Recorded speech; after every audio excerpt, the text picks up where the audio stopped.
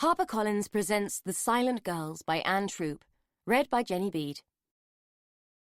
Prologue. Tuesday, 8th of September, 1964.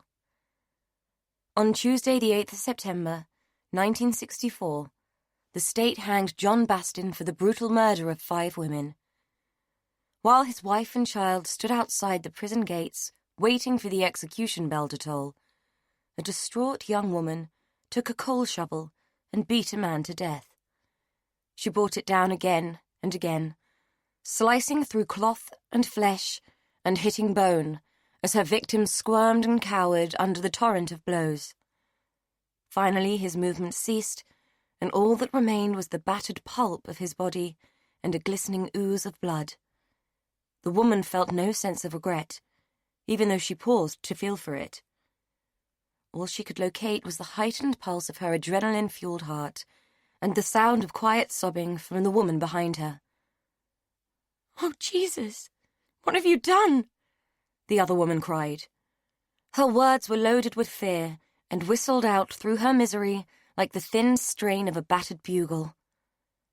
The woman looked at the blood-gorged shovel and noticed that her heart rate had started to slow into a dull, regular thump. She glanced at the body and prodded it with the toe of her shoe, bristling at the realization that some of his filthy blood had stained the leather. The right thing. That's what. She could feel nothing but relief now that the nightmare was over. She turned to the woman she had believed was her friend and said the words exactly as she meant them. "You owe me for this." There was no such thing as a favor that didn't have to be repaid, and she had a clear price. The other woman glanced down at the dead man, and then at her own ruined body. She paid her debt 4 months later. Chapter 1. August 2010. At first glance, Coronation Square didn't seem to have changed much in over 30 years. It still had its postage stamp patch of green in the middle, and still boasted its tall Victorian houses on all 4 sides. It still looked blousy and overdone, and it still had a baleful air that marked it out as somewhere to be wary of. On closer inspection, Edie could see that things had altered.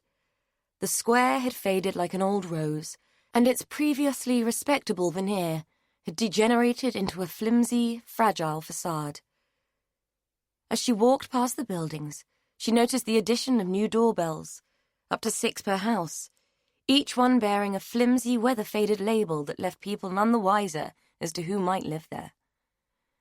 Old family homes had been carved up, mutating into flats and bedsits to house a cheapskate, shifting population. The street drinkers and off-duty prostitutes made a desultory change from the sherry-sipping matriarchs who had twitched their net curtains and traded in gossip. Edie remembered them well and shuddered at the thought. Number 17 was just as it had always been, and as familiar to Edie as looking back at her own childhood face in photographs. The house stood out like a rotten tooth, seedy and discolored from neglect. Ancient blue paint flaked from the window frames and peeled in curling sheets from the front door. The brass knocker hung precariously from a single remaining screw, the metal pockmarked and dulled by years of inattention. Edie regarded the whole place with a reluctance that sat like a brooding gargoyle at the center of her being. This was not a visit she would have chosen to make, had she not been forced to by circumstances, and the state of the house represented everything that she felt about her extended family. Neglected, old-fashioned, out of kilter, and more than a little embarrassing. The Morris family would never have been singled out for the veracity of their housekeeping, or their ability to embrace change. Edie doubted that the Morris family would have been singled out for much, though she might have won the prize for most inept midlife crisis, most acrimonious divorce, and person never likely to amount to much, if anyone had held a competition. Not that any of it mattered. She had arrived and there was work to do. To her surprise, the old key worked perfectly and gave her easy entry into a cluttered, dingy, pungent past. The first thing she did was open the kitchen window to dissipate the fetid air. The second was to ring her sister. "Hey, it's me. I'm here." "Oh, God, how bad is it?" Rose asked, her voice laden with false concern. They both knew that she couldn't have cared less so long as she didn't have to deal with it. Edie surveyed her surroundings. She had perched herself on the edge of a rickety chair, and from there she could see only a fraction of the desuetude that had beset the house. Grease had trickled and congealed on the walls, and mould had started to mount an onslaught in neglected corners. It looked like Aunt Dolly hadn't deigned to lift a cloth in some time. A combination of Steptoe's front yard and 10 Rillington Place springs to mind, and that's just based on the smell. It's bad, Rose, really bad. Oh, Lord, I wasn't sure what it would be like. Are you sure you can do this on your own? Edie sighed. Rose's feigned empathy was a constant source of irritation. There isn't much choice. You can't help, and there isn't anyone else. Rose was about to embark on a month-long cruise with her husband, a long-awaited trip that couldn't be put aside, even for the death of a relative. I can't see this place fetching much. It will need gutting and half rebuilding, looking at the state of it. Is anyone going to want to take it on? Someone will. The property prices in that area of Winfield are going through the roof. It's up and coming, Edie. Someone's going to get an absolute bargain. Edie thought about the one-stop shop, the street drinkers and the bedsits. That somebody will need to have a lot of vision then. Rose, should we feel bad that we let it go on so long? Should we have done more?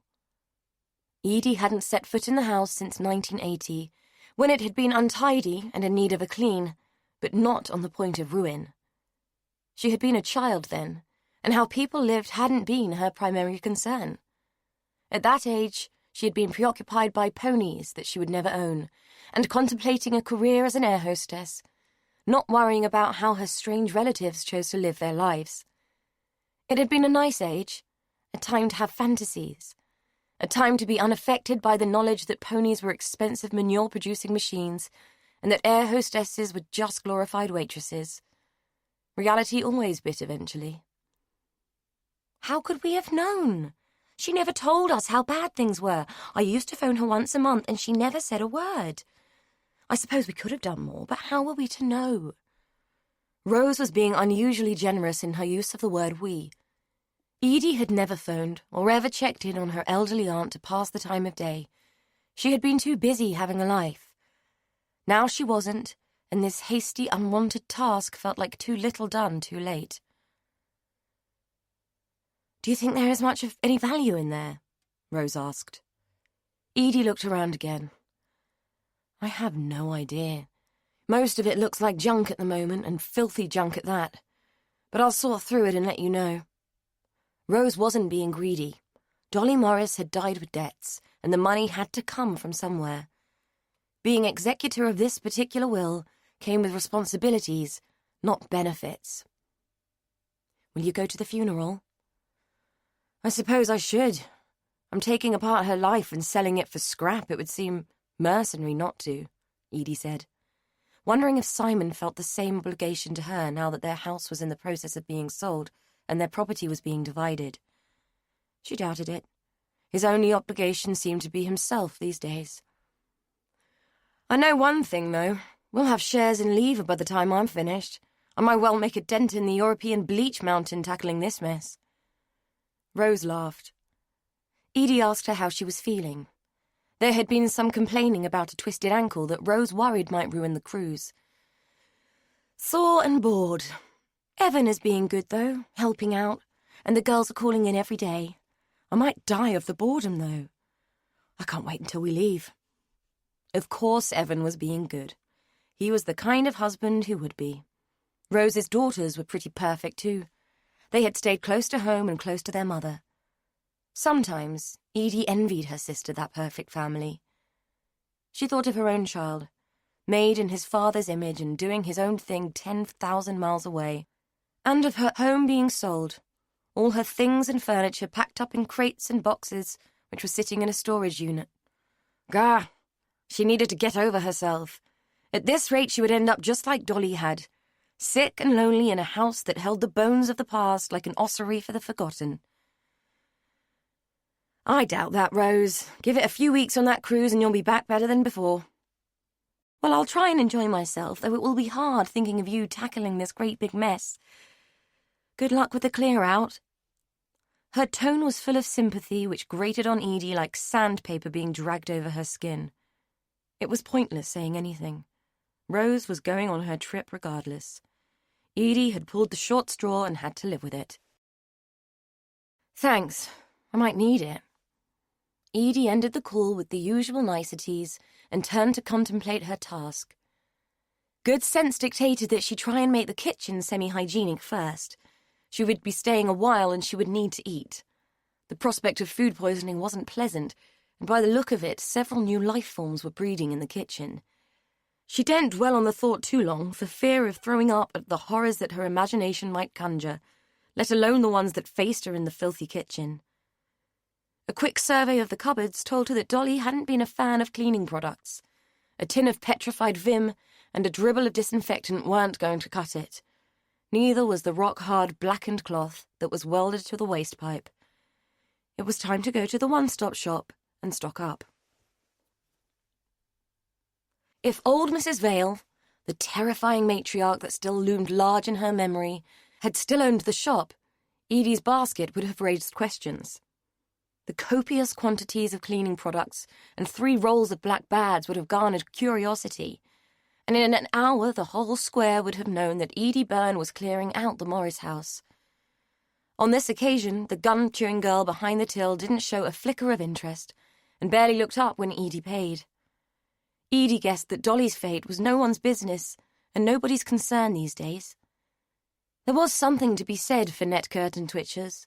They missed little, and would never have allowed an old lady to lie for days at the bottom of the stairs with a broken hip. She had lain there so long that she had died helpless and alone. Dolly's plight had been noticed not by her neighbours, but by a persistent meter reader determined to do his job, even if it did mean peering in through dirty windows and discovering dead old women. Every time she thought of it, Edie felt a flush of guilt.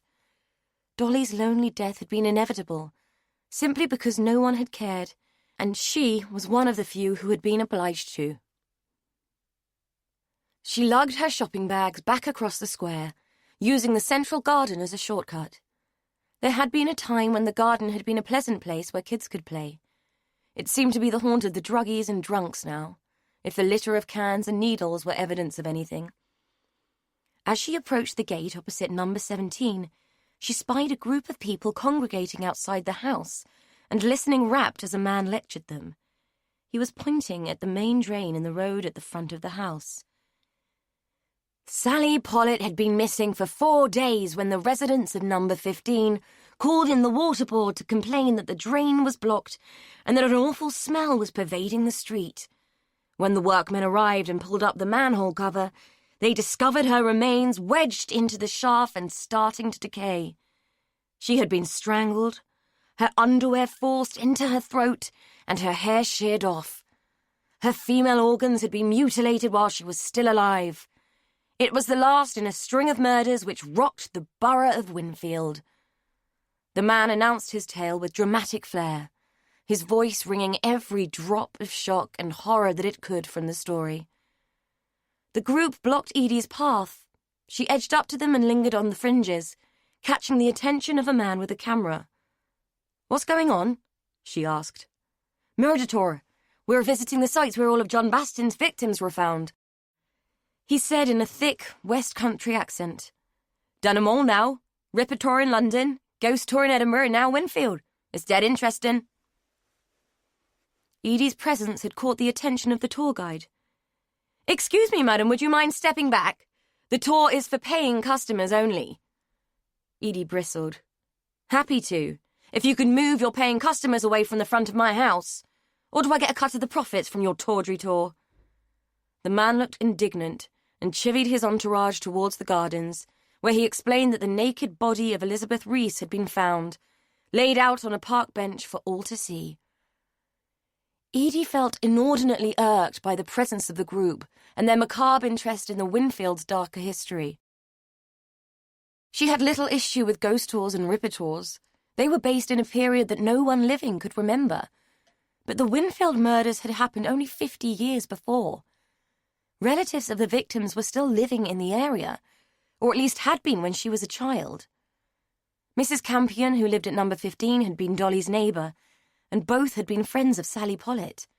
It couldn't be right that people should profit from such recent tragedies. By the time Edie had rested her heavy bags in the porch and had found the key, the group were milling around the garden taking photographs. The man in charge was staring at her, not with hostility, but curiosity. Edie shrugged and turned her back to him, but not without noticing that she was also being watched from next door. It seemed that at least one of the net curtain twitchers was alive and kicking, and still surveying her domain from behind an anomalous veil of greying lace.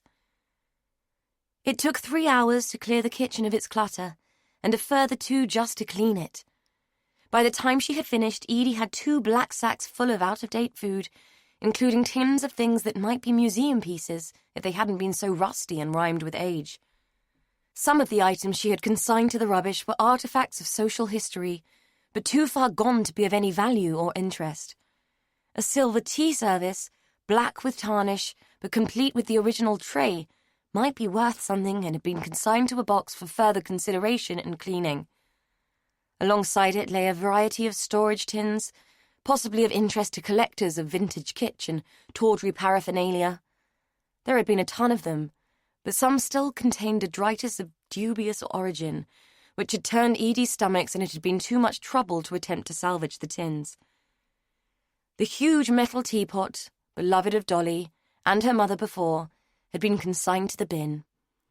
Edie couldn't face a cup of anything brewed inside its tannin-lacquered innards, and settled instead for a tea bag in a chipped coronation mug, filled with water from the ancient enamel kettle which still functioned, though it had lost its whistle long ago. Edie was weary from her labours, but satisfied that she had made a dent and brought a measure of civilization back to the proceedings. At least she knew she was less likely to contract something systemically untenable from the kitchen. The toilet had to be her next port of call, and by the look of it, anything might be mutating in there. It had received a whole bottle of bleach a few hours before, and she hoped the substance would live up to its claims and kill 99% of all known germs, though she could hazard a guess that Dolly had nurtured a few million as yet uncharted by biology. At this stage, it was tempting to just cordon everything off with biohazard tape and throw petrol on it. Unfortunately, it wasn't an option. Arson wouldn't pay the debts. The debts were a puzzle. There had been no evidence that Dolly had been short of money, yet she had released equity from the house and left it mortgaged to the hilt. There was even less evidence of where the money had gone. It certainly hadn't been spent on the high life or home improvements. At 5 o'clock, Edie started to feel hungry and contemplated revisiting the shop in search of food. A quick glance in Dolly's dusty hall mirror told her that she would probably need a bath and a change before venturing out. The grime of the kitchen had transferred itself to her, and she ran the risk of being picked up for vagrancy if seen in public in that state. She had yet to assess the condition of the upstairs bathroom and dreaded what she might find. Halfway up the stairs, her progress was interrupted by a sharp knock at the door. A young girl, maybe 14 or 15, stood on the doorstep. She surveyed Edie's dishevelled state with utter disdain, but delivered her message anyway. "Nan says to ask if you are Rose or Edie." "I'm Edie. Why?" "Nan says if you're one of them, you're to come round for a cup of tea." Edie was taken aback. "That's very kind of your Nan, but it's really not necessary." "Nan said you would say that, and told me to tell you to wind your neck in and do as you were told, and that Beatty would have tanned your hide for being so rude." The girl said it as if she had rehearsed her speech thoroughly. "Who's Beatty?" she added as an afterthought. Edie smiled. "Beatty was my Nan, and she was twice as terrifying as yours. Tell Lena I'll be round in 20 minutes, and tell her I said thank you." The girl nodded and made to turn away. "So what's your name?" Edie asked. "Georgia," the girl said, as she flitted back down the front steps. So, Lena Campion was still alive and more than likely the quiet observer behind the lace. Edie remembered her well, but had forgotten the neighbourliness that would make a person invite a virtual stranger to tea. Perhaps it was an artifact of the days when Coronation Square had been the kind of place where no one locked their door, and there had been a lively trade in bartered cups of sugar and shillings for the meter. Edie shrugged off the reverie and returned to the task of cleaning herself up. Dwelling on the past could serve no useful purpose. The bathroom was just as bad as everywhere else, and even 10 minutes of scouring couldn't bring the bath up to any acceptable shade of white, but Edie figured it was clean if not attractive. A tepid, shallow bath was run from the worryingly ancient hot water heater that needed a match to light it and a prayer to stop it from exploding. Edie wondered that Dolly had survived at all, alone in such a house. It seemed booby-trapped by antiquity and liable to be the death of someone sooner or later. At 6:25, she had managed some semblance of humanity again and set off to Lena's for the promised tea. In juxtaposition to number 17, Lena's house had always been a riot of family life. People drifted in and out at will, and there were always children herring about. A pot of fresh tea was always on the go. It seemed quieter now, and there was no sign of the girl Georgia, but Lena hadn't changed in the 35 years since Edie had last been in her company. She was a little bit more bent, softer around the middle, and her face was lined, but her personality hadn't altered a bit. Her tilted smile of welcome was wry, and gave some indication that the loudmouth matriarch of old was still fully present. "Sit yourself down," Lena said, indicating a chair to the side of a cloth-covered table. The seating was marked out by the addition of placemats, showing scenes of old Winfield, scenes that Edie couldn't remember. Winfield as a verdant residential paradise was long before her time. She did as she was told and sat, smiling her thanks at the old woman. "It's very kind of you to invite me round. I wasn't sure if anyone who knew Dolly would still be living around here." Lena hauled the huge teapot over the bone china mugs and poured expertly, a thin stream of golden liquid releasing its enticing perfume as it hit the china. Lena was so adept at this ritual that she could complete it without a drop being dribbled or splashed onto the white linen cloth beneath. As Edie watched, she knew that she would never be able to achieve the same. Everything would have been sullied if left in her hands. "Well, I think I might be the last. They've all gone one way or the other," Lena said, setting the pot down as if it weighed no more than a piece of fine-blown glass. "So, you just back for the funeral, then?" Edie tried to smile but couldn't. "That, and I'm here to clean out the house and put it up for sale," she said. Lena froze for a moment and stiffened, the milk jug held in mid-air. "Sell?" "I'm afraid so. She had a little bit in the bank, but not enough to pay all the debts she had." "Couldn't one of you girls have lived with her and helped her? It's what we did in my day. I looked after my mother until the day she died, and Dolly looked after your grandmother until she died," Lena said, a little judgmentally if Edie were honest. A brief respite brought about by the questions of milk and sugar allowed Edie to think about her response. "Perhaps we should have, but I haven't seen her since I was a kid. Rose and I thought things were fine. Dolly never said otherwise. We didn't know how bad things had got." Even to Edie's ears, it sounded like a litany of excuses, the timbre of her guilt making her want to run from Lena's censure. Lena stirred her tea and nodded. "Fair enough. Just thought I'd be gone before the square was. I thought Dolly would be the last one standing, not me. I'd like to say that you can move in next door and keep the old place ticking, but it's beyond that, I know. I've been nagging her for years to sort the place out, but after Dickie died, she just lost heart for it. I tried to help her as much as I could, but in recent months she wouldn't even answer the door to me. Just cut me out completely. It's like she lived her life in the past. She hardly left the house by the end, and I feel so bad that I didn't know that she was hurt." There was such a look of sorrow and worry on Lena's face that Edie felt compelled to reach out and squeeze the old lady's hand. "You were friends for such a long time," she said. Lena looked away from her and surreptitiously wiped a tear away with the corner of her apron. "We were. Me and Dolly, the scourge of Winfield, your Uncle Dickie trailing in our wake." She laughed. and shook her head as if to shake off her memories. All gone now, though. Edie thought about Dolly's twin for a moment. Dickie had been the Boo Radley of Coronation Square, a ubiquitous yet quiet presence, unobtrusive but powerful nonetheless. He had died 5 years before. Edie hadn't gone to his funeral and felt sad about that now. Sad that Dolly hadn't told Rose until it was too late. Edie didn't even know where he'd been cremated, or whether there was a memorial. No one had ever mentioned one. Dickie had been a sweet man, and had deserved better from everyone. Things change, she said. Lena looked at her. Aye, they do, and not always for the better.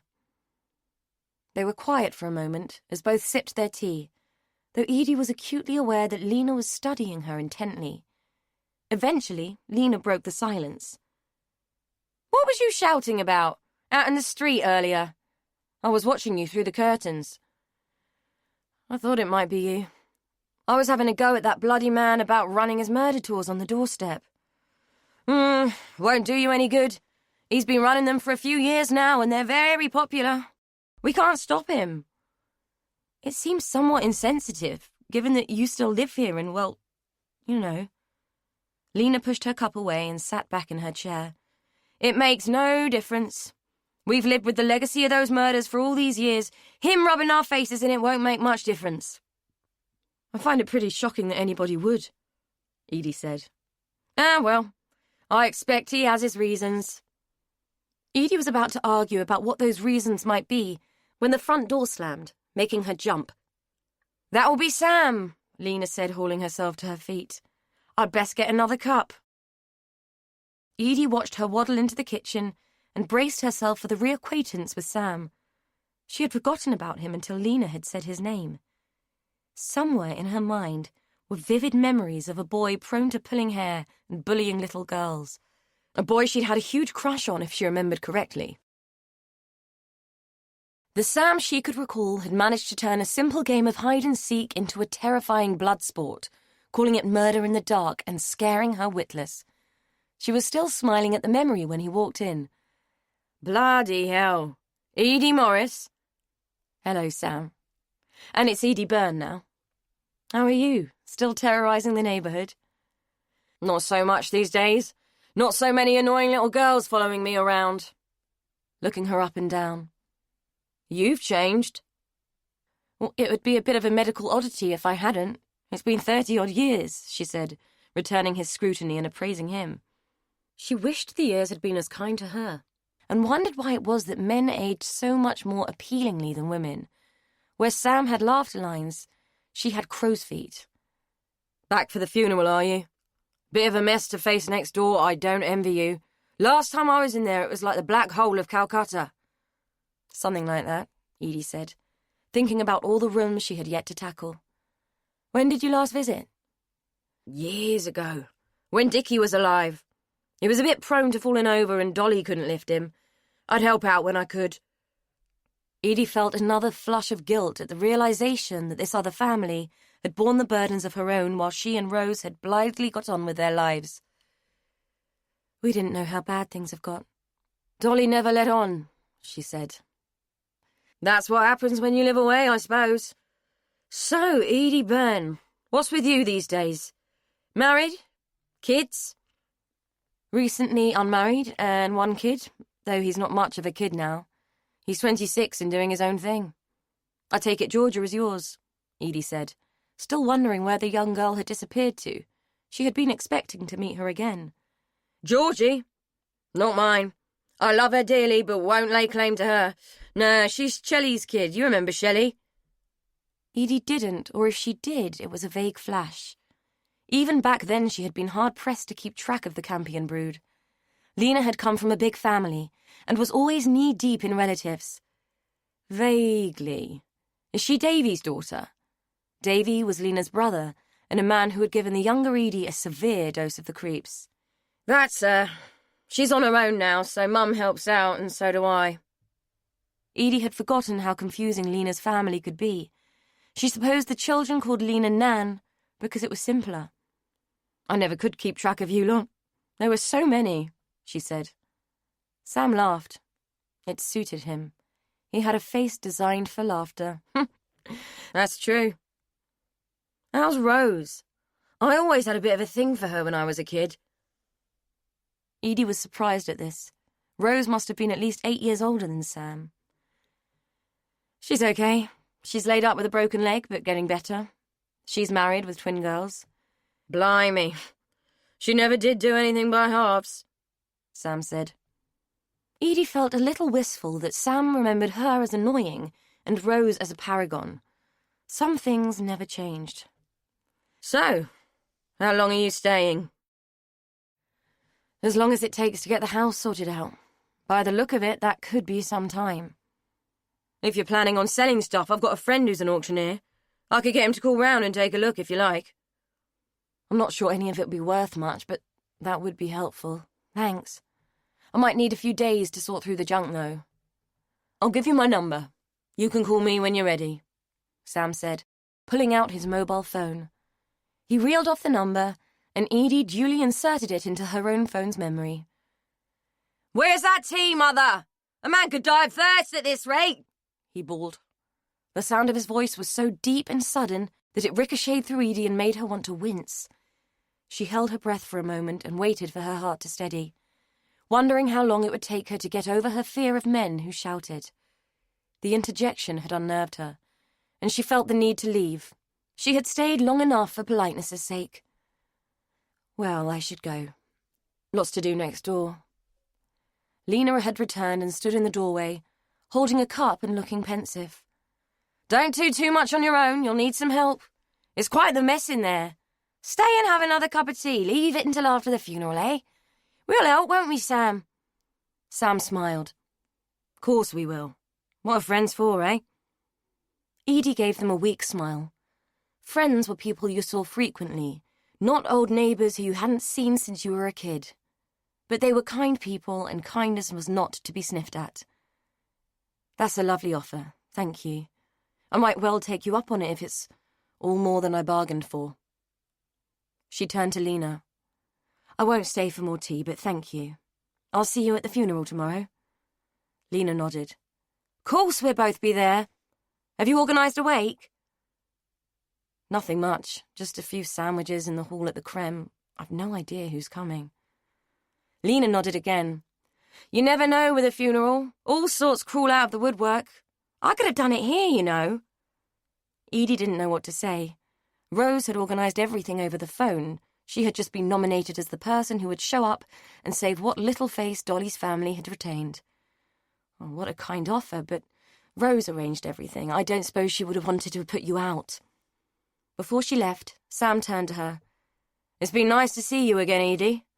Take care of yourself. You too, Sam, she said, surprised to realise that she meant it. Well, I'll be off then. I need to sort out somewhere to sleep. She turned to Lena. Thank you so much for the tea and company. You're welcome. And don't be a stranger. If you have any questions, you know where I am, Lena said. The old woman still looked a little pensive, and her words puzzled Edie. Questions about what? Number 17 felt cold and lonely after the warmth and homeliness of Lena's house. Despite the fact that it was June, Edie felt inclined to put the fire on in the lounge. There had never been central heating in the house, and she remembered it being Baltic in winter with only 2 gas fires and a scattering of dangerous-looking electric heaters to warm the whole house.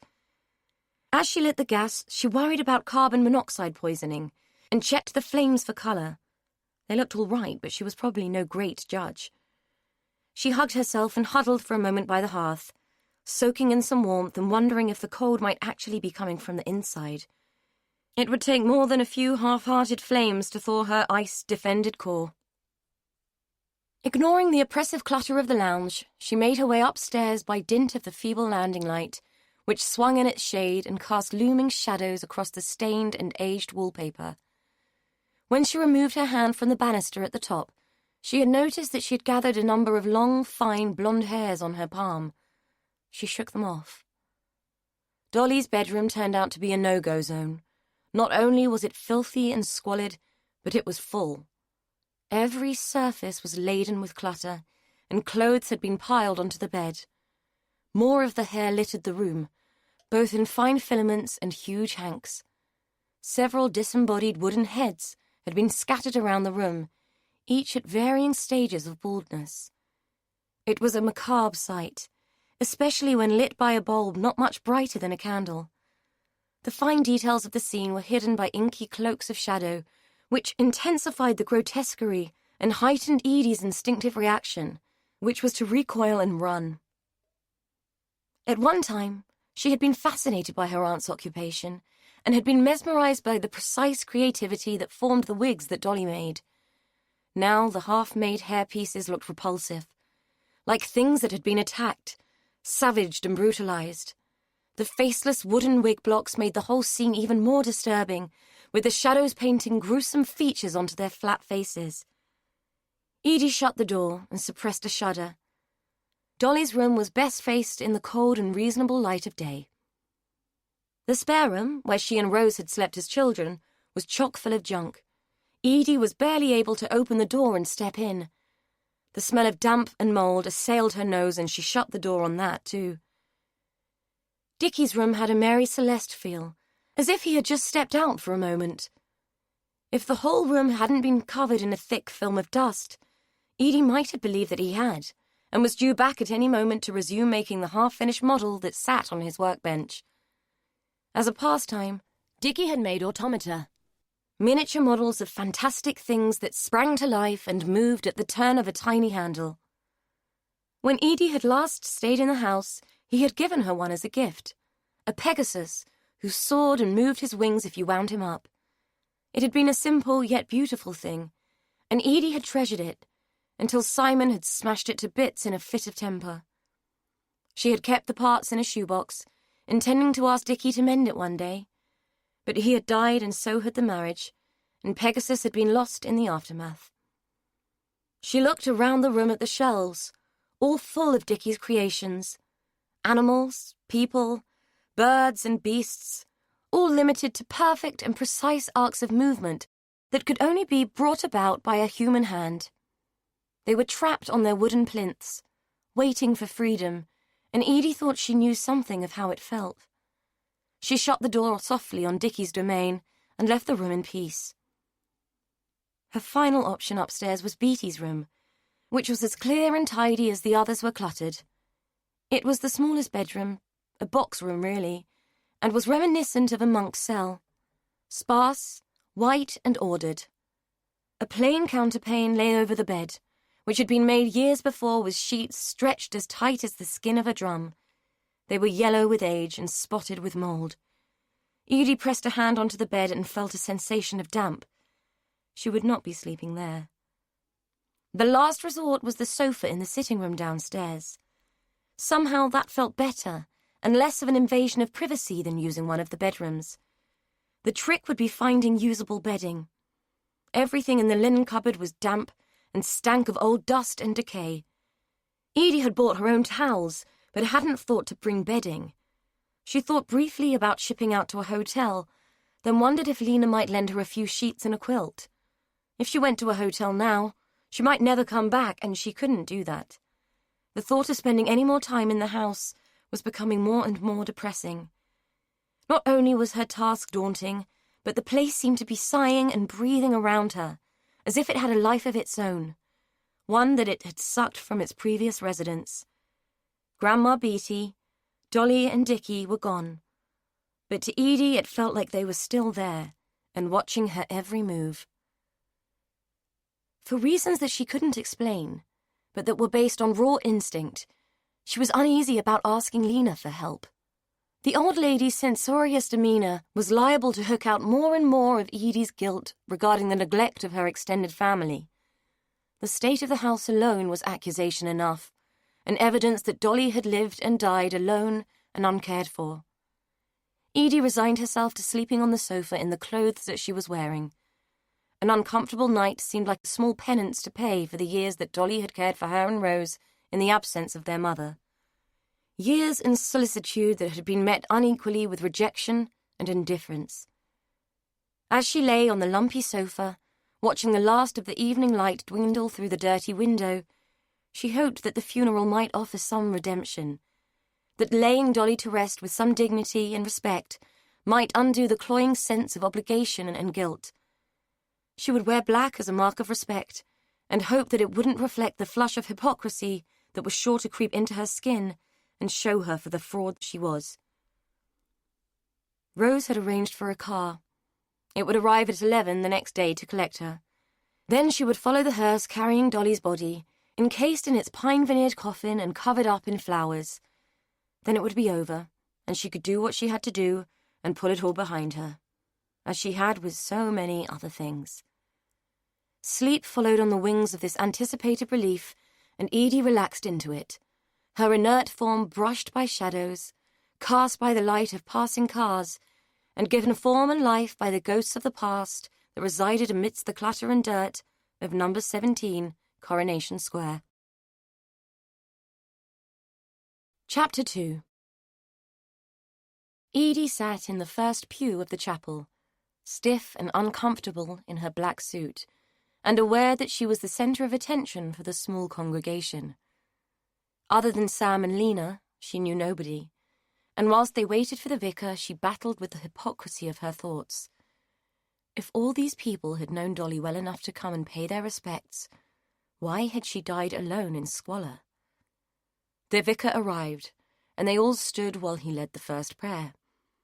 They sat for the eulogy, and Edie wondered whom it was that he was talking about when he referred to Dorothy, a pillar of the community and tireless charity supporter who had relentlessly collected for the local charity shops and who would be much missed by her many friends. For a split second, Edie wondered if she'd come to the wrong funeral, for surely the lily-clad coffin could not contain Dolly, who had been more a pillar of salt than a pillar of the community. She shook the thought away and stood to sing the hymn that Rose had chosen, Jerusalem. As she mouthed the words, Edie considered the incongruity of the whole thing as applies to Dolly. All she could think about was rugby and the WI. Finally, and to her relief, the curtain slid shut and Dolly disappeared. Now all Edie had to face was the lonely walk of shame back down the aisle as she led the mourners from the chapel. As mourners went, they seemed to be a hungry lot. Most of them cheerfully seized upon the opportunity to drink tepid tea and consume limp sandwiches and dry cake in the little hall that lay to the back of the crematorium. Most of the strangers avoided her and chatted amongst themselves, occasionally shooting speculative glances in her direction. She felt both ridiculous and fraudulent in her black suit, and she was tired and achy. The night on the sofa had been dream-filled, stiff and uncomfortable. The cushions had felt as if she was lying on a bag of pebbles.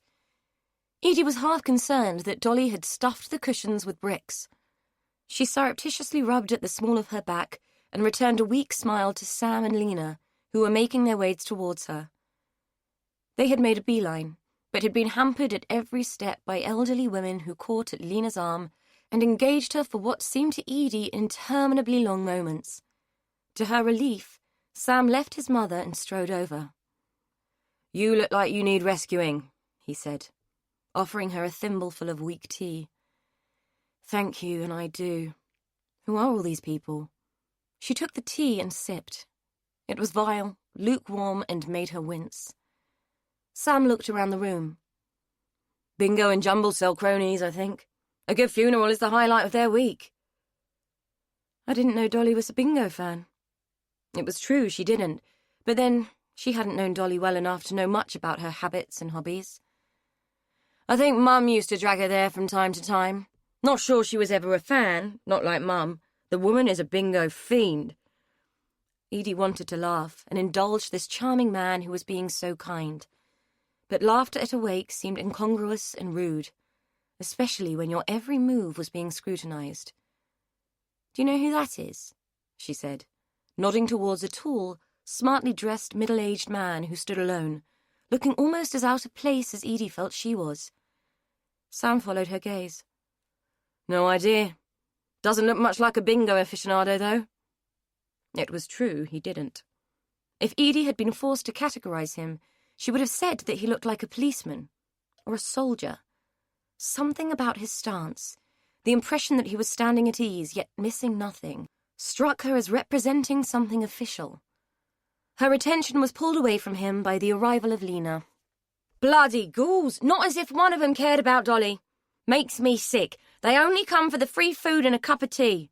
Some of them want to get a life." Lena said it as if the cheery exchanges she had voluntarily participated in had been some kind of personal affront. It made Edie smile. "Well, I'm glad at least a few people came. It would have been a poor show for her if it had just been the three of us. Besides, someone has to eat all these awful sandwiches." Lena regarded the limp, curling Eckencrest sandwiches that sat sad and unappetizing on the plate that she held. "Sausage rolls weren't up to much either. I swear the tight buggers here used the leftovers from the last stew." Edie nodded. "You're probably right." She turned to find a spot where she could abandon the rancid tea and winced as the movement jarred her aching back. "What's up? Did you hurt yourself?" Sam asked, a look of concern flickering across his handsome features. Edie gave him a wan smile. "Oh, it's nothing. I ended up sleeping on the sofa last night. The house is pretty damp and I couldn't find any clean bedding. I'm just a bit stiff, that's all." Lena had turned away, distracted by yet another mourner who ignored Edie, but expressed their sorrow to the woman who had known Dolly best, yet hadn't known when her friend lay dying, hadn't checked on her, hadn't spoken to her in months. It was natural that people would gravitate towards the more familiar face, Edie supposed. It was probably justified. She'd have been hard-pressed to know how to react if anyone had approached her and expressed sorrow for her loss. It had been uncomfortable enough when the vicar had shaken her hand and expressed his sympathy. She cast about the room, looking for the tall stranger, but he'd gone. "I might ask your mum if I can borrow some bedding for tonight," she said absently to Sam. "Not sure I can face another night on that sofa. I'll be fit for nothing." Sam smiled.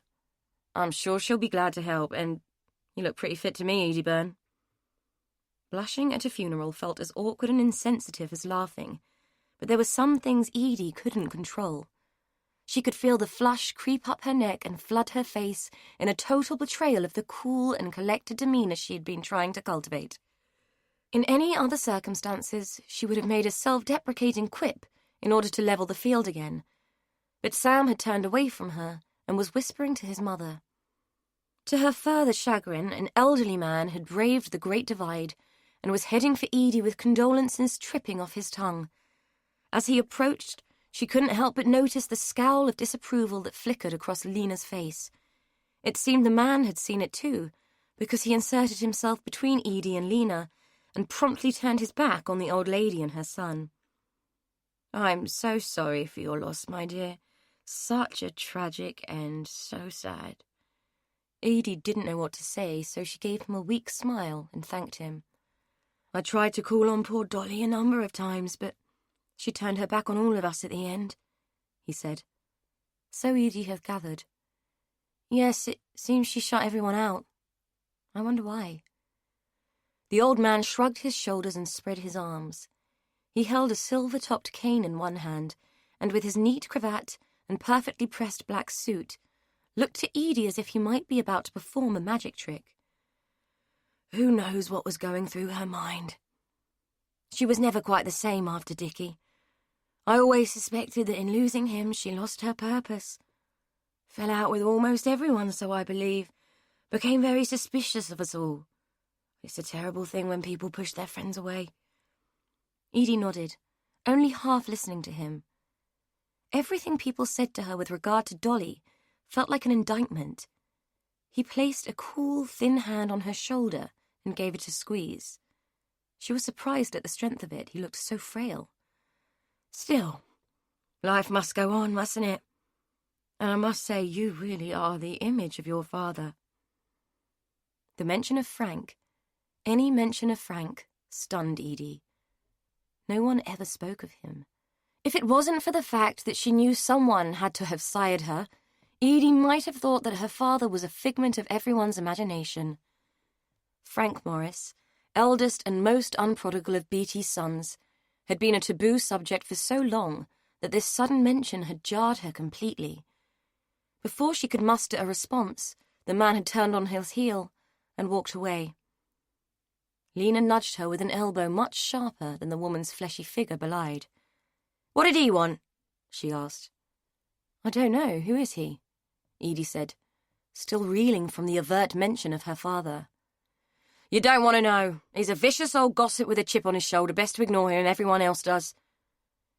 Edie was good at doing what she was told, and damped down her curiosity as instructed. People were beginning to leave, much to her relief, and the hollow thanks and farewells that she was forced to deliver, whilst flanked by the indomitable Lena, were distraction enough from the strange encounter.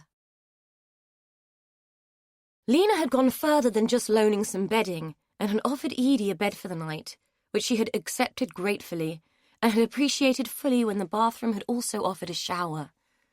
The squalor and oppression of number 17 had been washed away in an instant under the pelting hot water, and a night between clean white sheets that oozed the aroma of fresh air and sunshine, even if it had come from a packet of soap powder, had eased any reservations that remained. With the help of Lena's kindness, Edie had the best night's sleep she had experienced in an age. She descended the stairs, refreshed and reinvigorated, to be met by the smell of bacon, a fresh cup of tea, and Sam sitting at the table and smirking at her over his breakfast. "You moving in, then?" "Not quite, just taking advantage of your mother's hospitality and catching a bed for the night. I'll buy some bedding today and make do next door." "You will not," Lena said, as she placed a huge plateful of fried food in front of her. "You can stay here as long as you like. It's the least I can do. Ignore him, he's always been a sarky bugger. I would have offered you a room straight off, but I didn't know quite how bad it was next door." "I do really appreciate it, Lena. It's pretty depressing in there. I honestly don't know where to start. I made a dent in the kitchen the day I arrived, but it's hard to believe how much stuff they hoarded," Edie said, eyeing the breakfast, and surprised to find that she actually had an appetite for it. She hadn't bothered with breakfast for years. "I'll give you a hand if you like. I've got nothing on today," Sam said. "Would you? It's pretty bad, mine. You might want to bring some rubber gloves," Edie said, mildly embarrassed by the comparison between Dolly's home and Lena's immaculate haven. Or was she embarrassed by the prospect of finding his company desirable? Not that it mattered. She wasn't Rose. She was the annoying one. "No problem, I've seen worse. Finish your breakfast and we'll crack on with it," he said, leaning over and stealing a piece of toast from Edie's plate. Lena frowned at him and poured them all more tea. Edie led Sam into the dingy front room, with its dusty tat and old-fashioned furniture. Ugly old cabinets bulged with kitsch china objet d'art, and bookshelves bowed under the weight of mouldering magazines and foxed hardbacks. "I thought we'd start in here. It seems the least sullied." Sam scanned the room.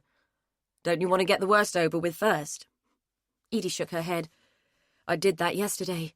The kitchen was an absolute biohazard. I probably should have donated it to science as a research project. Besides, I have to build myself up to face the rest of it." Sam smiled at her. "Where do you want to start?" Edie patted a cushion, releasing a cloud of dust and fluff into the musty room. "With a dust mask?" she suggested. Sam laughed and pulled a huge handkerchief from his pocket. "Your wish is my command. I came prepared." He moved towards her and folded the fabric into a triangle. "Here, I'll tie it on for you." Edie almost stepped back, but didn't, and submitted, grateful that the handkerchief was covering her glowing cheeks. She hadn't been in such close proximity to a man in some time, and was ashamed of how she was reacting. At 46, she thought she might be over such silliness, but Sam had grown up rather nicely, better than she had. There was little of the gawky boy left in the man, and his unexpected proximity was having a strange and unguarded effect on her. "There, sorted. You look like a bandit," he said, resting his hands on her shoulders and looking at her. He was at least 6 inches taller than she was, and she was forced to look up. "What about you?" Edie asked, aware that she was blushing like a loon under the mask. "Thought of that. I pinched this from Mum." He pulled a tea towel out from his back pocket and tied it around his own face. "There, ready for action. Shall I start with the books?" Edie nodded and turned to one of the cabinets, glad of the distraction. I'll fetch some black bags. Most of this looks like rubbish. After an hour, it looked like they had made more mess than they had started with. Sam was insistent that some of the books were worth money, and he had pointed out that several of the ornaments that Edie had been throwing away with conscious malcontent might be worth something. How am I supposed to tell the difference? It all looks hideous to me, she said. It did, but not just because it was old and tacky. Each piece felt like a few ounces of recrimination. For every ornament she held in her hands, an equal weight of guilt settled in her heart. She had not cared about the people who had lived in the house. She had let them die, one by one, alone and neglected. Sam climbed down from the chair he had been using to reach the top shelves and knelt down beside her. He took the ugly china spaniel from her hands and turned it over. "Look, this is Staffordshire, you can see by the mark." He pointed to the base of the object. "People collect this stuff. They pay good money for it." "Lord knows why, it's horrible," Edie said, grimacing at the creature's painted gaze. "I agree, but horses for courses. Who are we to argue if people want to part with their cash? The object of the exercise is to raise as much money as possible, isn't it?" "I suppose," Edie said. "You're right, but I just want to get it over with as quickly as I can." Sam pulled off his impromptu mask and sat back on his heels. "I can see that. It's not the most stimulating task, raking through other people's belongings, is it? Why don't you make us a drink and I'll sort through the rest and pick out anything that might be worth keeping?" Edie was glad of the reprieve. Every time Sam came within a foot of her, she started to feel like an overheated teenager, and it was making her feel both stupid and uncomfortable. Even the smell of his damned handkerchief was making her feel queer. She pulled it down and let it settle around her neck while she tried to get a grip of herself and make the drinks. When she returned to the front room, Sam was pulling something out of the bottom of the china dog's twin. "What on earth is that?" "I don't know. It looks like a scarf. Someone must have poked it inside." He pulled the fabric out as if he were performing a low-budget magic trick. "Who on earth would do something like that?" she asked. "No idea. Someone who wanted to hide something." "Why hide a scarf?" The strip of fabric lay creased and colourful on the dirty carpet. Sam shrugged and picked it up. "Who knows? I hate to say it, but your relatives were a strange bunch at the best of times." Edie took the scarf from him and threw it into the box where she had been collecting the smaller ornaments that she figured were probably worthless. She thought about the wooden heads upstairs wearing their scalped hair and of Dickie's strange inventions. Yeah, they were an odd lot. She passed Sam his tea and wandered towards the window, moving the grimy net curtain aside to get a view of the street. The murder tourists were back, congregating around the drain, eager to hear its grisly history. Sam came up behind her and draped an arm casually about her shoulder, leaning forward to follow her gaze. "I see the ghouls are out in force." Edie was acutely aware of the weight on his arm. "Doesn't it bother you that they do this right outside the house?" "Not a lot we can do about it. They're all legal. It's a perfectly legitimate business. No one cares about the morality of it," he said, giving her shoulder a squeeze before dropping his arm. The pressure of his fingers burned and tingled like an old scar on her skin. She shivered and turned back to the room. "I'm going to dump this box outside and make some space. Hopefully someone will take it off my hands," she said, hauling the box of tat into her arms and carrying it out of the room. She manoeuvred it out of the front door and dumped it by the gate, hearing the satisfying chink of broken china as it hit the concrete. Removing the weight from her arms hadn't lessened the heaviness in her heart. She was acutely aware that she had just unceremoniously dumped a handful of the totems that had marked her family's existence. It felt wrong, and it felt brutal. She noticed that the tour guide was staring over again, looking as though he hadn't yet forgiven her for her previous sarcasm. She turned away from his gaze and went back into the house. Sam had sorted through the books and offered to take them to the nearest charity shop. Edie was both grateful for the offer of help and the opportunity for a break from his company. Sam Campion was having a strange effect on her, and it was becoming a most disconcerting experience. When he had loaded the books and left, she took the opportunity to pause her activity and review the situation. When she had agreed to the task of clearing the house, she'd had no idea that she would be letting herself in for this level of challenge. Not only was the house a daunting nightmare of effort, she hadn't bargained for the discovery that she still had feelings and female reactions that she had believed were withered and gone. For some reason, she thought her dysfunctional relationship with Simon had killed the possibility, and was mildly surprised that he hadn't stifled her regard for men in general. Not that being attracted to Sam was a scenario worth thinking about. She was here to dispose of the past, not cultivate thoughts of a future. The room looked almost naked now, stripped bare of its fripperies and exposed. Its representation as a slice of life had been obliterated by the hatchet job she and Sam had performed. Now that she was alone, her determination to get on with her task felt brutal. 2 generations of her family had lived and loved in the house, and this dismantling felt like desecration. With abject disregard, she had simply thrown away Dolly's treasures. In a fit of regret, she ran outside to retrieve the box of trinkets, only to find that it had already gone. Someone had been as eager to take it as she had been to get rid of it. She hoped that they wouldn't regret their actions as much as she regretted hers. Back inside, there was little option but to carry on, but this time with a little more reverence. While she waited for Sam to return, she concentrated on sorting the wheat from the chaff. By the time he came back, she had rolled up the rug, piled it on top of the chaise longue, and set the pieces of furniture worth money against one wall.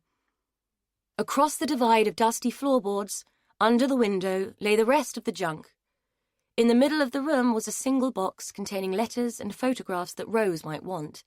On its side, Edie had written, "Keep me." Sam smiled and nodded his approval at the progress she had made. "Nice work, Edie. I didn't think we'd get this far." He wandered over to the box and peered in.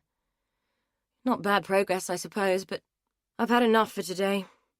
It kind of gets to you after a while, throwing away the bits of people's lives that we find irrelevant and valueless," she said, feeling bizarrely emotional for a moment, and hugging herself to contain it. Sam didn't notice. He was busy rifling through the photographs. "Hey, look, here's one of Mum when she was a kid." He moved over to where Edie stood and showed her the picture. 5 children, forever frozen in monochrome, leaned against the railings that enclosed the garden at the centre of the square. Each squinted at the camera, telling them the photograph had been taken in summer. "Which one is Lena?" she asked. Sam pointed to a skinny girl in a smocked dress and ankle socks. She was scowling at the camera. "That's her. You can tell by the expression on her face. She still pulls that face when she's pissed off with something. That one there is Sally." He pointed to another of the 3 girls in the picture. Sally had looked a little like Lena, but had more meat on her bones and a rounder, prettier face. Edie thought about the drain outside and suppressed a shudder. "I'm assuming that's Dolly, then, and that one is Dickie." She pointed to the last girl, thin and dark-haired. She looked timid. Dickie just looked like a younger version of the man she remembered. "So who's the other boy?" The second boy was dark too, swarthy-looking and with an intense, confident stare. He was a good-looking child, whoever he was. As she peered at the picture, she could see that the sun had created a halo-like aura around the boy's head. It was quite a strange trick of the light. "No idea. Never seen him before. I'll ask Mum later." He put the photograph back in the box. "Right, if you've had enough for the day, why don't we get cleaned up and head off to the pub? You can buy me a pint for all my hard work." As appealing as the idea was, Edie hesitated. "What about Lena? Won't she mind?" Sam chuckled and shook his head. "Edie Burner, how old are you? 12? I've been able to come and go as I please for a long time now, and I don't even live here." Edie flushed with embarrassment. It wasn't what she'd meant. "I know, but I am staying there, and I don't want her to think I'm treating it like a hotel." "Don't worry about it. Besides, it's Wednesday. She'll be at the community centre playing bingo until 6. Across the square, in a 3rd-floor window, A curtain twitched and someone watched as Edie and Sam left the house and made their way along the street to the pub on the corner. When they were out of sight, he let the curtain go and turned to face the room. He called the place his office, but in reality, it was a museum stuffed to the gills with a chaotically uncollated mess of detritus. What other people called rubbish, he deemed important artifacts of social history. Where other people saw junk, he saw evidence. One such item was now sitting on his cluttered desk, forming a puddle of colour amidst the piles of buff folders and grey document boxes. He would like to think that the scarf was final proof, the one piece of evidence that he needed, but long and bitter experience told him that it wasn't enough. Nothing ever seemed to be enough. He looked at the fabric, at the swirling colours and the distinctive pattern, and compared it to the photograph above the desk. The photograph was old, the paper yellowed, and the ancient ink formed an indistinct, grainy image. Jean Lockford had owned a scarf like this. She was wearing it in the photograph. There could be no colour match, the picture was in black and white, but the pattern was familiar. It had the same hypnotic print as the scarf on his desk. As evidence, it might not be enough on its own, but it was an addition to the body of proof. Every little helped the cause. He moved back to the window and looked across the square to number 17. If his hunch were correct, there would be a lot more coming out of that house soon. Not long now, he said, aloud to the pictures of the dead women who lined his wall. As he turned away from them, a quietly confident smile lifted the corners of his mouth. Chapter 3. When Edie had been younger, the Crown had been a typical spit and sawdust dive which she had glimpsed occasionally through the hatch in the off-sales cubicle. The thought made her feel old. She couldn't think of the last time she'd been in a pub that had a separate space where people could buy their booze to drink off the premises, another tradition that seemed to have died out. That had been in the days when she and Rose could gain a few pennies for sweets by taking empty bottles back to the pub's offie and pocketing the deposits. They called that kind of thing recycling now. Back then it had just been a way of life. Now the place had been taken over by a chain and had the generic ambience of all such places. Wednesday was pensioners' credit crunch lunch and curry and a pint night. Thursday was win a cirrhotic liver in the weekly quiz, and Friday was 2 for 10 as long as it was deep-fried, microwaved, and could clog your arteries at 30 paces. Edie found it frankly depressing and took no comfort from the fact that she could have free refills of her watery Diet Coke. Sam seemed to catch her appraising of the place. Dire, isn't it? Do you remember when old Charlie was the landlord and we used to scam him for deposits by nicking the empties from the yard and selling them back to him? He said it with the same impish grin he'd had as a boy. Edie gave him a wry smile. Thanks for bringing up our criminal past. We would never have got caught if it hadn't been for you dropping all those bottles, cutting yourself and squealing like a stuck pig. Edie gave him a mock scowl. I was 5, the bottles were bigger than me, and that incident scarred me for life. She rolled up her trouser leg and showed him the tiny white scar on her knee. It didn't half hurt as much as the pasting I got from Beatty afterwards. She could never think of Beatty as Nana or Granny. Those were soft terms designed for use with affection. There had been little that had been soft or affectionate about Beatty. I'll bet. She was the most terrifying woman I've ever encountered, and given that Lena is my mum, that is saying something. They both laughed. Beatty had indeed been a scourge. Edie recalled her black crepe-clad grandmother, who still loomed large in her imagination as the bringer of doom. Yeah, as Nanas go, she was hardly the cuddly cookie-baking type. Sam shuddered. She was like terror in a black dress. No child was safe from her wrath. I always felt quite sorry for you and Rose. We didn't have to see too much of her, only on visits, and I was only 10 when she died. Rose had it worse. I always think that Beatty disliked me because my dad ran off, like it was something I had caused. Frank had disappeared a few months before she had been born. Of course. You never knew him, did you? Sam said. Edie looked at her glass. Cold beads of condensation trickled down its sides and dampened her fingers. Since her encounter with the old man at the funeral, Her father had been occupying space in her mind. Not really. Only what I've been told by Rose, and she doesn't talk about it much. I suppose you don't miss what you can't remember. Your mum must have known him. What was he like? She wasn't even sure why she had asked. It was quite clear what kind of person Frank Morris had been.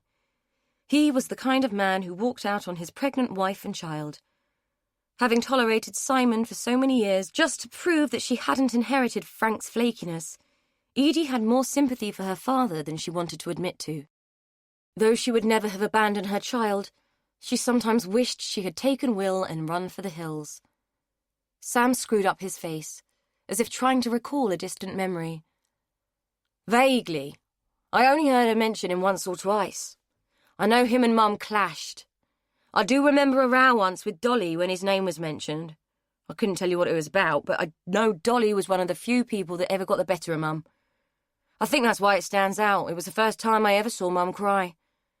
Anyway, from what I can recall, he was, quite, a character. Edie laughed at his hesitation. Do you mean arrogant? That's what Rose always says. Sam pulled a face. I was trying to be polite. No need. No one else is. Well, not about him anyway. You can't choose your parents, Sam said. Anyway, enough of that. What are you up to these days? We seem to have done nothing but talk about the past. It already felt as though she was being pulled backwards, without every conversation hauling her down memory lane. This and that, nothing special. I have fingers in a few lucrative pies. He'd avoided looking at her, and it was clear he didn't want to expand on his occupation. So you must live quite near. You seem to spend quite a bit of time with Lena. I'm not far. I've got a flat at Riverside. I see Mum most days, let her cook for me and that. She's getting on, and it gives her a reason to get up and get going. She's had a house full all her life. I doubt she'd cope if we left her to her own devices. Edie had to agree. A woman like Lena would wither and die without a familiar purpose. Maybe that's what had happened to Dolly. Without her mother and brother to look after, she had quietly faded without fuss. I'm glad she has a reason to crack on with it. I think you're right. And Riverside, well, that's a bit posh, isn't it? Edie had passed the new development when she had arrived in town. It was most impressive and out of the price range of ordinary folk like her. Can't be that posh. I have shares in the company that developed the land. It came out casually, as if he felt it was neither here nor there that he owned part of a huge company. Fingers in pies, indeed. Blimey, you dark horse. I'd have made you take me somewhere much better than this if I'd known, Edie quipped. Sam laughed. Well, you were buying, so I thought I'd keep it low-key. Which reminds me, you might be on free refills, but I need another pint. I'll take you somewhere posh next time. He walked towards the bar and left her pondering next time. Jesus, she was behaving like a giddy schoolgirl, and a desperate, frustrated one at that. The fact that he was clearly loaded was quite sobering, and if she thought about it, fairly intimidating. Nice as he was out of her league in so many ways. Besides, he was only being kind because of past connections. There was nothing in it for her above the generosity of old friends. Lena, too, was mulling over thoughts of old friends, so much so that she hadn't been able to concentrate on the bingo and had missed the opportunity of winning twice. Not that she wanted the prizes. Last year's recycled Christmas presents and the same bottle of wine that had been redonated as a prize 3 times weren't exactly high on her list of desirables. But peace of mind was. She was going to be hard-pressed to find any of that now that number 17 was under scrutiny. There were too many ghosts hidden in that house, and she, for one, wasn't looking forward to any of them making their presence known. Edie was going to find things she probably wouldn't understand, and the mere thought of it was breaking Lena's heart. She sighed and hauled herself to her feet. Bingo was over and everyone was leaving. If there were going to be things that Edie didn't understand, Lena would have to make herself available to explain them. Edie was sorry to discover that Sam wouldn't be joining her at Lena's. Though she had to accept that he did have a life away from his mother, she had enjoyed his company. It had been good to laugh and spend time with a man she didn't want to brain with the nearest blunt object. Thoughts of Sam were soon chased away by Lena's demeanour. The old lady looked tired. as if she was carrying the weight of the world on her shoulders. Edie guessed that the afternoon's bingo session hadn't yielded its usual pleasures. "Everything all right, Lena?" she asked as the woman trudged into the house and slumped into her favourite chair. Lena shrugged. "Tired, that's all. I usually get fish and chips on a Wednesday. Be a love and go and fetch 'em, will you? I don't think these old bones will stand another trip out today." Edie didn't hesitate. It was the least she could do to repay Lena's hospitality. Though there was some grappling over who would pay, Edie won and set off to fetch their supper. The queue inside the shop was long. She loitered outside for a few minutes, loath to expose herself to the steamy aroma which would linger on her clothes. L'eau de chip shop wasn't the most appealing perfume in the world. A man, the smart man with the military bearing from yesterday's funeral, sat on the bench opposite, unashamedly staring at her while he ate chips from a paper cone. Edie found his scrutiny wholly unnerving, and tried to ignore him by peering up and looking around the square, but his attention was like a magnet and compelled her to keep glancing at him. She almost sprang back when he suddenly stood up and launched his unfinished meal into a nearby bin. From the corner of her eye, she saw him step forward, hesitate, seemingly think better of it and walk away.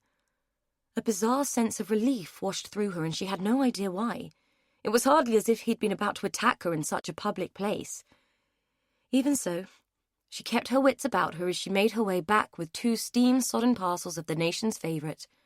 The man was nowhere to be seen, though she was sure that he had walked across the green towards the opposite side of the square. Fortunately, she didn't have to cross it herself, and could cling to the more brightly lit pavement to reach Lena's house.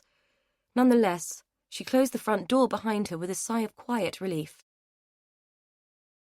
Lena had laid the table and warmed plates in the oven. Edie found it odd that such ceremony should accompany a paper-wrapped meal. Surely the whole point was to have time off from preparation and clearing up. She would happily have eaten her own supper from the greasy bundle, but concluded that when in Rome it was wise to feign Italian. They sat at the table to eat, Edie picking at the congealed mess of carbohydrate, while Lena ate with mechanical regularity, her fork moving from plate to mouth with instinctive precision as she focused on the television. One of the soaps was on, churning out typical storylines where someone had stupidly lied, someone else had slept with someone's partner, and yet another was developing a dangerous addiction that would result in doom and disaster. Edie found the show mindlessly oppressive and mentally tuned it out, her thoughts returning to the strange man in the square. There had been something vaguely familiar about him, more than the recalling of him at the funeral. It was something from way back that nudged at her memory. She reached for a slice of the thin white bread that Lena had provided and took a bite. A slick of margarine coated her mouth, and she felt her stomach begin to lurch. She had never been able to stand the taste and texture of margarine. She discarded the bread and took a gulp of tea to wash the taste away, while her memory wheeled and clicked like an enigma machine and decoded the messages of the past. Slowly, images flickered across her mind. Another death, another funeral, limp white bread sandwiches made with margarine and a smear of meat paste. The flush of tepid tea to take the taste away, a grimace and the glimpse of a man sitting in a corner and staring. The same man. He had been at her mother's wake. Much of the event was a complete blur.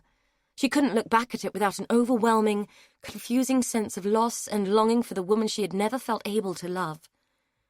She couldn't remember who had been there other than Simon, who had insisted on repeatedly looking at his watch and sighing, and Rose, who had done all the talking and thanking people for coming. But she recalled that man and it didn't make sense. "Lena, did you come to my mum's funeral?" Lena pulled her attention away from the TV. "Eh? No, love, I didn't. Bill was in hospital at the time and I couldn't make it. Why?" Edie shrugged. "It's just that I saw someone in the square who I'm sure was there. I was just trying to place him." She had forgotten that Lena's husband Bill had died soon after. Lena frowned. "Other than me, Dickie and Dolly, I can't think there would have been anyone left who'd have known your mum. Unless the Bastins went, though I can't see that would have been likely." The name, too, was familiar. Who are the Bastins? You remember Sheila Bastin? You know, always went about the place looking sorry for herself and sheepish. Lived across the way with that boy of hers, Matthew. It was her bastard husband what killed Sally Pollitt and them others. But like I say, there was no love lost between us lot and them, so I doubt she'd have gone to your mum's funeral. But Matthew might have done. Odd bugger, that one. Spent all his life trying to prove his father's innocence and getting nowhere. Used to stalk this place like a nosy little goblin, so it wouldn't surprise me at all if he pitched up there just to have a look-see. He came to Bill's, an old cheeky swine. Didn't get past the door for the wait, though, I saw to that. We didn't see much of him after that. I heard he joined the army or something. Not sure I'd even know him now. Of course. The different sections of Edie's memory clicked into place like a combination lock set to the right sequence and released. She did remember him. Matthew Bastin, son of a killer and bully bait for the whole square. Skinny, scruffy, and always hanging around as if he was waiting to be picked on. It was a fleeting thing, but Edie recalled a sense of pity for the boy which had been knocked out of her 11-year-old self by Rose's remonstration and a Chinese burn painfully administered by a young and spiteful Sam. All because she had offered Matt a sweet once. Was it Sam who had told her to stay away from Matt because he would chop her into little pieces and stuff her down the drain? She couldn't recall, but someone had. It seemed that Matt Bastin was still a glutton for punishment if he had chosen to come back to the square. Lena's attention had drifted back to the TV, where another soap with its familiar themes had begun to insinuate its immorality onto the supper-eating viewers. Edie couldn't stand it. She pushed her unfinished food away and reached for Lena's empty plate. "I'll wash these up and make some more tea," she said, waiting for Lena's absent-minded nod of approval. All those characters could remain faceless and unnamed to Edie. Life already had more than enough drama for her. Chapter 4.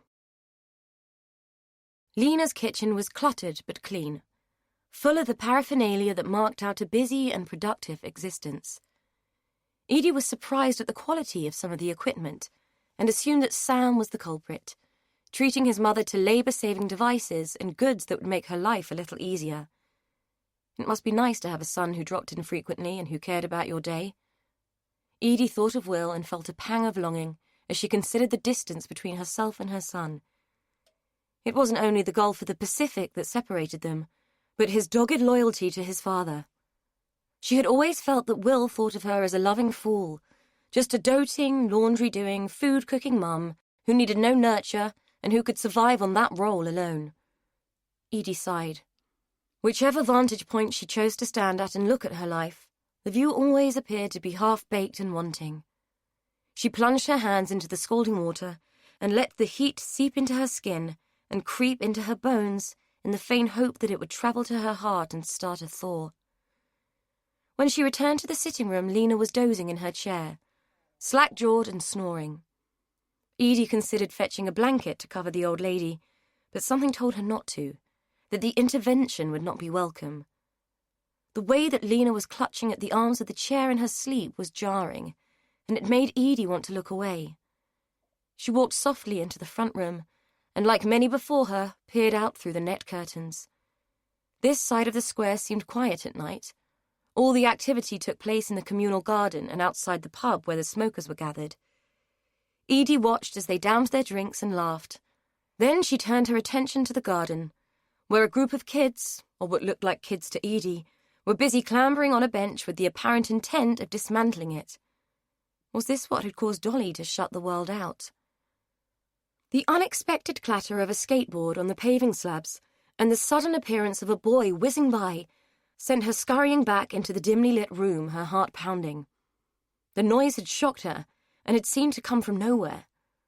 The grating rattle of loose wheels faded, and her heart slowed as her senses came off red alert. All that she could hear now was the ticking of the clock and Lena's gentle snores. The clock told her that it was 9:05. Too early to go to bed and too late to do any more work in number 17. She thought of ringing Rose and asking her about Matthew Bastin, but decided against it. If she rang after 9, Rose would think something was wrong, and what could Elaine say? Everything is wrong and I don't know how to put it right? With another sigh, she headed for the stairs, A long bath and an early night seemed like her only option. While the hot tap thundered water into the tub, she opened the window to release the steam and peered down into Lena's yard. None of the houses had gardens as such, just a yard that used to house an outside toilet and a coal shed. Each yard backed onto an access lane, where modern residents squeezed their cars to load and unload. Someone, Sam she supposed, had knocked down the old structures in Lena's yard and created a little seating area, with a few pots and a small barbecue. Edie smiled at the thought of Lena's huge family crammed into the tiny space, eating char-grilled burgers amidst the busy Lizzies. The smile was wiped from her face when she spied a movement in the shadows of number 17's yard. Something was moving about down there. Her first instinct was to assume that an urban fox was rummaging about the mountains of Dolly's uncollected bin bags, but whatever it might be seemed too large to be a fox and too noisy to be a burglar. Not that any burglar would find much, except maybe a bad dose of E. coli poisoning and a fit of asthma. Nevertheless, Edie felt obliged to investigate, especially as she had a sneaking feeling that she hadn't locked the back door. She thought of the kids in the square and their bid to vandalize the bench. Number 17 was in enough of a state, without the addition of graffiti and saboteurs.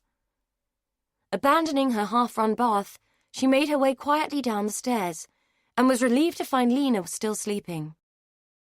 Logic suggested that Edie should ring the police, but knowledge equally suggested that by the time they arrived the house might be wrecked, though it would be hard to tell the difference.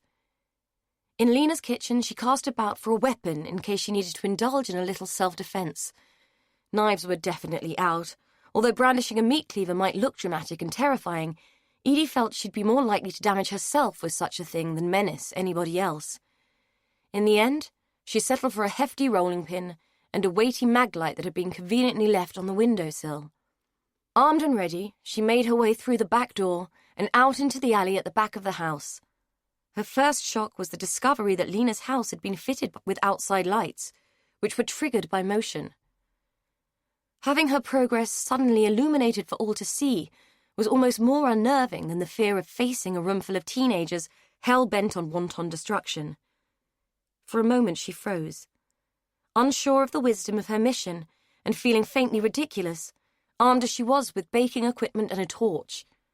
The prospect of facing a vandalized house drove her on, while the security light projected her shadow on the yard wall, where it looked like some monstrous parody of a Victorian villain.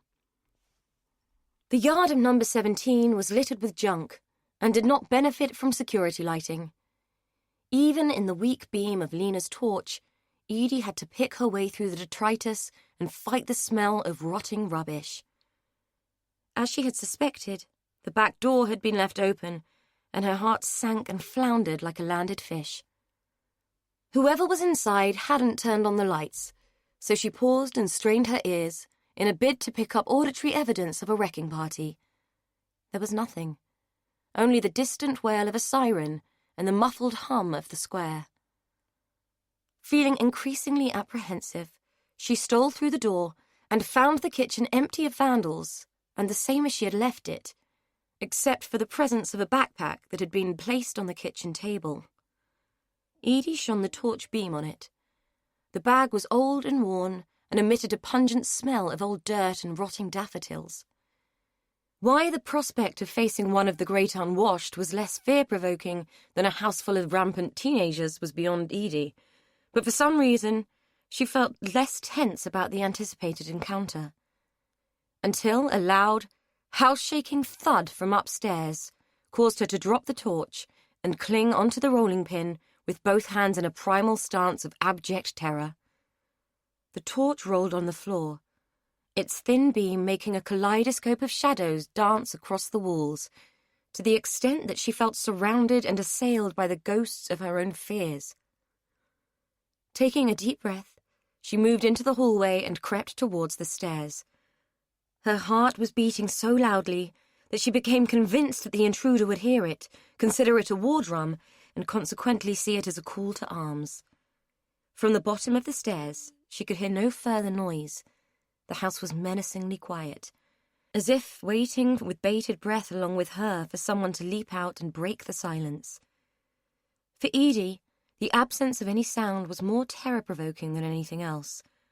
A cacophony of joyous destruction would have been less menacing. At least then she could have sallied in and used the impetus of an unexpected interruption to halt proceedings. She faltered at the foot of the stairs, remembering a history lesson in which the teacher had explained that in defending a castle, the soldier descending the stairs always had the advantage. Whilst she pondered her own disadvantage, the realization that the bathroom light was on penetrated her consciousness, as did the recognition that whoever was up there was groaning in what sounded like pain. Tentatively, Edie peered around the newel post and looked up.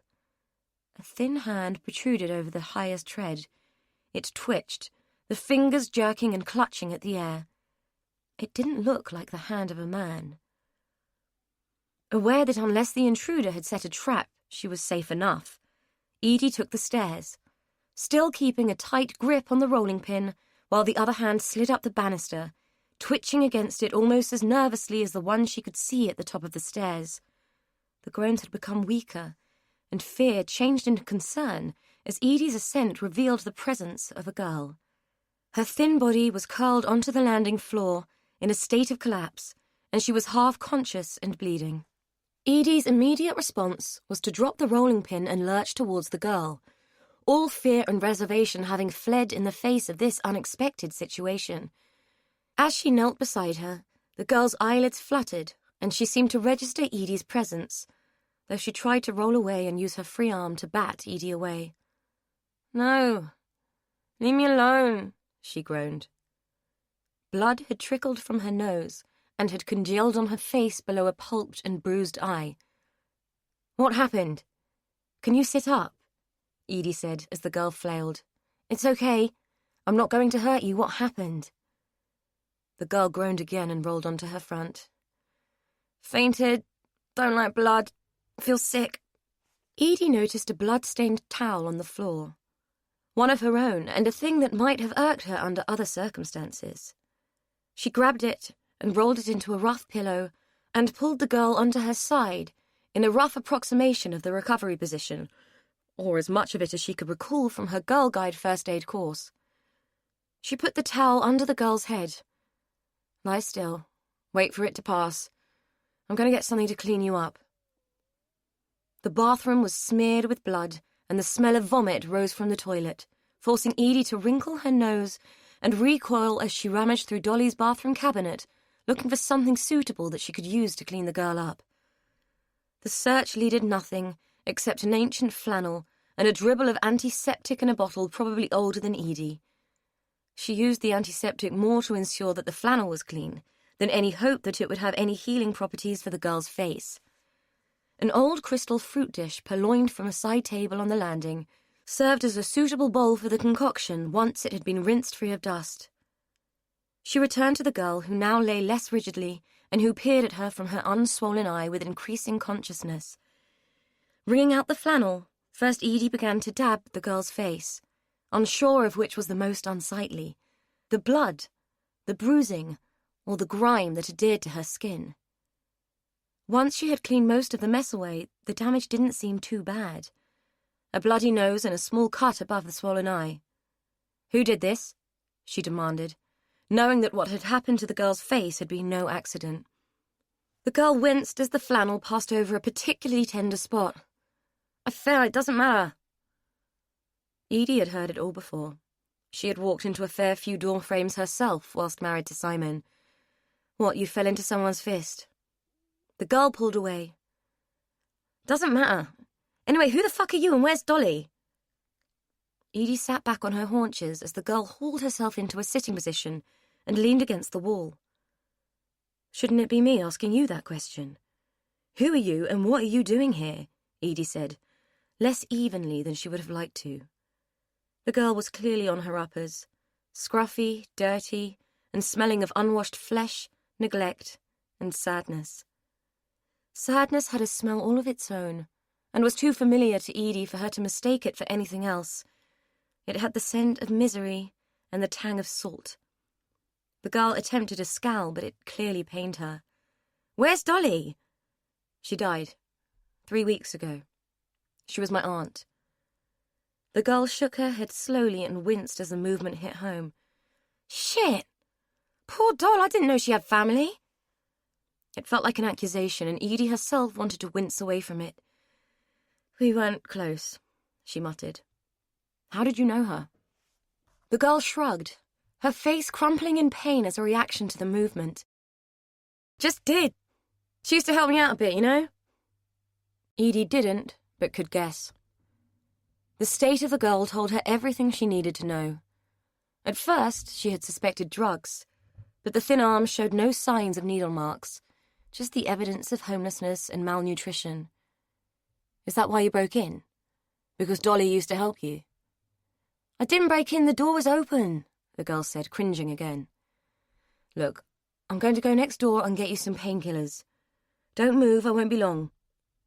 It seemed pointless to do anything else. The girl was clearly suffering, and Edie wasn't going to get much further with her at this rate. The ever-organised Lena had painkillers in her kitchen cupboard, in the same plastic tub where Edie also found sticking plaster, dressings, and antiseptic cream. She assumed that Lena wouldn't mind, and took what she needed, fully intending to replace it all when she could. While she rummaged, she considered the good chance that the girl would have gone by the time she got back. If she had, she had. But on the off chance, she also took a tin of soup and a few slices of bread. To her surprise, the girl had remained exactly where Edie had left her, looking pale and weak. I thought you might have done a runner, she said. Nowhere to run to, the girl answered blandly. Edie dressed and taped the cut above her eye, fed her 2 analgesics, and dampened the flannel with cold water so that the girl could hold it against her eye. Reckon you can make it downstairs? I bought you some food. A faint flicker of enthusiasm wafted across the girl's battered face. Food would be good. I haven't eaten since yesterday. When the girl was at the table, drinking down her soup with a vigour that belied her fragile state, Edie decided that it was time for answers.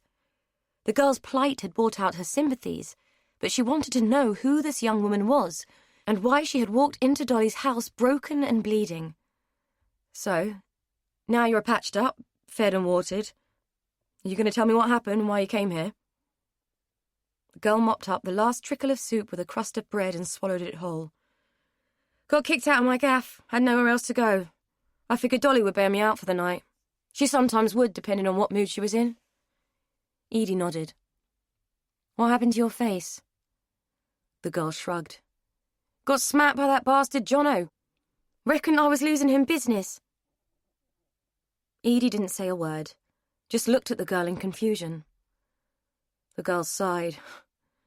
Not very streetwise, are you? One of the girls said I could keep on a sofa for a few nights. Jono didn't like it. I gubbed off at him and he gave me a smack. Best to get out of the way when he's on the warpath. Edie's mind did somersaults, and the girl must have noticed the mixed bag of reactions flit across her face. I'm not a Tom, if that's what you're thinking. I've had me moments, but I don't charge for it. And I'm not doing drugs either. Some of the girls are mates, they help out. So this Jono is a pimp? The girl laughed. He's a bastard, that's what he is.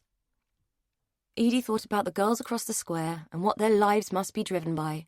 Just a constant reel of unnamed men, drugs, and money. Where are your family? Your parents? The girl snorted. The woman who gave birth to me is currently shacked up with bloke at number 42, and the bloke who donated the sperm is somewhere around here, so I'm told. I wish I knew who he was. I'd give the bastard a right piece of my mind. Do you have a name? Sophie. Do you? Edie. The girl laughed. Jesus! Your mum must have hated you more than mine did me. Edie, short for Edith, right? Edie felt herself begin to blush. Then she saw the humour.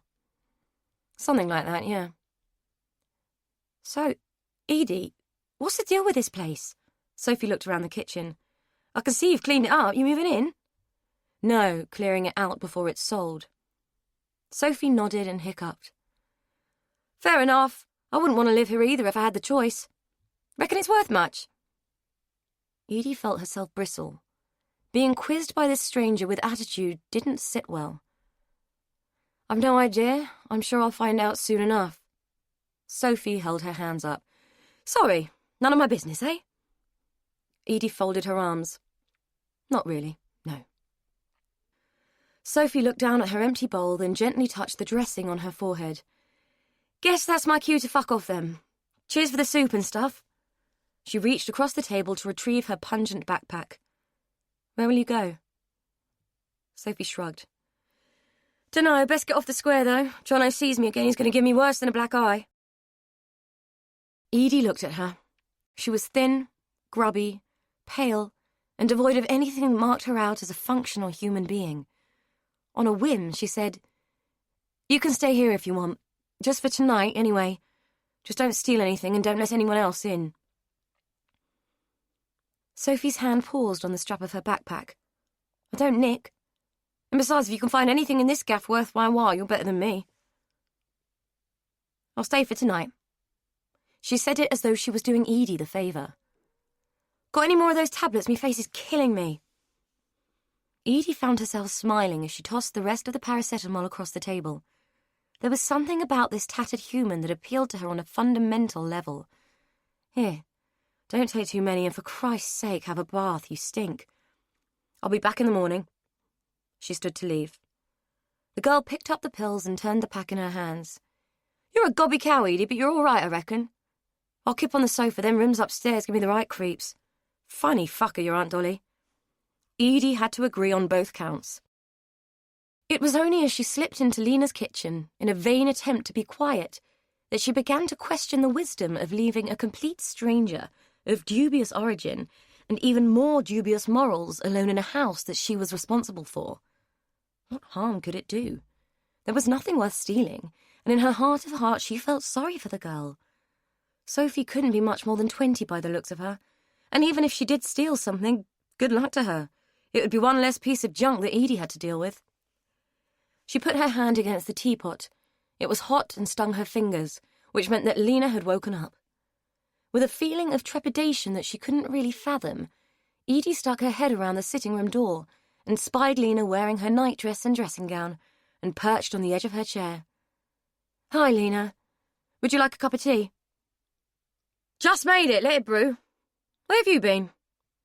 Edie felt like a school kid caught out in the midst of some nefarious act. Next door. She hesitated. A friend of Dolly's turned up. I said she could stay the night.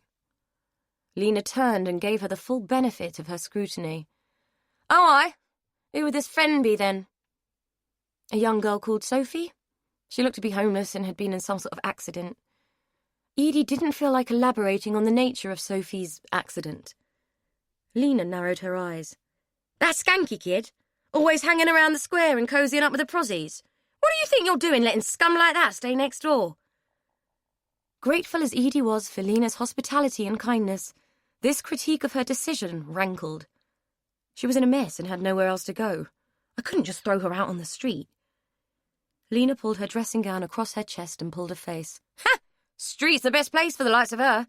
You'll regret it. She'll have that place stripped clean before you know it, mark my words. Edie thought that Sophie stripping the place clean might be rather helpful, but didn't say so. Well, it's done now, and if she can find anything worth having, she's welcome to it. Shall I pour the tea? Lena looked horrified for a moment, then seemed to collect herself, huffed and waved an acquiescent hand. I'll have a drop of brandy in mine, always do before bedtime. It calms my nerves. For Edie, bedtime couldn't come soon enough. Lena's attitude towards her actions had been unsettling, yet understandable. Meeting with anyone's disapproval had always been difficult for Edie, and she was distinctly uncomfortable at the thought that she'd met with Lena's. Yet, the woman had been kind, and Edie wasn't in a position to argue. She felt beholden enough because of Lena's hospitality. Perhaps tomorrow she would buy some bedding and move back next door. Lena was right. Letting the street girl stay had been an entirely irrational decision. She sloshed a large measure of brandy into Lena's tea by way of reparation and took it to the woman who had been so kind. Lena took it and sipped in silence. Looking at Lena with rollers in her hair, contained by a chiffon scarf and hunched in her dressing gown with a look of pinched concern clouding her face, Edie was reminded of Mrs. Tiggywinkle, with Lena's veiny feet protruding out from under her nightie, and the firmly wrinkled brow. Edie saw the version that Stephen King might have written, Had he been struck to anthropomorphize a hedgehog? The thought of it made her want to snort with laughter, and she had to bite her tongue to avoid the disrespect. She took her own tea to bed, but didn't drink it, and instead lay away thinking of the task ahead of her, and trying not to dwell on the brooding presence of Matt Bastin, or the equally brooding disapproval of the woman downstairs. All she needed to do was clear the house, hand the keys to an agent, and leave. Rose could take care of the rest. How hard could it be? Chapter 5. Sophie lay stiff and aching on the lumpy sofa, listening to the ticking of the mantel clock and contemplating the oppressive atmosphere of the house. The tablets that Edie had given her had taken the edge off, but her ribs still grated where Jono's fist had bruised them, and every now and then her face pulsed with pain. She hadn't taken Edie's advice and had a bath. Everything hurt too much for that. But she had salvaged the flannel and had a quick lick round with that. It would have to do for now. She hated being dirty, but a quick wash was all she'd been able to manage. Waves of nausea lapped like the tide, and she could feel the soup and bread rolling and washing in her stomach. Throwing up wasn't an option. In her situation, food could be hard to come by. You had to hang on to it no matter what. An attempt to shift position winded her and made her grit her teeth. For the first time in an age, she felt as if she wanted to cry. Not because of the pain, though it wasn't helping, but because of Dolly. The woman was gone and Sophie hadn't known. That was the trouble when you shifted about the place sofa surfing, and sometimes settling for doorways. You couldn't keep in touch and you couldn't keep an eye on people who mattered. She wasn't quite sure why Dolly had mattered. She'd been a funny old duck, but she'd been kind in her way and good for a few quid from time to time. Sophie pondered whether what she was feeling might be grief. She had spent so many years being angry it was hard to recognize other emotions, but this hollow, empty feeling seemed to fit what she understood of the concept. Unless it was more hunger. Sophie was equally familiar with that sensation. The house felt weird without Dolly, and the inroads into the mess that the woman Edie had made seemed to Sophie like something important ran the risk of being eradicated. Sophie was kind of glad she was nomadic. It would take 30 seconds for someone to dump her rucksack in a bin. 30 seconds, job done. All Sophie Headley's worldly goods, all she stood for, eliminated in an instant. No one would experience grief, or even hunger, at her demise. In fact, she would be surprised if anyone would even notice. Probably better that way. No legacy, no ripples, no homeless people spending the night on your uncomfortable sofa. What was with this sofa? It felt like she was lying on a sack of rocks, and it wasn't just the bruised ribs that were making her feel it.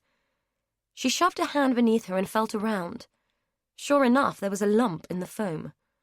There was no way she was going to be able to sleep with that digging into her back, and she was a girl who could sleep anywhere.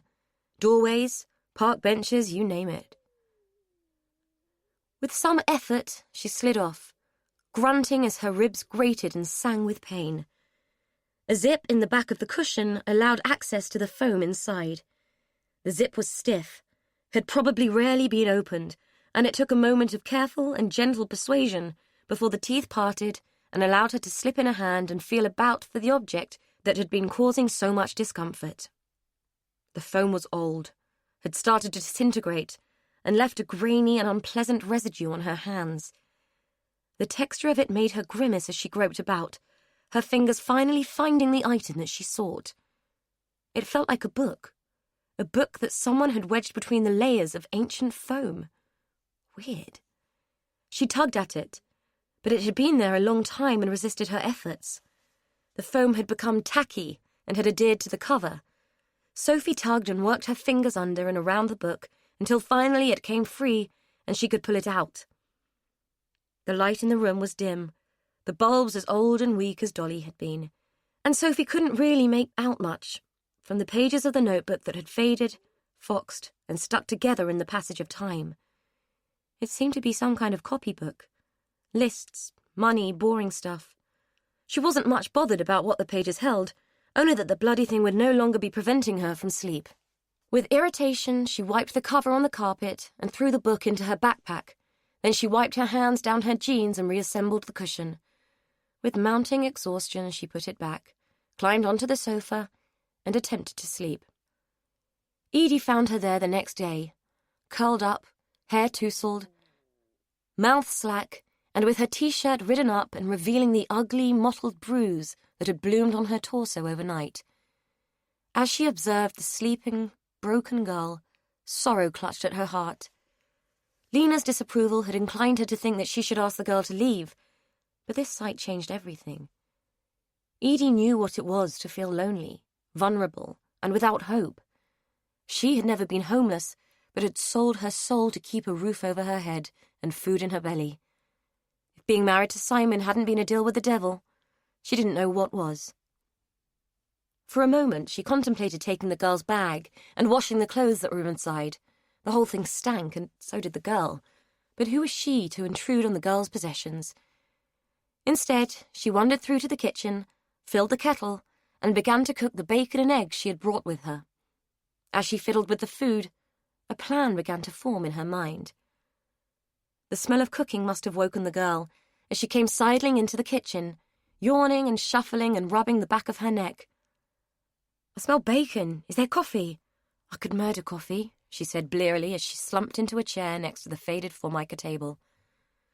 "There is coffee," Edie said, pouring boiling water into a mug of instant. "It's not great, but it's wet and it's warm.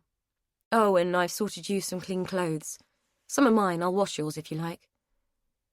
Sophie took the drink and frowned. "Why are you being so nice to me? Food, shelter, clothes, offers of washing? What's the catch?" Edie paused. The grill pan in one oven-gloved hand, a piece of bacon dangling from a fork in the other, and examined the girl's look of suspicion. She wasn't sure she liked a world where kindness and compassion had to be explained and justified.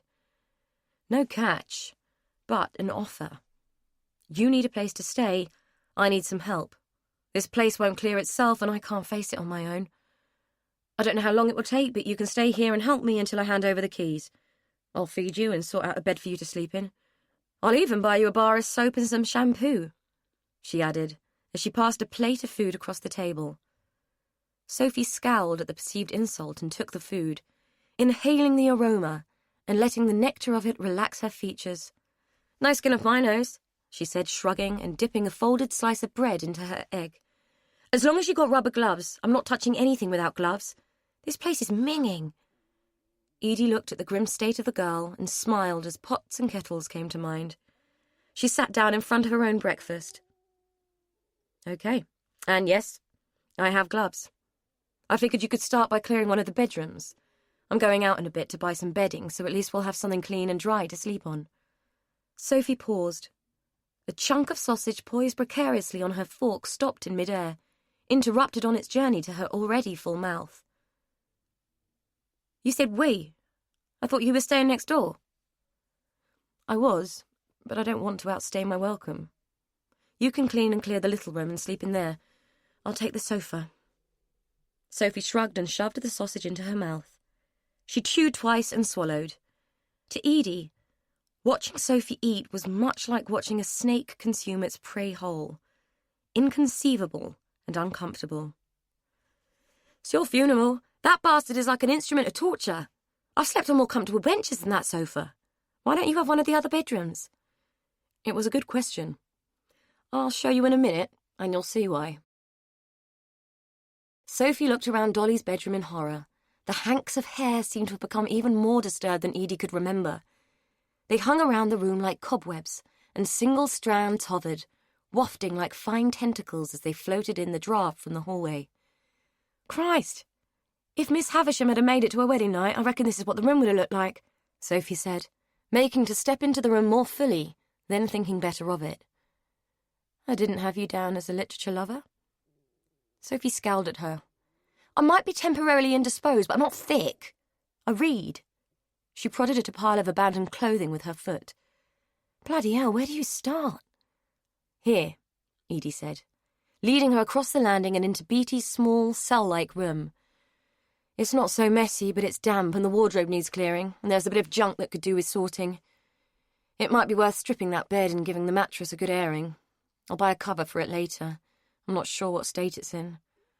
Once it's cleared, you can sleep in here. Sophie looked around the small room, a look of considered approval on her face.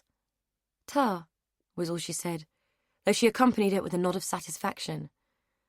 So what do you want me to do with the stuff? Anything that is obviously rubbish, just throw. Her clothes can go in bags for the textile recycling. I can't imagine any charity shop wanting them, and I can't for a minute think there would be much call for fancy dress where crimpling and nylon are concerned. My grandmother wasn't exactly a natty dresser.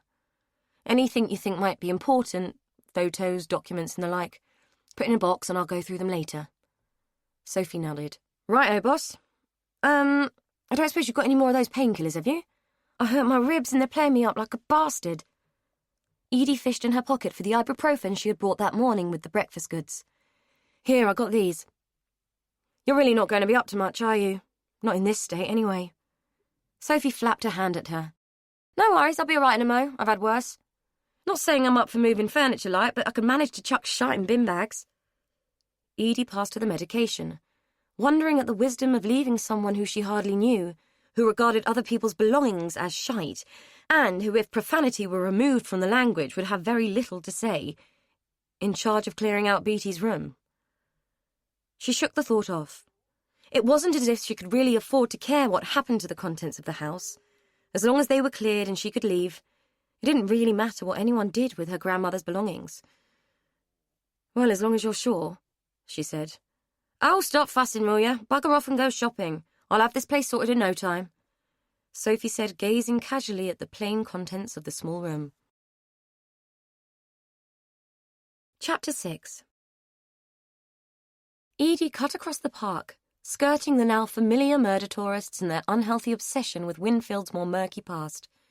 She was thinking about Sophie again, about the bruises on the girl and the cut on her face, and about what would happen to her when the house was finally cleared. Edie would be gone by then, and Sophie would have no roof again. There had to be something out there for kids like Sophie, something more than other people's sofas on good days and shop doorways on bad ones. Perhaps, Edie pondered, there was some kind of charity that might help, or there might be a local hostel which she could persuade Sophie to try. Her thoughts were still running the possible scenarios of a less precarious future for Sophie when she reached the high street and had to stop to get her bearings. For some reason, her preoccupation with the homeless girl had made her forget that things had changed in Winfield. The high street was no longer the bustling and lively place that she remembered. It was now a half-boarded-up commercial wasteland of charity shops and pound emporiums. She paused, sighed, and looked along the street to see if anything vaguely familiar to her younger self still stood. With some relief, and not a little nostalgia, she spotted the Swiss Cottage Cafe, and 2 doors down from it, Briars and Brint, purveyors of hardware and household goods. The fact that B&B was still in business was bizarrely gratifying, and Edie felt a small smile tilt at the corners of her mouth as a memory of the place took hold. Recollections of the smell of beeswax polish and the sheen on the old mahogany counters and the 2 old men who'd been the sons of the original Mr. Briars and Mr. Brint reinforced the smile as she strode towards the curb, ready to cross the road and revisit her childhood. She stopped in her tracks at the sight of Sam, standing outside the cafe and engaged in what appeared to be a heated conversation with a large man who was built, as her mother had been fond of saying, like a brick shithouse. He was huge, with shoulders like a lintel and a musculature that strained the seams of his black wool coat. Even more incongruous than his size was the coat itself. It was August, and although not baking hot, warm enough for shirt sleeves. The coat was a uniform, a statement, and a badge of office. He looked like a bouncer, or some kind of hired thug, and from what Edie could see, he was looming over Sam and exuding increasing amounts of menace. Sam wasn't a small man himself, but he was dwarfed in the face of this giant, and every time he attempted to step back and maintain his personal space, the man took a step towards him and narrowed the gap. Sam's usually relaxed and handsome face had taken on an expression that smacked of mild panic. It pinched his features and showed his age. Fear did that, Edie knew. She saw it in her own face every time she looked into a mirror. For a moment she hesitated and thought about turning round and walking back towards the square, so that she could claim ignorance and avoid any liability for the scene that was unfolding before her. Not that she had any idea what might happen. It was the sense of escalating tension that came across the road in almost tangible waves that triggered her anxiety and awakened the fight or flight mechanism in her brain. She could run, but would she ever forgive herself if something happened to Sam and she hadn't intervened? Swallowing down her better instincts, she checked for traffic and strode across the road, waving at Sam as she went and catching both men's attention with the movement. "Sam," she called out, when she was only a few steps away from the curb. "Fancy seeing you here. I was hoping I'd bump into you." She stepped onto the pavement and patted her chest in mock breathlessness as she turned to the giant, giving him what she hoped was a dazzling smile. "Hello, sorry to interrupt. Just wanted to catch Sam before he disappeared," she said, with a laugh that was tinny and falsetto and as fake as the smile. The giant frowned at her. "It's all yours, lady," he said in a voice that sounded more like a grunt than anything else. "Don't forget, Campion, Mr. Pascoe wants what he's owed." "Don't worry, he'll get it," Sam said, his voice tense and tight. The giant gave him a grudging nod, turned and climbed awkwardly into a sleek black car that had appeared at the curb. Edie watched as he forced his bulk into the front seat and slammed the door. She treated him to another radiant smile as the car pulled away and even risked a small wave to Sam's horror. "What are you doing?" he demanded.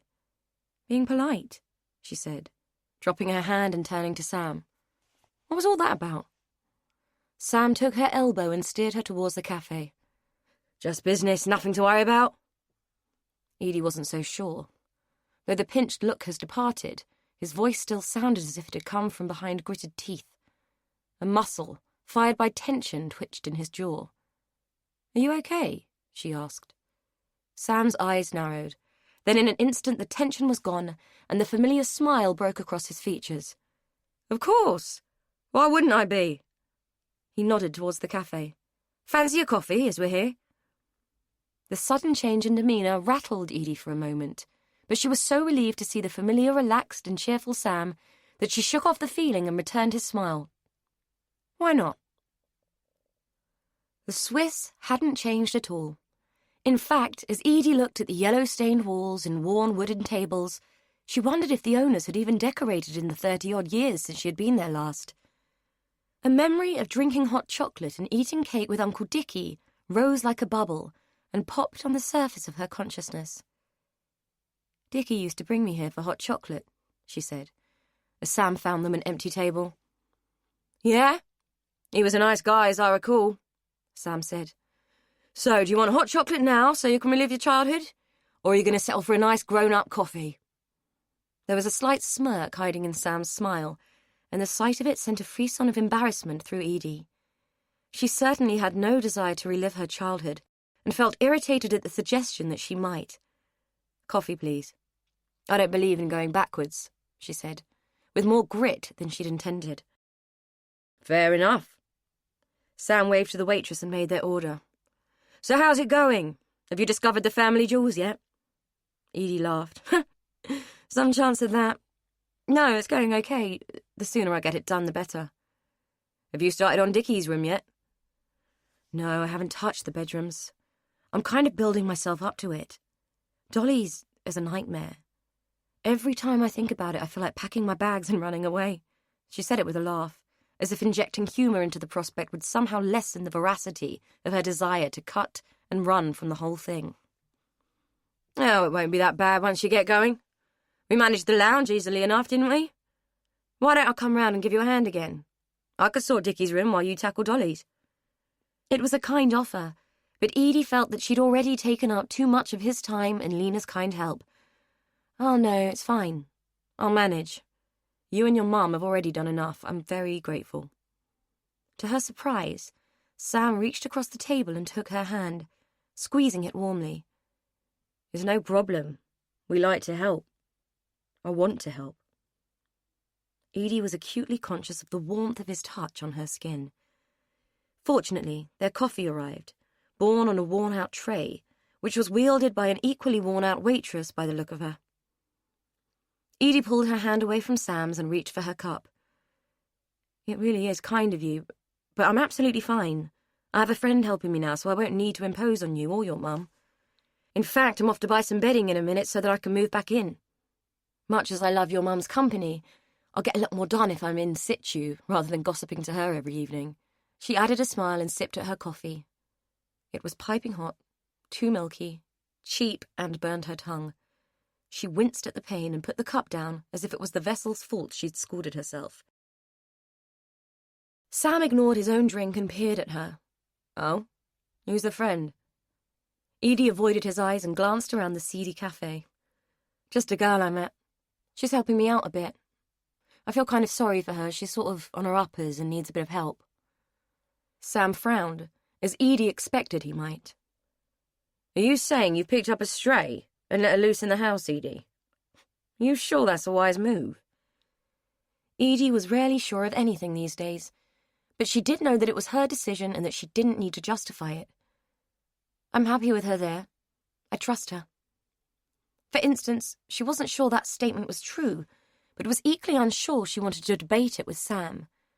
Nice as he was, appealing as he wasn't her keeper. Sam's frown deepened. He seemed to be thinking. Well, I hope you don't regret it. Why don't I call round later, help you out a bit and make sure this friend is the full ticket and not intending to rip you off? Edie really didn't want to be rude. Wasn't even sure she was capable of it. She sometimes felt that her default setting was polite people-pleaser. But this overprotective streak in Sam was starting to grate on her. Thanks, but it's fine. Honestly, I'll take my chances. Sam shrugged and sat back in his chair. Fine. Fair enough, just looking out for you, that's all. This place isn't what it used to be, Edie. You can't go around leaving your back door open and expecting no one to walk in and help themselves these days. Even though she was bristling on the inside, Edie smiled. I know. In fact, I might just do that. If people walk in and help themselves, it will save me a lot of work. It came out with another laugh that was a little too tinny and a little too high. Sam was making her nervous, and she wasn't sure why. Anyway, let's change the subject. Tell me what happened to all of the old shops along here that I remember. What happened to the butcher, Mr. Lovell, wasn't it? Sam answered her question without enthusiasm, explaining that the demise of the high street had been a typical thing. Out-of-town supermarkets had been built, the community had broken down, the socio-economic state of the area had taken its toll. Edie sipped the now drinkable coffee and listened patiently, grateful that she was no longer under the spotlight of his attention. When the conversation had petered out and they had both finished their drinks, there seemed nothing else to do but thank him and get on with her day. He seemed distracted and preoccupied, and Edie was worried that her defensiveness had offended him. Outside the cafe she hesitated, wondering if she should acknowledge her concern. I hope I didn't annoy you, Sam. I really am grateful for everything you've done, and for this, the coffee and the company. He seemed to snap out of his mood at her words. No worries. You didn't offend me at all. I'm just concerned for you. Anyway, I won't interfere where I'm not wanted. He accompanied his words with a wan smile, which made her feel she had put a dent in something that she might need. His friendship. Oh, Sam, I'm so sorry. I just didn't want you to think I couldn't manage things on my own. I don't want you to think of me as some burden who's turned up out of the blue. He slid an arm around her shoulders and squeezed. Then, to her surprise, dropped a kiss on the top of her head. You'll never be a burden, Edie. I'm just happy to help. Anyway, I'm off. People to see, things to do. He squeezed her shoulders again. As he walked away, her words of farewell seemed to hang on the air like the smoke from a cigar. She felt like she had given in to something. Let him win in some way, but win what? Surely she was the one who had gained by maintaining their connection. Whatever. She pushed the strange feeling away and walked into Briars and Brint in search of bedding. Alone in the house after Edie had gone, Sophie looked around the kitchen and contemplated washing up the breakfast things. She supposed that she ought to, really, if she wanted to show some appreciation for the food in her belly and the roof over her head. Washing up was probably the chore that she had loathed most at home, mainly because stepdad number 7 had chosen to use his half-eaten meals as an impromptu ashtray. The memory of cigarette butts protruding from uneaten piles of cold food like little gungy stalagmites turned her stomach. As did the thought of him with his sly leers and wandering hands. With a shudder, she turned her back on the dirty dishes and headed upstairs, taking a roll of black bags, a pack of cleaning wipes, and a pair of rubber gloves with her. Beatty's room might have been the less cluttered than the others, but it had suffered from the same degree of neglect, and the faint, musty smell of mushrooms lingered in the air. Dust coated every surface, and the desiccated carcasses of dead insects peppered the edges of the room. The windowsill alone looked like a moth and fly graveyard. Sophie grimaced at the thought and decided to start with the wardrobe and build herself up to dealing with the dead bodies. The wardrobe doors sighed and sagged open at her tugging. They were swollen with damp, and once ajar, released a fetid lull of air, which felt to Sophie like the breath of history curling into her face. Beatty's particular history hung in the form of a few simple dresses and one good coat, which dangled limp and lonely from a rusted hanger. She gathered them up and bundled them unceremoniously into a black bag that initially refused to play ball and resisted her by folding in on itself and twisting away. She gruffly forced it into submission and ran to the clothes inside. If she had been more patient and looked at the clothes, she would have had to picture the shape of the woman who wore them. Having their owner manifest in her mind was too much. She didn't want that, and quickly followed the clothes with shoes and a handbag made of stiff, dry leather. She tried the clasp, but it was old and obstinate, much as she imagined Beatty had been. Everything in the wardrobe found its way into the black bag, including a faded, moth-eaten felt hat with a cluster of age-paled wax cherries on its brim. It crowned the heap of apparel in the bag and was sealed away with all the other things long past their wear-by date. Despite her conscious refusal, Sophie couldn't help her mind constructing a picture of the woman who dressed in black crepe and who thought that a hat with cherries on the band was the height of haute couture. Sophie wasn't entirely sure about haute couture. It seemed to be something for posh people with more money than sense. Beatty had not been posh. She had resoled her battered leather shoes and kept mothballs in the pockets of her coat. Even now, the faint tang of camphor hung in the air like a waft of bad breath. Beatty seemed to have lived a life of frugality and austerity in a room so free of fripperies that it resembled a nun's cell. The only nod to vanity was a tiny glass dish on the toolboy, containing a few hairpins.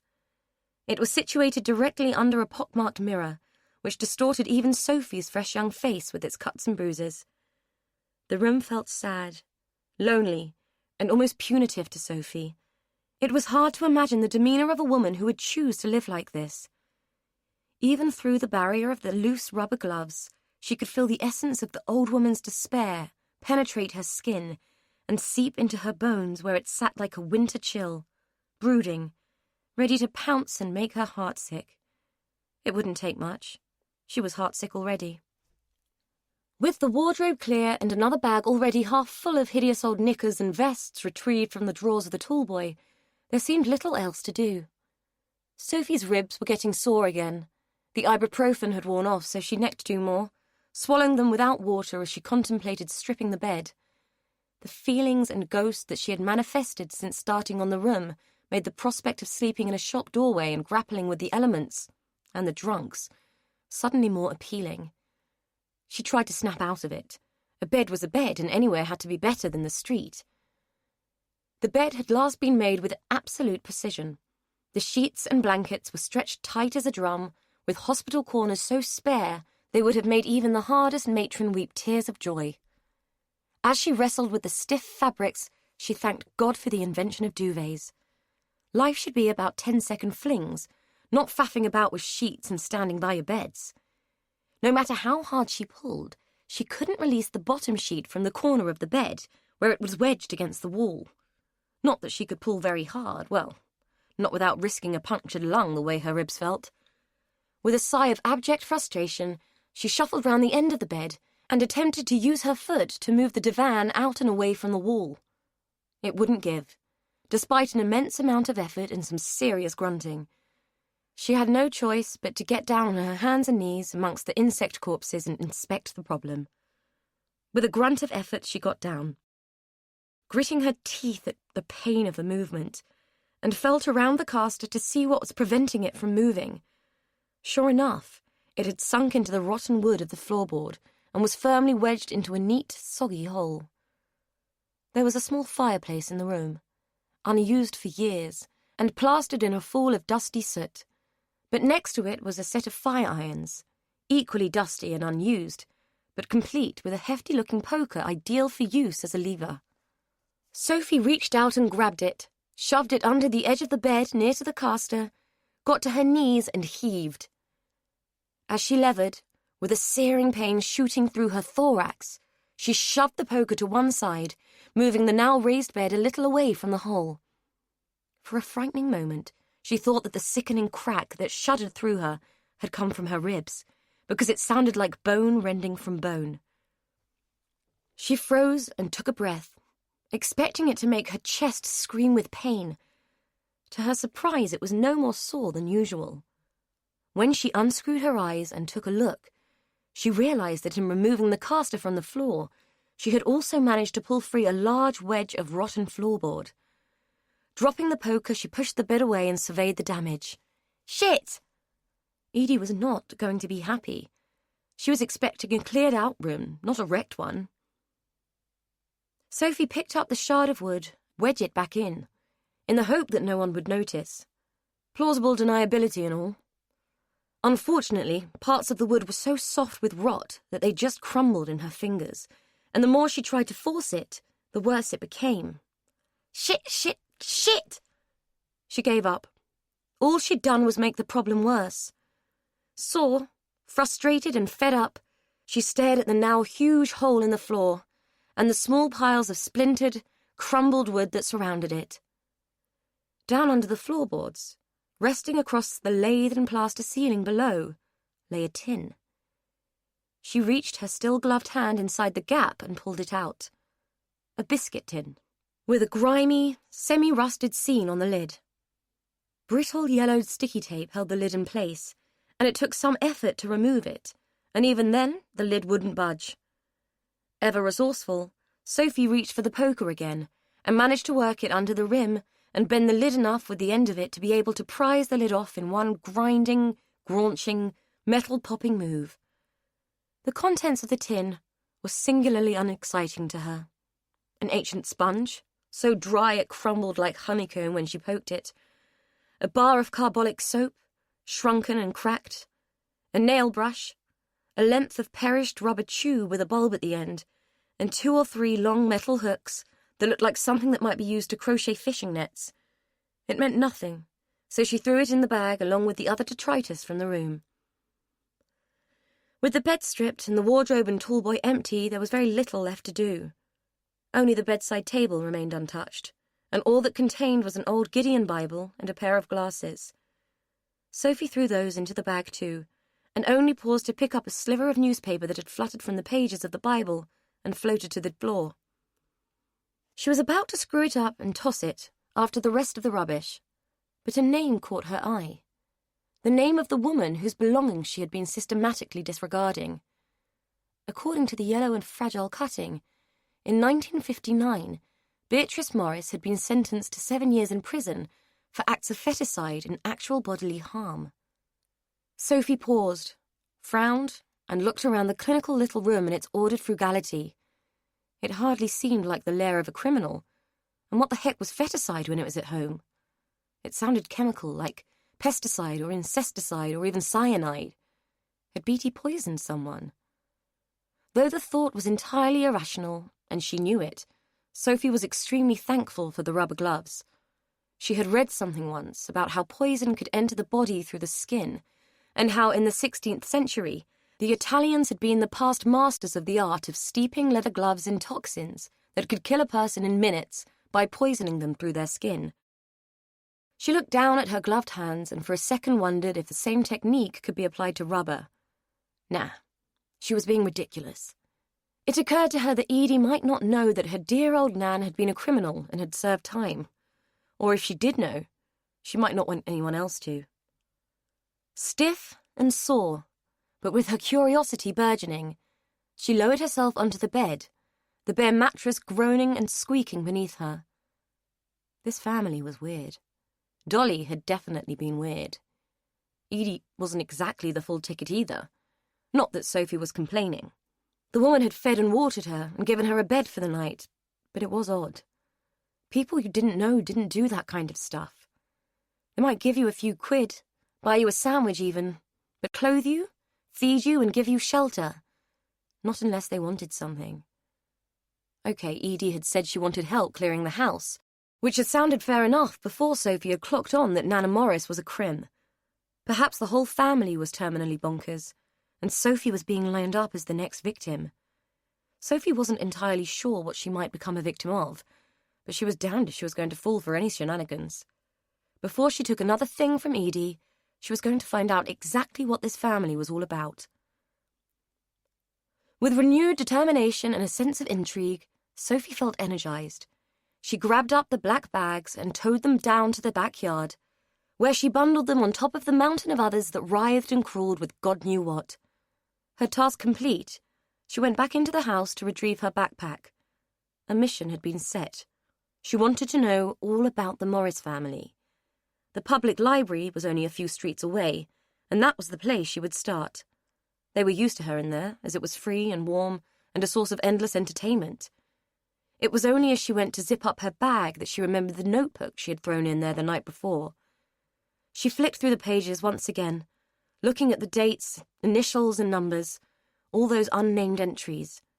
It all meant bugger all and was no more meaningful now than it had been in the middle of the night. On her way out of the house via the backyard, she threw it on top of the bags. She was onto something much more interesting, and she didn't have time to worry about old rubbish. Chapter 7. One girl's rubbish is another man's treasure. At least that's the way Matt Bastin saw it. He'd been watching the house for most of the morning, aware that Edie had gone out, but equally aware that the girl was still in there. He couldn't go poking around while she remained in situ, so it was with some relief that he observed her leave. His room was well positioned, giving him a vantage point that gave him an almost panoramic view of the square. Always a bonus when you spent your time spying on other people. It had been a stroke of luck that he'd spotted her at all. She'd obviously left via the back alley, and it was only by chance that he'd caught a glimpse of her through his binoculars. She'd been crossing the road that abutted the square on the left side, and looking somewhat determined, like someone who had somewhere to be and who was in a hurry to get there. The woman, Edie, had been gone for some time, and he had no idea when she would be back, but he had to seize this opportunity. Things were coming out of that house left, right, and centre, and he needed to see as much as he could before it was all gone, and any chance he had of discovering the truth had gone with it. It took him less than 2 minutes to leave the flat, cross the square, and find his way to the back of the houses. He knew exactly which one he was aiming for. He'd been staking it out for weeks, and had even contemplated breaking in. But Lena Campion was better than a guard dog, and with her security lights, her eagle eyes and the ears of the old bat she was, he'd have had no choice. By a stroke of luck, all his prayers had been answered that morning, and Lena had gone out too. Years in the army made him quick, agile, and light on his feet, but even he couldn't search through rubbish quietly. All he needed was a few uninterrupted minutes, just a quick chance to poke around and see what was new. What was new on this day were 2 pristine-looking black bags and a book. Matt's heart surged with hope as he reached for the book and quickly put it into the leather bag that he wore across his body. Next, he poked and prodded at the bags, his eyes on the loot but his ears trained to seek out any source of movement in the alley. He'd barely managed to stow the tin and the Bible into his bag when he heard footfall on the tarmac beyond the gate. A woman, by the sounds of the footsteps. They were too quick and light for a man. She was carrying something awkward, if the sound of her breathing and the rustling of bags indicated anything. Matt knew he was going to get caught, but if he mustered himself, it needn't be red-handed. As she came through the gate, he was at the door, one-armed raised as if he was about to knock. He turned at the sound of her intake of breath and smiled. "Oh, there you are. I was just about to knock." She was red in the face and heaving 2 bulky bags. She looked harassed, hot, and in no mood for niceties. "Can I help you?" "Matt, isn't it?" She didn't look remotely pleased to see him. Not that he expected her to be. And he was surprised that she knew who he was, though it probably explained her reaction. In fact, she looked positively alarmed by the sight of him. Matt had found that few people in the square were pleased to see him. He brought back bad memories. "Yes. How did you know?" He watched as she set down her bags and fumbled in her pocket. She kept glancing over her shoulder as if the cavalry might be bringing up the rear in order to rescue her. "I remember you, and you were at the funeral," she said. He'd remembered her too, but there wasn't much left of the shy kid. He'd wanted to speak to her outside the fish and chip shop, but she'd looked so fearful at the time, he'd backed off. She'd grown into a nice-looking woman, but her face was threaded with strain, and her eyes were dull, as if they'd seen too much and had dimmed from the seeing. "Yes, I was. That's why I came. I didn't get an opportunity to speak to you there, so I wanted to call and express my condolences in person. I wanted to speak to you in the square the other night, but I wasn't sure how to approach you." It was lame, he knew, but the best he could come up with on the spot. "Thank you, but we weren't a close family." She hesitated and glanced past him towards the door. She looked nervous and was glancing at him as if he was something unpleasant that had just crawled out from under a piece of rotting wood. "It's very nice of you to call, and under normal circumstances I'd invite you in for a cup of tea, but the house really isn't in much of a fit state and I have so much to do." She trailed off, her words as strained and unwelcoming as the look on her face. Matt wasn't one to miss a hint, subtle or otherwise. "Oh no, that's fine. I understand." He'd have liked to get a look inside, but if he pushed his luck now, he might miss a better opportunity along the line. "Let me give you a hand with those bags, and I'll get going and leave you to get on. I just wanted to apologise for not speaking the other day. You know, outside the fish and chip shop. I wasn't sure if you'd know who I was, and I didn't want you to think, well, that I was some kind of weirdo." She was looking at him as if that was exactly what he was, and given that he'd just been manhandling and stealing her rubbish, he concluded that she might have a fair point. He toyed with the idea of fronting up and telling her why he was really there, but given the indifference she was showing towards the contents of the house, he wasn't sure she would care, let alone want to know more. "So, sorry about that," he added. She seemed distracted. "Oh, no, it's fine. It took me a while to work out who you were, that's all." Her words hung in the air, underlining the awkward impasse. "I'll be off then, unless there's anything I can help you with inside." He said it as an afterthought, an opportune bid that might pay off and get him through the door. A look that he couldn't quite fathom flickered across her face. He was about to speak again when she cut across him. "What is it with everyone wanting to help all of a sudden? No one wanted to help when Dolly needed it. No one wanted to help when she was lying dead on the floor because no one gave a shit. And no, before you say it, I didn't want to help her either. I never gave her a second thought in all these years. I suppose I ought to be grateful or something, but sorry, I'm not. Now, if you don't mind, I need to get on."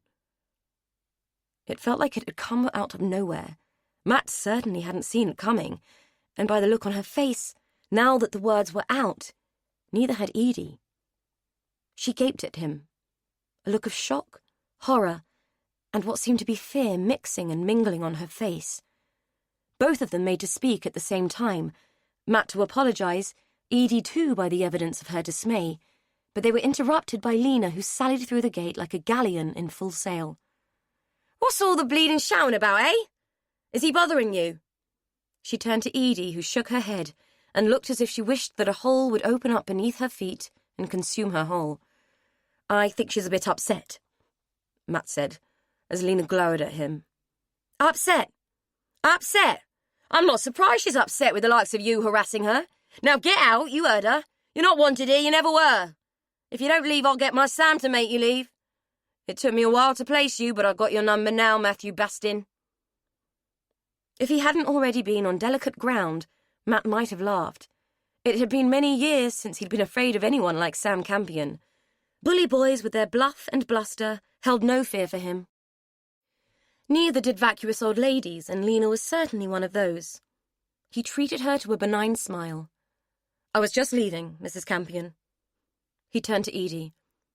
"I am sorry to have troubled you. My apologies." He gave her a curt nod, skirted around Lena, and slipped through the gate, aware that the glare from the older woman would have scathed his skin if she could have given it the power that she clearly wanted to. Sophie left the library a few hours older, but a hell of a lot wiser than she had been when she'd first walked through the doors looking to dish the dirt on the Morris family. She had found some dirt, all right, but it hadn't been what she was expecting, and somehow she doubted that Edie had a clue. If she had, there was no way that Sophie would have been left to poke around the house unsupervised. Bearing knowledge that others did not have gave Sophie a little thrill, as if the information might be some kind of surprise she could spring, or perhaps some sort of gift that she could bestow. The truth about Beatty Morris didn't feel like a gift, or even a bit of salacious tittle-tattle. It wasn't like the knowledge that your best mate's boyfriend had snogged someone else behind her back, or a snippet of gossip that might tear your worst enemy's world asunder. The truth about Beatty Morris was a shocker, and there was no glee to be had from it. In fact, Sophie was beginning to wish that she'd left well alone, because the last thing she wanted to do was dump this little nugget on Edie's plate. As she trudged back to the square, her backpack hanging from one shoulder, her hands in her pockets and her head hunched down, she contemplated the wisdom of telling Edie about it at all. The evidence had been thrown away. There was no reason that Edie had to know if Sophie chose not to tell her. She was so absorbed in these thoughts that her mind didn't register the figure that loomed up in front of her as she began to turn the corner onto the square. As a consequence, she ran smack bang into the man, the dangling straps and buckles of her backpack becoming entangled in the handle of the bag he was carrying. As Sophie pulled away, mumbling a grudging apology, the man's bag came with her. Her instinct was to yank the backpack away from whatever was restricting it. She hauled on it, promptly ripping the strap from the man's leather bag and causing it to fall from his shoulder and disgorge its contents all over the pavement. Sophie's first thought was to run. Tangling with strangers never ended well in her experience. She set off with only one glance back, a glance that nearly stopped her in her tracks as her eyes spied what the man was picking up. She immediately recognized the notebook and the tin. Sophie's gut feelings had always been greater than her curiosity, and she kept running, finally bursting into the kitchen of number 17 in a breathless flurry of panic and subsequent relief that Edie was back and the man hadn't followed her. Edie was sitting at the kitchen table, sorting through a pile of tangled jewellery. As Sophie launched herself through the door, taking her by surprise, Edie leapt from her seat and sent a gold locket that she had just disentangled flying from her fingers. It landed at Sophie's feet. "Bloody hell! You frightened the life out of me. What the hell's going on?" Sophie bent to pick up the locket. "Nothing. Just saw someone I didn't want to run into, that's all." "What's this then?" she said, holding the locket up so that it caught the light. The sheen on the metal made it look far more glamorous an object than it actually was. "Are you in trouble?" Edie asked, reaching for the necklace. Sophie handed it back and slumped into a chair. "No, I'm avoiding it." "What you doing?" she said, nodding towards the knot of jewellery. Edie frowned at her for a moment, a look which Sophie pointedly ignored. "Trying to sort out Dolly's stuff. My sister reckoned there were some nice pieces of jewellery that might be worth something, but all I can find so far is this old tat. I mean, look at this." She held up a diamante earring in a dull grey setting, which glinted and sparkled like a tiny chandelier as she dangled it from her fingers. "Hideous, eh? I can't see this kind of thing being worth much." Sophie took it and examined it. Edie was right. The thing was vile. "Bloody hell. I never had old Dolly down as a glamour puss." "Me neither. She was always pretty shambolic, as I remember. Look, there's a ton of it." She pushed a small heap of glittering paraphernalia towards Sophie. "She must have looked like a Fabergé bag lady in this little lot," she said, laughing at her own joke. Sophie offered a polite snigger in return. Then she began to poke around in the pile, fishing out a particularly over-the-top necklace and holding it against herself. What do you reckon? Could I get away with this in a t-shirt and jeans? Edie laughed. It's very you. You can have the locket if you like. It has some pretty engraving on the front. She passed it across the table. You sure?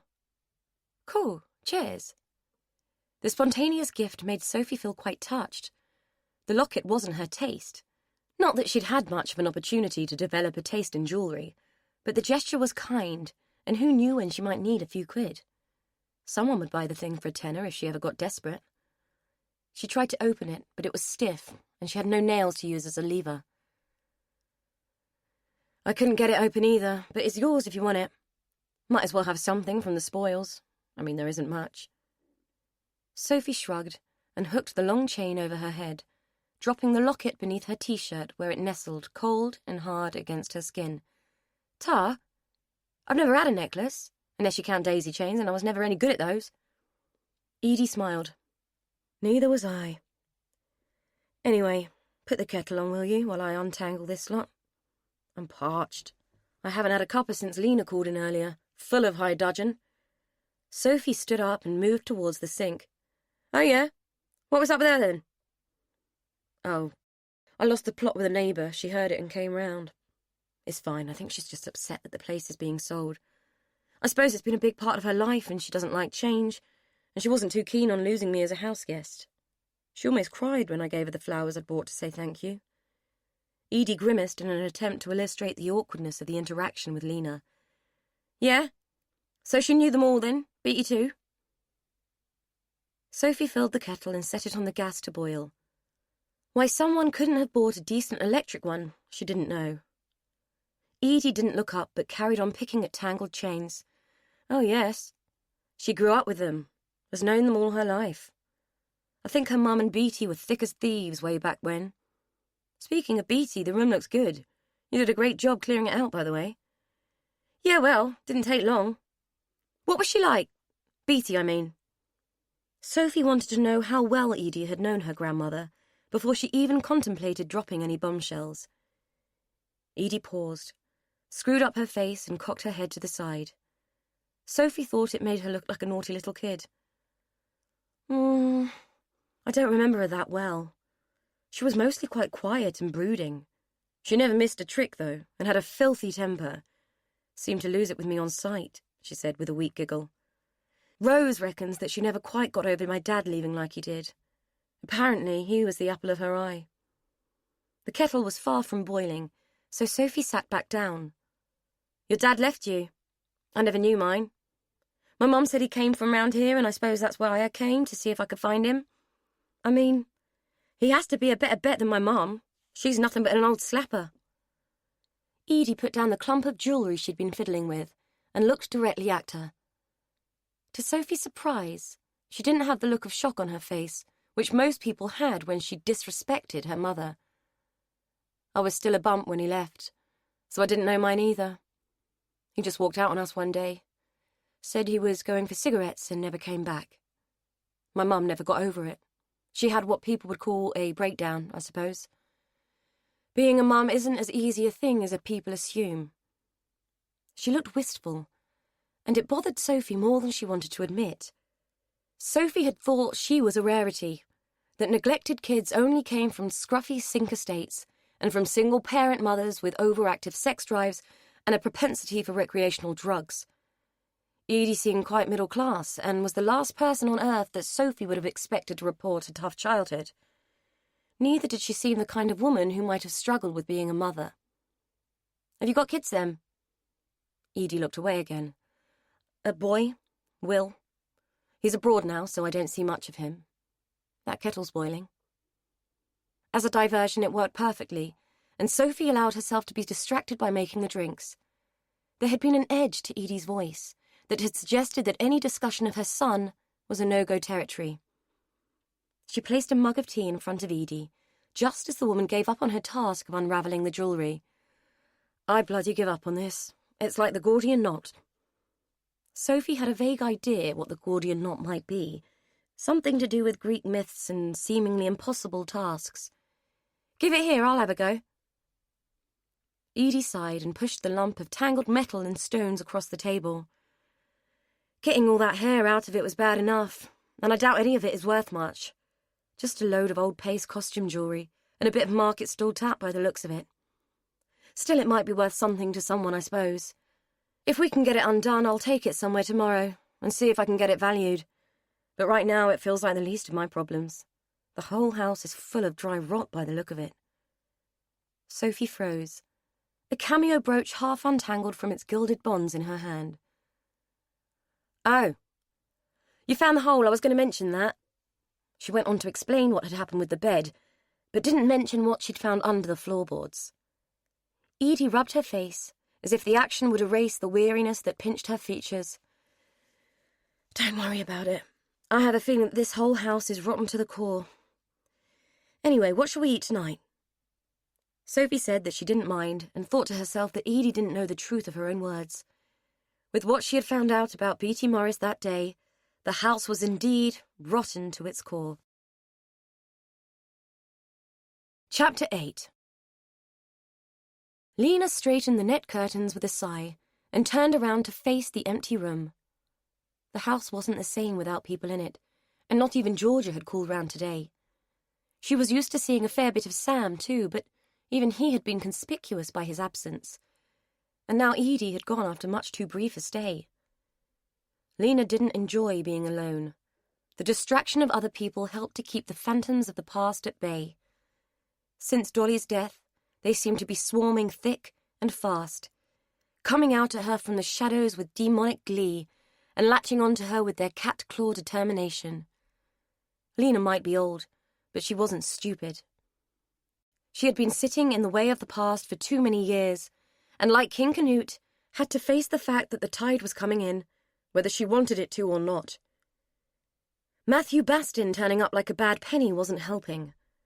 That kid had always been like a dog with a bone, and his long absence from the square now seemed like an all-too-brief reprieve. Had it really been over 20 years since their last run-in?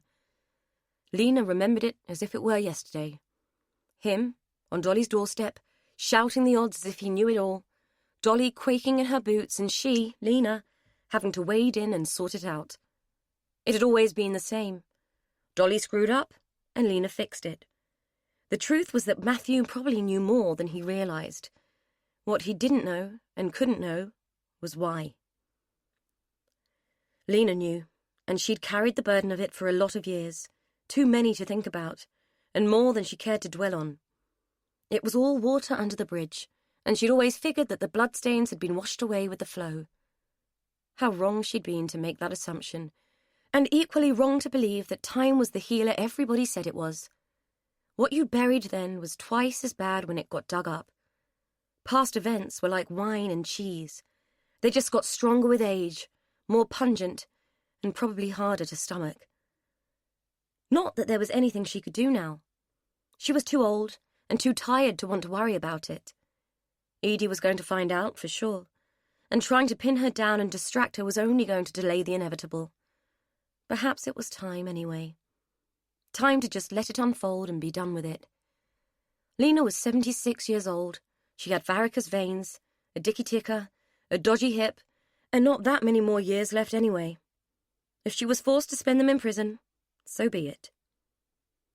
Sometimes she pondered whether she felt guilty for her part in things, and whether lying on the witness stand about John Bastin's guilt ought to feel like a burden.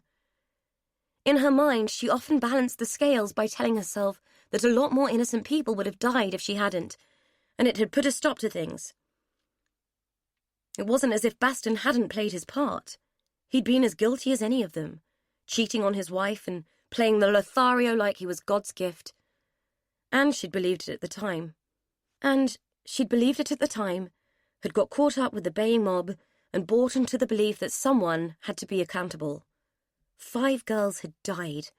The police had caught their man, and though Lena couldn't undo what had gone before, she'd certainly done her bit in bringing about a satisfactory conclusion. It might not have been the truth, the whole truth, and nothing but the truth, but it had brought an abrupt stop to things that couldn't be controlled by law or reason. No, Lena did not feel guilty. Burdened, yes. But the load she carried was not the unbearable weight of guilt.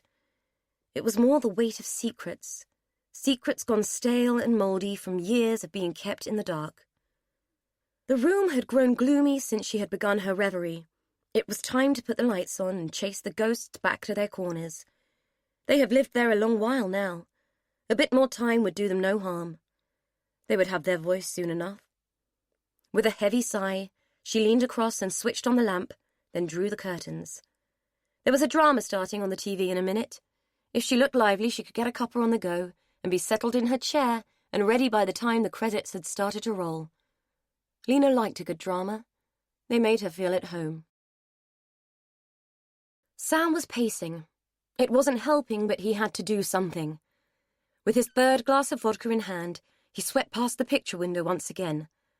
The fact that he might wear a groove in his high-gloss wooden flooring was the last thing on his mind. Things were going to come undone if he wasn't careful, and he really hadn't been that careful. He'd assumed that Edie Byrne would be a pushover, and being the desperate divorcee that she appeared to be, that she would have fallen for his charms without faltering.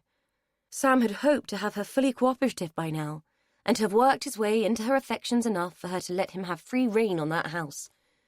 There were things in there that he needed to get his hands on before anyone else did. Things that Edie wouldn't understand. Things that could bring trouble. He knew that he'd been an idiot to leave it so long. What he wanted might have been as safe as houses so far, but that house was far from safe now with two women poking around in it. It would be easy enough to persuade someone to break in and retrieve the goods, but his power and control rested on him being the only one who knew. He might have to break in himself, but with the gutter snipe in residence, that might not be so easy. He'd have to up his powers of persuasion with Edie, turn on the charm, get into her good books. If it meant getting her into his bed, he was okay with that. He'd had worse, and you didn't have to look at the mantelpiece when you were stoking the fire. Besides, enough booze on board and he wouldn't have to think about her at all. The thought brought a spiteful smile to his face, until the thought of Pascoe crept back in and wiped it away. Something would have to be done, and soon. Pascoe was not a man with a reputation for patience, but he was a man with a reputation, and it wasn't one that Sam relished tangling with. Edie had finally managed to persuade Sophie to take a bath, and had coaxed enough hot water out of the ancient and terrifying boiler to make it a decent one. While Sophie soaked, Edie washed the girl's paltry collection of clothes and pondered on the child's circumstances. Not that she was a child, 23 according to her, but she felt like a child to Edie, who still had far too much mothering instinct left over from Will to want to let it go completely. It was hard to know whether Sophie needed her, or whether she needed Sophie, or whether it even mattered if it was benefiting them both. Sophie's previous existence, the neglectful mother, the running away, the tangling with people of dubious motivation, bothered Edie greatly. No one should be forced to live like that because there wasn't an alternative. Had the mother sounded like a more stable sort, Edie might have contacted her and tried to restore Sophie to her home and her family. However, from what Sophie had imparted, Karen Headley was not the nurturing sort, much preferring a line of coke and a good party to the idea of a quiet night in with a DVD and the company of her daughter. It was a tragic waste, and if Edie chose to dwell on the scenario, it might just break her heart. Edie could empathize to a degree. Her own mother, Shirley, hadn't been easy, and it had been like growing up with a chameleon. Shirley had changed her colours and her attitude with alarming and destabilizing regularity.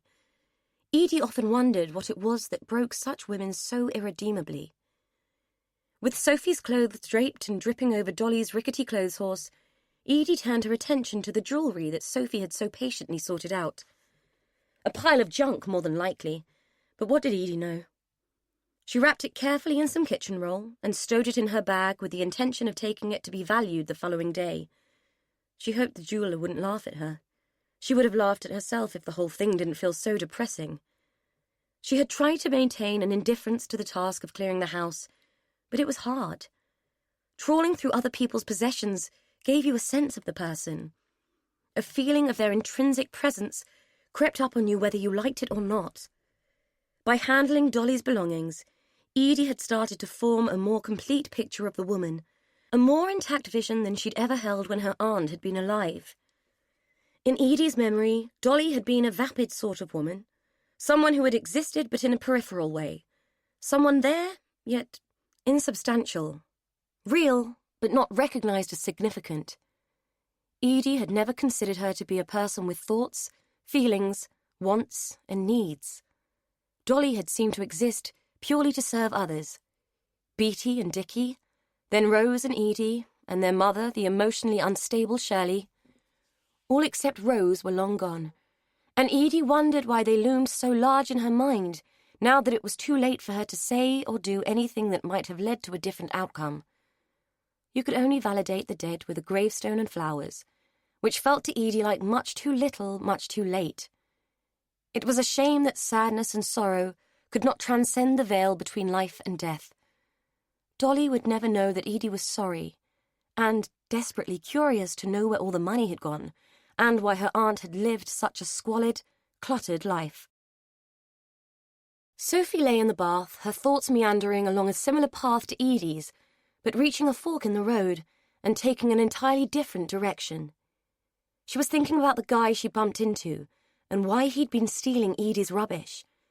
She checked the bags earlier, and sure enough, the tin and the notebook were gone, and the incident hadn't been the weird coincidence she'd been hoping for. What kind of freak stole other people's rubbish? Sophie could smell a rat, and she wasn't kidding. This house stank, literally like something had died in here and was festering in a corner. It must be the rot Edie had mentioned, but bloody hell, it got up your nose and lingered. Even the smell of the soap couldn't mask it. Anyway, that bloke and what he was up to was niggling. She knew where he lived and had seen him about a few times. When you were surviving on your wits, you tended to notice things that other people didn't, and clean-cut blokes moving into bedsit land were one of them. The man was out of place and up to no good, and it was a different kind of no good to the usual whoring, boozing, and drug dealing that defined the square. Sophie considered herself nobody's fool and was determined to find out what he was up to at the soonest opportunity. But for now, she was bloody enjoying this bath. If she were to die and could have her choices of heaven, one with a huge, luxurious bath would be the one she'd choose. Matt sat on the edge of his bed, carefully stitching the handle back onto his satchel. It had annoyed him no end that the girl had wrecked it. The bag was an old and faithful friend, one of the few things that Matt had hung on to throughout his life. The bag and his obsession were his lifelong companions, familiar and comforting when nothing else was. The girl had got to him in more ways than one. There had been a flash of recognition, something familiar in her features that had rattled his psyche. He was sure he'd seen her before, and not just from around the square. But he flagged them up by their movements and habits, not by their faces. It didn't do to get too up close and personal with people's faces. He'd learned that in the forces. To watch what people did and use all resources to avoid relating to them. If you studied a face, you studied a person. It was harder to shoot a person than it was to assess a set of circumstances, make a decision, and take action. For Matt, it was important to keep things separate and maintain dispassion. He wasn't feeling particularly dispassionate about Edie, though. She was occupying his thoughts far more than she ought to. He'd tried to categorize her as a means to an end, a conduit to the information he wanted, but he couldn't escape that stupid memory of her as a child, when she'd stuck her neck out against the bullies and offered him a sweet. Of all the things to remember, a throwaway incident, which should mean nothing, yet it was wriggling around in his mind like a parasite feeding on his concentration. Edie had to be a means to an end, and nothing more. He finished his stitching and bit the end of the thread, then put away his sewing kit, wishing that he could stow his thoughts of Edie so simply. She had got under his skin, and he didn't know why. Chapter 9. Sophie hadn't realized how hungry she'd really been until she had started eating properly again. Edie's nurturing was waking up an appetite for food that she'd forgotten she had.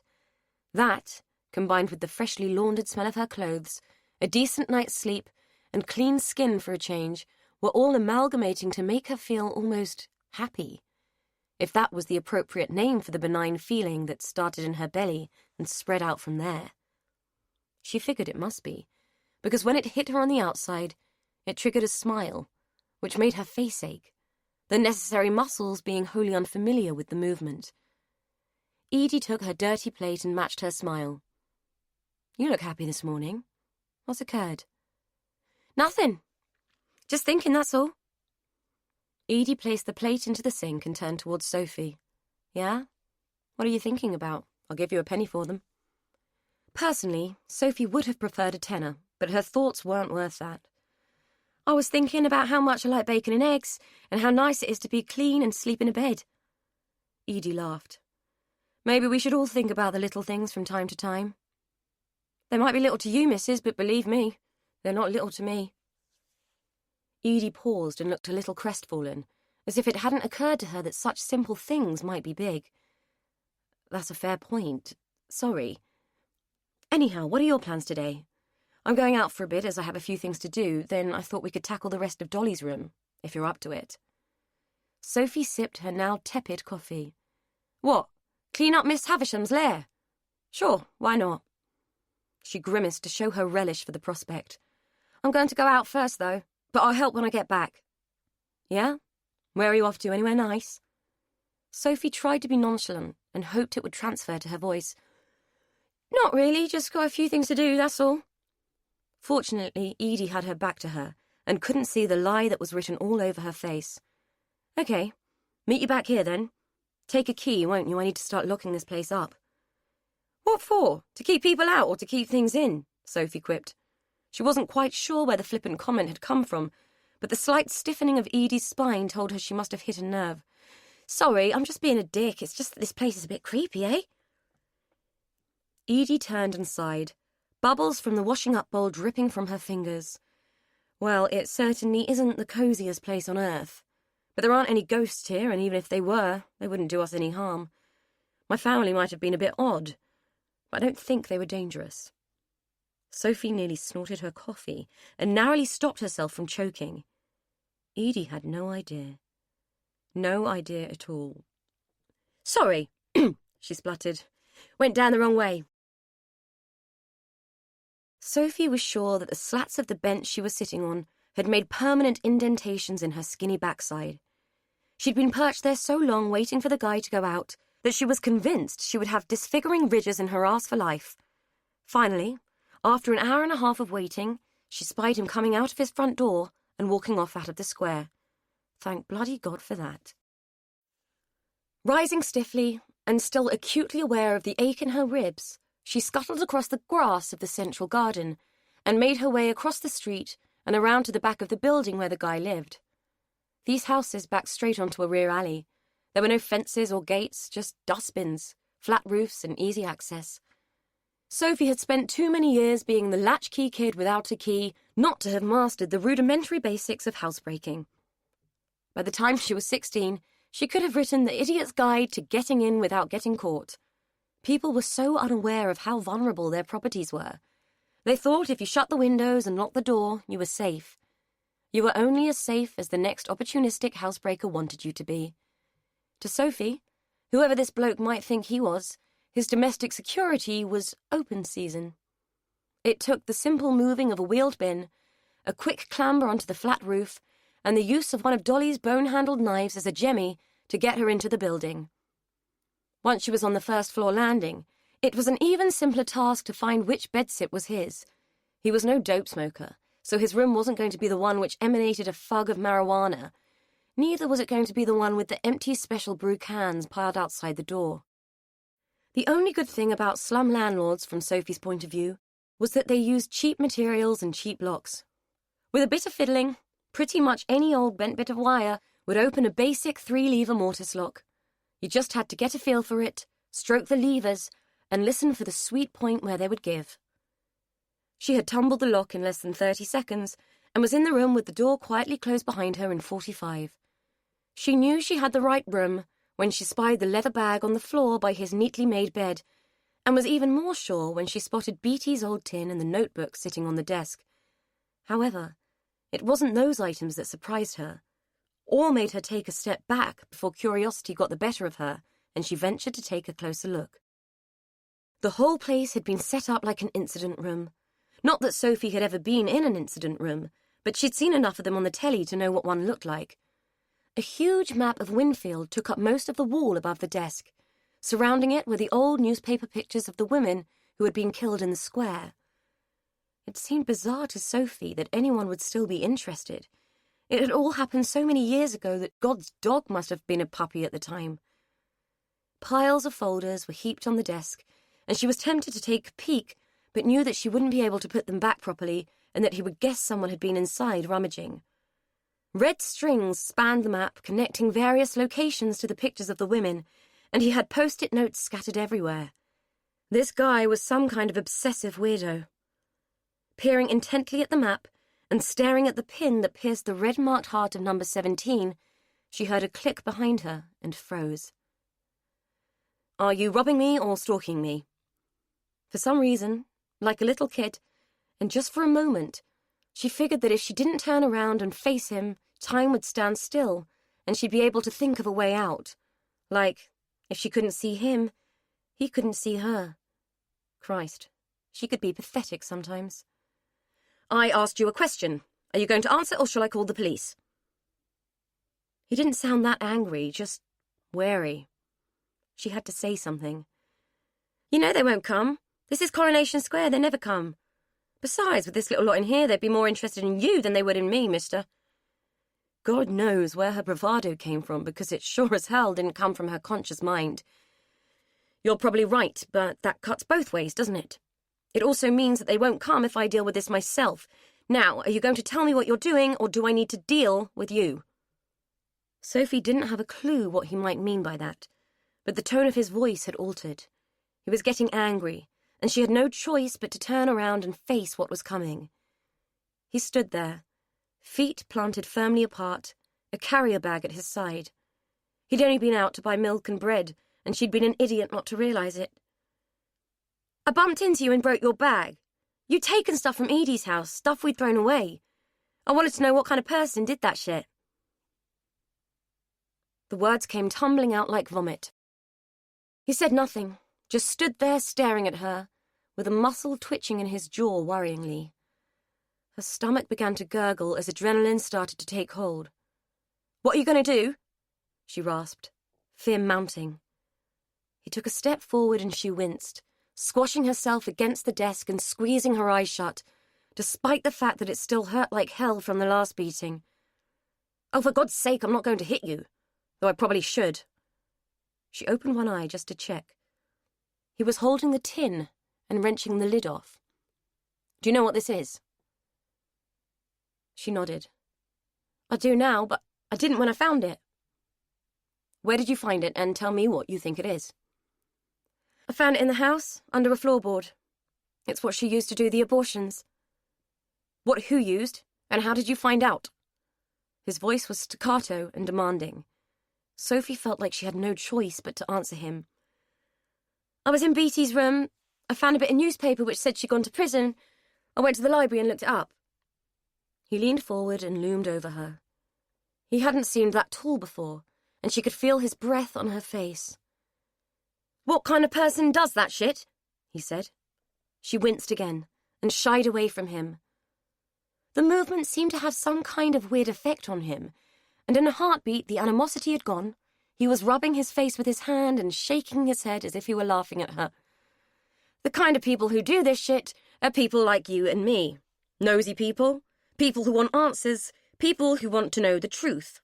Do you want to know the truth?" Sophie didn't know what to say, so she shrugged. "I don't know." He turned away from the desk and leaned down to pick up the carrier bag.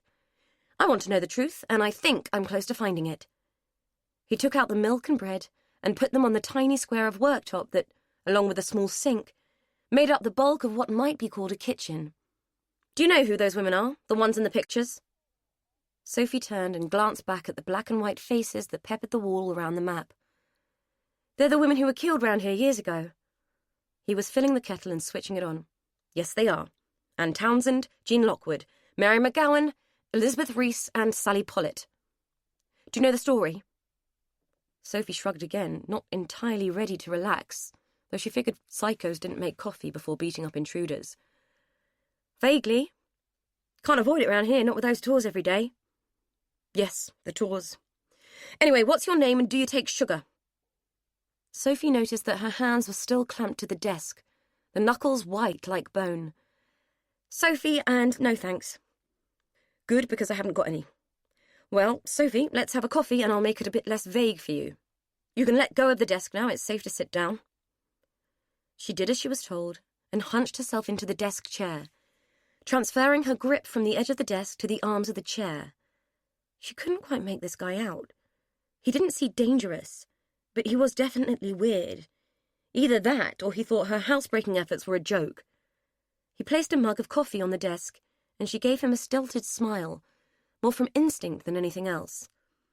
Nothing about this surreal situation was making her want to smile for real. Why are you being nice to me? I'm not. I'm just being sanguine and phlegmatic about the situation. Besides, I'm hoping you'll help me out when you understand. Understand what? He waved at the wall behind her. That, and what it's all about. It's up to you what you do for a hobby. I just wanted to know why you were nicking our rubbish. Well, that's the thing, isn't it?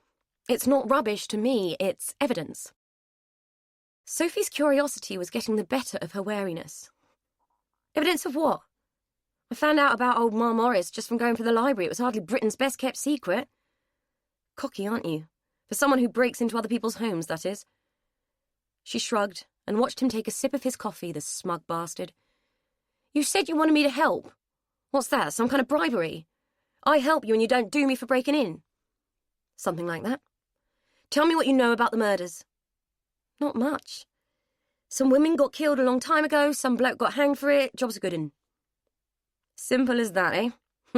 He said with a wry laugh. Well, that bloke was my father and he didn't do it. They hanged him and he didn't do it. Sophie stared at him, trying to see if she could spot the essence of murder in his face, wondering if that kind of thing ran in his family. Well, that's a bit shit, eh? He pulled a face and looked at her. Just a bit, yeah. Let's just say that growing up around here wasn't much fun after that. Sophie could imagine. The place was a shithole full of shit people even without being the kid of a killer. So what makes you think he didn't do it? I mean, you're bound to think that, him being your dad and all, but... Sorry, mate, I don't want to believe my mum's a skank, but she is. He got up and walked towards her. For a moment, she thought she'd pushed her luck and that he was going to smack her one. Her heart was pounding loud enough to have been good for a Salvation Army band when he leaned across her and picked up the notebook. This. It proves my theory. He walked back over to the bed and sat down, flicking through the pages of the book. Initials, dates, amounts. I think it was Beatty's record book of all the abortions she performed. The initials of every single one of those women up there appears in this book. Sophie had no idea what his theory might be, but he certainly seemed obsessed by it. Not being funny, mate, but chances are my initials are in that book. It don't mean nothing. Take a look at the scarf hanging here and compare it to the photograph. That came out of number 17 a few days ago. She did as she was told, figuring she'd be best off humouring him for now. Oh, yeah, it looks the same, she agreed. So you reckon these women all went to see Beatty because they were in trouble? It was the only conclusion she could draw from what he was saying. I think so, yes. Sophie scanned the wall, looking at the faces of the women. Well, that just tells you they were in trouble, and you can't even prove that from a bunch of initials in a scabby old book. As for the scarf, probably loads of people had them, and Dolly was like a magpie for shite like that. Her voice tailed off as her eyes came to rest on the last picture. A dark-haired girl, all curls and cute, beamed out from the grainy, yellowed image. It was a head and shoulders shot, the kind that was taken in a studio and got framed to take pride of place on the mantelpiece. Sophie could imagine the girl's parents taking it down and handing it to the police in a moment of desperate hope, the father stoic and grim, the mother tearful and clutching a handkerchief. What struck her most about the picture wasn't the wide-eyed innocence of the girl, or the mind's-eye picture of her sorrowful family, but the familiarity of a certain feature. "Which one is this?" she asked, pointing to the picture and turning to the man. "Sally Pollitt. She was the last. Why?" Sophie didn't answer, Instead, she undid her jacket, reached a hand inside her t-shirt, and hooked the gold chain with its locket out from where it nestled in her cleavage. "I got something you might want, mate." For a second or two, Matt thought the girl was coming on to him. Perhaps she thought stripping off like that was her get-out-of-jail-free card. He was just about to protest that he was old enough to be her father, and that wasn't what he wanted, when he realized what she was doing. She wasn't trying it on at all. She was trying to show him something. At first, the significance of it didn't register. So she had a necklace, so what? It was only when she took it off and held it up next to the picture of Sally Pollitt that he realized. He had stared at that picture for so many years that the details of it were engraved on his brain. Yet he didn't entirely make the connection until the girl spoke and made it for him. "It's the same one. The same as in the picture. Edie gave it to me last night because it has the S on the back. S for Sophie, S for Sally. I think you might be onto something, bub. I mean, the scarf could be a one-off, but this too. I don't believe in coincidences, do you?" She handed him the locket. It was still warm from the touch of her skin. He turned it over in his hand and checked it against the image on the wall and the one engraved in his mind. She was right. It was the same item. "Where did you say this came from?" "Edie gave it to me. It was in with Dolly's old jewellery." Matt sat back down on the bed and stared at the locket. They were friends, her and Sally Pollitt. Went to school together, hung around together. There's a transcript in one of those files of the statement she gave to the police when Sally's body was found. They interviewed her and she testified against my father, but she never mentioned this. The girl sat back in her chair and reached for the coffee he'd made her, though it must be cold by now. "Perhaps she gave it to her as a present or something," she said, more of a vague hope than a question. Matt shook his head. "It was her 18th birthday present. Her parents bought it for her. That's in the file too. When they found the body, it was significant by its absence. Apparently she never took it off." The girl shuddered. "Fuck me, I wish I'd never put it on. That's really creeped me out, that has." If that was the term, it had really creeped Matt out too. The locket was the nearest he had come to ever proving a connection between the residents of number 17 and the murder of Sally Pollitt, though he had long suspected that the Morris family had been involved. When he had walked into the bedsit earlier and found Sophie there, he hadn't been entirely sure what to do, but she was staying in that house and he wanted access. Rather than pitching a blue fit and calling the police, or throwing her out bodily and changing that bloody ridiculous lock, he decided to hedge his bets and try to get her on side. He hadn't bargained for her coming up trumps so quickly. The most he'd been hoping for was the chance that she would let him in the house when Edie's back was turned. Edie, poor woman, she hadn't anticipated all of this when she'd come back. He needed to think. He needed to ponder this and work out his next move. "Can I keep this?" he said, already moving to pin the locket up next to Sally's picture. "Hell yes, I don't want the bloody thing. Not if it came off a dead person," Sophie said, adding another exaggerated shudder. Something about the face that she was pulling triggered the inkling of a memory for Matt. A brief flash of a contorted face. He'd like to have said in the throes of passion, but the memory didn't bring that back. Instead, all he remembered was urgency, desperation, and embarrassment. "What did you say your name was?" "Sophie. Sophie Headley, why? You changed your mind already about reporting me to the police?" He shook his head. "No, it's just that I think I might have known your mother. Karen, isn't it? You look like her." Sophie glowered at him for a moment, then gave one of her trademark shrugs. "Well, if you grew up round here, you probably did. Everybody did. Well, every bloke, anyway. When you say a newer, are we talking like in the biblical sense?"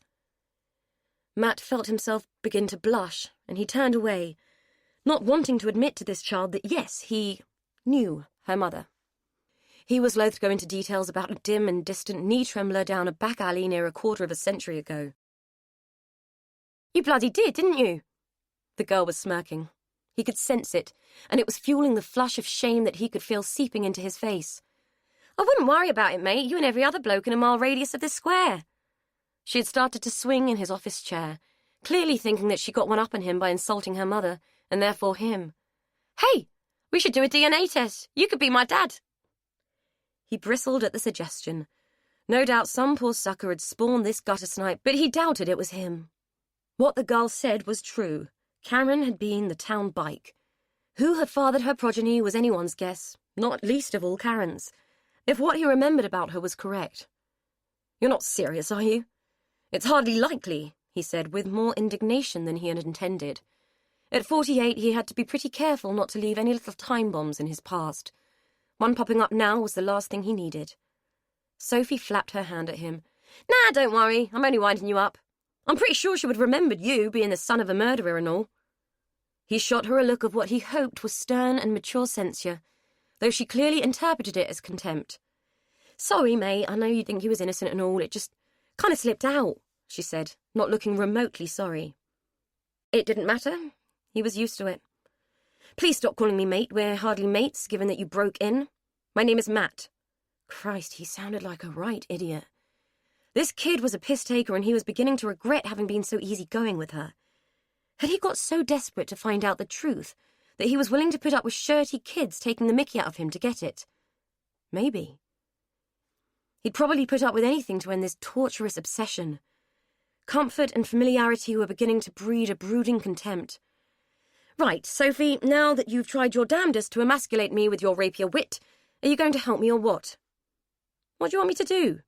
She was gripping the arms of the chair again and staring at him through eyes that were narrowed and suspicious. She really did look just like her mother. "Just keep your eyes open for anything that might add to the evidence. There has to be more in that house. Oh, and get me in there at the soonest opportunity. I want to have a poke around, and I don't think Edie is going to let me over the doorstep." Sophie pondered it. "Okay. But I'm not doing anything that will upset Edie. She's been good to me, and I'm staying there for now. I'll look for stuff that might interest you, but I'll have to see about letting you in." Matt nodded. At least the kid was showing some integrity. "Fair enough. Oh, and if you want to come here again, use the door like normal people, will you? I don't have anything to hide, but I kind of like my privacy just like everyone else." He noticed that she had the good grace to blush. "Now, let's go through what I'm looking for so that you'll know what I'm asking you to find." Chapter 10. Bernard Sellers cast an eye over his ancient stock and contemplated the seemingly pointless task of dusting it. He often wondered why he hadn't gone into the scrap metal business. All he seemed to do these days was weigh and measure little scraps of gold and silver for the price it might fetch when it was melted down. He hadn't sold so much as an earring for weeks. His father, Derek Sellers, proud founder of Sellers & Son, jewelers of distinction, doggedly hung onto the shop as if he still believed that their lives depended on it. Bernard knew different. Their livelihood came not from selling trinkets, but from buying scrap, repairing clocks, and the odd insurance payout when someone tried to rob them. Even that hadn't happened in a while. Even the robbers were turning their noses up at the tarnished tat that sat dusty and unsellable in the window behind the reinforced wire shutters.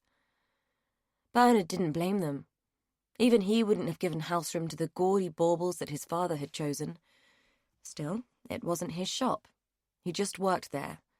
If reading the paper and fielding the drunks and druggies who came in to pawn or sell the things they had stolen counted as work. When Derek went, things would be different. He'd close the shop and go and work in McDonald's if he had to. Anything but spend another year in this miserable, tawdry little emporium, which was beginning to look like a dusty shrine to other people's unwanted kitsch. Last week, he'd gone out to get the paper, and his father had bought a silver-plated coffee set from some woman down on her luck and short of cash.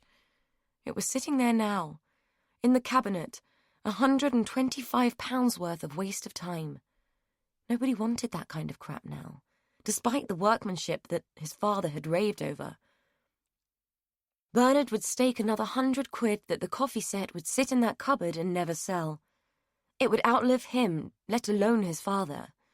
Quite frankly, it was bloody depressing. Just as he was dwelling on how low it was possible to go, the shop door opened, triggering the ruddy bell that was the bane of his life. A woman wandered in, scanning the cabinets and looking more like a potential customer than anyone had in what felt like an age. Bernard's heart leapt with hope. "Can I help you at all, madam?" Oh, God, she was rummaging in her bag. Do you do valuations? Bernard suppressed the weary sigh that was trying to push past his lips. Of course, madam.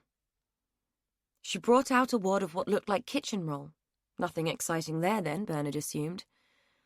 I have no idea whether any of this is worth anything at all. It's a bit old-fashioned. She said it as if it was an apology for wasting his time. She probably was, but at least she was polite about it. Let's take a look, shall we? He watched as she unrolled the paper. It seemed like your typical junk. A few nice pieces, from what he could see, but mostly scrap. The gold and silver items will be scrap value only, I'm afraid, but the cameo is nice. There's quite a market for antique brooches. He smiled at her. You have quite a bit there. I might need to take it out back and examine it a bit more closely. I can issue a receipt if you like, and for a small holding fee, we can insure against loss while we make a thorough evaluation. He had neither the time nor the patience to sort through it now. Well, he had the time, but not the inclination. The £15 holding fee would at least soften the blow and ease the boredom of looking through this latest pile of junk. She had some particularly tawdry diamante pieces that he didn't relish examining, but his father would be intrigued. There was a market for paste, and if it was good, it was worth more than people might assume. Cleaning of all items is included in the fee, he added, eyeing the grubby grey stones. Okay, that seems sensible, she said, reaching for her purse. Bernard had loved it when a plan came together, and reached for his receipt pad. I'll just need to take a few details for the insurance. If you can leave me a contact number, I'll call you when we've completed the valuation. She gave him her details and waited patiently while he listed the pieces. He did his usual and occasionally glanced up, giving the customer a reassuring smile. There had been a time when he might have engaged in a little light conversation, but these days he saved that for people who were buying, not looking to sell. Bernard's charm was free, but only with a purchase. Right, I think that's everything, if you'd like to check and sign. She merely glanced at the form and signed. He could have left half the items off and she wouldn't have noticed. But that wasn't Sellers and Sons' reputation. Derek and Bernard prided themselves on their honesty and sense of fair play, if not on their stock and customer service. After she had gone, Bernard dumped the items onto a tray and took them out to the back room. His father could take a look. Bernard had better things to do, like finish his newspaper and pontificate on his disappointments. Sam waited impatiently for his mother to pour the tea. She was like a damned geisha with it, all ceremony and pot-warming and fiddling about. Why she couldn't use tea bags in a mug like normal people was beyond him. She was a creature of ritual and habit, and sometimes it really irritated him. But what had irritated him most was that Edie had taken the spare keys for next door to give to that scumbag she had taken in. Lena's set of keys had been his easy way in, and now the silly old cow had given them away, and she was mouthing off about him showing an interest. He'd thought she liked Edie, and would have been pleased that he was planning on taking her out, but no. She couldn't have been more against it if she tried, or more stubborn about explaining why. She was wittering on now, about Edie having just got divorced and about her not sticking around, and why couldn't he find a decent local girl to take out? He'd made her bristle by pointing out that there were no decent local girls. Decent would be the last word he would use to describe the women of the square, unless whoring, drug-taking, and drunkenness were now considered parlour pursuits. The trouble with his mother was that she lived in a fantasy world. She seemed to believe that as long as she kept scrubbing the front doorstep and polishing the brass, that she'd be able to stave off the tide of decay that had beset her beloved square. "You going to pour that tea, or what?" he said, drumming his fingers on the table while she faffed with milk jugs and sugar bowls. "Hold your horses, boy, I'm doing it. I don't know what's got into you today. You're like a monkey on a hot shovel." "Things on my mind, Ma, that's all, and I'm spitting feathers here." "Will you stop that bloody drumming on the table and juggling your bloody leg like that? You're putting me on edge." Sam would have said that she was on edge anyway, and had been ever since Dolly had died. Why she had such affection for that dotty old minger was beyond him. The woman had been a bloody disgrace.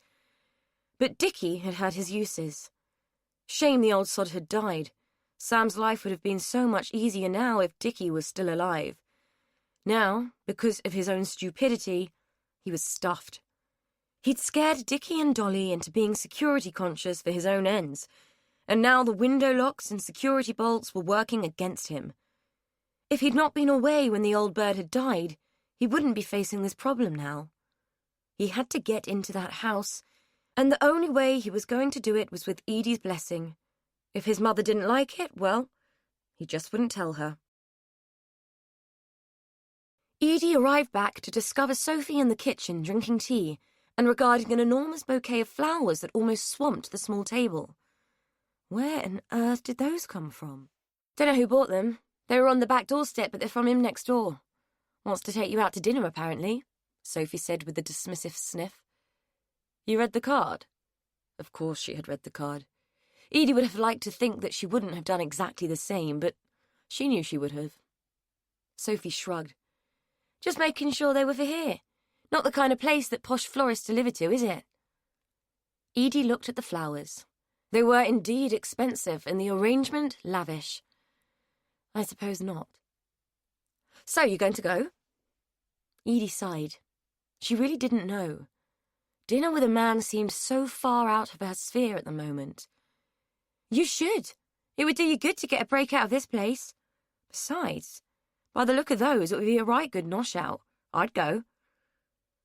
Edie sat down, retrieved the card that accompanied the flowers, and read it. Hoping these will cheer you up. How about dinner? Call me. Sam. Kiss. Edie hadn't been aware that she had been particularly unhappy. Do I come across as miserable?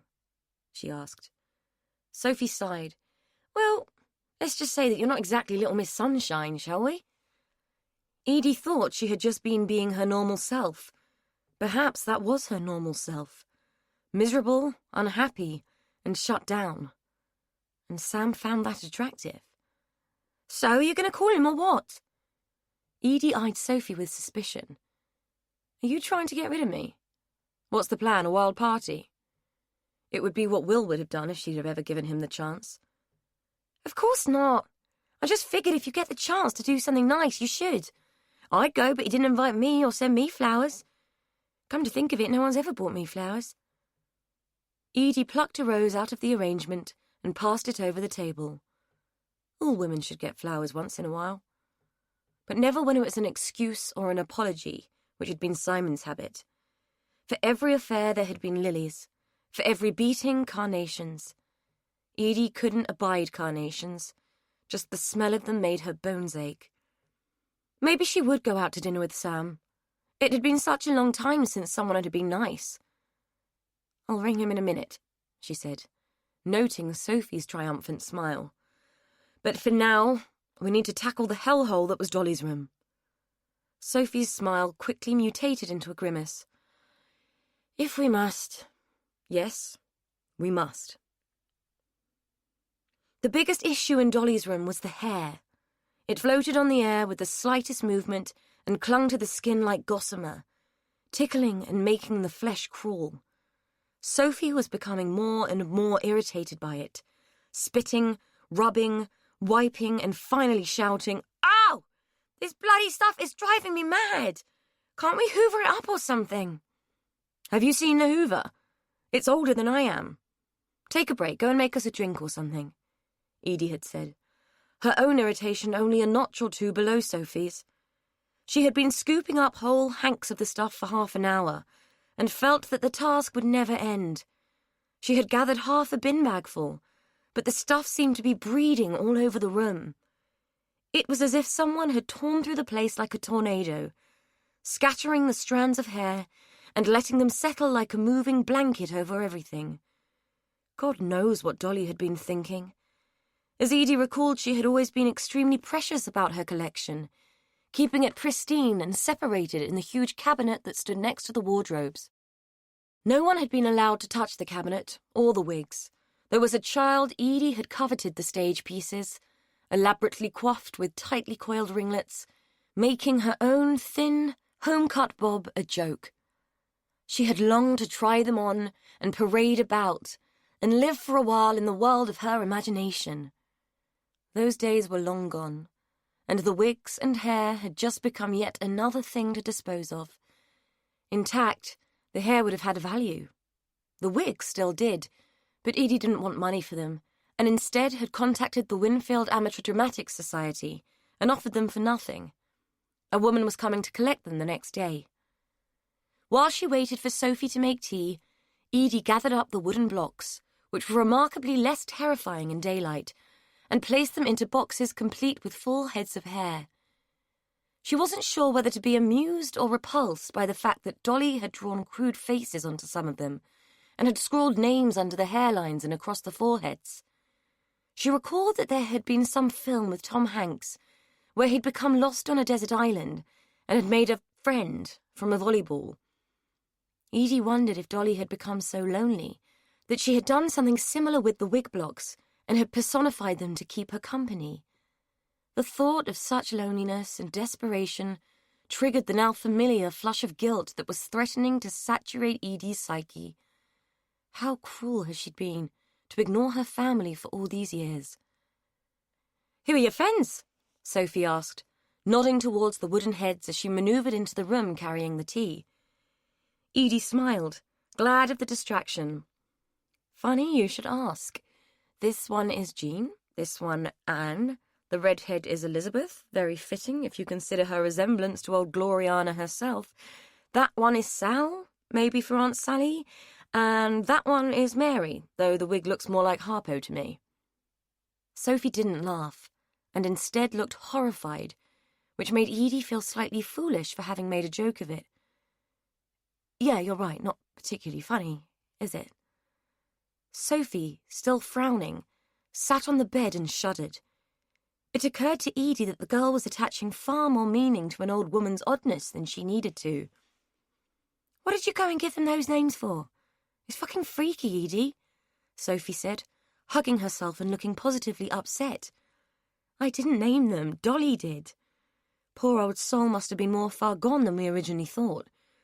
Anyway, they'll be gone tomorrow. A woman from the theatre is coming to pick them up." "Thank Christ for that. It's like something out of the Chamber of Horrors. Can't you stick a blanket over them or something?" Edie pursed her lips and shook her head. "You have a very active imagination." She searched around for something suitable, found an old shawl hanging over the back of a chair, and used it to cover the boxes. "Better?" "I will be when they're gone. Did all this hair come from dead people?" Edie laughed. "Of course not. What on earth makes you think that?" "Well, where else does it come from, then?"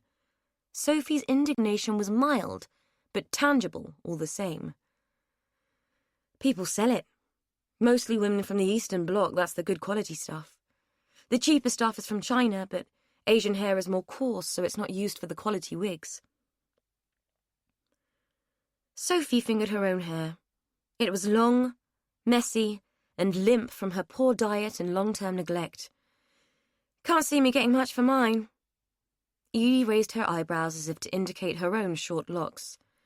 "Me neither. I doubt my sweepings would fetch much." "Weird thing to do for a living, really, making wigs. Still, I suppose someone has to do it." "Dolly was one of the best in her day. She did a lot of work for the RSC and the BBC, all those lavish costume dramas. Chances are she made the wigs. She used to take such a pride in her work. It's a shame to see it all in tatters like this." Sophie looked around the room, taking in all the chaos and clutter. "What do you think went wrong? I didn't know her that well. She was just nice to me sometimes. Would give me a few quid in that, but I never got further than the kitchen most times, and to be honest, I never wanted to. I know I sleep rough, but even I have standards." Edie laughed. "I suppose we all have our limits." "I'm not sure what went wrong. It's been so long since I spent time with her. Over 30 years, in fact. I'm guessing that after Dickie died, things just went to pot." Sophie sipped her tea, fished a hair out of her mouth, grimaced, and asked, "How come you didn't see them?" Edie sighed and perched on the corner of the bed. "I don't really know. I think there was some kind of falling out with my mother. Not that that was difficult. My mother was a strange woman. I think she could have found fault with Mother Teresa. I know she never believed that my father had left us, and blamed Dolly and Dickie for keeping something from her. The only reason I saw them at all was because Mum sometimes had bouts of time in hospital, and we were always sent to stay here. What was wrong with her? Was she ill then? Yes, she had mental health problems. They called it manic depression then, which meant sometimes she was so depressed she couldn't get out of bed, and sometimes she was so high there was no stopping her. It made her a somewhat mercurial person. You never knew how she was going to be from one day to the next. It was hard to live with. She was sectioned a few times when I was younger, which was why we ended up here sometimes. Shit, that sounds pretty rubbish. What happened to her in the end, then? Edie closed her eyes. She could only ever deal with it with them shut, as if keeping the event isolated in her mind's eye would somehow contain it there forever.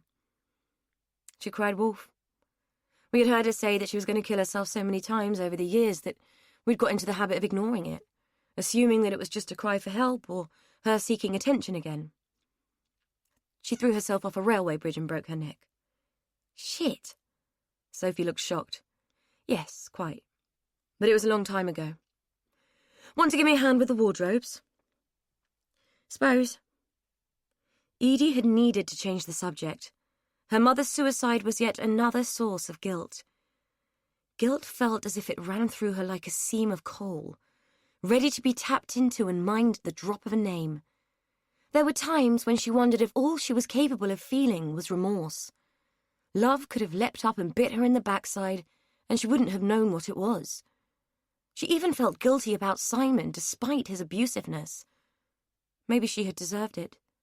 She had certainly never loved him, and had married him out of desperation and need, in a bid to get away from home and her imperfect, unlovely mother.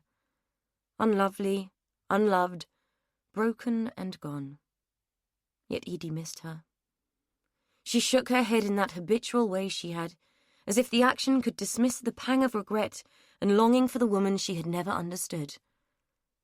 What kind of insanity was it, to miss a woman who blamed you, her unborn child, for the absence of her husband? Edie's mother had always rationalized that if he had left, it must be because he hadn't wanted Edie. And who had ever wanted Edie? Not even her own son, if their relationship were to come under scrutiny. Edie seemed to have that effect on people, the ability to alienate them by her mere existence. Only Rose seemed to need her, and even that seemed as if it was just to do the dirty work. Clearing this house was certainly dirty work, both literally and metaphorically. Dolly's life could be quantified by the layers of dirt and detritus, an existence marked by neglect and a magpie-like hoarding of things. And boy, had Dolly hoarded things. The wardrobes were like a voyage of discovery, a life lived through objects. In the bottom of one, Edie even found a box full of baby clothes, crisp and fragile with age.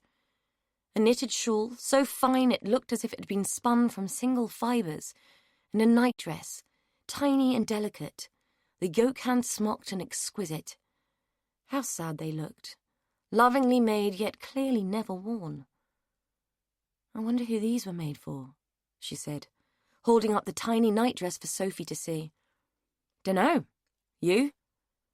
Edie looked at the little garment. Maybe. It seemed likely. No other children had been born. It would be typical of her mother to have turned down such a gift. She would not have wanted anything from Dolly, and had even resented the fact that her sister-in-law had cared for her children when she couldn't. Shame, it seemed, was a powerful motivator for bad behaviour. She should know. It had motivated most of her own. With another shake of her head and a sigh, she consigned the baby clothes to a rubbish bag and moved on. Chapter 11. While Edie took an early evening bath in readiness for her dinner date with Sam, Sophie took the opportunity to slip out of the house and across the square to visit Matt. The wig blocks had been bothering her. Though Edie hadn't attached any significance to the names, Sophie had, and the knowledge that Dolly must have become obsessed with the murder victims had been bothering her all day. She'd been hard-pressed not to blurt everything out to Edie as soon as she'd spotted them, and had been sitting on her horror and revulsion for hours. This time, she didn't climb through the window, though in the time it took for Matt to answer, it might have been quicker if she had. "Bloody hell, mate, you took your time," she complained, noticing the dribble of blood above his lip and the smear of soap near his ear. His shirt was buttoned up all wrong too. "Sorry to interrupt, like, but you've got your chance to get in the house tonight. Edie's going out with that cretin from next door." She noticed a smile start to tilt the corners of his mouth. "What's so funny?" "You calling Sam Campion a cretin. It amuses me." Sophie scowled at him. "Well, he is. So, she's going out at 8. I'll put the front bedroom light on when she's gone so you'll know it's all right to come over. But come round the back, otherwise old Mother Cretin will see you. I could just give you my mobile number and you can text me. There's a difference between being discreet and resorting to cloaks and daggers." Sophie treated him to her best, most practiced look of utter contempt. "Most days I don't even have enough money to eat, bud, let alone own a mobile bloody phone." Matt sighed. "Okay, I'll wait until you turn the light on." Sophie nodded. "Good. There's something you're going to want to see." She turned on her heel and left him standing in the doorway, his question not even half asked. It wasn't often that Sophie found herself in a position of power, and as it went, this wasn't much, but she was going to enjoy it while she could. Once she was out of his sight, she slowed her pace and ambled across the street to the garden in the middle of the square. She knew a fraction of a second before that something was about to happen. A creeping sensation. That feeling on the back of your neck that someone is far too close and that their intentions aren't good. She could smell his breath, curling and sour as it crept round her neck while he grabbed her hair, hauling her head back and wrenching the breath from her lungs with the shock and pain of it. "I fucking told you to get off the square and fucking stay off, you stinking little cunt." He twisted her hair in his hands so that it pulled at the skin around her eyes and made them water. "What's it to you what I do, Jono? I'm not fucking bothering anyone." "You're bothering me, and if I see your fucking ugly face here again, I'll fucking cut it off." She knew he was capable of it. She'd seen his handiwork on one of the girls who had tried to stand up to him. The girl was drug-addled and scarred now, fit for nothing except turning tricks for the lowest of the low, and grovelling for mercy and her next bag of smack from Jono. "I don't have anywhere else to go." She didn't know why she'd even bothered saying it. He wasn't a man who had a conscience he could battle with. "Like I give a flying fuck," he confirmed, yanking down on her hair so abruptly that she felt the bones in her neck crunch. "When I tell you to go, you go. Got it?" Sophie could neither nod nor speak at that point. Any movement at all felt like too much of a risk. He could break her neck and no one would give a shit. "John Butler, what the hell do you think you're doing? Let go!" Sophie recognized Lena's voice, and for the first time ever thanked God for the appearance of the interfering old woman. Jono's grip slackened slightly, but he didn't let go. "It's none of your business, Mrs. Campion," he said, his voice tight with the effort of controlling his temper, or so it seemed to Sophie. "I beg to differ, boy. What goes on in this square is every bit my business, as you well know. Let go of the girl, or I'll have to call my son." Sophie sensed his hesitation. He tightened his grip in defiance, then seemed to think better of it. He let go and pushed her away from him so violently that she stumbled forward and would have gone headlong onto her face had it not been for a park bench breaking her fall. She turned to the woman who had literally saved her neck. "Go home," Lena said. Sophie went to speak, but Lena gave her a look. "I said go home." There were certain tones of voice that Sophie had learned not to ignore, and it seemed that Lena had mastered them. Without hesitation, she started to walk. Her instinct was to run, but she was damned if she was going to give in to it. The day she agreed to run because she had been told to would be the day she lost the battle for good. As she walked, fully aware of the fact that Jono was scathing her back with his most venomous stare, she contemplated how easily he had given up his control to the old woman. Lena had threatened him with Sam, the man who was climbing out of his car in front of Edie's house, as if conjured there by Sophie's thoughts. "Well, well, well. You learn something new every day," she muttered to herself, as she skirted him and made her way to the alley at the back of the houses. Edie had already gone by the time she got back to the house, leaving Sophie alone and shaken by the encounter in the square. Jono was a thug and a bastard, and he treated everyone as if they were objects which either existed to serve him or provide him with psychopathic entertainment. It was nothing new to Sophie.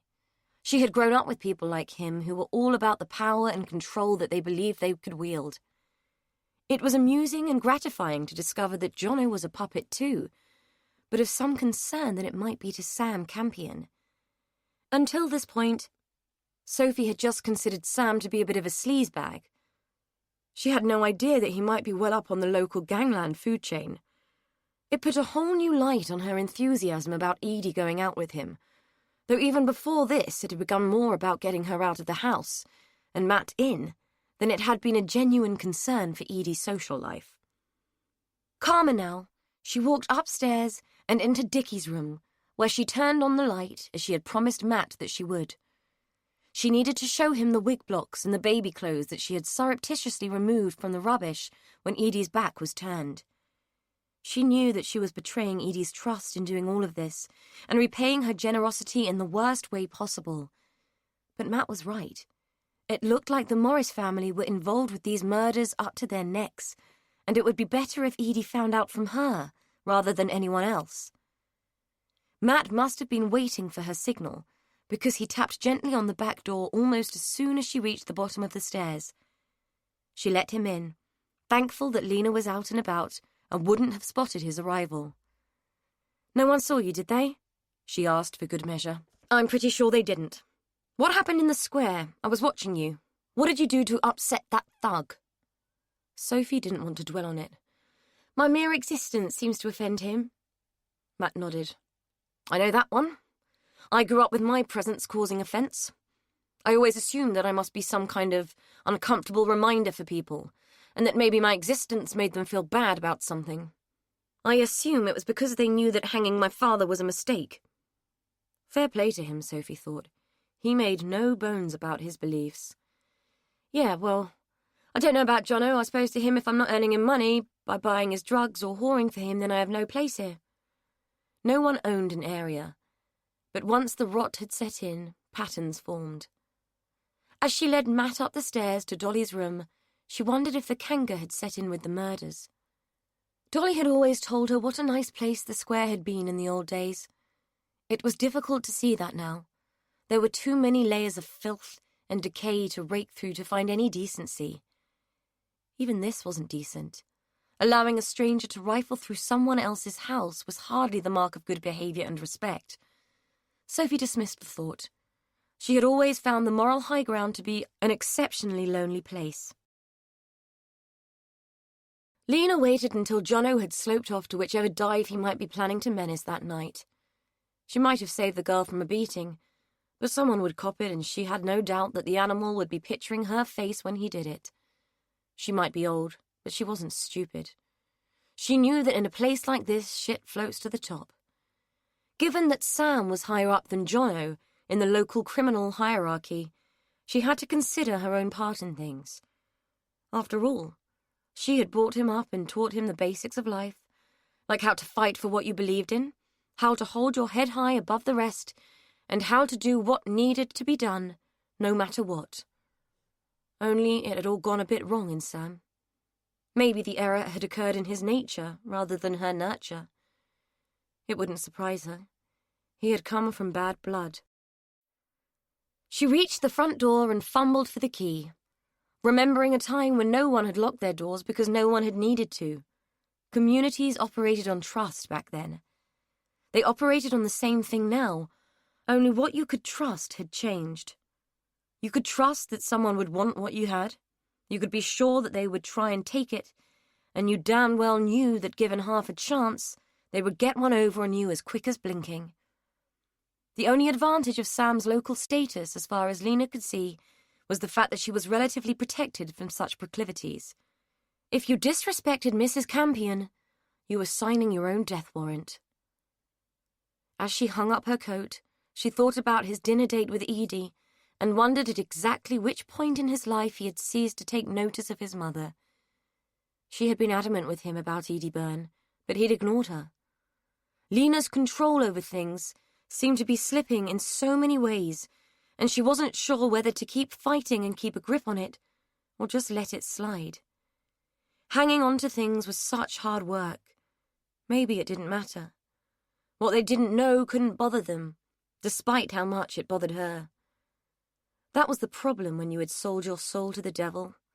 The small print always got neglected and came back to bite you in the backside when you least expected it.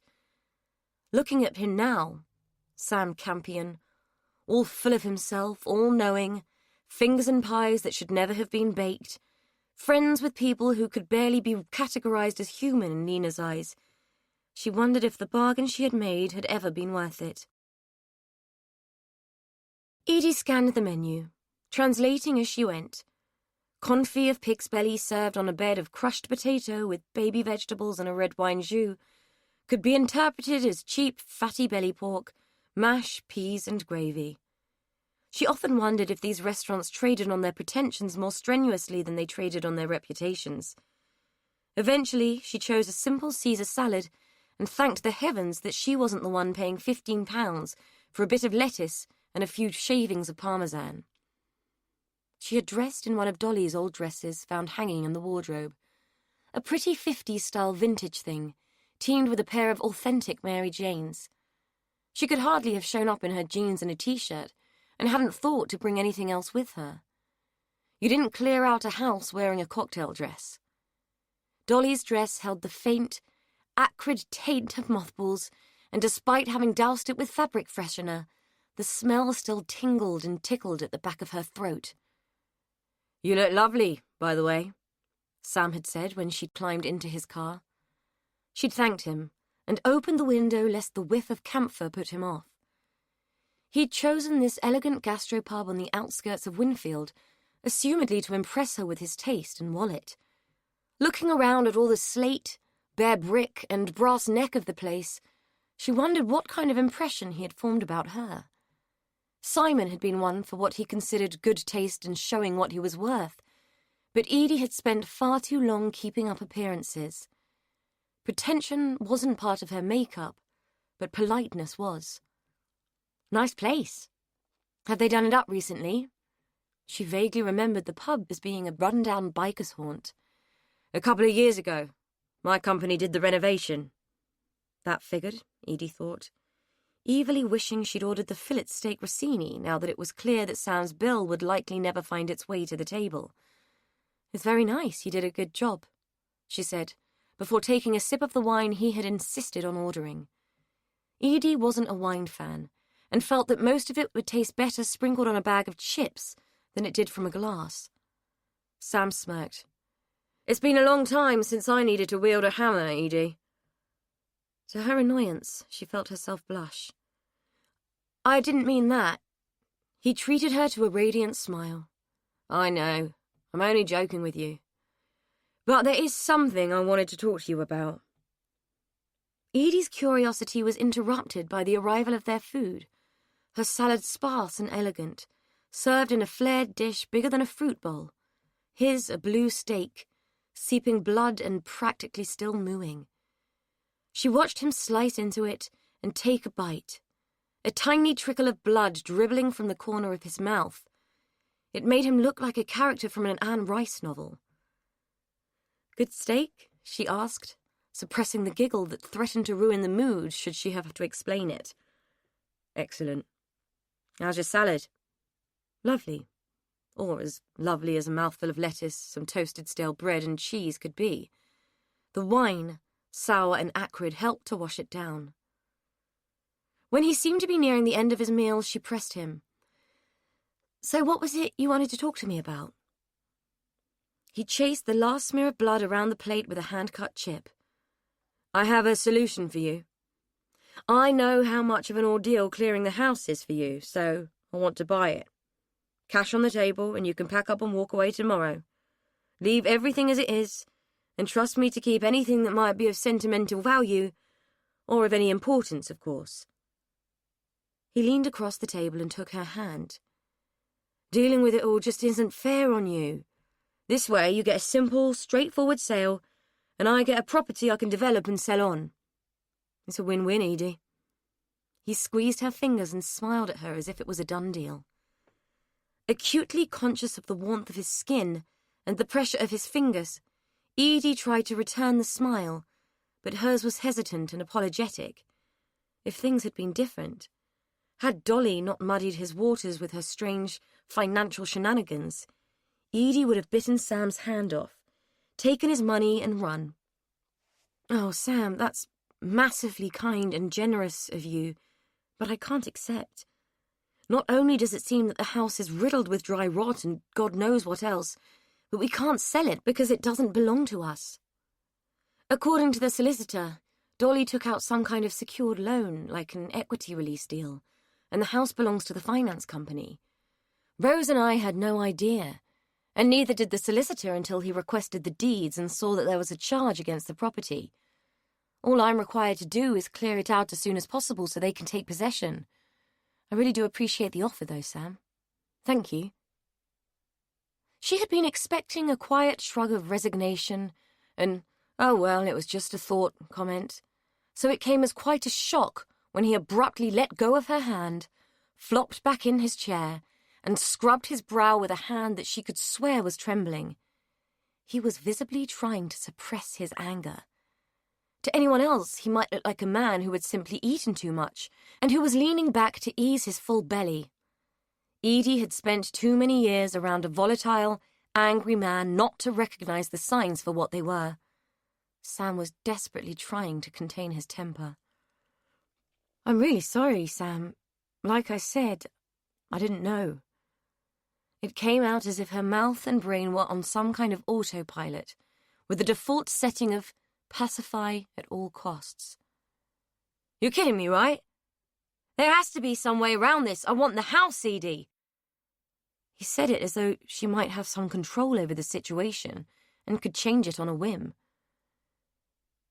She was about to reply, to reiterate the situation when his phone rang, the ringtone whining out of his pocket in an irritating spurt of synthesized sound. He reached for it, looked at the screen and frowned. "I have to take this."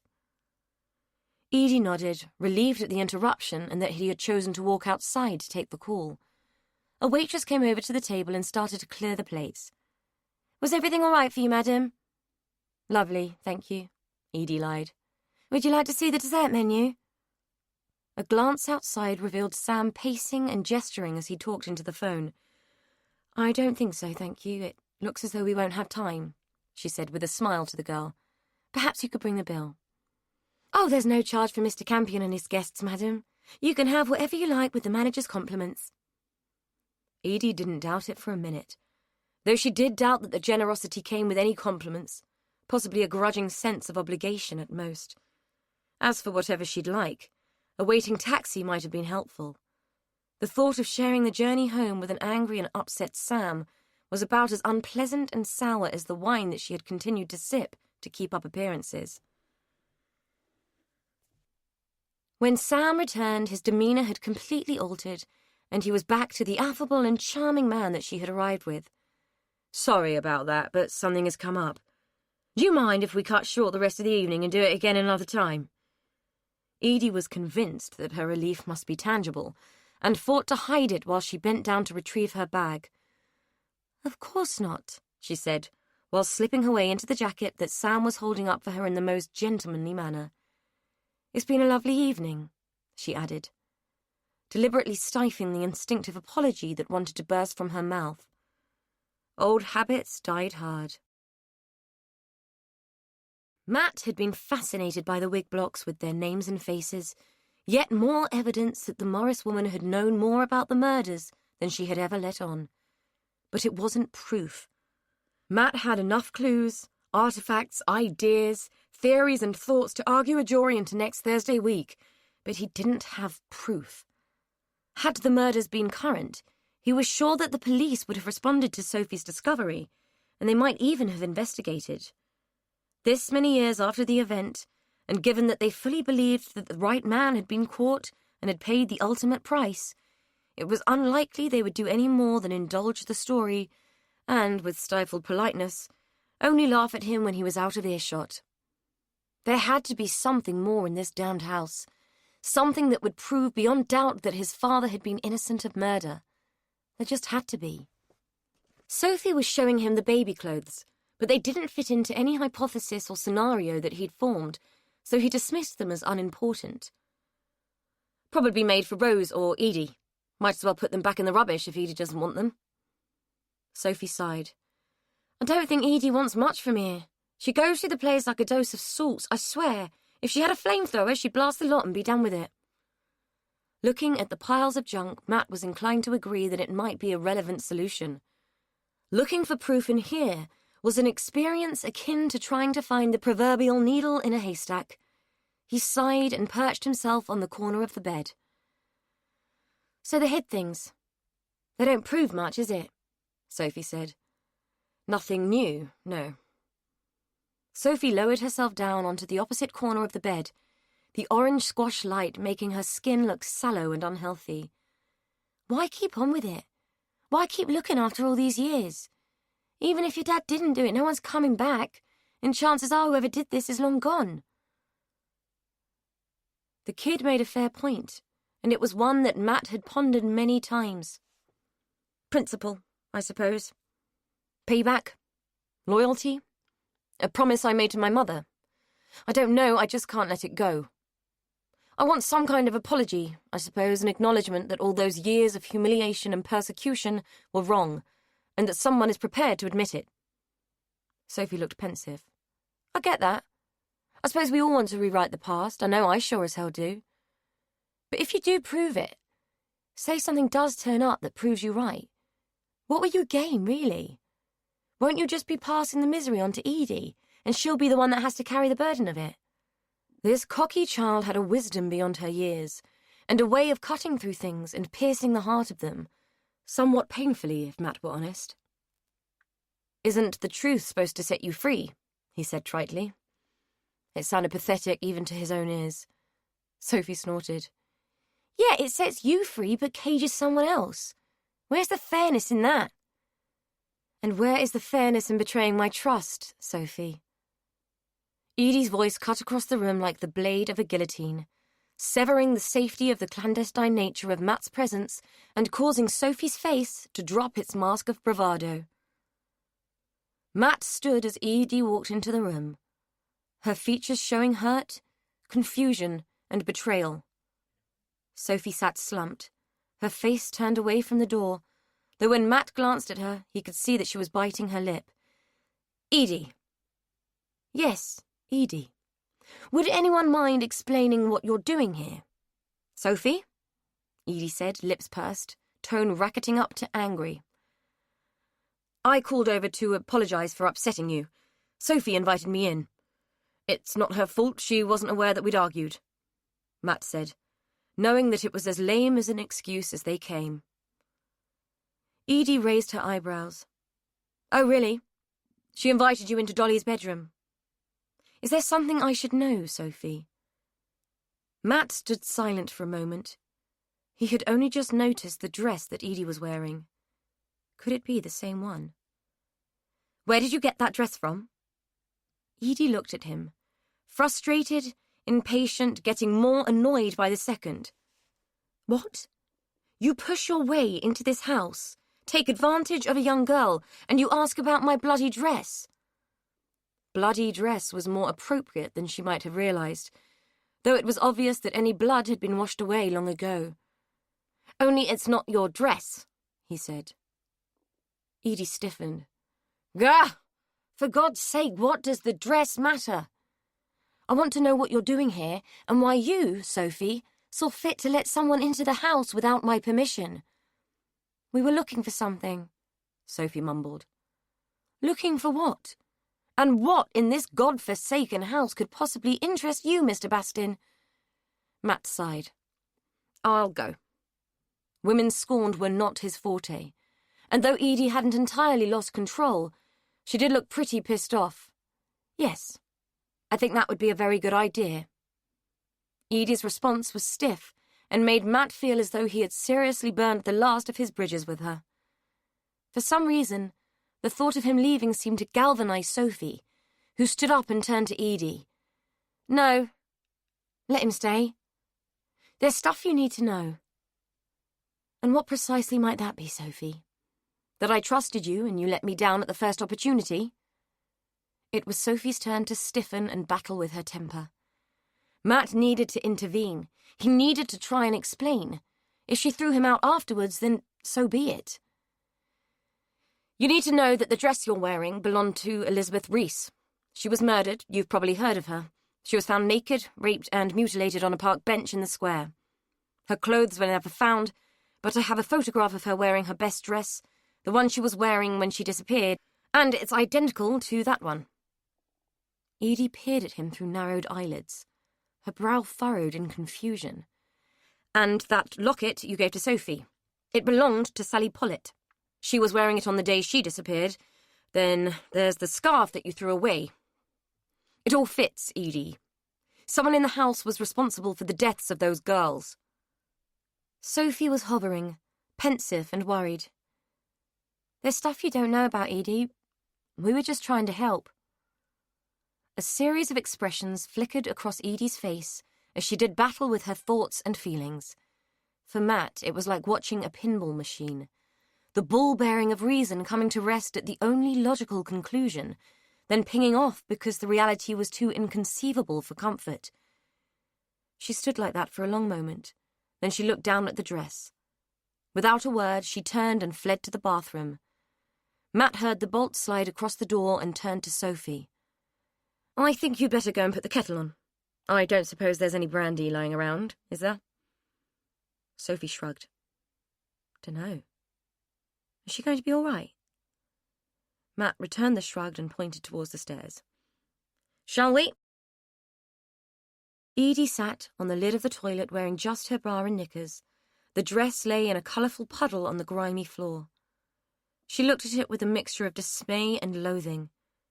It couldn't be right. It just couldn't be. If her family had been involved in those murders, the police would have known. They would have worked it out and investigated. They did all of those things and caught the culprit. It was clear that Matt Bastin wanted it not to have been his father, but it had been. Dresses were dresses. Chances are Dolly had just bought the same one from a market stall or a local shop. Matt Bastin was barking up the wrong tree and causing a lot of upset because of it. Sure, she understood. Who wouldn't want to distance themselves from that kind of family history? She knew for a fact that his life hadn't been easy because of what his father had done. But trying to pass the parcel of blame to someone else was just pathetic and unfair. Deeply unfair. Who on earth did he think had done it? Dolly had been a sweet, eccentric, gentle soul, obsessed with her wigs. It was clear that she'd had her magpie tendencies, lining her nest with whatever kit she could lay her hands on, but they were hardly the signs of a murderous soul. Perhaps he thought it had been Dickie, an even quieter soul than his sister, and only happy on his own, away from others and making his little mechanical toys. From what Edie could remember of her, Beatty had been a stoic, withdrawn and harsh woman, God-fearing, resolute, and the least likely mass murderer Edie could bring to mind. The whole thing was ridiculous. Matt had just picked a scapegoat and had moulded things to fit. A dress proved nothing. Neither did a locket, or a scarf for that matter. All of those things were 10 a penny. She prodded the dress with her foot and bent to pick it up, as if handling the fabric might yield some truth by means of psychometry. She put it to her face and breathed in. It smelt of age, camphor, and fabric conditioner. She had stripped it off so quickly it was still inside out, the neatly finished seams holding their colour where the other fabric had not. They were hand-finished, turned and stitched into a precise and meticulous hand by someone who had taken pride in their work.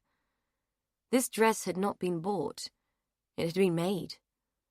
The hem was held up with tiny, almost invisible stitches. The buttonholes were exquisitely done all by hand. It was unique. A one-off. The realization of it forced Edie to fling it away from her and wipe her face on the still damp flannel that lay on the edge of the bath, as if the gesture could erase the contact with the fabric. As the dress fell, she spotted the yoke. Where the label would be in a shop-bought dress, there were 2 carefully embroidered initials. E.R. Edie's world seemed to lurch to the side. She felt dizzy and disorientated, as if everything she knew had shifted position and looked ugly and unfamiliar in its new place. The wine she had drunk with Sam roiled in her stomach, meshing with the watery salad and announcing its re-arrival with a painful, unstoppable yaw of retching. Sophie hovered on the landing. She had been about to tap on the bathroom door when she heard the retching. "Edie? You okay?" It was a stupid question. Of course she wasn't okay. Who would be? "I've made some tea. Are you coming down?" There was silence from the bathroom. Instinct and good sense told Sophie to leave well alone and beat a retreat. Matt had gone out to the shop. Spirit-wise, all they had found was a crusted bottle of syrupy creme de menthe and some rather dubious-looking advocat. Sophie figured that drinking either would cause more shock than it cured. When she got back to the kitchen, he was back and sloshing cheap whiskey into Edie's tea. "How is she?" he asked. Sophie shrugged and pulled a face. "Dunno. She won't answer me." They both raised their eyes to the ceiling at the noise of the bathroom door creaking open and Edie's soft footsteps on the landing. A few seconds later, she arrived in the kitchen wearing her old favourite jeans and t-shirt and carrying the dress. She looked pale and worn. She threw the balled-up dress on the table and took the mug that Matt was holding out to her. She sipped the tea and winced. "Jesus, that's bloody awful. What did you do? Pee in it for good measure?" Sophie stifled a laugh. "Whiskey, for shock," she said, receiving a scathing look for her trouble. Edie sat down on one of the rickety kitchen chairs, leaned back, folded her arms and looked at them, each in turn as if she was weighing up which planet they had both just beamed down from. "I think an explanation is in order, don't you?" Sophie looked at Matt, who returned her stare. "Well, go on. This is your baby. You tell her," Sophie said. Chapter 12.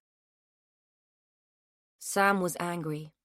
He didn't know whether it was with his own stupidity and overconfidence, or with Edie and her good-as-gold obstinacy. All he knew was that he was livid, and someone would have to pay. It hadn't helped when he'd slammed into number 15, only to be faced with his mother whelping on about Jono getting too big for his boots and throwing his weight about. What did Sam care? Jono was just hired muscle, as thick as 2 short planks. Sam rarely gave him a second thought, and cared even less what he did. As long as the man did his job, kept the girls in line, and paid what he owed, Sam was happy.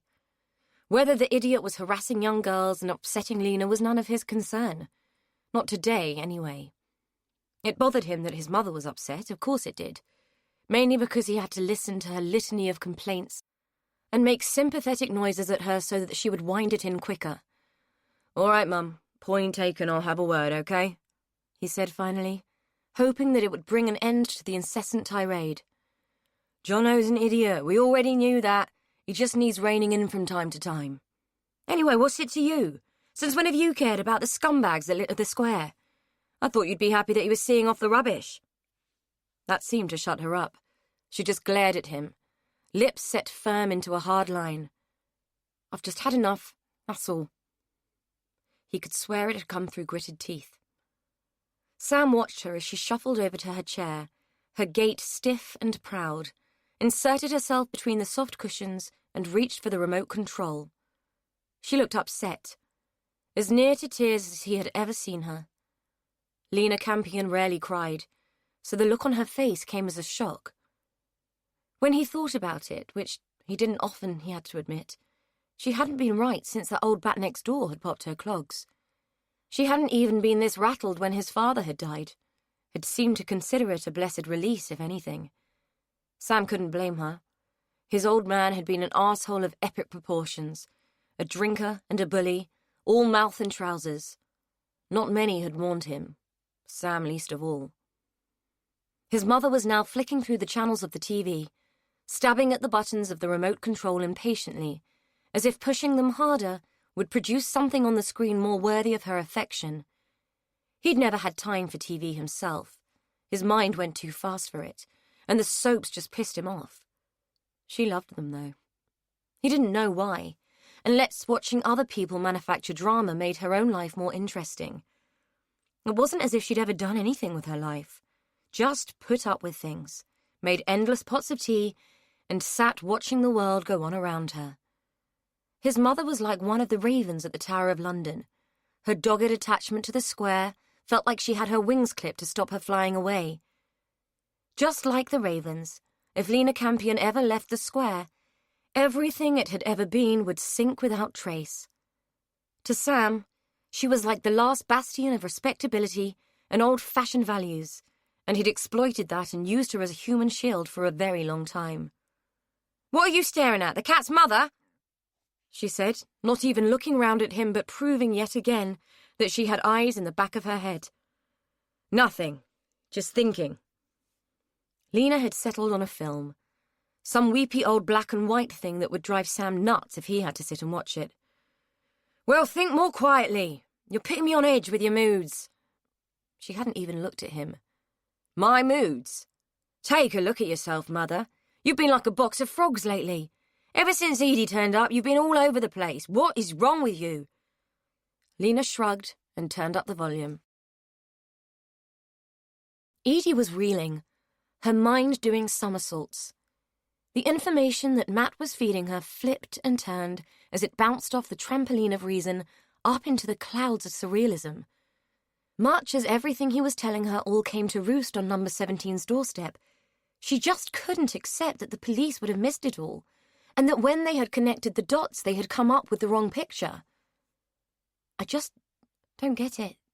I accept what you're telling me, Matt, and yes, if what you say is true, everything points towards this house, but why didn't the police pick up on it? Surely they weren't that incompetent." Matt snorted. "You'd be surprised. For instance, as recently as the West case, they were getting things wrong. They'd had several reports of attacks on women and allegations of child abuse levelled at the family. Yet look what happened there. We're talking about the 50s and 60s in this case. They got a lot wrong. They hung Timothy Evans for killing his wife and child, never once suspecting Christie. Even when they found the bodies in the outhouse, they were completely oblivious to the fact that the garden fence was being propped up with a human femur." Edie shuddered and closed her eyes. "Okay. So let's say they got this wrong too. Who are you pointing the finger at, Matt? Beatty? Dolly? Dickie?" It was Matt's turn to look away. He was fumbling with the lid on the bottle of whiskey, as if he was about to unscrew it and take a slug of Dutch courage. "No, not them, though I do think Beatty is the link." "If not them, then who? And what do you mean Beatty is the link?" Matt hesitated, unscrewed the lid on the bottle and did take a swig, wincing as the heat of the spirit hit his gullet. "Your father." Edie laughed. She couldn't help it. The idea was ludicrous. "My father? Are you serious? My father walked out on my pregnant mother, never to be seen again. He was a weak, gutless coward." "Exactly. He was never seen again. There is no trace of him, Edie, and believe me, I've looked." "Well, he was hardly likely to keep his own name. Besides, I've always believed that he went abroad." "Who told you that?" Edie had to think about it. She didn't know exactly. It was just something that she'd always believed and never questioned. "I don't know, he just did." "Well, if he did, there's no record of it. No passenger manifests, no ticket records, nothing. I've been looking into this for a lot of years, Edie. If there was something to find, I'd have found it, believe me." She did. By the sound of it, he'd left no stone unturned in his mission to prove his own father's innocence. "So is that the purpose of inveigling yourself here? So that you could root around and prove your theory?" He had the good grace to look sheepish, but she got no satisfaction from his guilt. "Knock yourself out, Matt. Search away. If you can find a trace of my father here, I'd be glad to know," she said, her tone sour and weary.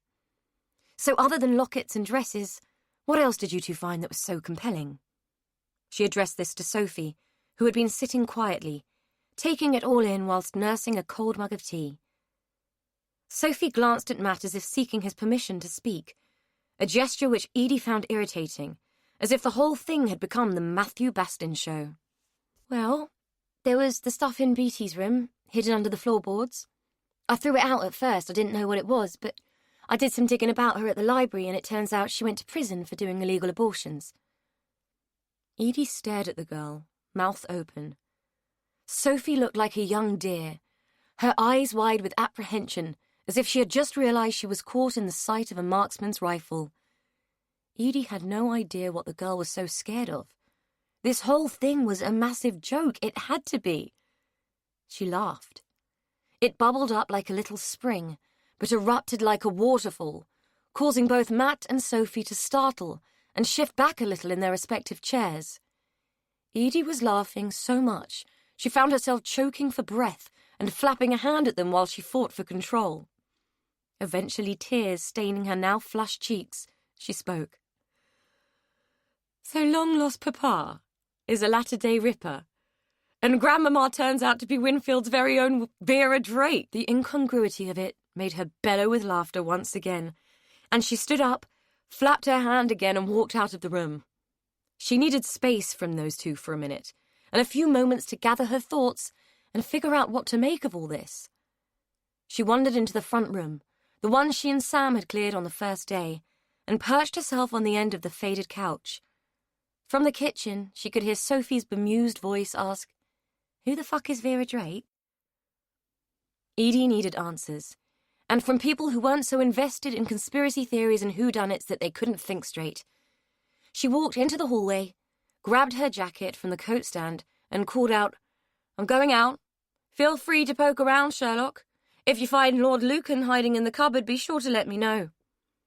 With that, she opened the front door and slammed it behind her. Lena sat, mindlessly staring at the screen, paying no attention whatsoever to the moving figures or what drama might be unfolding. Sam had gone, thank God.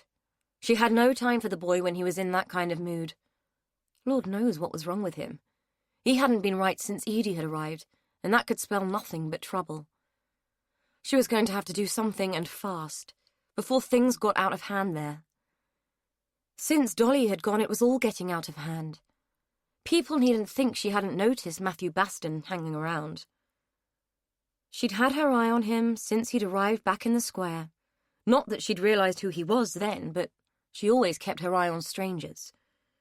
She'd often wondered what had happened to him, but now he was back, she had some nostalgia for the question. While he was away, the comfort of wondering had been far better than the worry of what he might find out now that he was prowling around, poking his nose in. Number 17's door slamming snapped her out of her musings. The almost immediate knock on her own made her frown and lurch to her feet, the remote control tumbling from her lap as she stood, losing its battery cover in the process. "Sod it," Lena muttered. She bent to pick it up, yelling, all right, I'm coming," to whoever was banging on the door. She had been expecting Edie. She had been expecting Edie for some time, pretty much since the first box of junk had made its way through the front door and onto the pavement. She already had her answers square in her mind, and they hinged on the fact that in the past, times had been hard, people had done what they needed to do to get by. Everyone had, and though it wasn't an excuse, it was a reason. As she made her way to the front door, she hoped she'd be able to make Edie understand that. The wall of flesh that met her on the step was not Edie. Neither was the effete-looking man that stood beside the man-mountain. The effete man stepped through the doorway without invitation, gesturing for the giant to follow. "Mrs. Campion, how lovely to meet you at last. I'm looking for your son, is he in?" Lena heard the words and looked at the mouth, with its row of tiny, perfectly whitened teeth. She knew who the man was. Everyone knew who he was, and even though she had never met him before, and might have walked past him in the street without giving him a first glance, let alone a second, the fact that he was accompanied by 6'7" of solid muscle and bone, all rolled up into something that resembled a man, acted like a calling card. Alan Pascoe had arrived. Lena knew the type. They never did their own dirty work, and the fact that Pascoe had left his ivory tower to come in search of Sam spelled trouble. As if Lena didn't have enough of that to deal with already. The hired muscle was glowering at her, trying his best to maximize his intimidation tactics. It didn't wash with Lena, and she scowled back. Sam left about half an hour ago. I assume he went home. I'm his mother, not his keeper. It was time for a bit of levelling. She needed to let Pascoe know that he didn't intimidate her. Speaking of mothers, I remember yours. Bit of a tart, as I recall, never did let on who your father was. Always claimed she was attacked and that you were the result. She said it with a sneer, designed to cut him to the quick. Pascoe didn't flinch. Yeah, she knew you too. I'm a bastard by name and bastard by nature, Mrs. Campion, much like your son. Do let him know I'm looking out for him, won't you? There's a matter of mutual interest which we need to discuss. Lena folded her arms over her chest and spread her feet wide in a gesture of both defiance and defence. She'd be damned if she was going to let this little man know that his words had stung. Mutual interest? That's an interesting way of putting things. I'll tell him when I see him. Pascoe smiled at her, his mouth pleasant and benign, his eyes gunmetal grey and calculating. Make sure you do, Mrs. Campion. Time is running out and we don't want to avoid any discord. We don't relish discord, do we, Stefan? He directed the question to his monolithic sidekick, who, like the walking cliché that he was, stared at Lena and said, No, Mr. Pascoe, we do not. Lena would have laughed in the old days, told him to do his worst, but the air of quiet menace wasn't lost on her, and she didn't have the energy to argue with this silly yet dangerous little man and his personal giant. Then I'll do my utmost to make sure there isn't any. Now, if you don't mind, I was about to lock up for the night. Of course, Mrs. Campion. Don't let us hold you up. And you can't be too careful in a place like this. Make sure you double-check those locks, won't you? I'd hate to get news that something untoward had happened. Pascoe's insinuation had reached the boundary of Lena's tolerance. Oh, I will. Don't you worry about me. I've been looking after myself and what's mine for a very long time. Most likely since before you were in short trousers, young man. Pascoe raised his neat, thin eyebrows and with a twist of his mouth accepted her touche. Indeed, I shall bear that in mind. But things change, Mrs. Campion. Life isn't what it once was, I'm afraid. Let's take that girl of your niece's, Georgia, is it? Runs about the square without a care in the world. I'd hate to see her fall in with the wrong crowd and find herself in trouble. It would be a terrible shame. Lena grit her teeth and ground them before replying. Your point had been taken, Mr. Pascoe. No need to repeat yourself. I may be old, but I'm not stupid. Glad to hear it, Mrs. Campion, he said slowly, a smile of satisfaction sliding across his effeminate little mouth. Stefan, the door. I have the impression that Mrs. Campion would like to be left in peace. Lena looked away from him. He'd got that right, but peace seemed to be in short supply these days. Pascoe might think he had the upper hand, but she'd pull the plug on the lot of them if they kept pushing. As she saw it, she was of an age where there wasn't much to lose, well, not for her anyway. She stood in the open doorway, arms still folded across her chest, a look of stoic resignation tinged with resentment set on her face. She watched them get into their car and drive away, and she stayed watching until they were long gone. The square was always quiet when Pascoe turned up. All the vermin scuttled back to their bolt holes when he was around. The man was like a human curfew. He traded on fear and intimidation as if they were social niceties, and relished his little bit of power with the gleeful ebullience of a child. Lena resented it. You had to earn that kind of influence, not create it with bully boy tactics and revenge. She had spent a lifetime earning that kind of deference, when all she'd needed to do was pay a thug and demand it. Perhaps she'd got it wrong all these years. Or maybe Pascoe had. He clearly had no idea of the lengths that she had been prepared to go to, or the things that she'd done to secure her position. He had no idea at all. Chapter 13. Edie recognized the huge man at once. He was the same creature she had spied talking to Sam that day, but she had no idea who the skinny little guy was, or why they were paying Lena a visit at this time of night. She'd been about to do the same, knock on the old lady's door and demand answers. But when she had slammed out of number 17, the sound had broken her mood and made her stop in her tracks. If Lena knew anything, the truth would have been common knowledge. Matt wouldn't be skulking around playing sniffer dogs, because there would have been no need. Lena Campion was a bastion of respectability. If she had ever suspected her neighbours of anything nefarious, she would have spoken out. Edie was sure of it. Instead of badgering Lena for answers she was convinced the old lady didn't have, Edie had walked into the garden in the middle of the square and had slowly paced the perimeter path, trying to make sense of all that she had found out that evening and wondering why Lena was being visited by the giant. It seemed that Sam had some rather dubious friends. After 2 laps of the garden, she found a bench, still structurally intact, but one arm of it scorched by fire as a result of a particularly determined vandal. The bench had a small brass plaque attached in loving memory of someone or other. Edie couldn't tell who. Not only was it getting too dark to see, the name had been gouged out with something sharp so that it could no longer be read. It seemed symbolic somehow. In this place, the memories of what had gone before were being systemically obliterated by the unrelenting efforts of the square's new residents. "Sad state of affairs, isn't it?"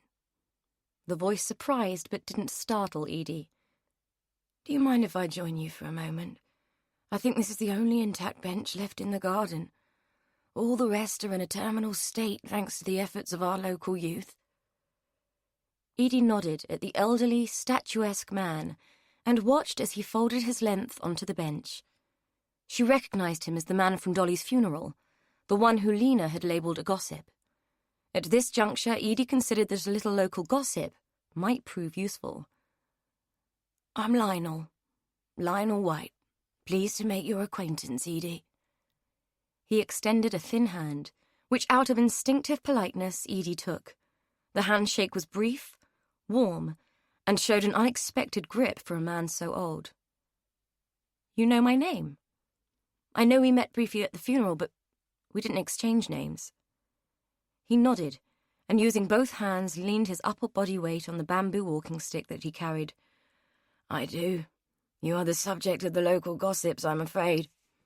The ladies at the lunch club were full of Dolly's funeral and the reappearance of the long-lost niece, and you're too young to be Rose. There are worse things to be notorious for in this neck of the woods." He said it with a chuckle, pointing across the square to where a car had just slowed by the curb so that a scantily clad, stick-thin girl could ply her trade through its open window. Edie followed his gaze. When did it get so bad? I don't remember this square being this, squalid. Lionel returned his hand to the top of the stick and gently rocked it back and forth in a silent rhythm that seemed to denote some internal symphony that was playing out for him beyond his consciousness. "Have you ever cut open an onion, only to find that, though the outer layers feel firm and fresh, some of the inner layers have started to rot? I think this place is much like that. It started to decompose from the inside a long time ago. It only takes one bad apple to infect the barrel." Edie smiled. There was nothing like a good fruit and veg analogy to get a conversation flowing. "Have you lived here long, Lionel?" It was Lionel's turn to smile. "Longer than I care to remember, which is far too long for anyone to have to think about. I did spend a few years away, but home is always where the heart is." Edie was surprised that she didn't remember him. She thought she knew all of the old neighbours. "You must have known my family then, and Mrs. Campion from next door." "Oh, yes, I knew them well. Your uncle was a great friend of mine when we were young, and yes, I know Lena, but she chooses not to know me. We haven't spoken for 60 years or more." "Oh." Edie was surprised. She imagined that these two stalwarts of the square would have clung together, being creatures of increasing rarity. She was gratified to hear that he had known her uncle, and that at least someone had been a friend to poor Dickie. Now, you want to know why, don't you? I should have learnt by now not to sow so many seeds of curiosity in the young. Answering for the past is always somewhat tarnished by the application of retrospect. It rather dulls the facts, I find. Suffice it to say that our mothers did not get on. Mine was something of a God-fearing woman, and Lena's was not. But times were hard then, and I suppose people did what they felt necessary to get by. Anyway, there was a feud, and it has perpetuated. I'm beginning to think that the history of this square is a lot darker than any of us thought, if certain people are to be believed, Edie said, thinking of Matt and his tale of terror. Lionel paused in his rocking, the stick perfectly perpendicular to the ground. Is that so? What makes you think that? Do you know Matthew Bastin? Edie asked, figuring she might as well talk this through with a stranger. Maybe someone removed from the situation would have some kind of perspective that might settle the matter for her. I know of him, of course. It would be hard to live on this square for all these years and not know the name Bastin. Well, he's sitting in the kitchen of number 17 as we speak, and has been trying to convince me of his father's innocence and my family's guilt. It's rather hard to stomach, to be honest. Something sparked behind the old man's eyes, and he turned to fully face her. Really? How intriguing. What's made him so convinced of that? Edie sighed and told the old man about Matt's evidence. As she talked, his eyebrows seemed to rise higher and higher, and a look of amusement was accompanied by a wry smile. All very interesting, and I suppose, as hypotheses go, it's feasible, but even if it were true, it won't unhang his father. What do you think he hopes to achieve? Edie shrugged. Some kind of vindication, I suppose. I can understand that, but I didn't come here to have my family history rewritten, especially in ways that will make them go down as the ones that got away. I just want to clear the house and move on. Lionel nodded. I'm sure you do, but unfortunately once said, once a thought is inserted, it's rather difficult to shake off, I'm afraid. There will be no moving on until this is settled. Edie agreed. A worm of misery had begun wriggling in her gut and was making its presence felt. She had enough of her own past to put to bed in a bid to move on without this. I know, Lionel said, with a tap of his stick on the floor. You should visit me for a cup of tea tomorrow morning. I'd invite you now, but I'm a creature of habit, I'm afraid, and my evenings are taken up with my boring little routines. We'll get the albums out and revisit the history of the square, see if we can't put this tale of woe to bed. I took rather an interest myself years ago, and I have a file of all the cuttings from the paper. Why don't we see what we can piece together to put your mind at rest? Edie had decided that she rather liked this old man. His quirky indifference to the matter was quite refreshing, yet his willingness to help her was endearing. I'd like that, thank you. He stood, using the cane as leverage while he hauled his long, thin frame up from the bench. Then I shall see you tomorrow morning, 10:30. I live at number 27, ground floor flat. Don't be late. I am a creature of habit, remember, and I abhor tardiness. Edie nodded her agreement and bid him goodbye. She watched as he walked away, along the path and out of the garden, and noticed him raise his cane and salute to a car which had stopped to allow him to cross the road. Once he was out of sight, she contemplated going back to the house and facing Matt and Sophie. She ought to feel more angry and more shocked that Sophie had betrayed her trust, and more indignant about Matt's accusations. Sometimes she thought she had lost the capacity to feel at all. Even when words of objection came out of her mouth, they seemed to come of their own volition, no depth of feeling powering their path. The last time she had discussed this numbness, she had been told that she was probably suffering from depression and ought to go to the doctors and get some Prozac. If the person concerned had known what that meant to someone like Edie, a woman who had been weaned on the effects of mental illness, they might not have been so flippant. All those years of living with her mother's fragile mental state had made Edie fear a diagnosis more than she feared her own feelings, or the lack of them. None was good. None was safe, and it didn't need a label or a pill to cure it. As she walked back to number 17, she felt a thrill of disgust for herself. What kind of woman wasn't horrified by the implication that her father had been a murderer? The kind of woman who saw the insinuation as just another thing to deal with, another unpleasant item to be disposed of and ticked off the list before she could move on. If she felt anything at all, it was frustration that Sophie and Matt had unwittingly put another obstacle in her way. On her approach to the front door, she quietly ignored the voice in her mind that was asking the pointed question. So you want to move on. You want the path to be clear, but what are you moving on to, Edie Byrne? As the front door slammed shut behind an indignant Edie, Sophie and Matt exchanged glances. The big revelation had not gone well, and Sophie hadn't expected it to. She hadn't expected to get caught red-handed either, and was surprised at how bad she felt for letting Edie down.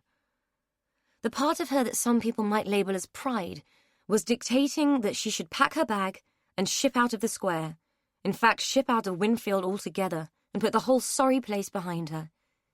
The run-in with Jono and the thing with Edie were two good reasons to do just that, except she had nowhere to go, and no money to get there. She thought about going home, back to her mother's place, then thought again. She would rather face Edie's disgust and disappointment than contemplate going back there. In fact, she would rather go back to sleeping in doorways and begging than go back to a place that could only loosely be termed as a home. She looked at Matt. It was all his fault, really. Except it wasn't, it was hers. If she hadn't been such a nosy little mare and gone snooping like she had, Edie would be none the wiser. Still, it didn't matter whose fault it was. Well, I hope you don't mind Lodger's, mate, because if she kicks me out, you're going to have to put me up, she said to him. Matt peered at her across the table and took another slug of the cheap whiskey. She won't kick you out. She is not that type. Oh, you know that for a fact, do you? On account that you and her are such great pals, I suppose, she said, aware that it came out as a sulky, snide comment unlikely to win his sympathy. Matt leaned over the table.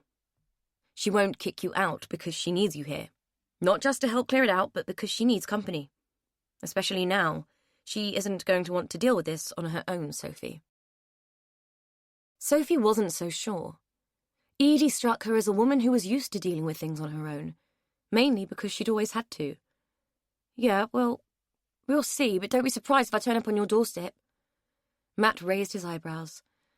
Well, if I'm not home, you can always break in and help yourself, I suppose. Sophie scowled at him. I will if I have to.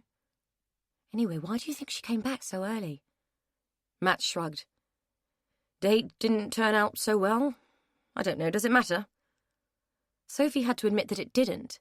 She wasn't particularly keen on Sam, even more so now that it was obvious he had influence over the likes of Jono.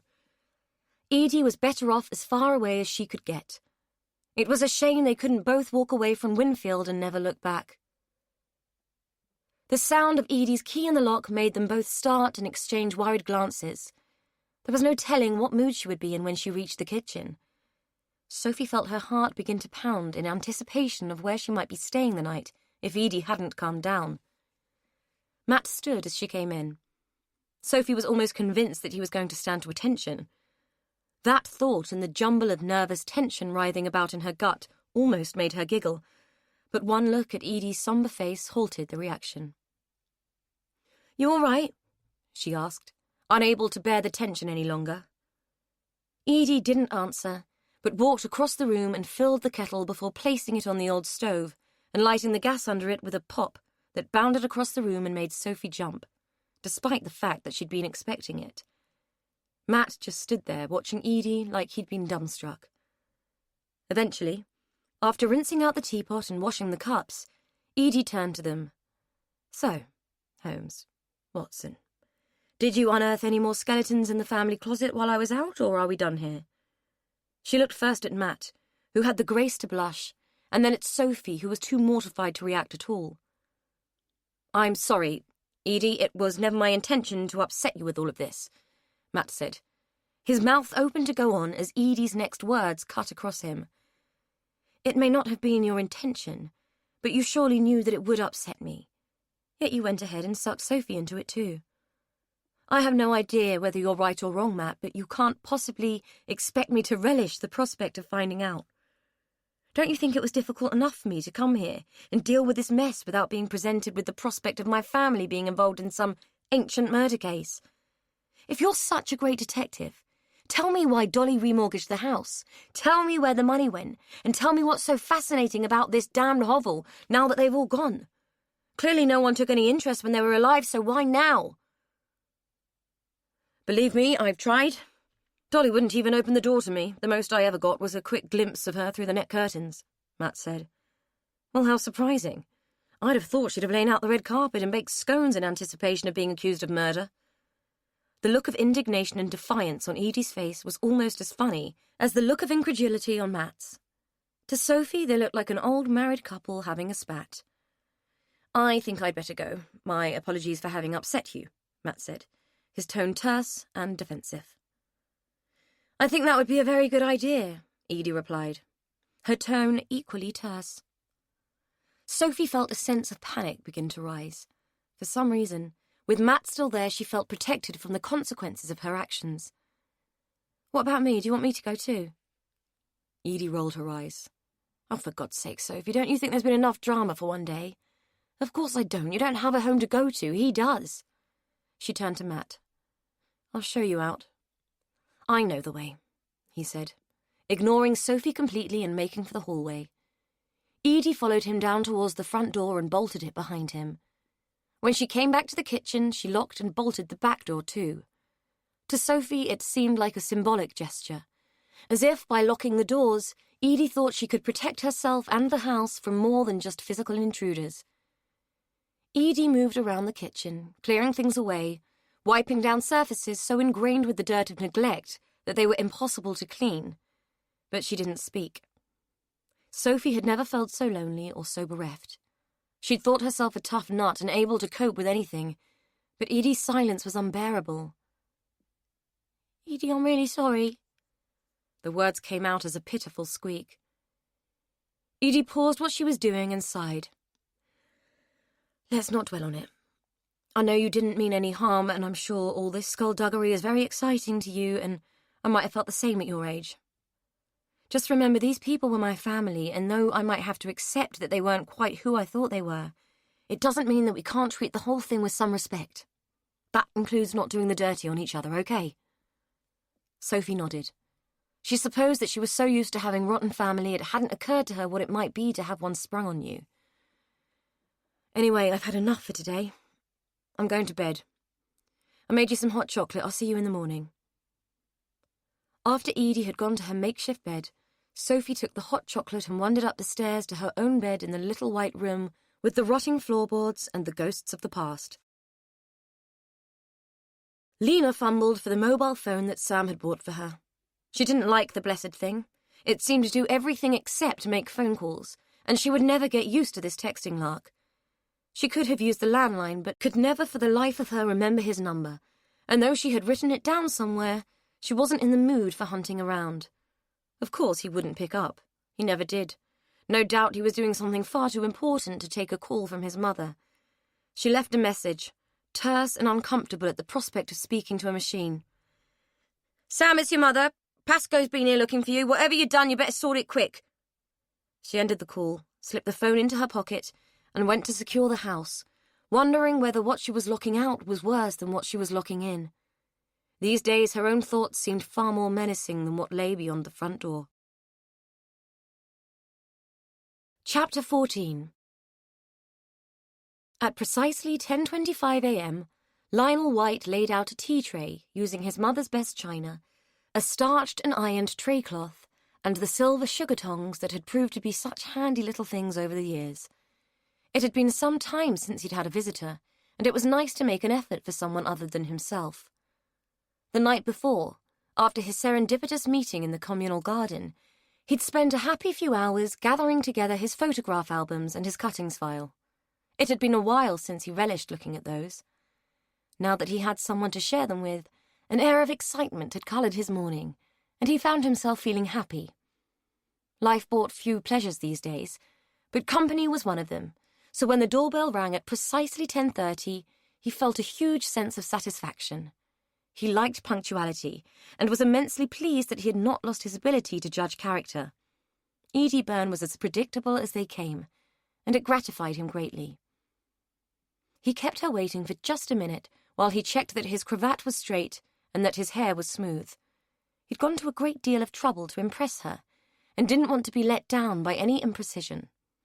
Impressions were delicate things, and needed to be managed carefully. When he opened the door and met her with his most charming smile, he was gratified to see that she had made an equal effort. The dishevelled state she had been in on their previous meeting was no more, and though she was casually dressed in the modern style, something which Lionel thought was a regrettable social evolution, she was clean and neat. He appreciated the effort and greeted her warmly. "Edie, how lovely to see you, and right on time. I do like punctuality in a person, it shows such respect. Do come in." Edie stepped into the communal hallway and gave Lionel a weak smile. She had been awake all night, tossing and turning on the lumpy sofa, trying to make sense of Matt's revelations. The only thing that had become clear by the time the early morning light had filtered through the curtains was that she couldn't ignore what she'd been told. Up and ready by 6 o'clock and champing at the bit by 8, she'd thought about phoning Rose and demanding answers, but had reasoned that if Rose was aware of any nefarious family history, she would have told her. Besides, calling a cruise ship would be frighteningly expensive. There had also been some internal debate regarding the wisdom of involving Lionel, a man she barely knew and whose clear eccentricity had been both endearing and alarming. In the end, she had figured that seeing him could do no harm and might answer her question in a reasonably unbiased way.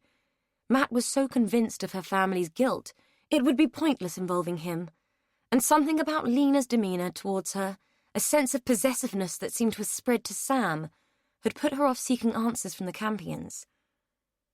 Lionel led her into his flat, an exceptionally pristine abode that clearly functioned on absolute efficiency. Edie had never seen a man's home so immaculate. Everything shone, the gleam of it resonating the care and pride that he took in his possessions. Edie was both impressed and intimidated, and perched carefully on the edge of the sofa when Lionel indicated that it was her allocated seat. This was not a place in which she felt she could make assumptions. Casual comfort and making oneself at home felt as though it was strictly by appointment only. Perhaps she would become like this as she grew old, and became even more lonely, regimented, and governed by the need for order. It was a sobering thought. Lionel poured tea from a delicate china pot, Earl Grey if her nose didn't deceive her, served with lemon and sugar, not milk. She thanked God for that. Earl Grey was the most rancid drink on the planet, completely intolerable with milk and barely palatable with lemon, but she would grin and bear it to be polite. She took the cup and thanked him, eyeing the pile of photograph albums that he had neatly piled on the coffee table. Lionel followed her gaze and smiled. "I thought you might be interested. I always find that a few visual references help to lubricate a story." She sipped her tea, resisted the urge to grimace, and pondered the word story. She didn't want a story. She wanted the truth, but had long concluded that each man's truth was his own, and that the facts were likely to be somewhere in the middle. Thank you. It'll be fascinating to look through them and see how life on the square has changed. If I'm right, there's even a picture of you and your sister in there. Edie was surprised. She had no memory of ever having met Lionel. Really? Yes, at the Queen's Silver Jubilee street party back in 77. Quite an event, if I recall. Edie had vague snatches of memory of the day, mainly revolving around a particularly itchy dress with a lace collar, margarine in the sandwiches, bunting, and being given a commemorative coin which had meant little once she'd been told that she couldn't spend it. "I vaguely remember that," she said, hoping that her indifference to the longevity of the resident monarchy wouldn't offend Lionel. He reached for the stack of albums and selected one near to the bottom, rifling through its stiff pages as if he knew the exact location of every photograph. Given the impeccable order of the room, Edie suspected that he probably did. "Here we are, that's you, and that's your sister." He passed the album over, forcing her to abandon her tea and have a moment of anxiety about where she should put it. Back on the tray seemed the safest place, and she placed it there with a worrying rattle of cup on saucer, which threatened a spillage. Mission safely accomplished, she took the album and followed his finger to the two small figures in the photograph. Edie and Rose, all dressed up, being force-fed orange squash and meat paste sandwiches while Dolly hovered anxiously behind them. They were the only two children not waving a plastic flag for the camera. Sam was there too, waving two flags and commanding attention even then. A younger but equally harried-looking Lena stood behind him, her arms folded across her aproned bosom, her gaze not on her son, but on Edie. For some reason it gave Edie the creeps. She smiled at Lionel and passed the album back. "How funny it is to see myself as a child again," she said. "We don't have many photographs. My mother was never a fan of recording the past." Lionel frowned. "No, I don't suppose she was. I remember her a very pragmatic woman, which wasn't surprising, I suppose." If cold, hard, distant and demanding equaled pragmatic, then Edie might have agreed, but she understood the word to mean practical. Rose had always been the practical one. Her mother had just been a strain. Why wasn't it surprising? The words were out before she had time to think the question through, and she hoped that she hadn't put Lionel on the spot. Having been told all her life not to ask many questions, she had always been loath to appear nosy, even about her own family. It occurred to her that she might not be in this quandary if she had questioned more, not less. Lionel set his own cup back on the tray, taking a second to align the handle to his satisfaction. "I assume that you know that your mother was your father's second wife." Edie didn't, and was grateful for the fact that she wasn't still holding her own cup, because the jolt of adrenaline that shot through her at this news would surely have made her send it crashing to the floor. If she hadn't been so shocked at Lionel's words, she could have sworn that she saw a look of satisfaction flicker across his face. "No, I didn't." She never talked about him. He was always a taboo subject, even here. Lionel pursed his lips. "Equally understandable. A man who abandons his family is always a sore subject. In the old days, we dealt with things by putting them away and ignoring them, not airing them for all to see. Well, anyway, Shirley married your father in 1962. I didn't go to the wedding. We weren't on friendly terms by then, but it was a quiet affair done quickly in a registry office, if I recall. If I'm honest, I always thought that it was a marriage of convenience. He needed a mother for Rose and didn't want her brought up by his sister and mother. They'd felt him badly all round, really." He paused for a sip of the foul tea. Edie's mind was reeling. Not only had she just discovered a previous marriage that she'd never known about, but now he was telling her that Rose was only a half-sister. She gulped, afraid to ask more, afraid to know. Lionel set the cup back down and poured himself another, keeping her on tenterhooks and extending her agony for what felt like an eon. "More tea?" he asked. She shook her head, still dumbfounded and sitting on her emotions as if they were spilling out of an overfull suitcase and needed to be restrained by force. "Right, where was I? Oh, yes, poor, unfortunate Frank and his loss. He and Mavis had been childhood sweethearts and married in the 50s. She was a poor specimen of a thing, though, had rheumatic fever as a child, and it left her heart weakened. Suffered from terrible asthma, and back then the air around here was none too healthy, I can tell you. Well, Frank was called up for national service. I couldn't go myself, this damned leg." He patted his left leg, explaining the use of the cane which rested at his side. "I was born with it. Foot all twisted when I popped out, apparently. Anyway, Frank went off to do his duty. Palestine, I think, and left poor Mavis pregnant and wheezing in the care of his mother. When he came back, she was gone, and Dolly was bringing up Rose." "What happened? Did she die in childbirth?" Lionel shook his head. "Oh, no. A little after Rose was born, I think, though Mother always said the birth had weakened her. Mother did the laying out back then." The look of confusion that Edie knew must be on her face forced him to pause and rewind. Oh, I'm sorry, my dear. I forget how much times have changed.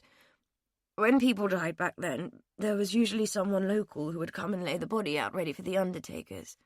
My mother took the role from her own mother, and I thank goodness that times changed and it didn't pass to me. He said it with a laugh, as if there was something amusing in what he'd said. But I digress. Mavis died of asthma. It was a very damp winter that year, and the poor thing couldn't cope. The doctor didn't make it in time, and she was gone by the time they got there. Such a sad thing, I always felt. Still, God gathers his own when he sees fit, I suppose. He paused again and peered at Edie as if scrutinizing her reaction. Edie was a consummate underreactor, and though her mind was doing somersaults, she held what she hoped was an impassive but curious stance. Well, what with his mother's conviction, you do know about that, don't you? He paused again, and she nodded. And the death of his beloved wife, plus his daughter being cared for by Dolly, who even you have to admit wasn't the most competent of women. Poor Frank came back to quite a mess. It hit him hard. He'd never known about his mother's activities, though I have to say I always thought that was rather naive of him. I have no idea where he thought their money came from, but before that he would strut about the square as if he owned the place. Such arrogance. Oh, well, pride often precedes a fall. Shirley, your mother, who, if I remember correctly, always had favoured Frank, swooped in and saved the day. She married him less than a year after poor Mavis's device, and took over the running of the house and bringing up Rose. Bit of a rod of iron, your mother. Very determined. Edie could agree with that and gave him a weak, incongruous smile of acknowledgement. She wondered if he knew that Shirley's will had been governed by mental ill health and not determination. Lionel peered at her, his eyes full of concern but his mouth twitching as if amused, an odd mix of reactions which she put down to some kind of nervous tic. Oh, my dear girl, my reminiscences have upset you. I have a feeling I should have laced your tea with a drop of gin under the circumstances. Edie already felt sick, and the mention of gin made her stomach roil at the thought.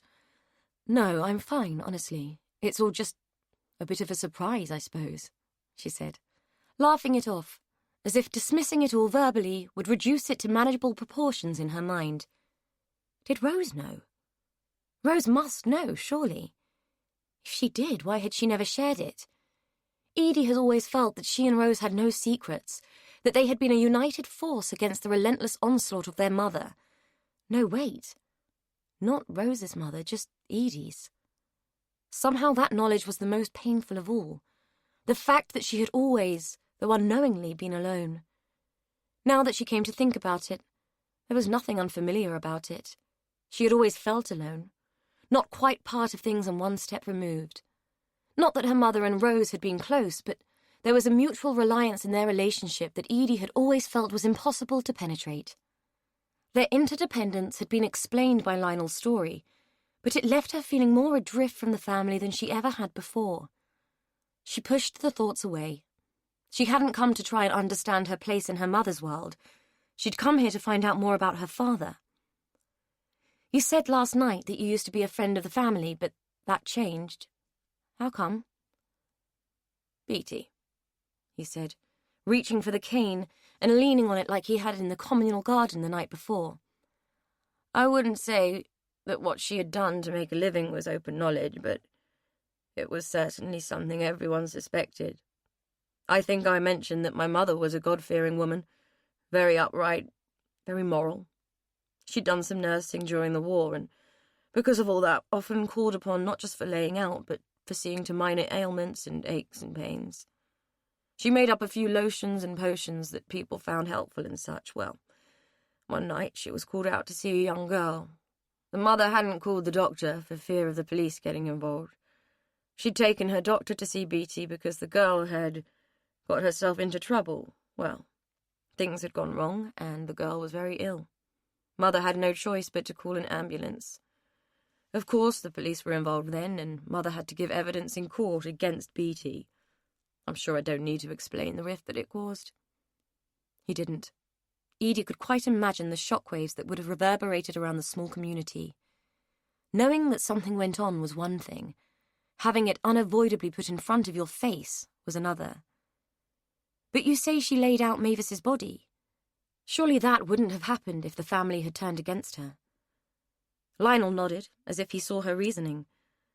That was down to Dickie, an altogether more reasonable sort than the rest. When Mavis died, Dolly didn't cope too well.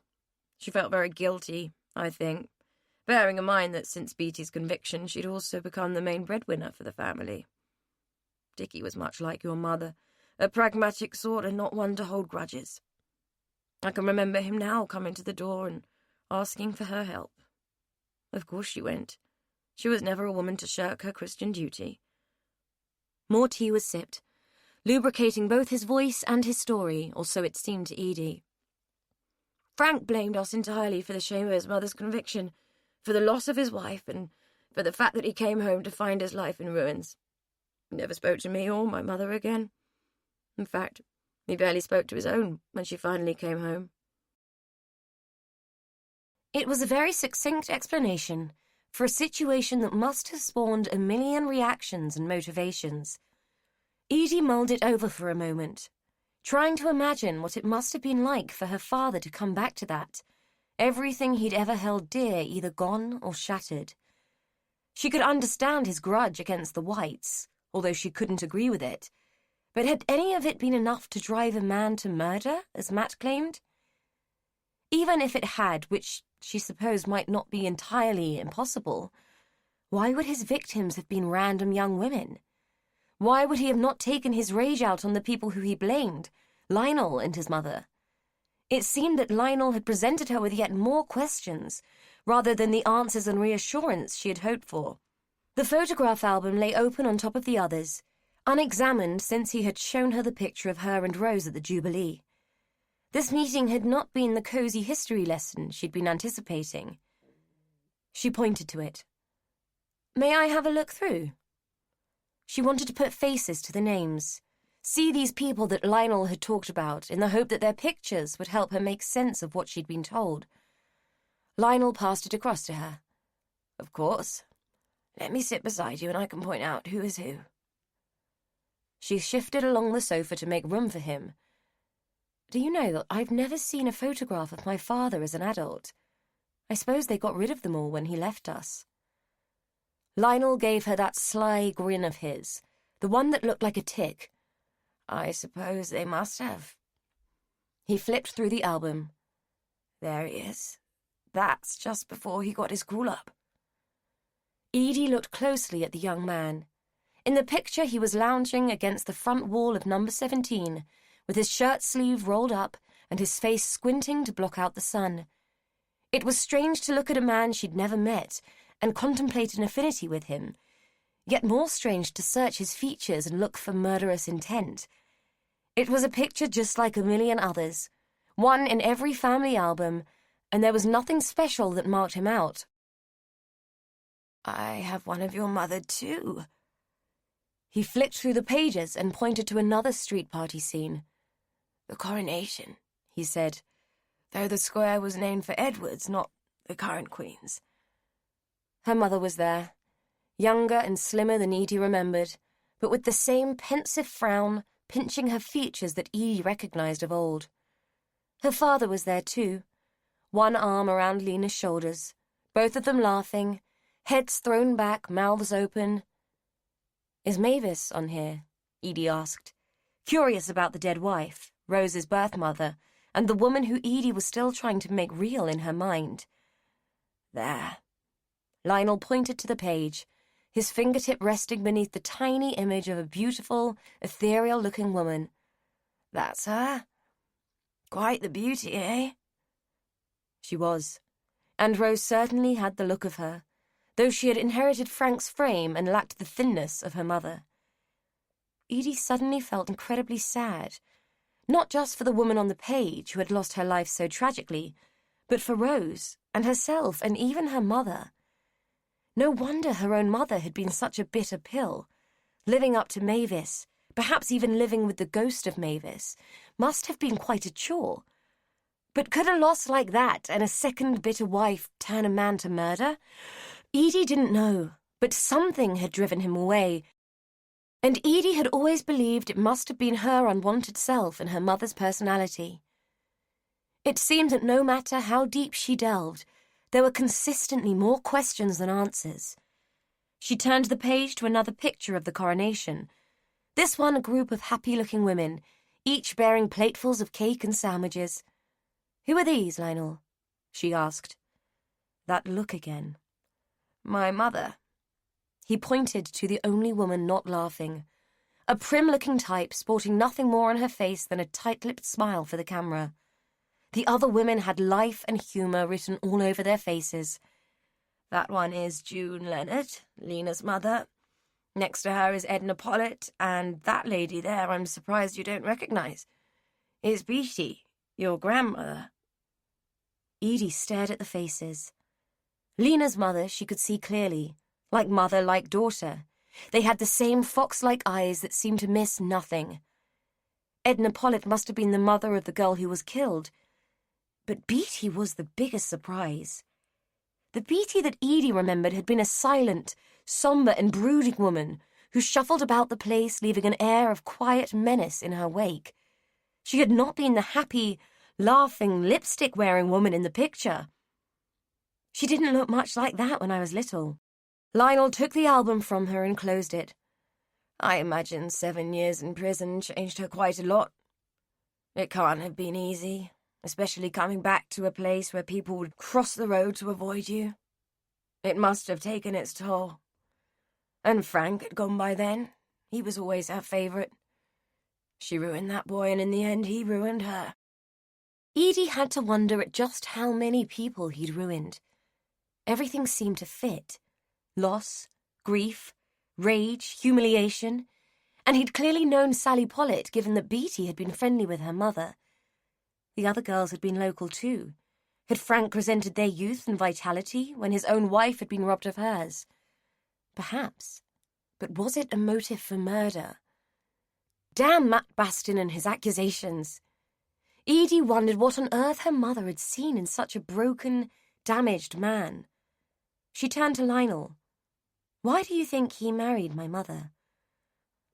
Lionel carefully realigned the album on the table with its fellows. "I think it was because she made herself indispensable to him. She looked after Rose when Dolly faltered with it, befriended the family when no one else would. She'd wanted him for a long time. Ever since we were children, Shirley had been his shadow. It was a bitter blow for her when he married Mavis." Edie nodded. It made sense. Her mother had never been a reasonable woman when it came to things that she wanted. Edie had never known anyone with such a dogged determination to get her own way, even when it had resulted in a breakdown. She shook her head in her habitual way, shaking off the maddening thoughts that were crowding her mind.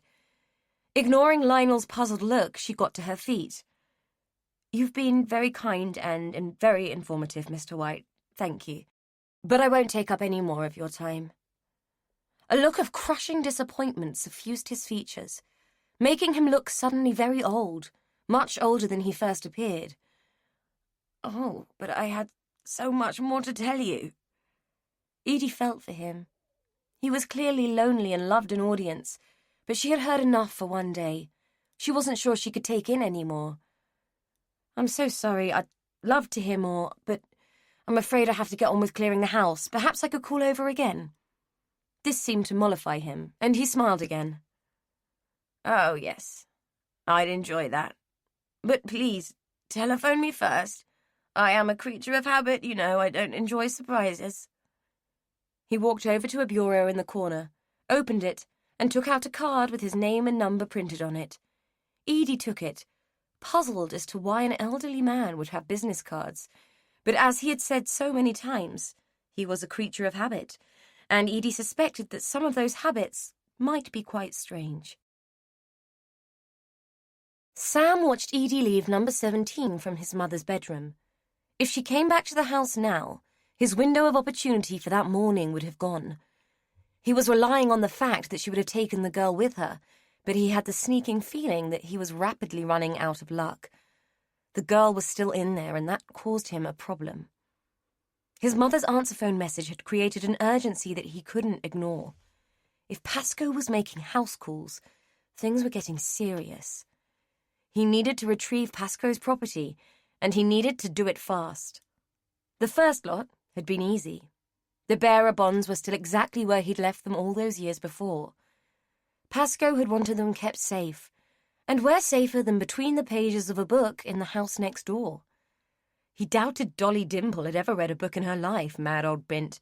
And as for Dickie, well, he might have been a reader, but he certainly wasn't a fastidious man, and by then hardly left his room.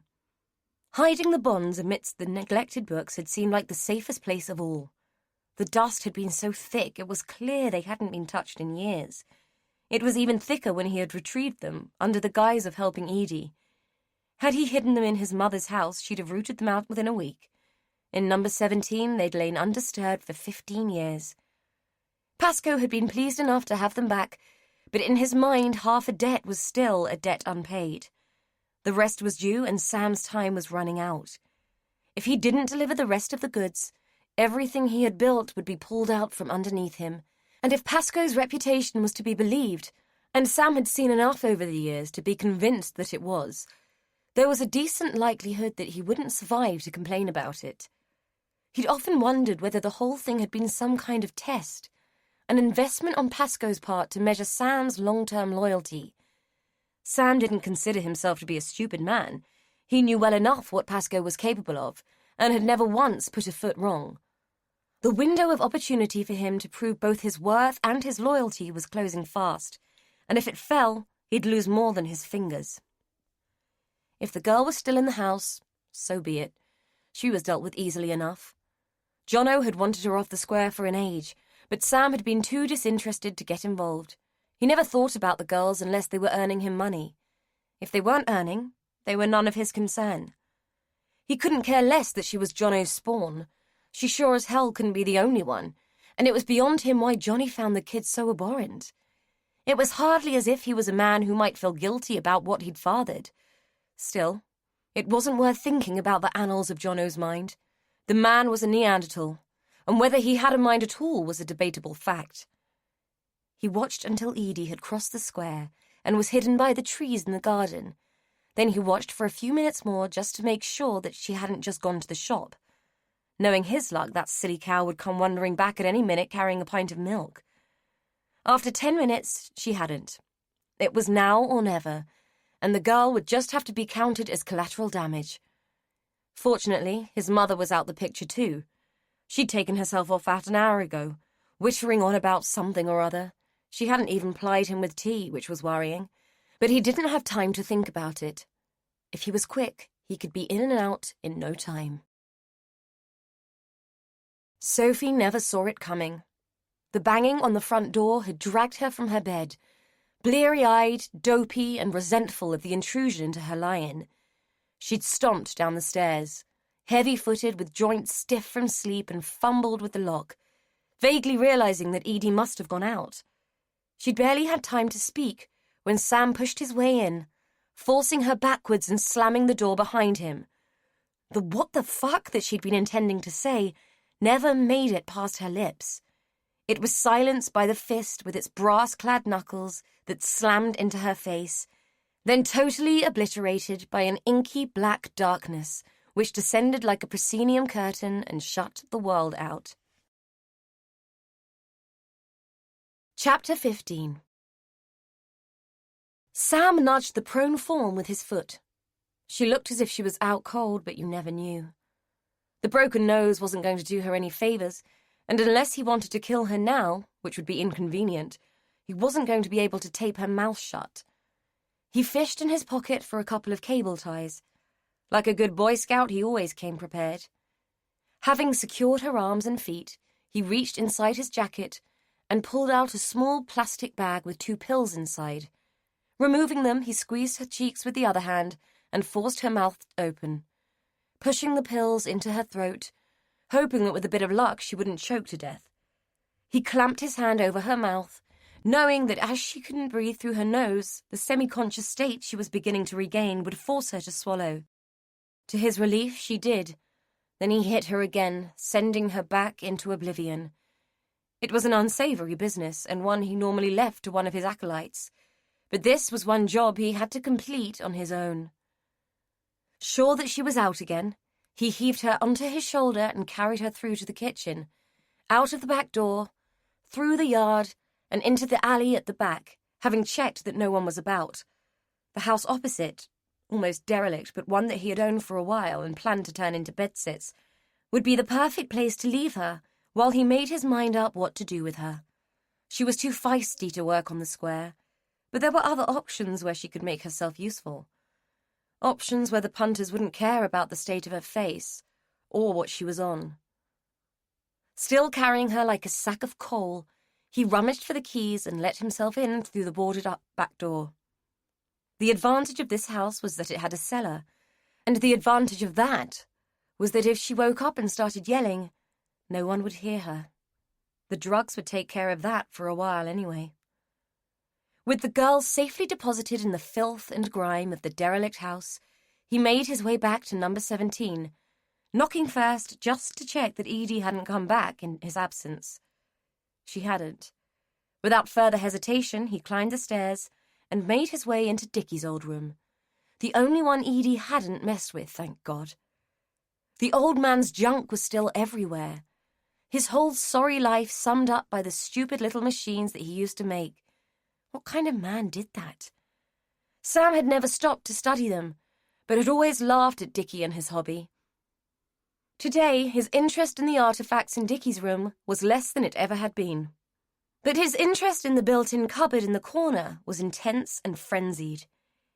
He dragged a chair over to the cupboard and set it inside the door so that he could use it as a ladder to reach the small hatch that led to a crawl space above the cupboard. It was barely a crawl space at all, and only served the purpose of giving access to water pipes and cables that ran between the floors. There was a similar one in his mother's house, and as a child he had used it as a den, until he'd got too big to fit and Lena had caught him once too often and saw fit to nail it shut. When Pasco had asked him to store the diamonds, he'd been hard-pressed to think of a place to put them where no one would think to look, find them by accident, or otherwise relieve him of the responsibility, and by default relieve him of his personal safety. Number 17 was the house of the moribund, both Dickie and Dolly too stupid, too lazy, and too set in their ways to go poking around. Sam had hidden the diamonds in the crawl space the day he'd had to go in and help Dickie off the floor, where he'd fallen and broken nothing but his last shreds of confidence.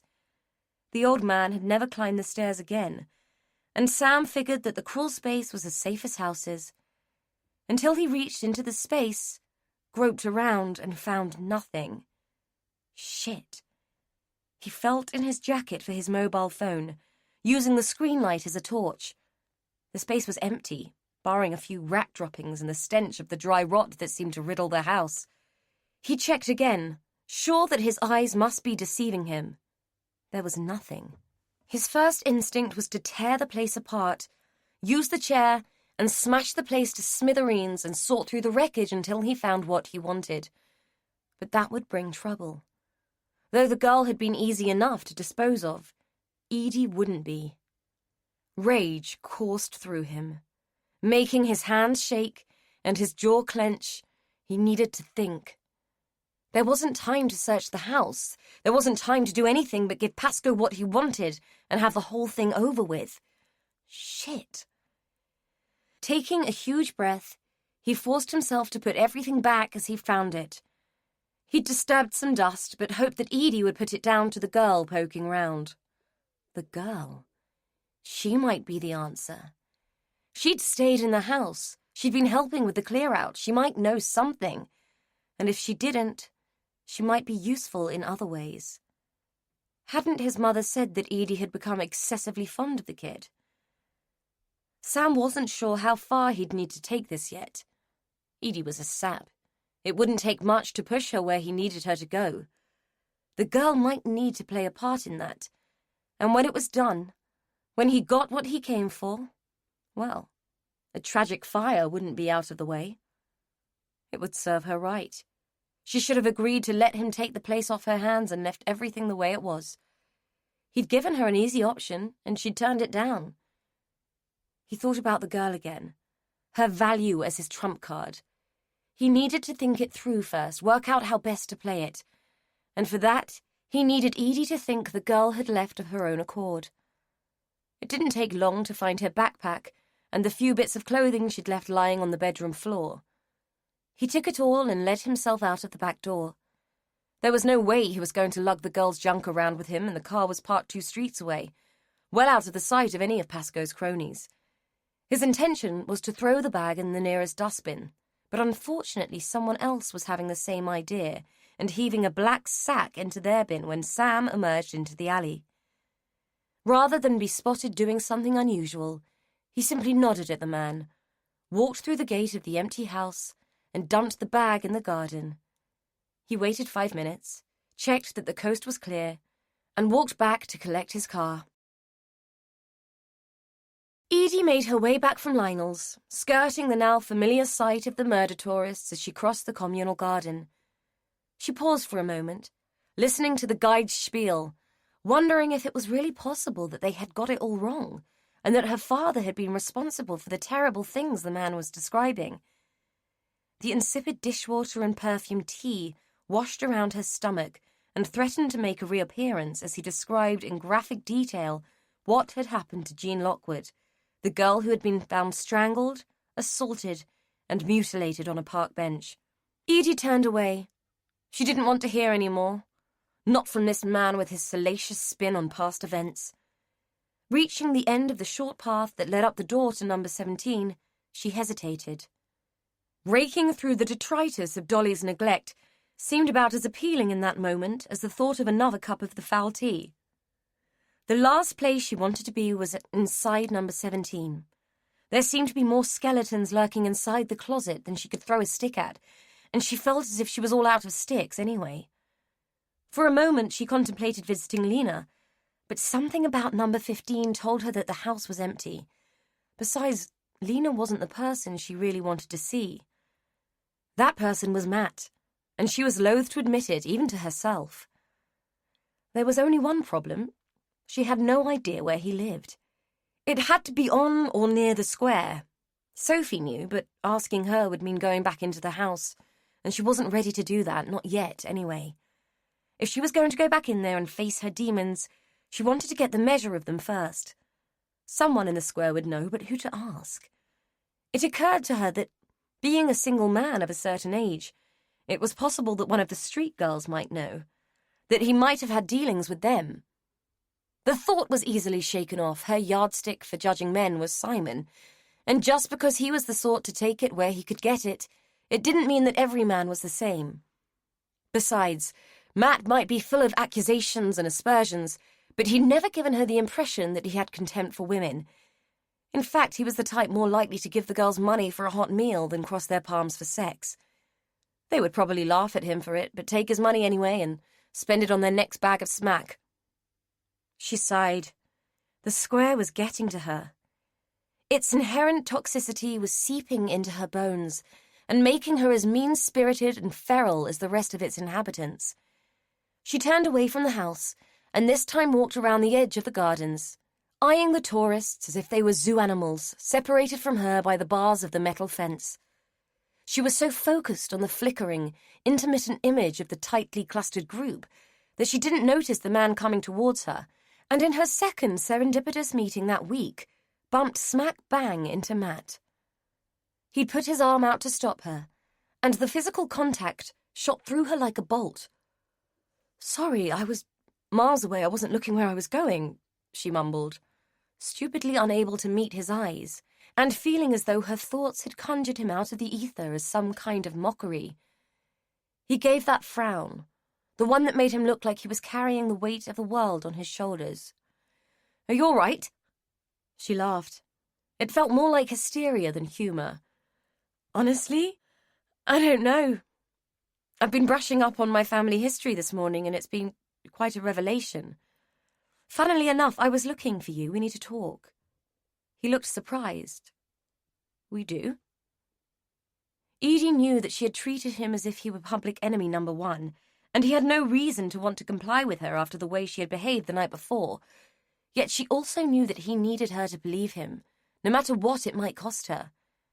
If you don't mind, I'd like to see what you found. Sophie breaking in had been one thing. Voluntarily taking Edie to the seedy bedsit was another. Letting someone in to willingly observe his obsessions made Matt feel distinctly uncomfortable. He felt exposed and embarrassed by his collection, realizing that to Edie's eyes it marked him out as a weirdo.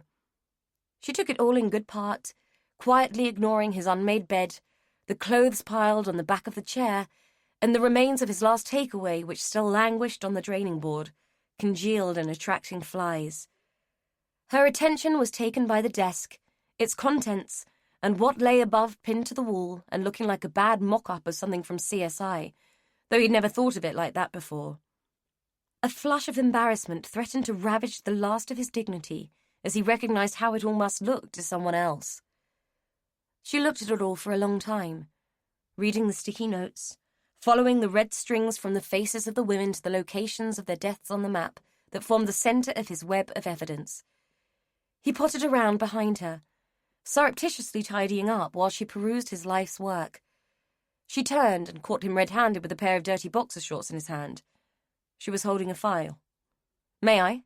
she asked. He waved his free hand in an expansive gesture. "Help yourself. Look at anything you like."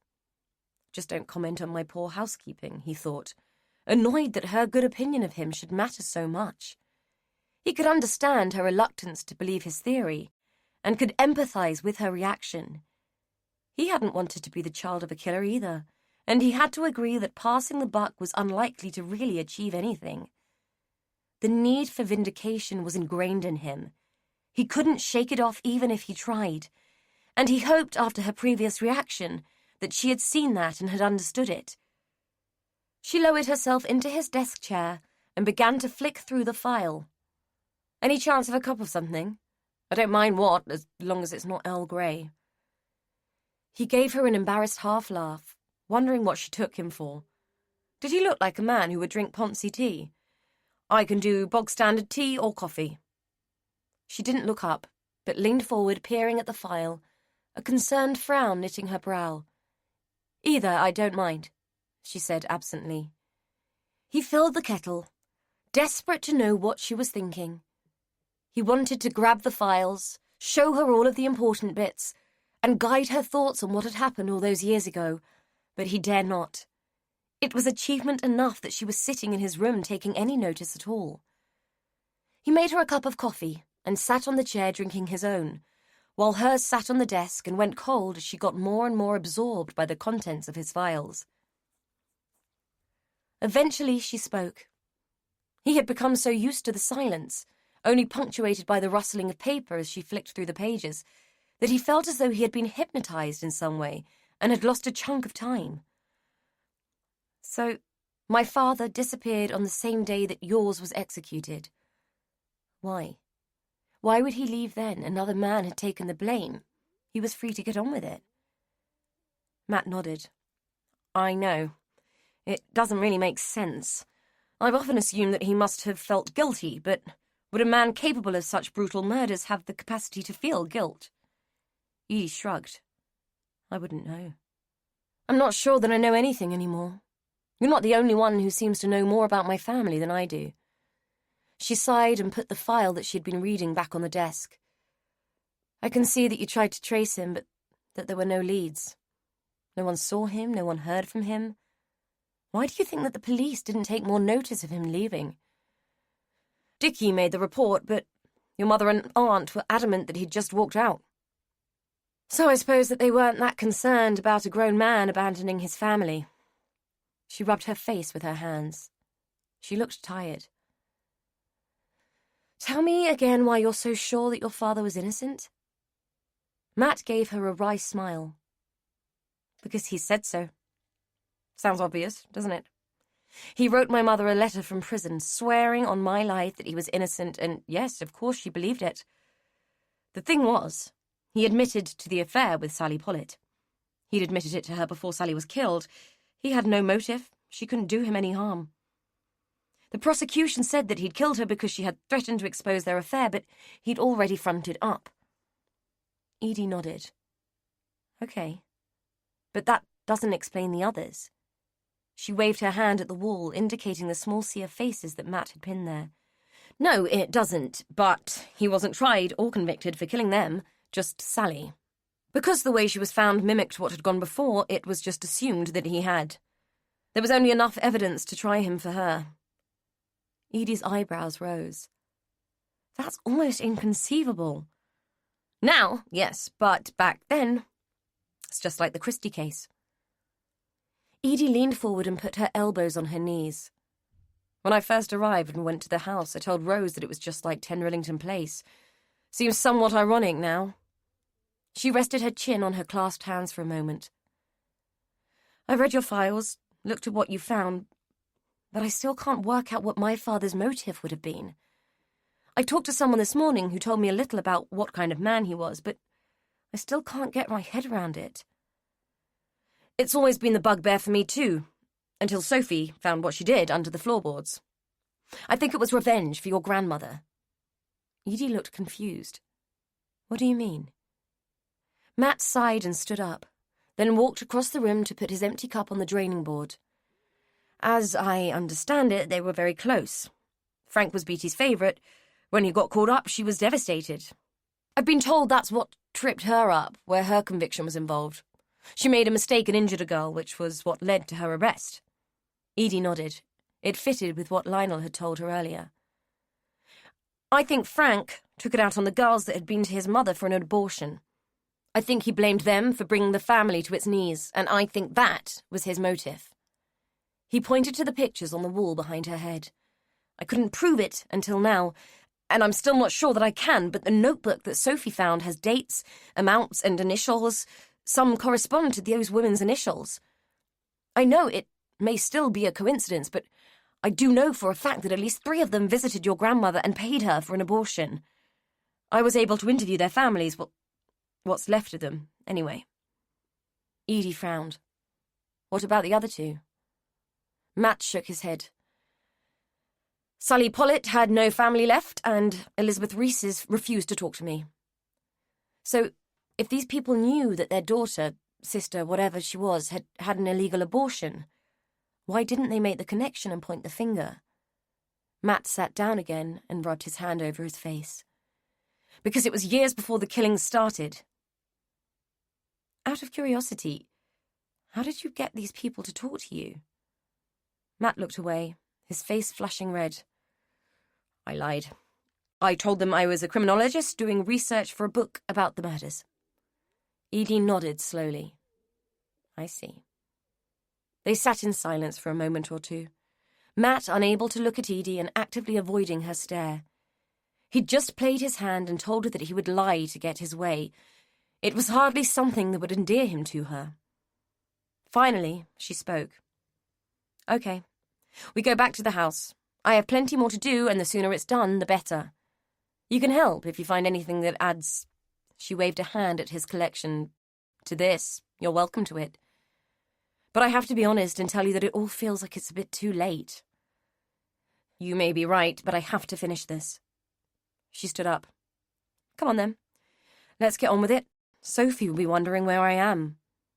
Astounded by her capitulation, but unwilling to forego this opportunity, Matt followed her.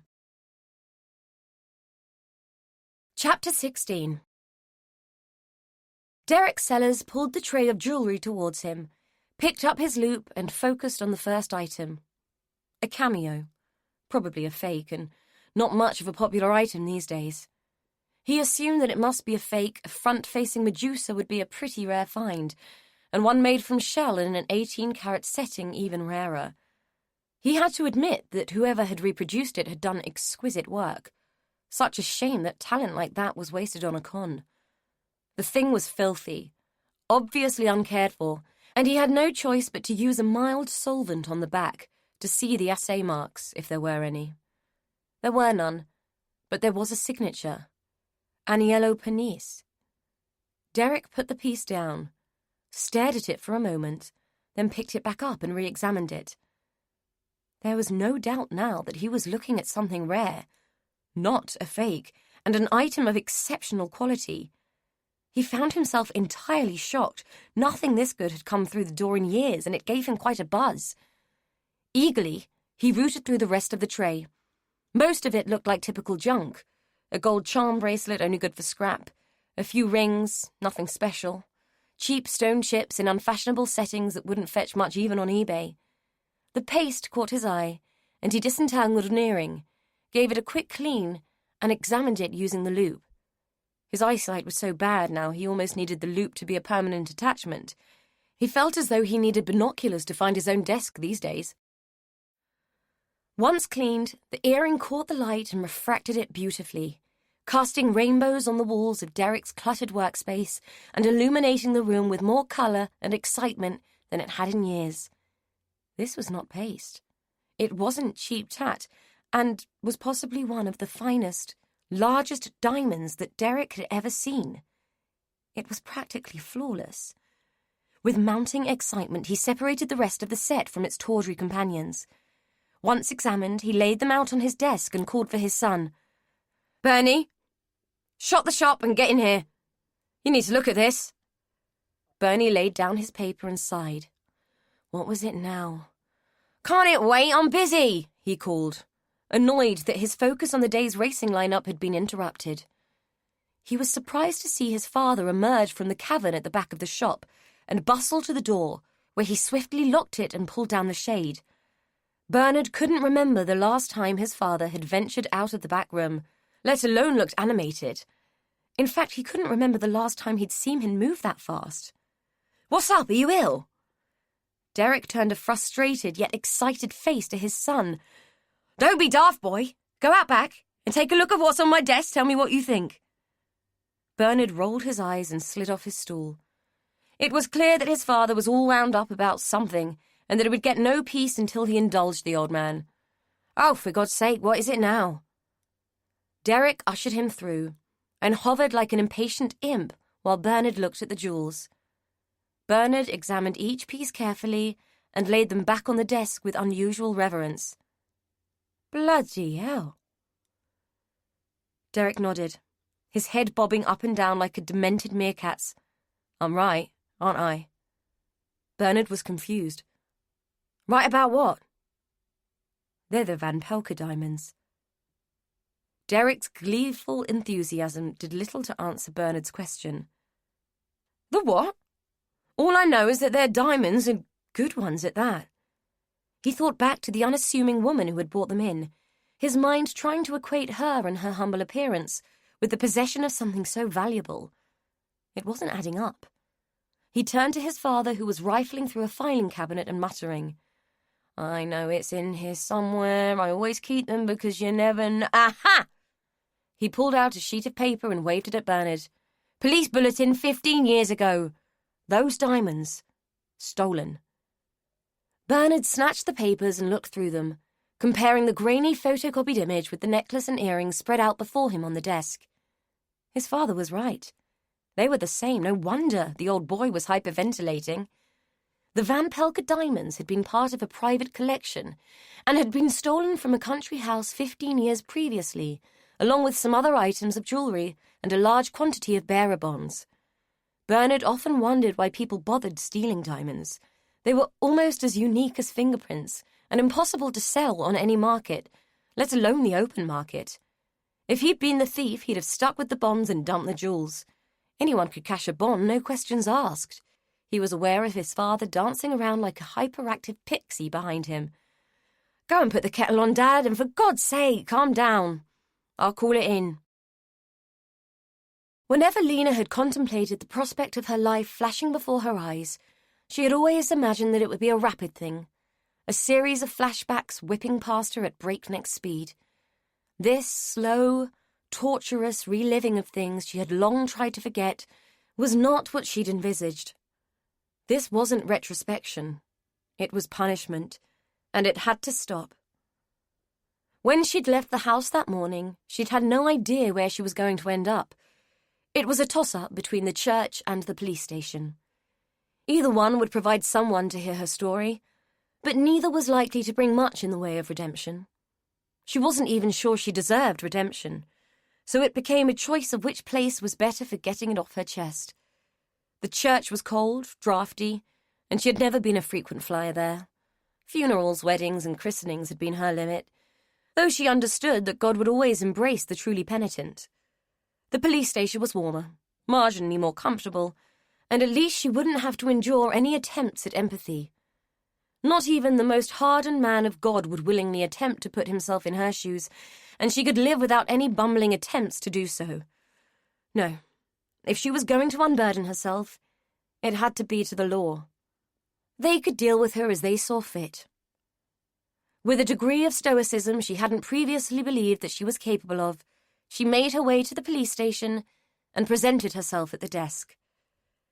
The young lad behind the counter looked bored, distracted, and as grey and pallid as the chipped paint on the walls. Lena suspected he might have drawn the short straw that morning. Manning the front counter had to be the least desirable job in the place. The poor kid had probably grown up watching episodes of The Bill and imagining a life fighting crime and upholding truth and justice. She doubted that he had anticipated long hours of dealing with people's neighbours' problems and logging in lost property. Oh well, what she had to say might relieve his boredom and give him something to tell his girlfriend when he got home that night. She assumed a girlfriend because he didn't look old enough to have a wife. From her point of view, it seemed that the police were recruiting from primary school these days. She approached the counter and gave a small cough to get his attention. The 2-second delay between the noise and his looking up at her seemed to emphasize the level of his disinterest, and his slow appraisal of her before speaking only served to make her more determined to shake up his morning. "How can I help you?" he said eventually. "I doubt that you can, son, to be honest. I need to speak to someone a bit more senior." She watched as one of his eyebrows began to rise and a look of mild indignation spread across his thin face. "If you'd like to explain the nature of your inquiry, madam." "I'm here to confess to a crime," she said, noting the change in his expression, which was mutating into a subtle smirk. "And what is the nature of the offence you wish to confess to?" At least she had his attention now, even if he was intrigued more than concerned. She supposed that from his point of view, there wasn't much that she might be capable of. She was old, weak, and invisible to people like him. But it hadn't always been that way. She said it in a matter-of-fact tone and watched with detached amusement as his face paled. "Could you repeat that, please, madam?" "Yes, I said murder." The house seemed inordinately quiet, as if a blanket had settled over it and had muffled out any sound. Edie called Sophie's name and was met by a thick, uncomfortable silence. "She must still be in bed," she said to Matt. "I'll go and turf her out, the lazy madam." When she was halfway up the stairs, she already knew that the girl had gone. She could feel it. A quick check of the tiny bedroom and the absence of Sophie's bag and her usual clutter confirmed it. She sat down on the narrow bed and sighed, feeling more bereft than she had ever felt. When Will had left home, it had stung, but had felt like a natural progression. The logical emptying of the nest, and she had felt wistful and nostalgic. Sophie's disappearance without a word felt so much worse, like a blow or an insult. Edie felt the sting of tears as she contemplated how attached she had become in such a short time, and how ridiculous it was to have invested so much into a stranger. She heard Matt's steady tread on the stairs and braced herself. As he leaned through the door, his face suffused with concern, Edie closed her eyes. "She's gone, hasn't she?" he said. All she could do was nod. She could sense his hesitation and knew that he wanted to sit next to her and offer some comfort. Nice as it was to know that he understood, she couldn't have borne the sympathy. "Oh well, bound to happen, I suppose. No point stewing over it. Might as well get on." She checked her watch. "I have a woman coming round to collect some stuff in a minute. I'll take it downstairs." With that, she got up, made the few short steps to the door and sidled past him. With Sophie gone, there was only one thing that she could do. Get on with the task of clearing the house and shut the door on the whole damned thing. Matt watched as she walked into Dolly's old room and started to organize the boxes. He was at a loss to know what to say or do. It was clear that the girl's absence had hit her hard. He wanted to comfort her, offer some reassurance. There was such an air of vulnerability about her. It felt like a force field, an impenetrable and brittle shield that might shatter irretrievably if he breached it.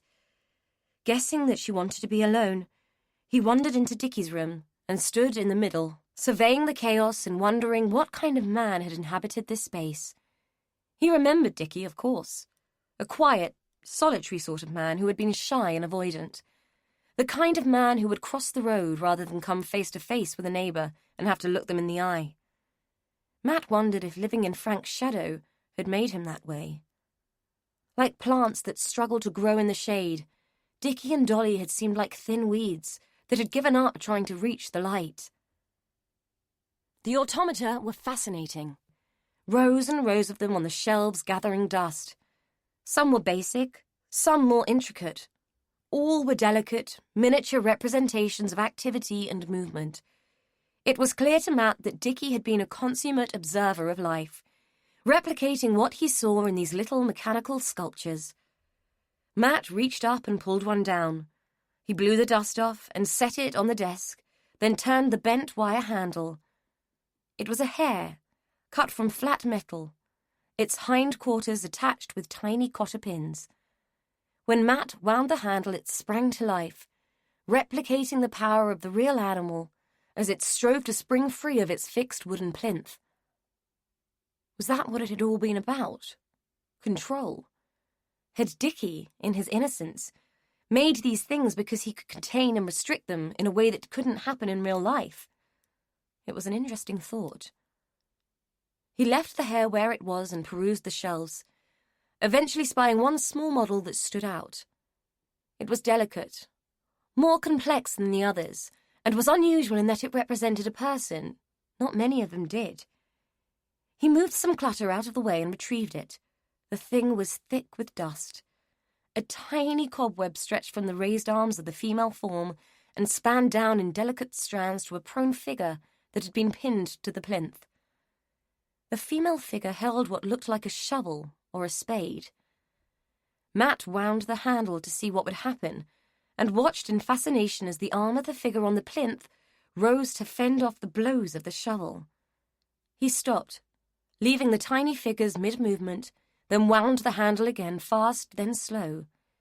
The tiny arm coming up to defend itself again and again from the relentless attack by the female figure. It was both grotesque and compelling.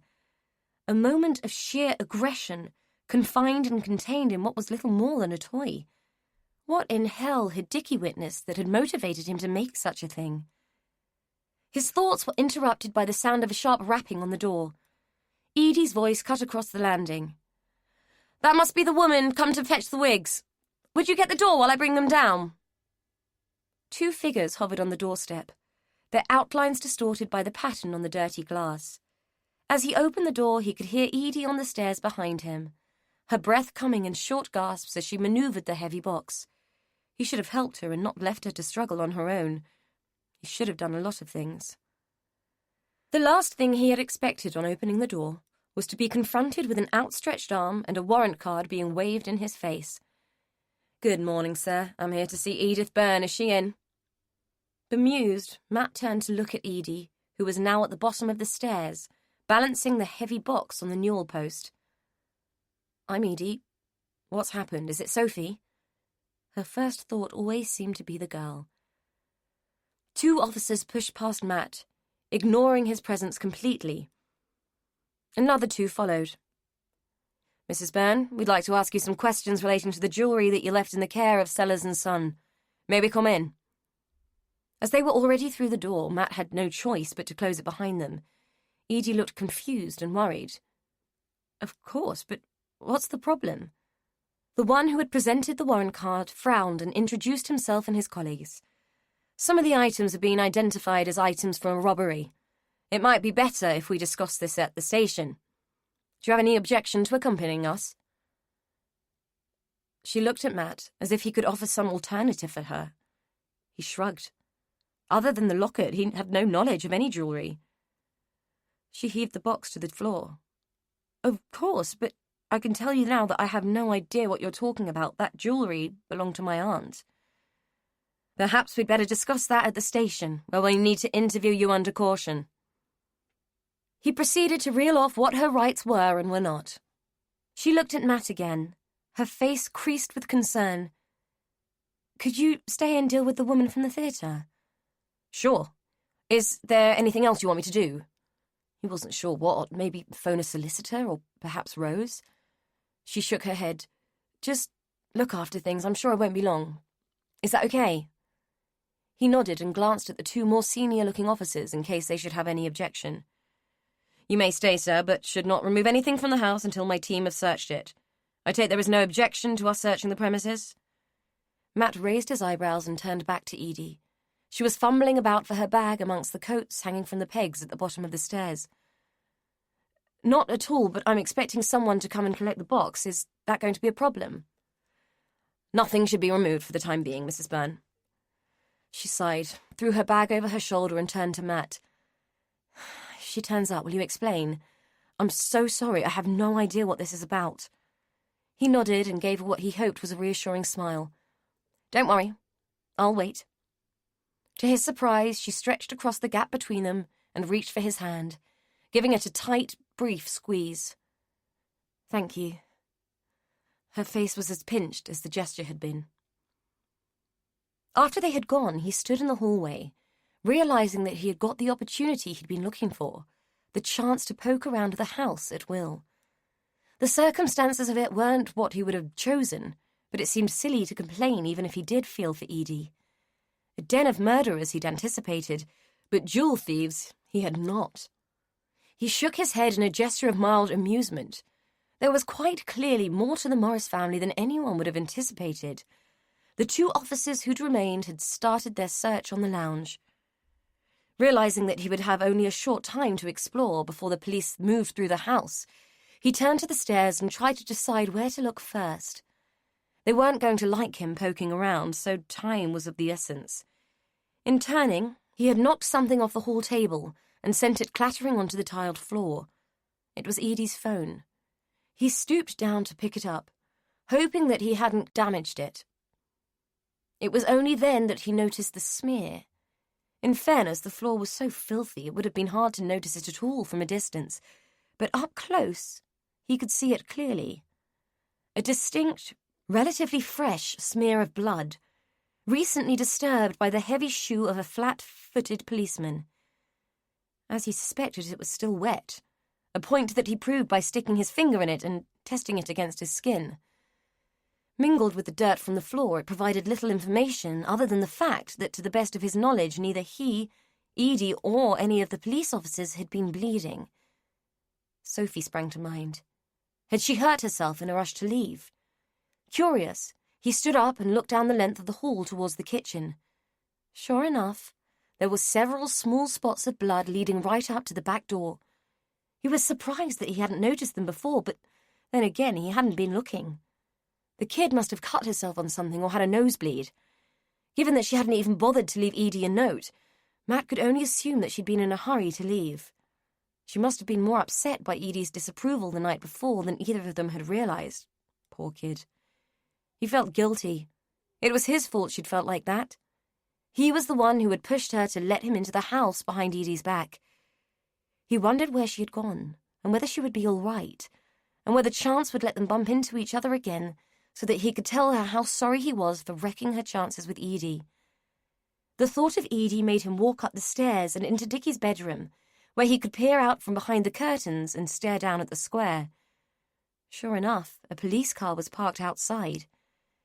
Out of curiosity, he walked through to Dolly's room and took a look at the back of the house, just to see how seriously they were taking this. The alleyway was clear. No police, no cars. He was about to turn away when a movement caught his eye. The gate of the house opposite, a building that looked boarded up and abandoned, opened, and through it came Sam Campion. He was carrying something bulky, holding it away from him as if it offended him in some way. It looked like a bag of some sort. For reasons that Matt couldn't fathom, Sam wandered along the alley, opened a wheelie bin, and dumped the bag inside it before disappearing out of sight. Matt's curiosity was rudely interrupted by the officer who'd come upstairs. They were brisk and efficient about the task. Their only attempts at conversation were to ask what items had recently been removed and where they had been removed to.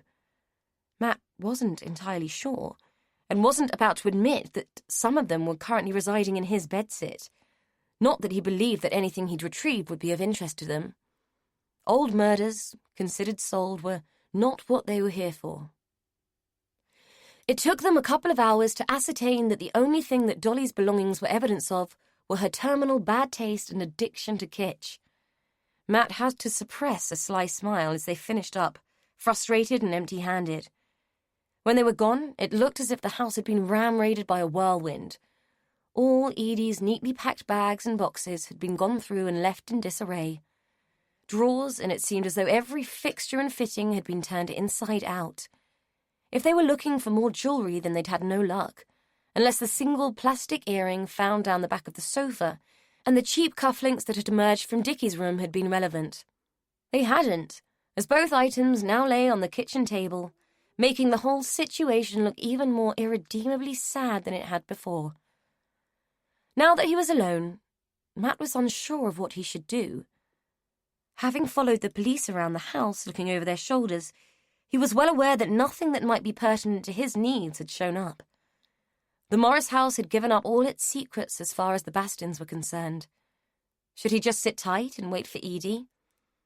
After everything that had happened, it didn't seem appropriate to do much else. He could deliver the wigs to the theatre, he supposed. The woman had arrived, somewhat perturbed at the police presence, and had left again, mollified by Matt's offer to drop the wigs off at a later time. She had struck him as the type who didn't look a gift horse in the mouth, and despite her curiosity at what might be going on inside, had gladly agreed to still take the wigs and anything else that might be useful. Casting his eyes around what was left, Matt couldn't see much that might appeal, unless the local Amdran group were planning on staging series of 60s kitchen sink dramas. The whole place had the distinct flavour of spring and port wine. Deciding that he should wait for Edie, he began to tidy up after the police, repacking boxes, restuffing cushions and sliding drawers back into their proper positions. The black sackful of hair that they had rifled through was particularly revolting. The hair stubbornly refused to be replaced and clung to him as if he was some kind of magnet for the stuff. Even when he had rammed the bulk of it back in, strands of it remained on his sleeves and trousers. When he'd been a kid, his mother had always used a rubber glove to brush down his clothes.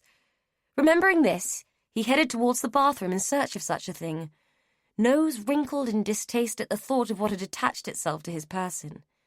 Sure enough, Edie had left a pair of rubber gloves in the bathroom, resting in an empty bucket by the side of the toilet. He took one, stretched it onto his large hands, and began to stroke the hair off his clothes, rolling them off in matted, stringy clumps. He hated the feel of rubber gloves on his skin, and once finished, ripped the thing off and flung it into the bucket. He had to wash his hands to get rid of the sensation. The smell of the rubber was nauseating. As he rinsed and soaped his hands, something struck him as odd.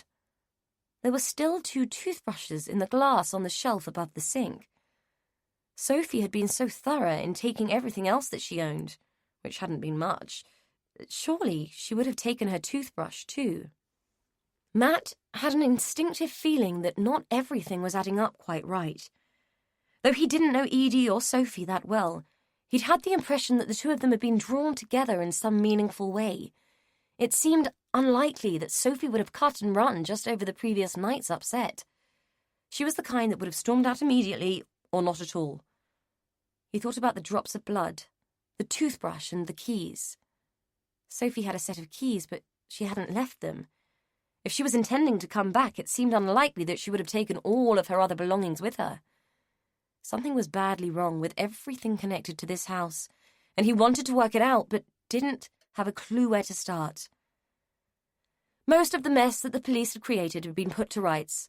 Just a few boxes of paperwork remained. They had been tipped out and their contents stuffed back inside hastily. With a lack of anything else to do but keep busy and wait for Edie, Matt began to sort through them, stacking everything back neatly and thinking all the while of the day's events and how his own mission had been completely derailed by then. With the girl missing and Edie carted off to the police station under suspicion of handling stolen goods, the effects of his childhood seemed to pale, not into insignificance, but into perspective. It felt as though the whole thing had been a distraction, a way of not living but merely existing. He couldn't remember a time where he hadn't lived through the filter of the past. Even his years in the forces had been tarnished by the reality that he was giving his service to a country whose laws had wrongfully convicted and executed his father.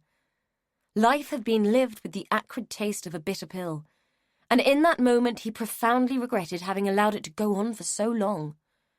None of his relationships had survived the obsession, and he had nothing to show for it other than a pile of old junk that no one was interested in. A sense of utter despair washed over him, and he sat back, knocking into one of the boxes that was piled on top of another and sending it flying, its contents sprawling across the floor in an untidy heap. For a moment, he just looked at it, almost at the point where he could have cheerfully got hold of the rest and trashed the room, triggered by the sheer pointlessness of everything he had tried to achieve and the realization that it meant absolutely nothing.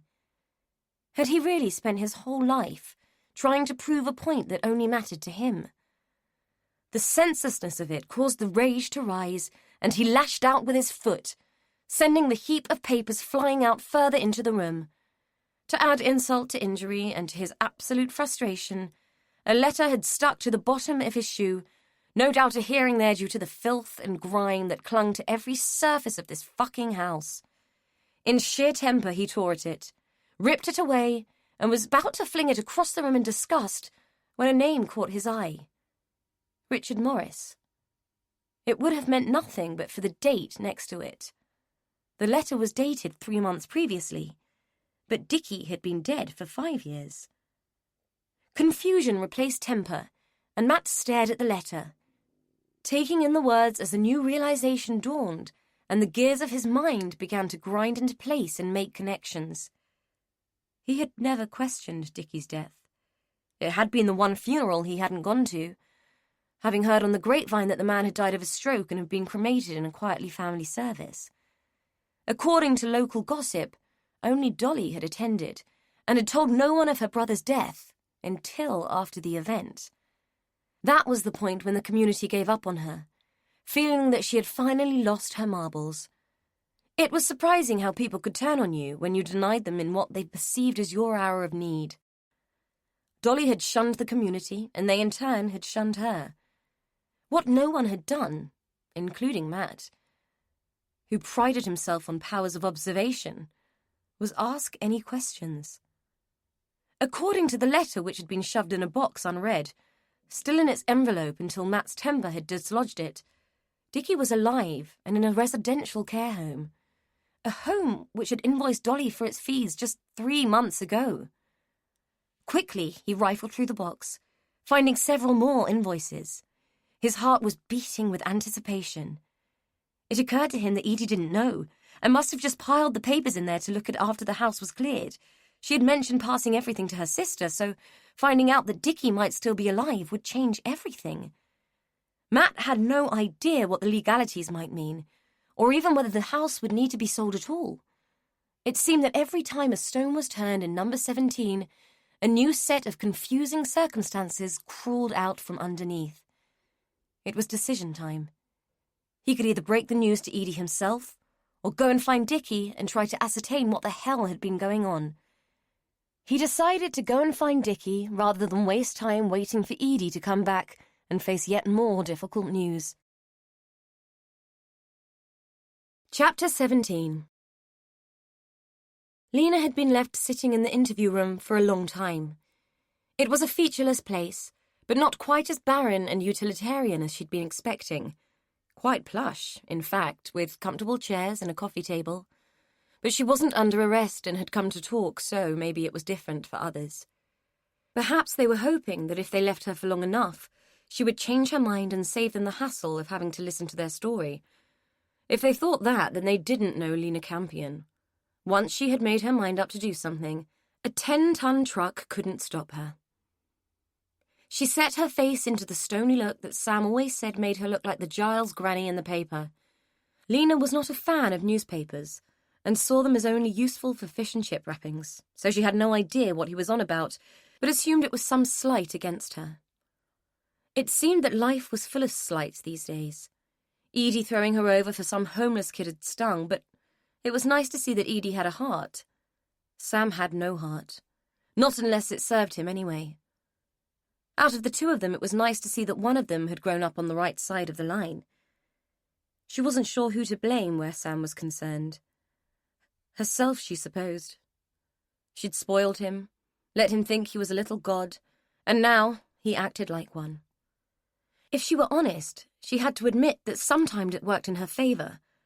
She doubted that she'd have survived so long in the square if Sam hadn't decided he was going to rule it. Accelerating the rot had seemed to suit him down to the ground. The more rough and needy the place had become, the more Sam thrived. He was like a pig in shit, rolling around and lapping it up. For all her bluff and bluster, it couldn't be right to be afraid of the man you called son. Not that she was afraid of him physically. He'd never hurt her. But she feared what he was capable of. He thought she didn't know what he was. Thought he'd pulled the wool over her eyes, but she knew him all right. If you weaned a child on secrets and lies, you were bound to invite trouble. She sighed and looked at the door, willing it to open so she could get this over with. As if her thoughts had suddenly manifested psychic power, the door did open, and a young woman in a bad suit waltzed in carrying a clipboard. She introduced herself as Detective Constable Alice Hale, shook Lena's hand, sat down, mustered a look of sympathy and concern, and leaned forward. "Now, what was it you wanted to talk to us about?" Lena thought her pleasant, but patronising. No doubt the woman thought she'd drawn the short straw too, and he'd been badgered into seeing the batty old lady who thought she'd committed murder. "I want to talk to you about a crime that was committed." Lena waited for the woman to say something, do something, write something down, ask her a question even. DC Alice Hale just smiled, which irritated Lena no end. She ploughed on anyway. "It's about what happened to Sally Pollitt." Lena paused, waiting to see a flicker of reaction, sure that the name would ring a bell, even for someone as young as Alice Hale. It took a moment, but the name did seem to have an effect. "I see. Are you referring to the historical case?" Lena snorted. She might be old, but things that had happened in her living memory hardly felt historical. "If you want to put it like that, though, it doesn't feel that far in the past to me." The indignation wasn't lost on the woman, who raised her eyebrows.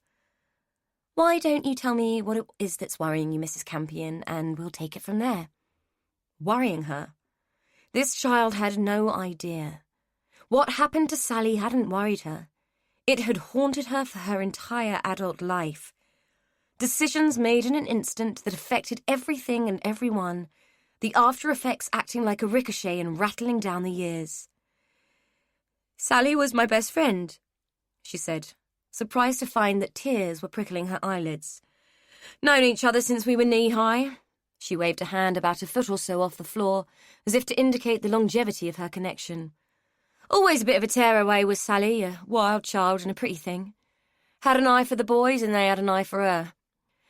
Anyway, when she was 17, she got in with a married man. Fell hook, line and sinker for him. Was convinced he was going to leave his wife for her, but they never do they?" Alice Hale cocked her head to one side in a non-committal gesture that said that she might or might not agree. Lena swallowed and went on. "Anyway, the inevitable happened and she got herself into trouble. She wasn't far gone when she found out, but of course he didn't want to know and she wasn't left with much of a choice. Of course, B.T. Morris had been locked up by then, so there wasn't much alternative. Me and Dolly had to have a go and try and help. If Sally's dad had found out about her having a baby, well, there would have been hell to pay. He was a mean old bastard at the best of times." She paused to see if her bad language had caused a reaction. Alice Hale seemed unperturbed by it, so she went on. "Dolly reckoned she knew what she was doing and had helped her mother no end of times. Said it was simple, nothing to it. Well, Sal was desperate. And so was I. She was my friend, see, and I didn't want to see her beaten black and blue by her father and chucked out on the street. So me and Dolly did it. We set everything up, made out Sal was staying the night, which she was, and Dolly did the procedure. Only something went wrong and Sal started bleeding, pissing out all over the place it was, and she was screaming and I panicked. After what had happened to Beatty and the shame of it, we didn't know what to do, so I put a pillow over her face just to stop her screaming like, while Dolly tried to stop the bleeding. She paused, aware that unbidden tears were streaming down her face. Tears that had taken many years to come. She died on the kitchen floor in a pool of her own blood. We killed her, me and Dolly, and we let John Basting hang for it. Alice Hale was blinking slowly, her face not moving a muscle, but Lena could see that behind her eyes her mind was doing overtime. We knew about the murders, see, and we figured if we could make it look like that, it'd be all right. We couldn't bring her back, so we did what the killer did. Stuffed her knickers in her mouth and got rid of the body. There was all that Christie stuff in the news too, so we did what he did and put her down the drain out the front. Told her dad she'd never made it that night, but that we knew she was meeting Bastin behind his back. Alice Hale frowned. How did 2 women lift a manhole cover and move a body? Lena swallowed. We had help. In fact, it was his idea. He helped move her. Alice Hale raised her eyebrows. Who helped? Dolly's brother. Alice Hale honestly didn't know what to do. She had heard of John Bastin, of course, one of the last men to be hanged in England, and was vaguely familiar with the circumstances of his trial and conviction. The fact that this elderly woman was sitting in a comfy chair, confessing to manslaughter, tampering with evidence, perverting the course of justice, and possibly even perjury, was mind-blowing. Alice didn't even know if it was possible to reopen such a case after a long passage of time, or if anything that the woman had said would stand up to scrutiny. She scratched her head as if the action might help her find some clarity. It didn't. Mrs. Campion, would you mind staying here while I go and consult my colleagues? I'll ask someone to bring you a cup of tea.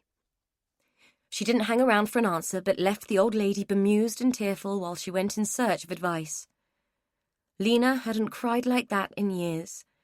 In fact, she wasn't sure she could remember the last time she'd shed a tear at all. There was a sea of them inside, and they had been building for years, threatening to crash out like a tidal wave and roll over her, tugging her down to the abyss of despair that she had been avoiding all her life. She had thought it would feel better, confessing.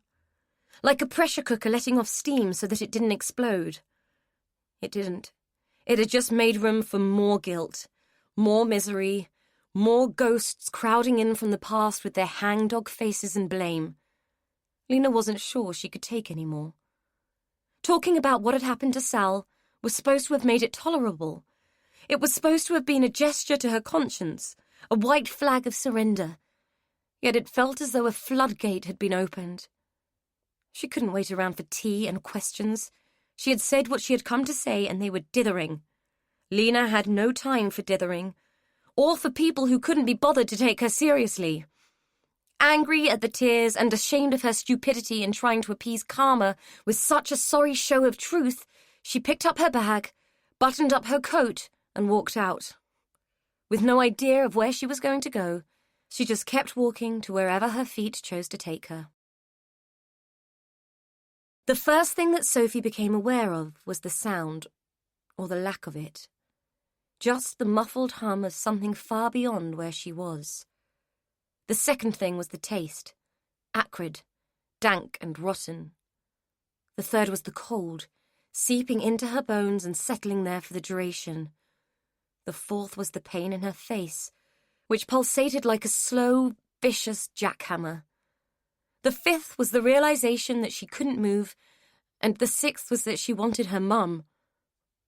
The seventh brought panic. If she wanted her mum, things must be really, really bad. She felt sick, didn't know where she was, and couldn't recall how she'd got there. A vague memory of answering the door came to her, but it was dim and distant, and she wondered if she was making it up. if this was just a particularly hideous nightmare, and that she was willing herself to wake up. An eighth realization dawned. She was lying in her own pee. She had wet herself. Her first instinct was to scream, but all that came out was a hoarse rasp that ended in a feeble squeak. Pathetic. She tried again, but her mouth felt like an Arab's flip-flop and her throat was having none of it. Thinking hurt. Everything hurt. Her wrists felt like they had been tied with cheese wire, and her legs were numb, frozen, and dead. Had someone hit her? An indistinct memory of a fist, blackness descending like a shutter, and having something forced into her mouth. The taste of blood. And pain, lots of pain. The pain wasn't a memory, it was all too present, searing through her face and shuddering down into her stiff, confined limbs. Sam Campion's face loomed large behind her eyelids. He'd hit her. She remembered that much, but where the fuck was she now and why? Opening her eyes was undertaken tentatively, a movement loaded with fear and apprehension. It felt as though it was going to hurt and hurt bad, and not only that, she wasn't sure she wanted any more information about where she was. If her functional senses were right, it was certainly somewhere she didn't want to be. It felt like a cellar, tasted like a cellar, and probably smelled like a cellar. With the sensation of cold, wet cloth against her nether regions, too, it might even have been a sewer. Oh, God, had she really pissed herself? In films, people were brave. They shuffled about, found a nail or a piece of broken glass, and freed themselves. They could see in the dark on instinct and weigh and measure their options, a means for breathtaking escape always presenting itself. They were calm, collected, and didn't wet their knickers like little girls. All Sophie wanted to do was cry, but even wrinkling up her face to make the effort hurt too much, and brought on such a wave of despair that she thought she might be engulfed by it. If she cried, she wouldn't be able to breathe, and she might suffocate from cowardice, humiliation, and the inhibition of a broken nose. If she moved, even attempted to shuffle, she was going to dislocate something and just shovel more filth into her already scum-lined mouth, and probably damage her face even further. Sophie knew what she was, a gobshite, a gutter snipe, a scrounger, none of which made her Houdini. Even with her eyes wide and painfully open, she couldn't see a thing except the fearsome black shapes conjured from her own wild imagination that seemed to writhe and connive in the darkness. Was it possible to actually die of fright? Chapter 18. Sam swerved the car into the car park in front of his apartment, wrenched on the handbrake and glanced into his rearview mirror before undoing his seatbelt, spotting something he wished he hadn't. Stefan's sleek, black BMW was parked under an archway to his rear, which meant they were here and waiting for him. Pascoe was not going to accept further delays or excuses. As swiftly as he had pulled in and parked, he pulled away again, screeching out of the car park as if all the demons of hell were after him. If Pascoe's reputation was anything to go by, and Sam had good reason to believe that it was, the analogy might as well be true. If he didn't have what Pascoe wanted by the time he saw him next, he was a dead man. As he drove back towards town, he considered the prospect of running. He had a passport and money at his mother's, and more that he could get to if he needed it. But it meant leaving everything that he had built, which was better than Sam watching Pascoe seize it from beyond the grave, but worse than sticking around and finding out what the hell had happened to his stash. From what he had got out of the dopey kid when the hypnol had kicked in, that stupid bitch Edie had put it somewhere, and clearly had no idea what it was. She was a dumb bitch from dumb stock. Red lights hampered his progress and made him more tense than he had been to start with. The thought of Stefan routinely turning over the apartment was more than he could stand. That oaf ripping his life apart on the whim of an idiot like Pascoe. In Sam's mind, he should be the one calling the shots, not that jumped-up ponce and his giant flunky. As the lights turned to amber, he was away, not waiting for them to move to green. Sam was not a fan of waiting for anything he saw fit to take for his own, but he was a believer in serendipity. It was a force that had served him well and seemed about to again when he spied Edie trudging along the pavement just ahead of him. He surged ahead of her and pulled in. Rolling down his window with the touch of a button, he called out to her. "Edie, want a lift? I'm going back to the square." Edie glanced up at the sound of her name, but took a moment to recognise both the car and the voice that had come from it. Sam, thank goodness. A friendly face. Though she had been released without charge, her time at the police station had been arduous, having to repeat herself continually that no, she didn't know where the diamonds had come from, and no, she hadn't known they were real, no, she hadn't found any further items in the house that had struck her as unusual, though the dress and the locket had sprung to mind. Explaining repeatedly that she had no idea how her elderly aunt had come into the possession of such valuable items had been exhausting, and she felt ready to drop, or scream at whatever entity thought that bringing all this grief into her already wrecked life was good fun. She accepted Sam's offer of a lift gratefully and climbed into his car as if it were a life raft. "What's up? You look knackered," Sam said, glancing at her before pulling out into the traffic. He was a fine one to talk. He looked stressed and was showing his age. Explaining her strange day to him felt like it might all be too much.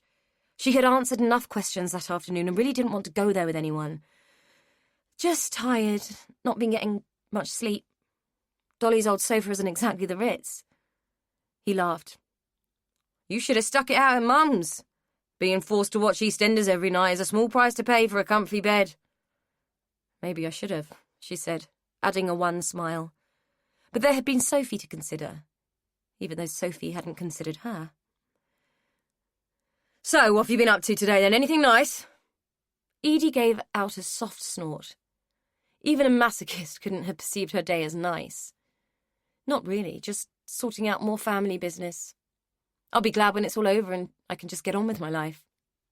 Never had she spoken truer words. "So, going home soon, then? That's a shame. It's been nice to see you again." She gave him a sidelong glance. He'd changed like the wind. Their disastrous evening out had hardly given her the impression that he would have any regrets over her leaving. "I don't know about going home. I don't really have one, as it stands.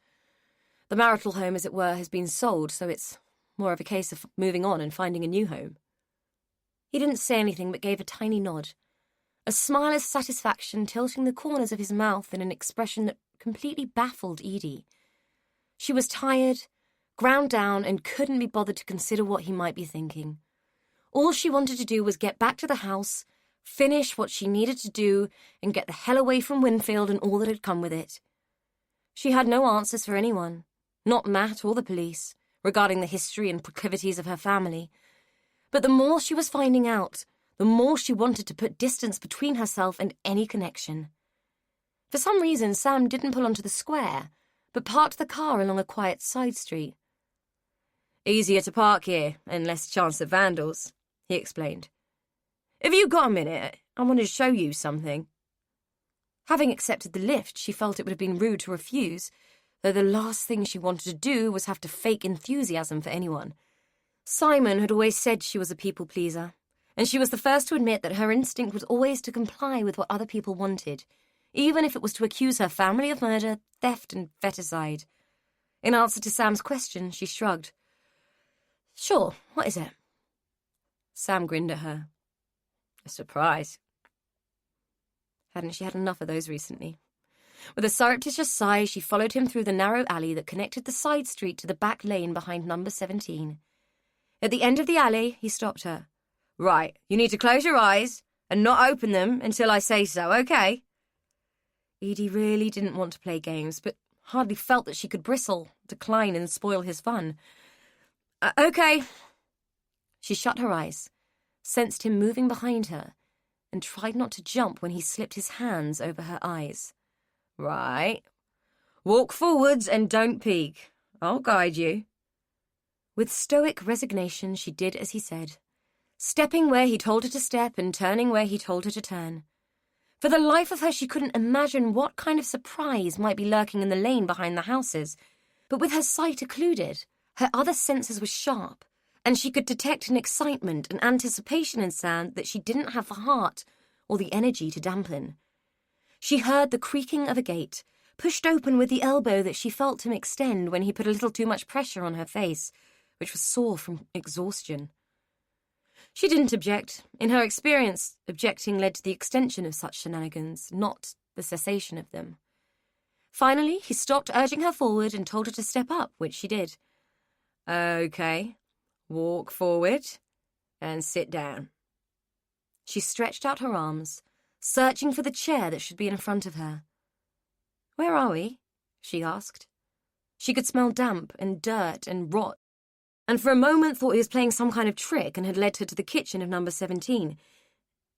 Except that due to her ministrations, the aroma of damp and rot there had been overlaid with a fog of bleach and disinfectant.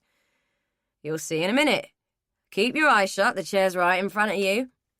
She groped around, felt the back of the chair and felt down for the seat. Keeping her eyes tightly closed, she manoeuvred herself onto the hard seat.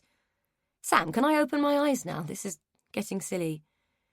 He took his hands away, and she felt a sudden chill on her skin where the warmth of his fingers had been. 2 more seconds. She sensed him move away and heard something that sounded like a drawer being opened, then a click. Right, you can open them now. Surprise. She opened her eyes as the last word arrived in her mind, its dull, snide delivery only making sense to her when she saw what Sam was holding.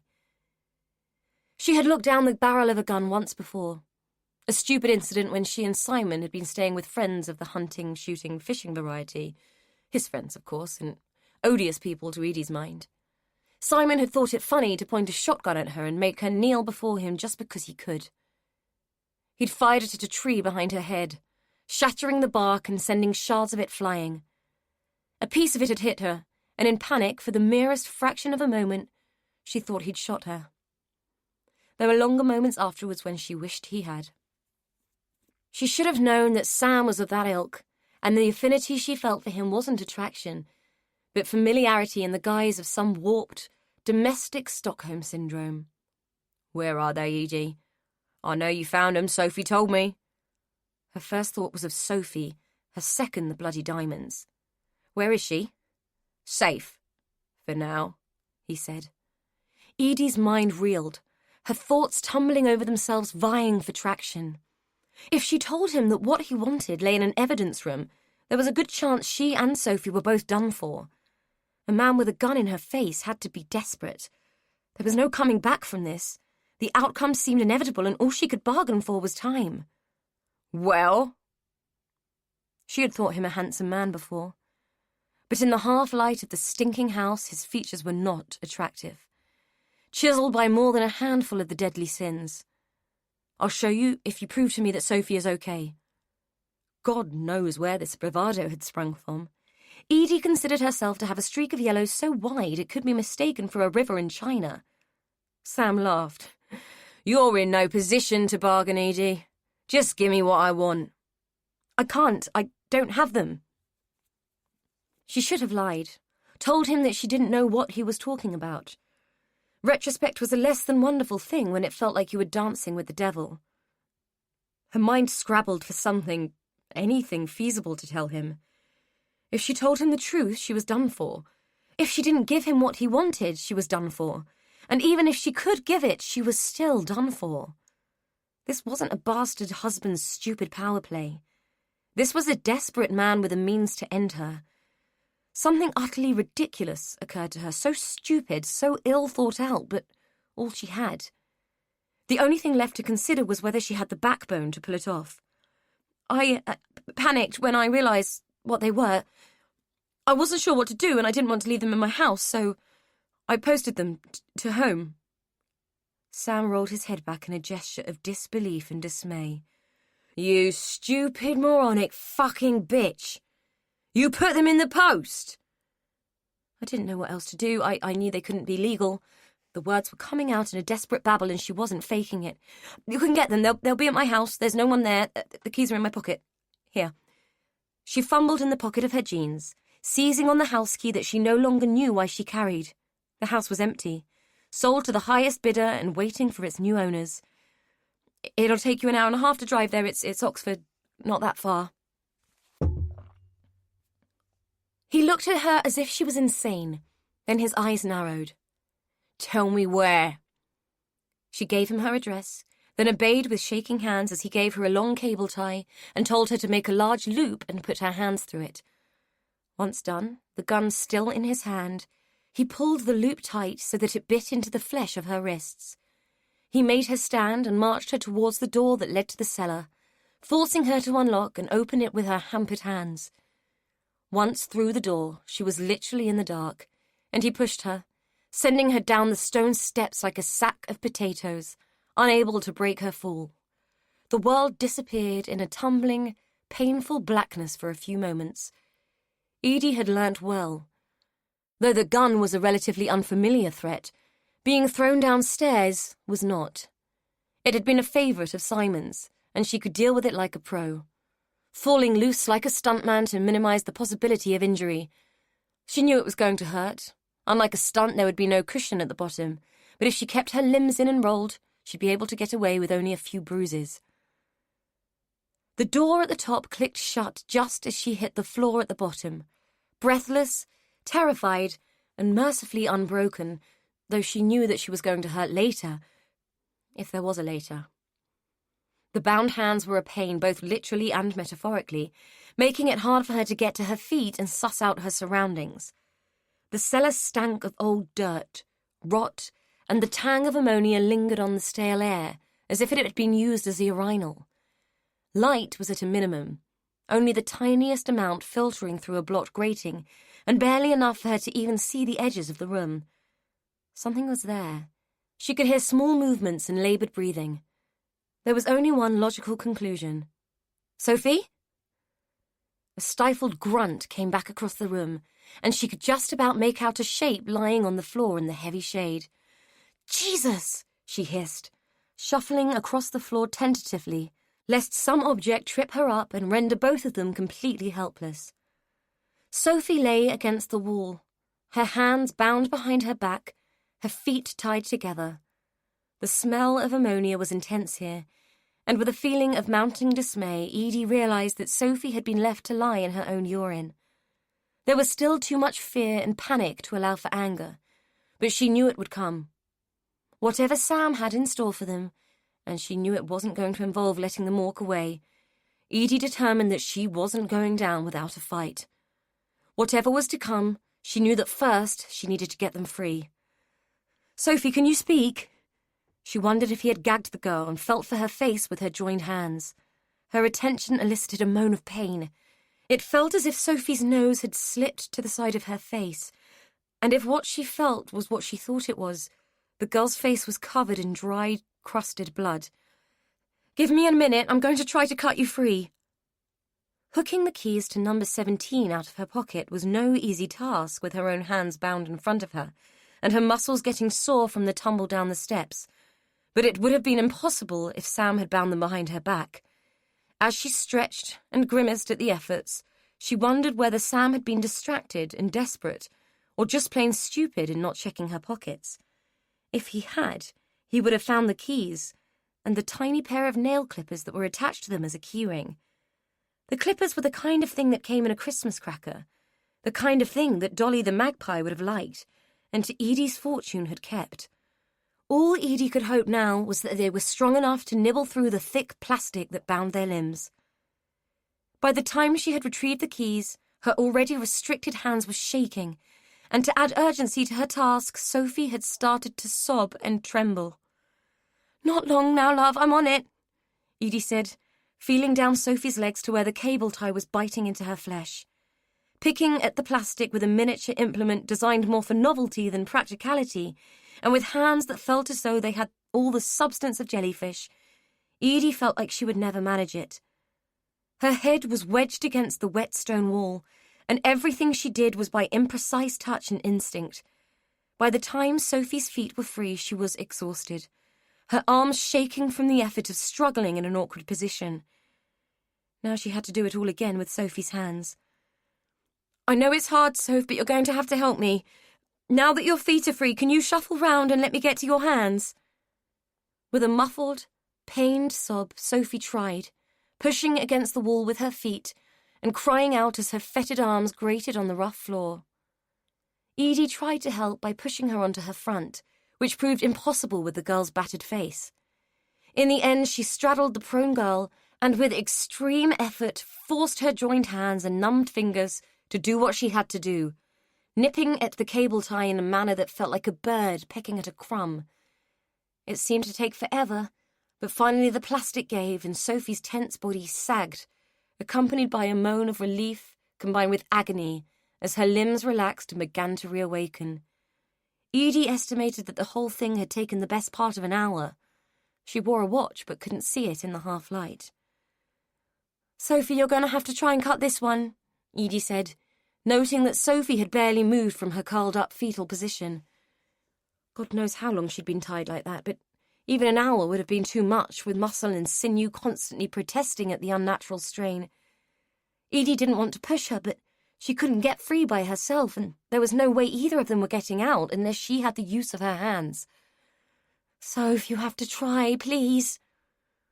It took a minute, which to Edie felt like an eon, but eventually Sophie, still sobbing and groaning, hauled herself to her knees and with hands that felt like cold marble, groped for Edie's and the nail clippers.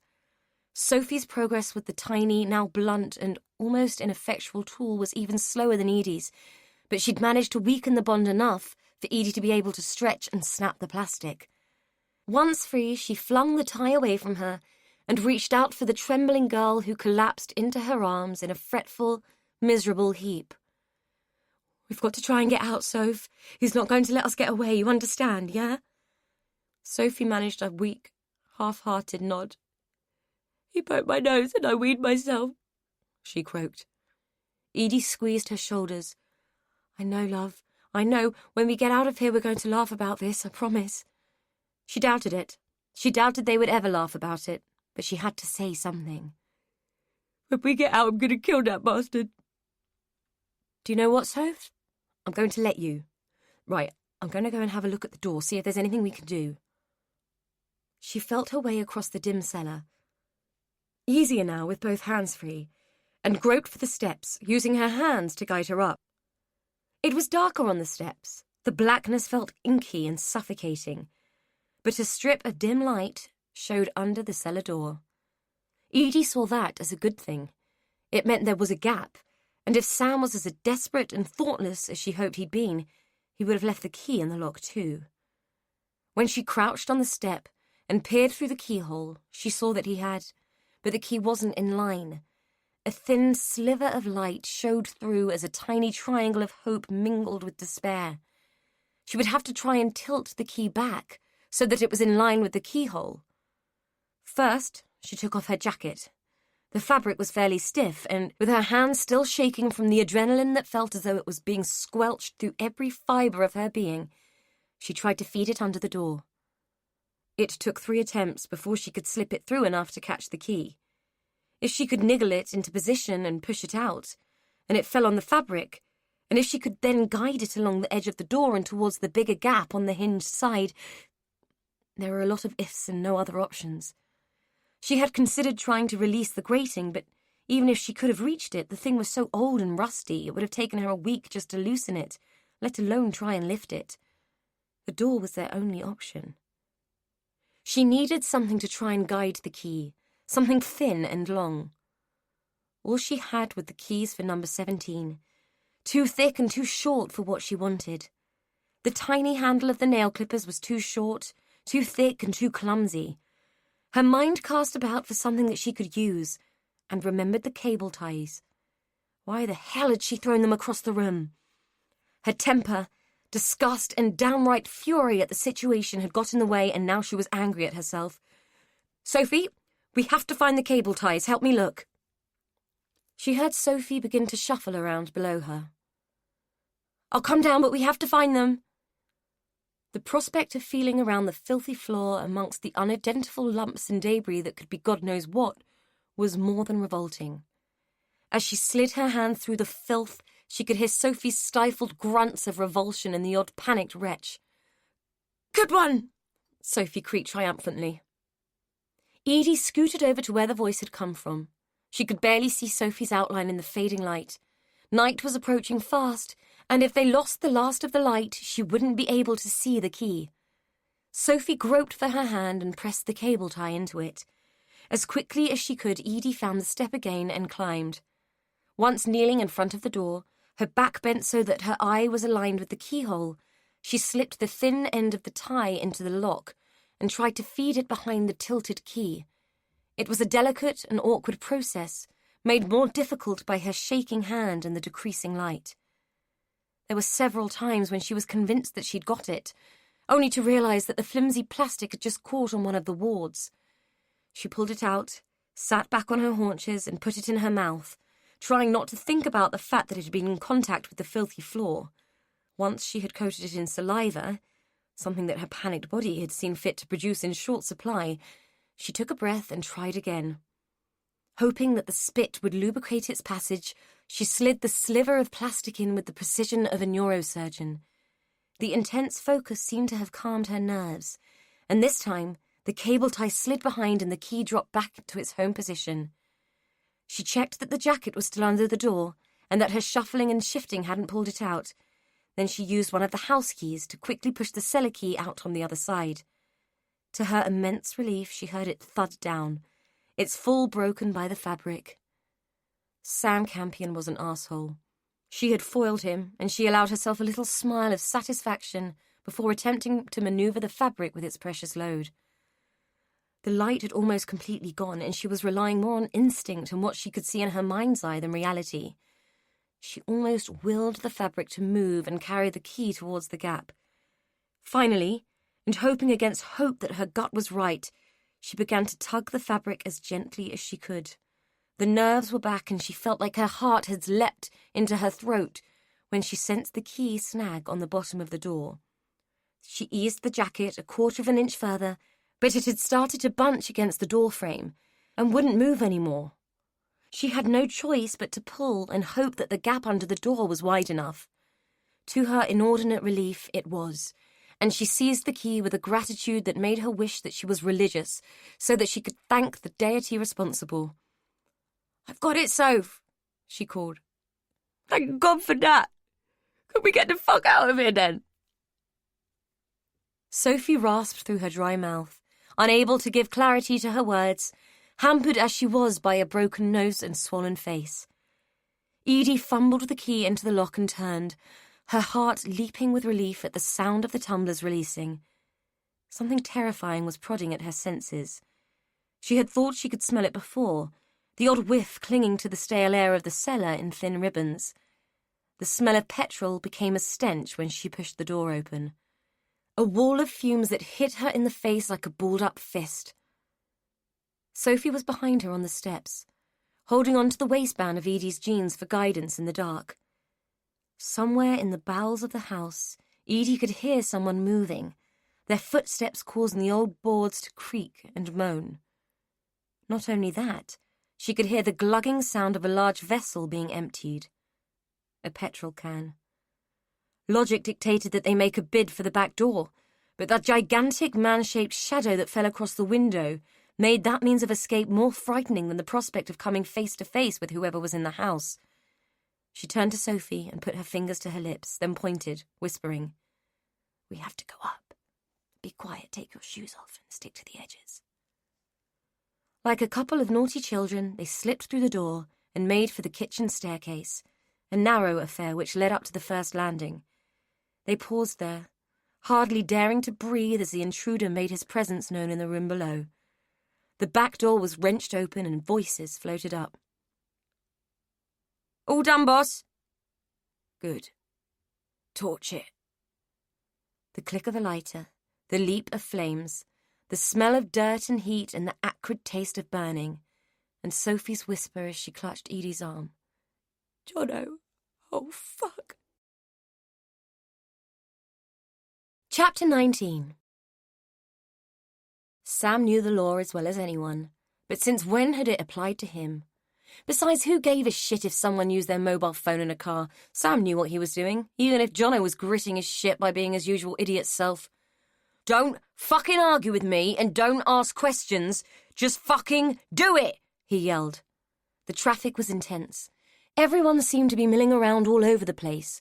It seemed that there wasn't much left that wouldn't boil his piss today.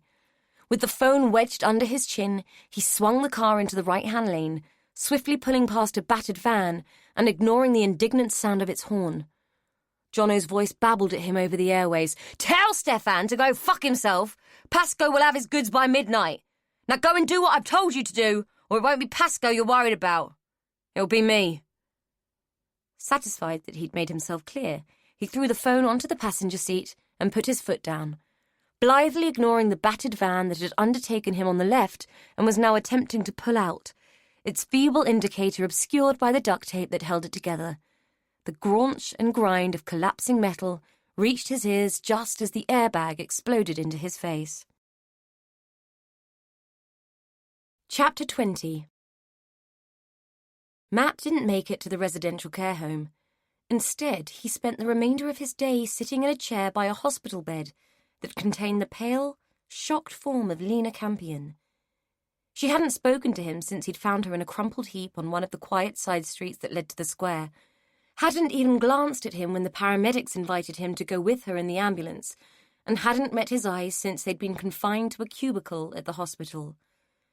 The only thing she had done was grasp his arm and refuse to let him leave when he had protested to the hospital staff that he was just a neighbour. Lord knows why she wanted him there, but he had stayed. A machine that variously beeped, bleeped and dinged to indicate the alteration in her body's function was connected to Lena via a series of clips, wires and stickers. For each 10 beeps, Matt tried to ring Sam from Edie's mobile phone. He got the answering service every time. He's still not picking up. I'm going to have to give up. The battery is dying. Her first words to him since he had found her were, I know how it feels. Her voice shocked him. He'd become used to her silence, and was all too familiar with the thinly veiled hostility that had been coming off her in lazy waves all his life. He turned to her, his mouth open in surprise. Don't look so shocked, boy. Hard not to, Mrs. Campion. No disrespect, but you've treated me like a pariah all my life, so I'm finding it hard to grasp why you want me here. I've things to say and not much time. I don't think the doctors are too worried. A bit of rest, and you'll be right as rain. The woman pursed her lips and gave him a grim, determined look. That's not what I meant. Though who knows what time any of us have left. I have things to say to you that should have been said a long time ago. I've done you wrong, and before I start, I don't want your forgiveness or anything like that. I just want peace for myself. I imagine the police will be here soon, so don't interrupt me when I tell you what I have to say. The police? Matt had no idea what the old woman was talking about, but given her predicament, he assumed that her ramblings were the result of a clinical shock combined with the medication that the drip connected to her hand was infusing. He figured it was best to just let her talk and keep her calm. Okay. She closed her eyes, and it seemed as though she was replaying some scene behind her eyelids. Matt waited. After a moment of this internal reverie, she spoke again, recounting the story that she had told the bemused police officer earlier. She ended her tale with a simple, "So there you have it, just as you always thought, and your mother always thought. Your father was an innocent man." The news had filtered through to Matt's consciousness in a series of assaults, challenging not just everything that he had thought, but everything that he believed. In a few simple sentences, Lena had blown all his theories and made a mockery of his life's obsession, and there was no doubt that it had been an obsession. Matt could not have stepped away from it if he'd tried. The dispassionate part of him liked the fact that his idea regarding Beatty's connection had been proved right. The abortions were significant. Sally Pollitt had met her death in search of a solution to the thing that she had believed would ruin her life. It made perfect sense and proved his point, but also raised more questions than it answered.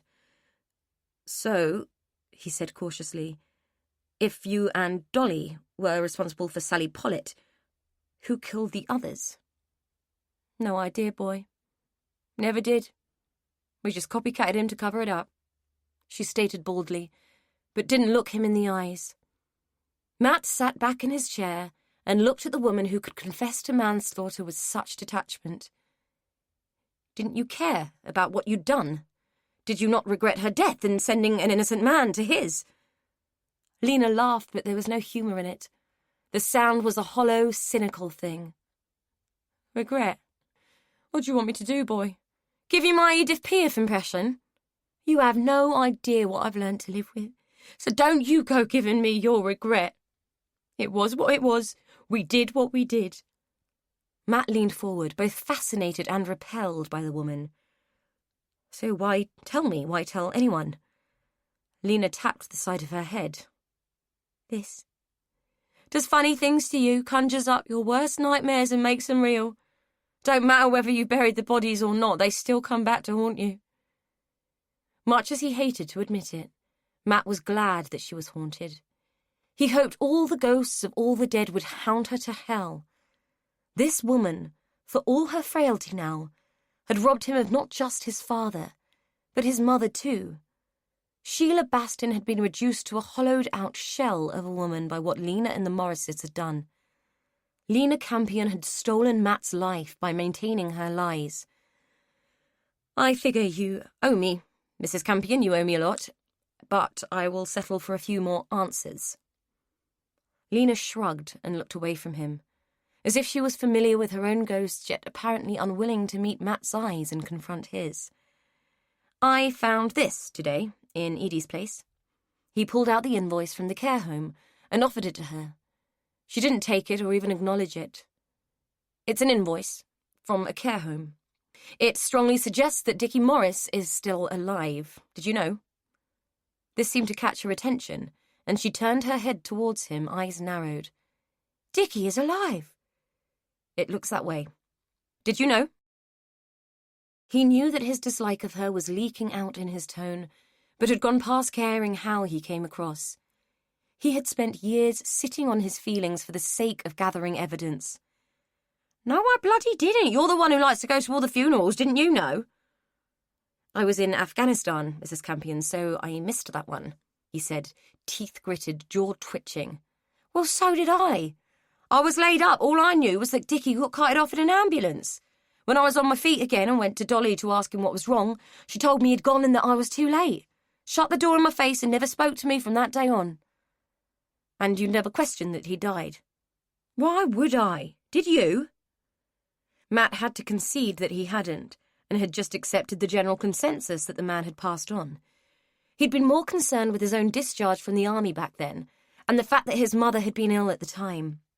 Attentions had been diverted to his mother's rapidly spreading cancer, and the whole thing regarding the Morrises' involvement with his father's execution had taken a back seat. People die, boy. They die all the time. Matt looked at the monitor that showed that Lena was still very much alive. Yes, they do. My mother died that year too. Did you know that? She had cancer. It ate her from the inside out. It was a terrible death, agonizing for her and agonizing to watch. Lena nodded. I heard. I'm sorry for your loss. Matt leaned forward and stared at her. Are you?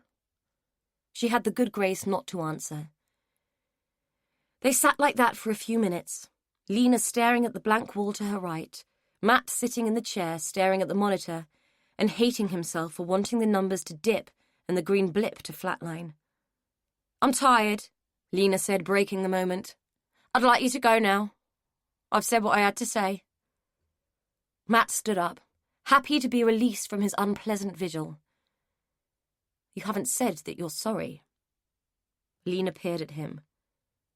Would it make a difference to a damn thing if I did? Matt didn't need to say anything else. She was right, it wouldn't. But it would have been gratifying to hear her say it all the same.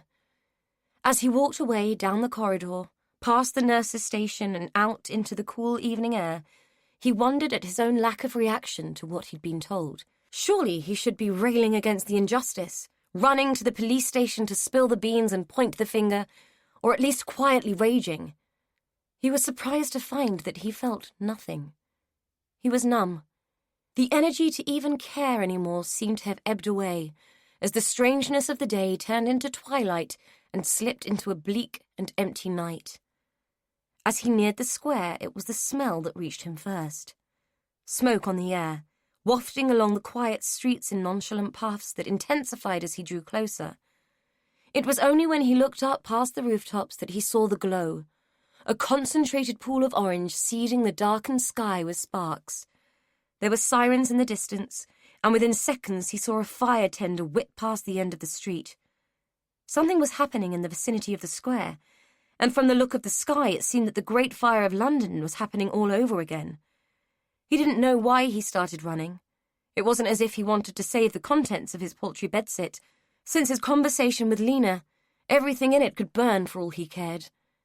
An image of Edie loomed large in his mind as he ran and rounded the corner onto the square, and he hoped against hope that she was still with the police and away from the blaze. People stood in huddles, kept back by firemen, and corralled beyond the garden while someone yelled at them to keep their distance, all whispering to each other and watching the conflagration that appeared to be ravaging the row of houses that stood behind number 17. Matt turned to the nearest person, an old man leaning on a cane and watching the flames leap as if it were bonfire night. "What happened?" Matt asks. "No one knows. One of the houses went up, someone called the brigade, and we were all evacuated out here." "Is anyone hurt?" "I don't think so. Most of the houses were empty, only the few in the end were still lived in. All cheap flats and bedsits as far as I'm aware. I think everyone got out, but it's ripping through them. I would say like wildfire, but it would be a pun too far, I think." Matt cast his eyes around the watching crowd. Looking out for Edie, he couldn't see her and found himself relieved. She must still be with the police. "Are any of the houses on the square itself affected?" he asked. "Again, I think not, though I imagine the heat will have scorched a few gates and brought the paint off the backs of them. Might even have shattered a few windows. As far as I know, everyone was brought out safely. It'll be the looters they need to worry about, not the fire. It's Matthew, isn't it? I'm Lionel."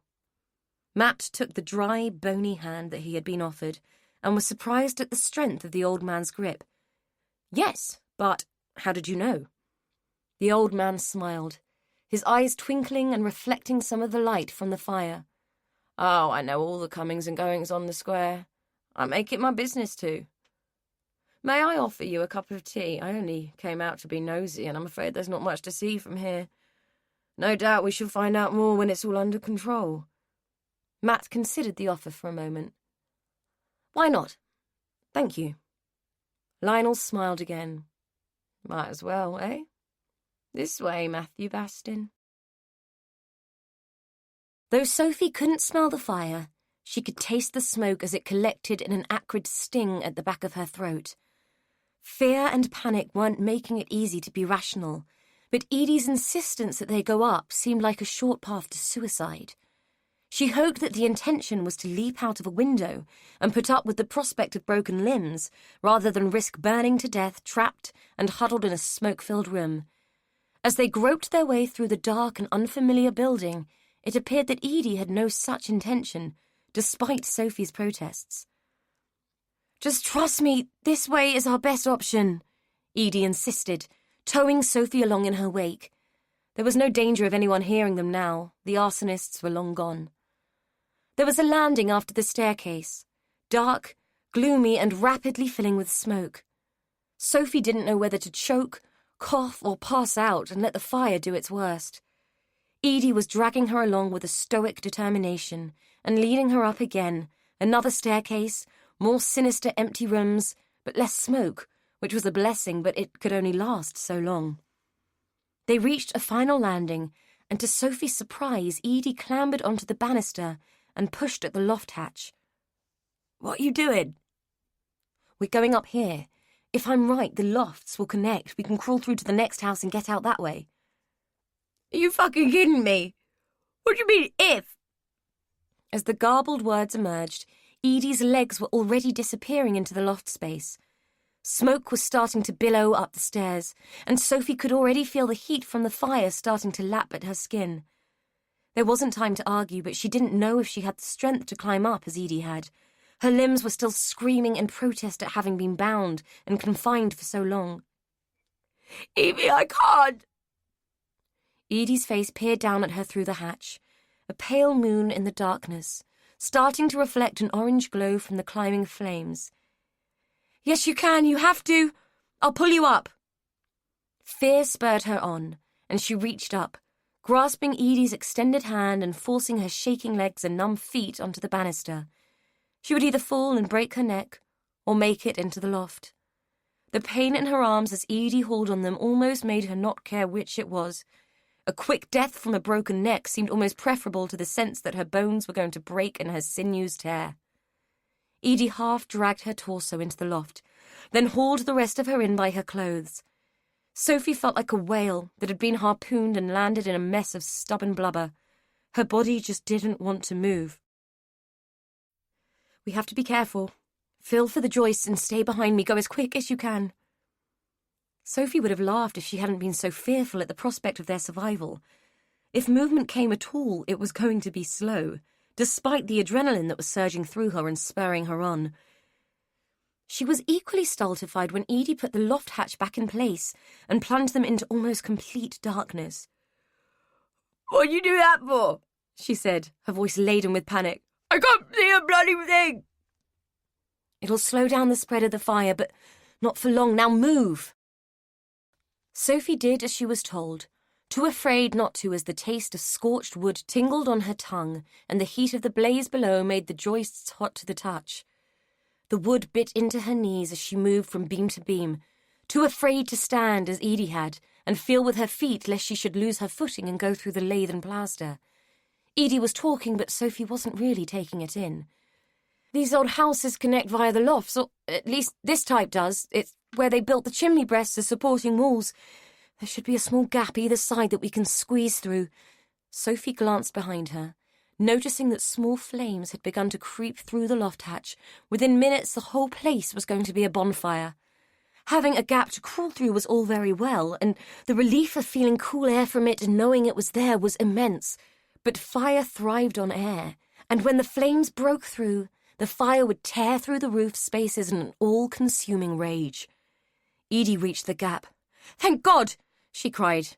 Sophie heard her scramble through and caught sight of her foot as the flames began to leap and lick behind her, illuminating the attic with a hellish light.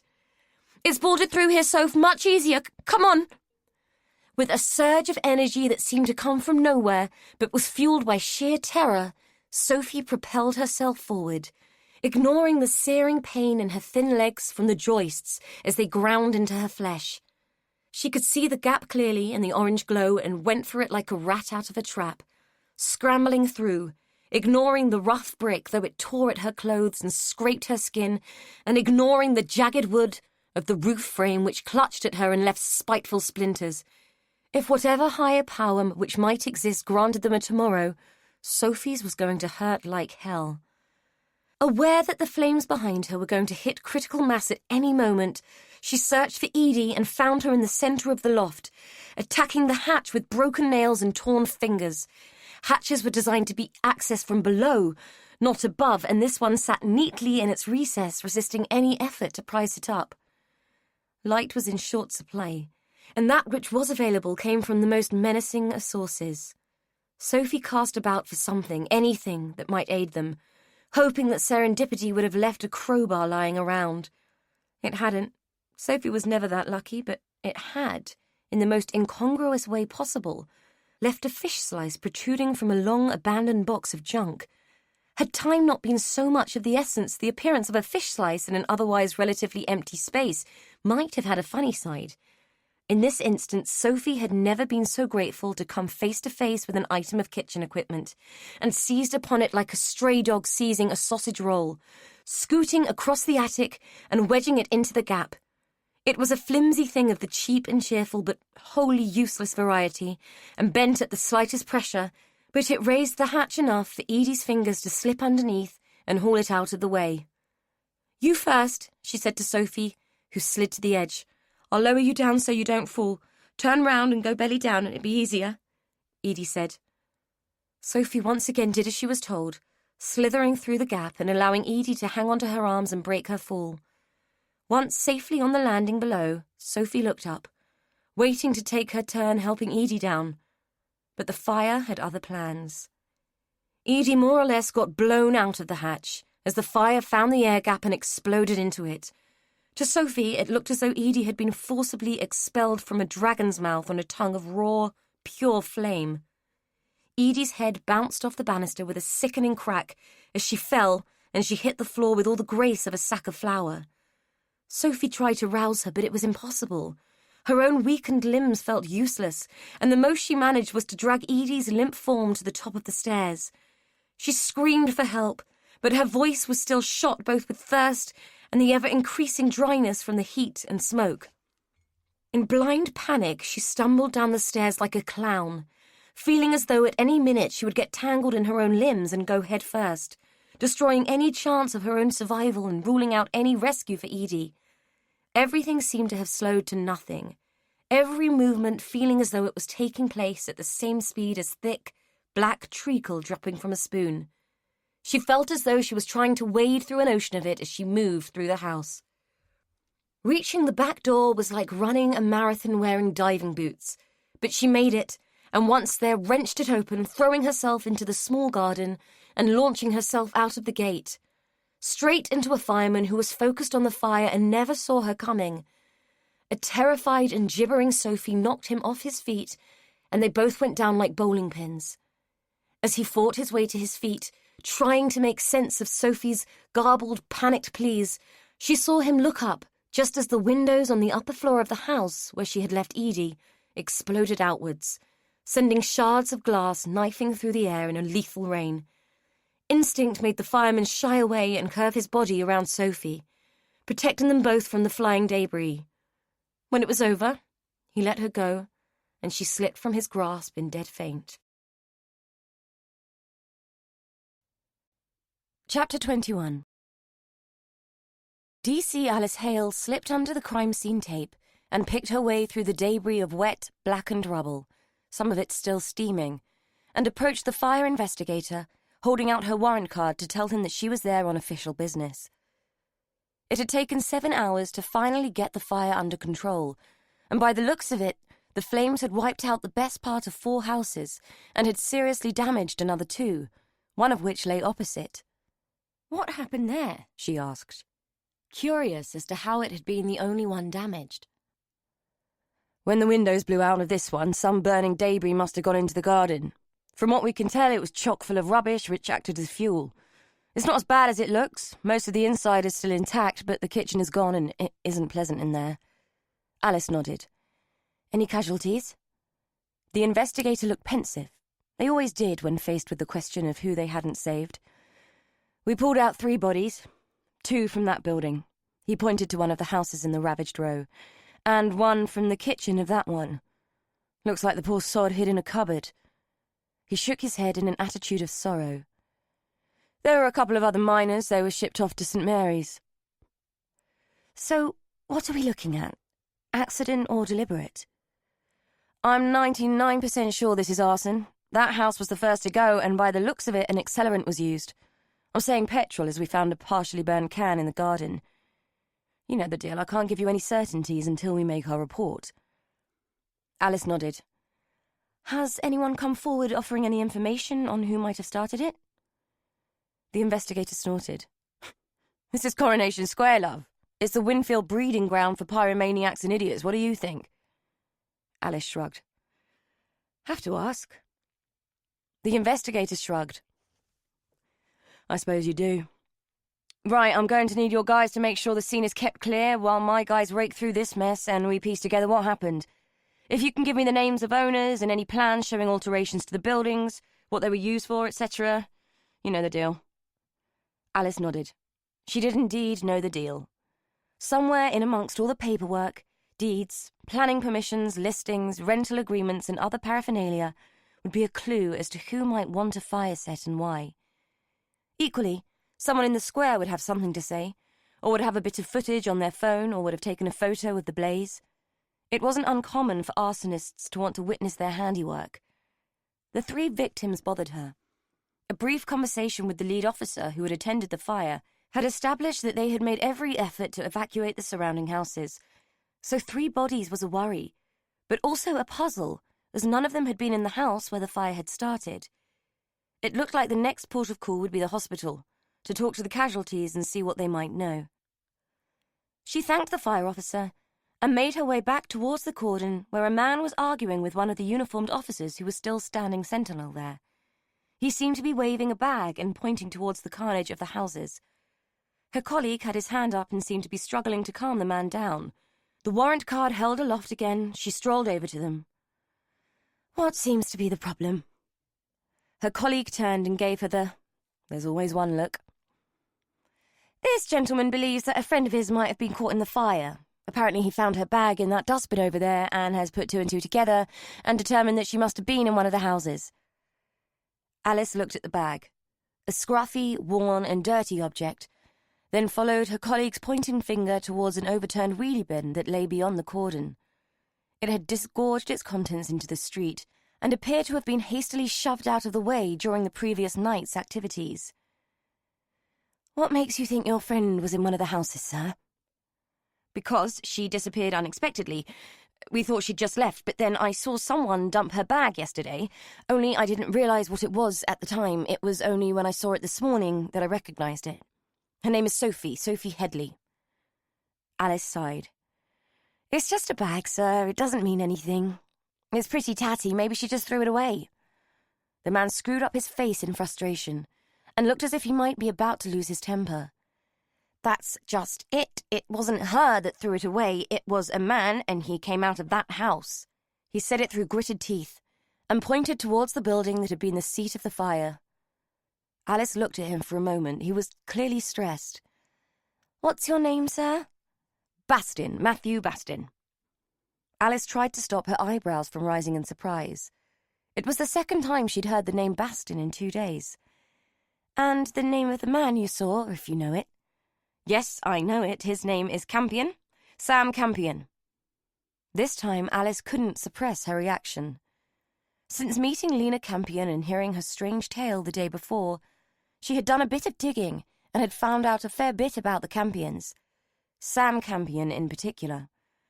A known criminal, suspected of all sorts, extortion, protection, living off immoral earnings, the list went on. She had learnt that his front was as a property developer, and though he was known to have connections with some of the most dubious people in the area, he had never been successfully prosecuted. He was also off their radar, having been reported as fleeing the scene of an accident the previous afternoon. In fact, his crumpled car was sitting in the pound at this very minute. Her governor had dismissed Lena Campion's story as the insane ramblings of a demented old woman and had shown little interest in the story, but he had mentioned Matthew Bastin as a thorn in his side. Apparently he was the son of the guy they'd hanged for the murder Lena Campion claimed she had committed. He'd spent years trying to prove the state wrong, and now he was standing right in front of her.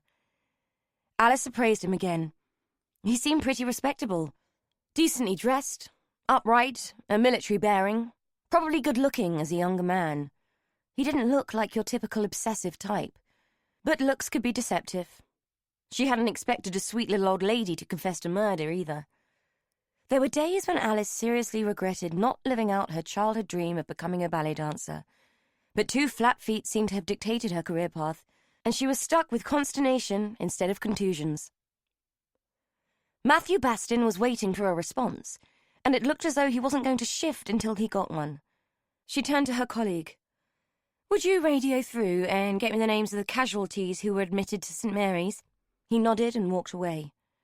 A few moments later he came back and called Alice over, whispering in her ear so that Matt Bastin was out of earshot. She was looking at Matt the whole time, seeing a worried man. "Mr. Bastin, your friend is in the hospital." The look of relief on his face was a sight to see. It was hardly the dumb thing to offer complete strangers lifts, but something about Matthew Bastin had piqued Alice's curiosity. She wanted to know more about him and test the veracity of Lena Campion's story. Though her boss had dismissed it out of hand, Alice had not. "I'm going there myself, if you'd like a lift." Sophie was sore, bruised, battered, frantic, and very, very angry. If it hadn't been for the massive hit of oromorph she'd been given, she might have felt more in touch with the anger and done something about it, As it stood, she was aware of the rage, but somehow detached from it. Pondering it, she felt as if all her feelings had been contained in a bubble and were floating in front of her. Real, almost tangible, but just out of reach. She felt trapped, soporific and useless. And no one wanted to know about Edie or how she'd ended up in a burning house. No one. In fact, all they seemed to want to do was give her something to help with the pain and calm you down. She'd asked if she could discharge herself, but had been told by a sweet nurse with a bright smile that the doctor would be along shortly. That had been 2 hours ago. Hospital was Manana Land. She might have just got up and walked out if she had any idea how she could remove the thing they'd stuck in the back of her hand, or she'd have known where she might find something to wear that didn't flash her bare ass at every move. Besides, she hurt. Everything hurt, and despite the woozy distraction caused by the opiates, she was even aware that every hair on her head was hurting. With the drugs on board, it was kind of fascinating to notice, feel it, but not care. How could you be exponentially angry yet not care? Maybe this was how the prozzies felt when they got their fixes. Aware of how shit things were, but completely detached from it. Weird. She was still talking like a twat. They'd reset her nose, but she still sounded like she had the worst head cold in the history of mankind. And she looked like a grizzled rugby player, or as if she'd done 10 rounds with Lennox Lewis, or that Welsh guy, what was his name? Anyway, she was pissed off. No, livid, that no one would tell her where Edie was. They wouldn't even tell her if Edie had got out. Despite her saying it was okay, she could take it. If it was bad news, they could tell her. It seemed like no one had a bloody clue what she was on about. And man, was it boring. Being in hospital was less fun than watching paint dry. The need to pee was becoming intense, but hooked up as she was, she couldn't get out of bed, and even if she could, there was the issue of the gaping gown. Having already pushed the call button twice, she decided in her addled state to take matters into her own hands. Shuffling out of her bed, she took off the blanket and draped it around her shoulders, then wheeled her drip stand into the nearest toilet. The relief was immense. Combined with the drugs, it made her feel so euphoric when she emerged that she almost missed it. Recognition hovered on the brink of her consciousness, niggling, making her reactions tingle, yet she couldn't quite place what was making it happen. Something about the new patient they had just wheeled into the side room was prodding at her. Maybe she would take a look when the nurses had gone, when they had stopped their faffing and fussing. Was there some clinical reasoning behind all that pillow plumping? Sophie didn't know, but she did know that she wanted to get into that room and find out who was in the bed. Matt was still clutching the filthy backpack, holding onto it as if it was some kind of cushion against the trauma of the woman's driving. This DC Hale drove like a maniac, flinging the car round corners and pulling out into traffic with seemingly no regard for what might be alongside her on the road. "Have you done a driving course or something?" he asked, hoping that there was some reason why she was making him feel like he had diced with death through the mere action of getting into her car. "Not yet. Booked onto one in a month's time. Why?" "No reason," Matt said, closing his eyes because obliviousness seemed like his safest option. "So," she said, "where were you when the fire started, Mr. Bastin?" "Walking back from St. Mary's, funnily enough. A neighbour had an accident, so I went with her to the hospital and stayed until she was settled." "I see. I take the hospital staff will be able to back that up." Matt raised his eyebrows. "I imagine so. Why, am I a suspect?" "At this stage, very few people aren't, Mr. Bastin. So tell me about your friend and why you think her bag ended up in that bin." "I've no idea why it was thrown away, but Sophie walked out on us, and it seemed unusual as she was staying with Edie and seemed quite happy. Then when your guys turned up and took Edie for questioning, I saw the blood, then found her toothbrush and spotted Campion dumping the bag, although I didn't know it was her bag then, but it didn't seem to add up right, all the different things." She slipped him a sidelong glance. "Any reason you didn't go and investigate what he'd put in the bin at the time?" Matt knit his brow in confusion. "Well, you should know. Half your lot turned up at the house to turn the place over, so you could say I was a mite distracted." "My lot? We all work for different teams and sections, Mr. Bastin. I'm not privy to every crime that's been committed. Who is Edie? That's something I was going to ask you. Whether she'd been arrested or held or something. I haven't seen her since your guys took her off yesterday. Has she been charged with something? She shrugged. No idea. I wasn't aware of any investigation involving that name. But if she's committed a crime and they have good cause and evidence to charge her, then she will still be in custody, probably awaiting a hearing, I should think. Anyway, we can rule her out of any involvement with the fire if, as you say, she was with my lot. Matt was relieved. Better for Edie to be holed up in a cell facing charges than caught up in the fire. He'd hardly been able to believe it when he'd glimpsed the devastation that morning. He'd have liked to have taken a closer look, but the whole of the back lane had been cordoned off. Spotting Sophie's bag had been a fluke. To his shame, he hadn't really thought much about her until he'd found the bag. She had slipped from his mind as easily as she slipped from everyone else's. Just a homeless girl doing what homeless people did. Moving on. The realization that she had been caught up in the fire made him feel like crap. Alice Hale interrupted his thoughts with a very salient question. You mentioned finding blood. What did you mean, and where did you find it? Oh, just some spots, like someone had a nosebleed or something, only no one had. It was in the house, Edie's house, number 17. He was sure that he saw Alice's hands tighten on the wheel as he said it, as if his words were significant in some way. She didn't speak, just seemed to hurl the car into the hospital car park, whilst ignoring the 10-mile-an-hour limit. He wondered if she'd always wanted to be a detective, and whether she had honed her ambition on Starsky and Hutch, or maybe even the Sweeney. Looking at her youthful face, he concluded that she probably wasn't old enough to know those shows, but that there must have been some modern equivalent that had got her juices flowing. No one drove like that without some degree of bad influence. Finally released from the Dodgem car from hell with its demon driver, he breathed a sigh of relief. He'd felt less threatened on patrol in the foothills. Allow the music to steady your thoughts and soften your emotions as we prepare to return to the narrative.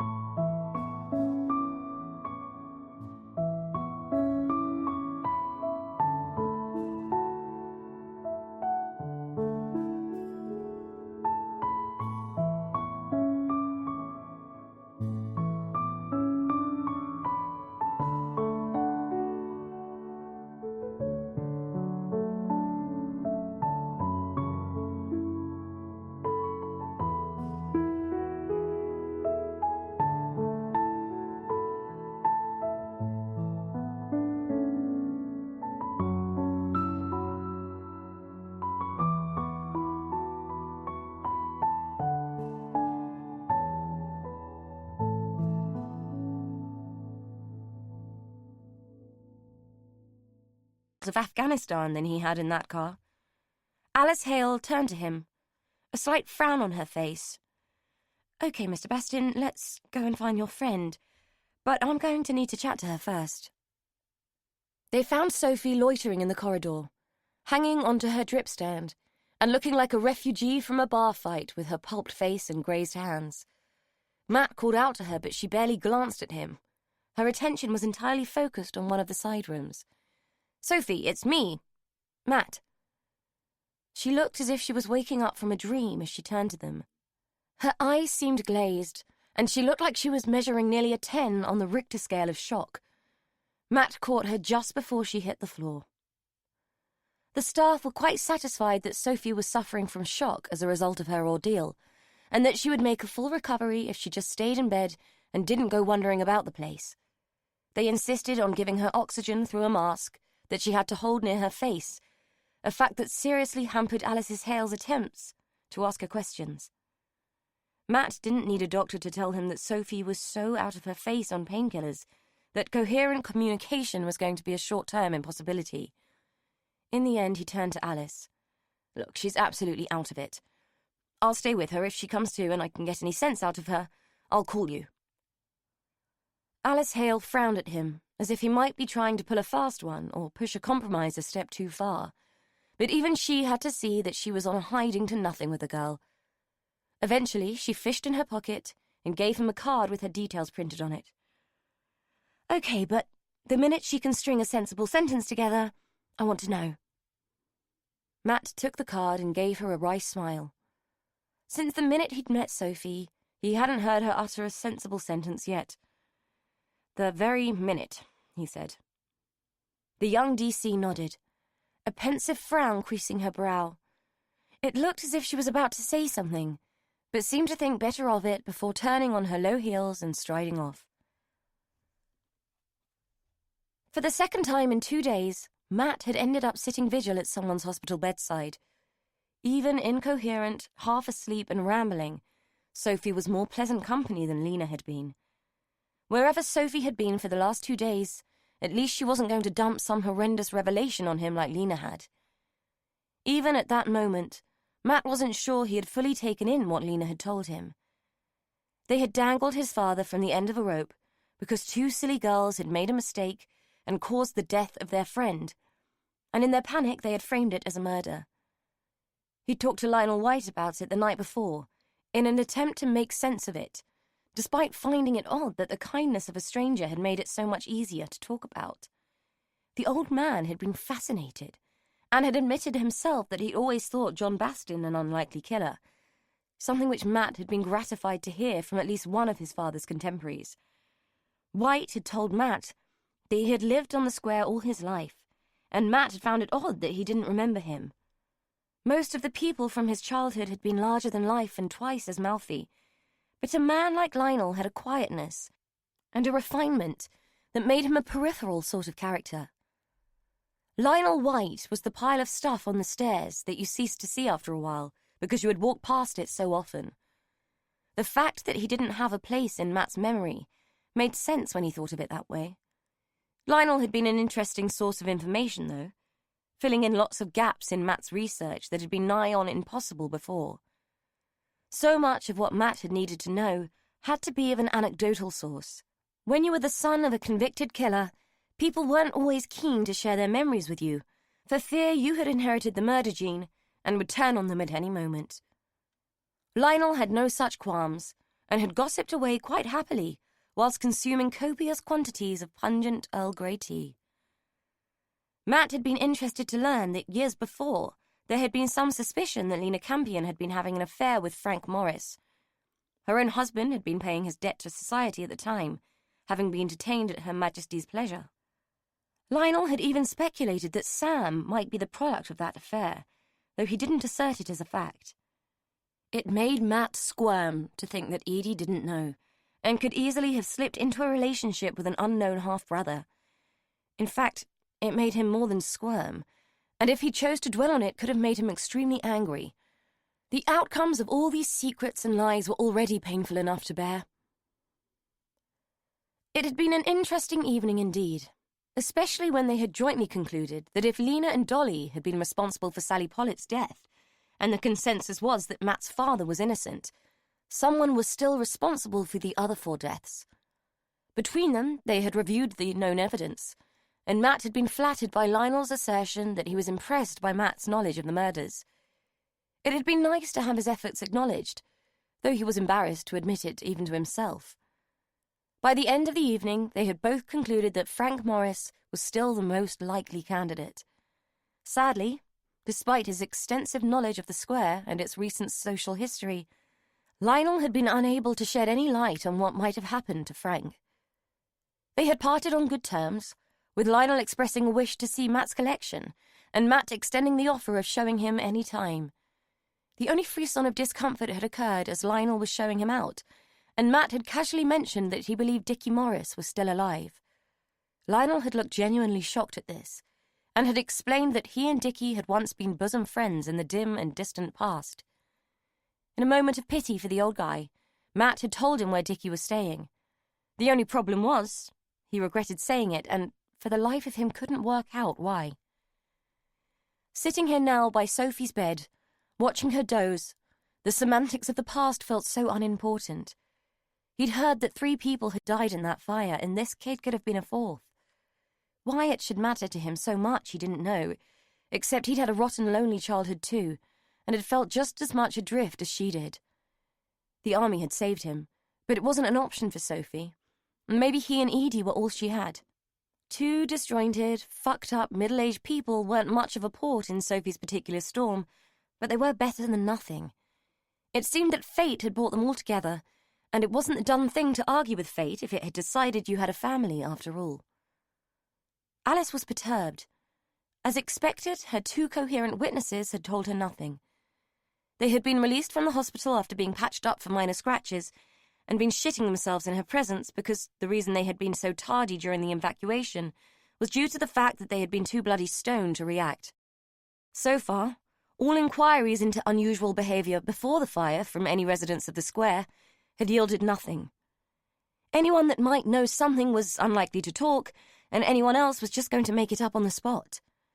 The fact that the fire had been set deliberately was in no doubt, and they didn't need the investigator to tell them that. But what they did need was some explanation for why it had been set. That would only come from carefully sifting through the debris of both the fire itself and the devastation it had caused to the residents of the square. Sam Campion was still AWOL, and he was their number 1 person of interest, given that he owned the building where the fire had started.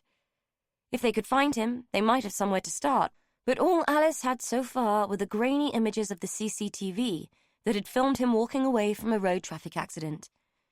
He would turn up eventually, no doubt, but given what she'd heard so far that day, it wouldn't surprise her if he arrived in a body bag. One of their more willing informants had volunteered the information that Sam had fallen foul of a certain Mr. Pascoe, and that it had something to do with the diamonds that had turned up after their 15-year sojourn. According to her superior officer, the same diamonds that had caused Edie Byrne to be brought in for questioning the day before. Alice's perturbation was brewing from the fact that Edie Byrne had been released without charge and hadn't been seen since, and that a body had been discovered in the remains of the burnt-out kitchen in the house that she had given as her place of residence. Logic might dictate that Edie and the body were one and the same person, but preliminary findings were clearly stating that they were not. The body was male, had several broken bones that didn't appear to be fractures caused by the heat, and, being only partially burned, had informed the pathologist that it had been in that house for a very, very long time. Rather gruesomely, Alice had been told that the body in number 17 appeared to have been mummified, not deliberately, but by the passage of time and dry air. The remains had been found in a cupboard, which was the house's original larder built with preservation in mind. According to the fire investigator, the larder had been hidden behind a dresser, the larder door nailed shut and covered with wallpaper, until the fire had consumed the best part of the dresser and revealed it. The flames had eaten through the door and lapped at the body, barely touching the bricks and slate shells of the larder itself. The body had cured over the years like a Serrano ham, and by the time the team got to it had resembled a grisly, overcooked pig roast. The only smell it had ever produced was when the fire had been subdued and it betrayed its presence with the acrid stench of burnt bacon. Alice's frustration, which outweighed her perturbation 100 times, was that she could do nothing about any of it.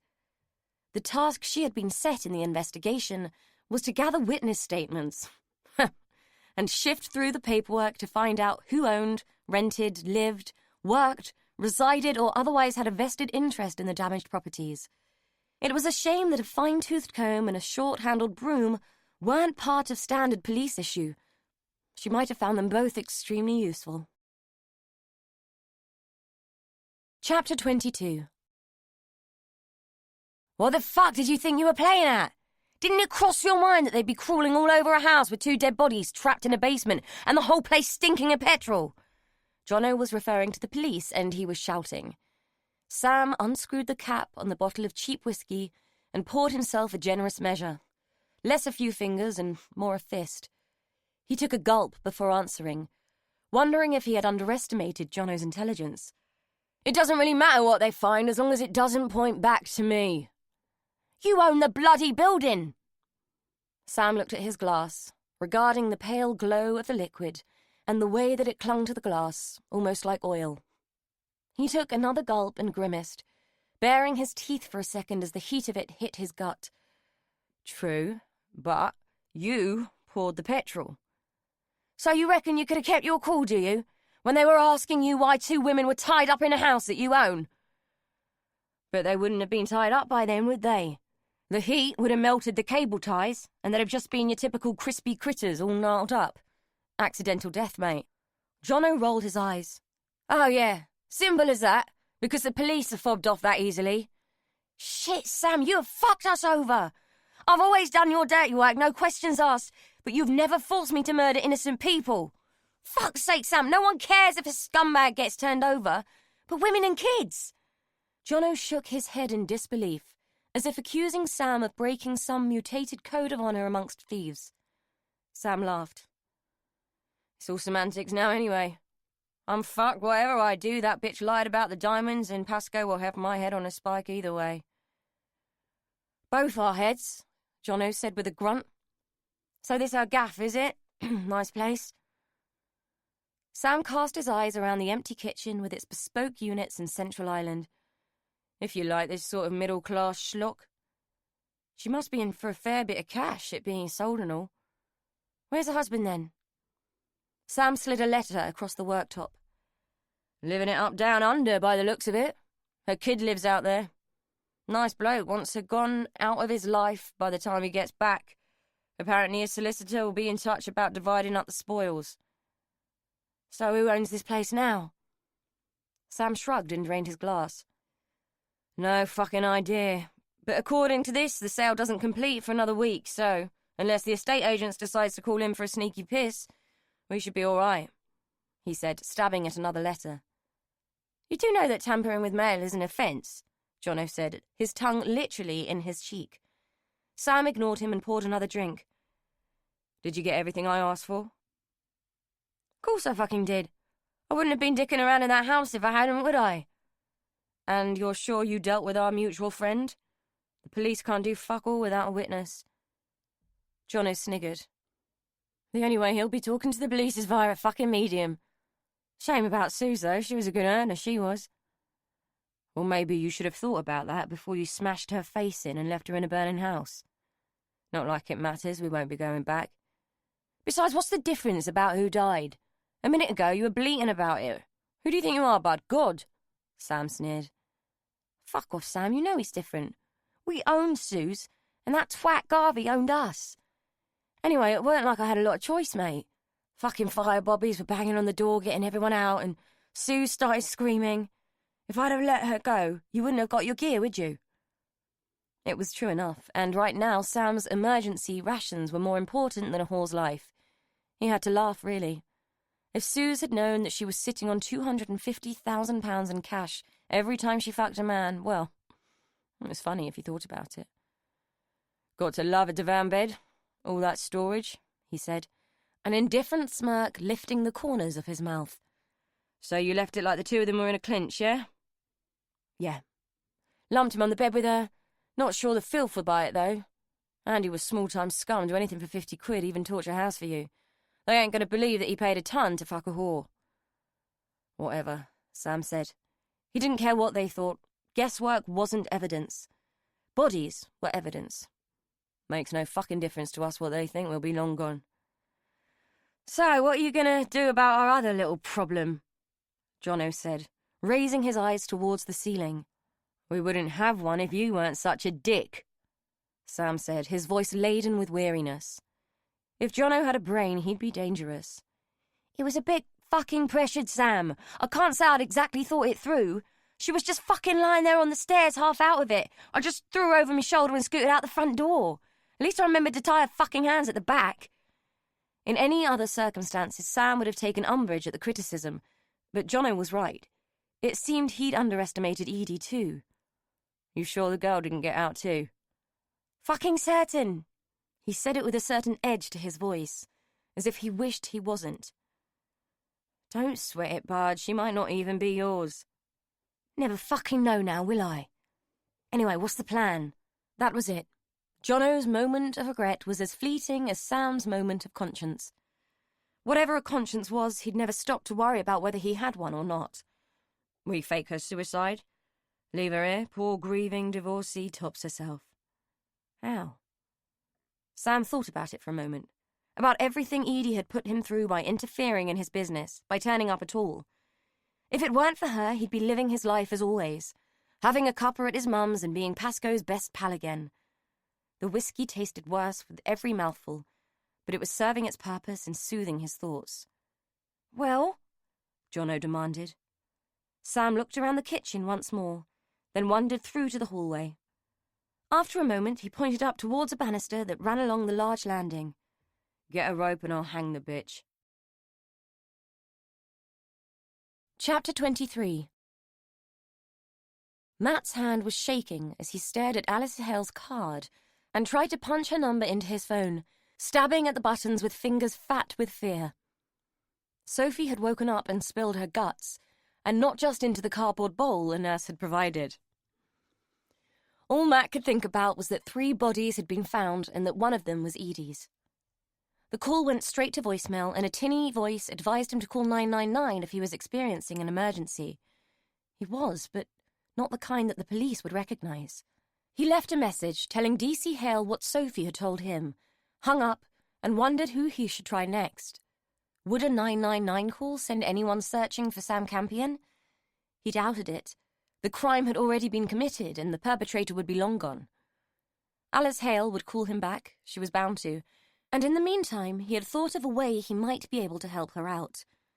Leaving an extremely agitated Sophie with an equally agitated nurse, and his paltry reassurance that he would find Edie and sort it out, he made his way out of the ward and down towards reception. Lena Campion had to be in this place somewhere if they had kept her in. Ward 18, Bay 2, Bed 3. He found her behind a half-drawn curtain, propped up against her pillows, and loudly complaining to the woman in the next bed about the quality of the tea. She spotted him just as she was telling her captive audience how a decent cuppa should be made. Apparently it involved a warmed pot and loose leaves. Far be it for him to point it out to her, but the woman in the next bed was completely oblivious. In fact, she looked to be unconscious, and if it wasn't for the fact that she was hooked up to a machine tracking her vital signs, he might have assumed that Lena had bored her to death. He made his way to the end of Lena's bed. She looked mildly surprised to see him. "Hello, Mrs. Campion, how are you?" he asked, offering the question more out of politeness than concern. At that moment he couldn't have cared less if she was loitering outside death's door.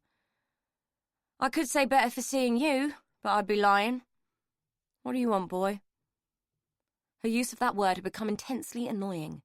Matt was no boy, and sometimes felt that he never had been. "I came to ask you where I might find Sam." She shrugged. "Search me. I haven't heard hide nor hair of him. The nurses have been trying to ring him since yesterday, and the bugger hasn't picked up once. What's it to you, anyway?" Matt was not about to tell her anything that might trigger a tirade or hysterics. "I take it you've heard about the fire." "Heard about it? I've been bloody living and breathing it, watching the news all night, and not one solitary bugger will tell me about my house. They keep me in here because they're worried about me art. They'll nearly kill me with the stress of all this. As far as I know, your house is fine. Next door was affected, but not yours. It's just that I haven't seen Edie since before it started, and I wondered if she might be with Sam. His question hung in the air as if suspended there by the ticking of the ward clock. Lena's face was frozen with either worry or shock, he couldn't tell which. Affected how? Just the kitchen, I think. The rubbish in the yard caught, and it spread to the back of the house. What did they find? It seemed an odd question. Surely she would have been more worried about her son and Edie. I've no idea. I think they're still looking into it. So, you have no idea where Sam might have gone? I'm assuming they've tried him at home. Home, here, there, every bloody where. I told you. He's not answering. And you have no idea where he might have gone? How the bloody hell should I know? I'm not his keeper. In that moment, something seemed to pop in her face, and it sagged, aging her 10 years in as many seconds. In front of Matt's eyes, this loud, brash, ornery woman seemed to diminish. Her hands were agitated, fluttering and twitching like dying birds, and her already grey skin had paled further. Matt looked at the woman who had essentially killed his father, and who had made his mother into a hollow shell. She looked gravely ill, but he had no sympathy and no feeling for her.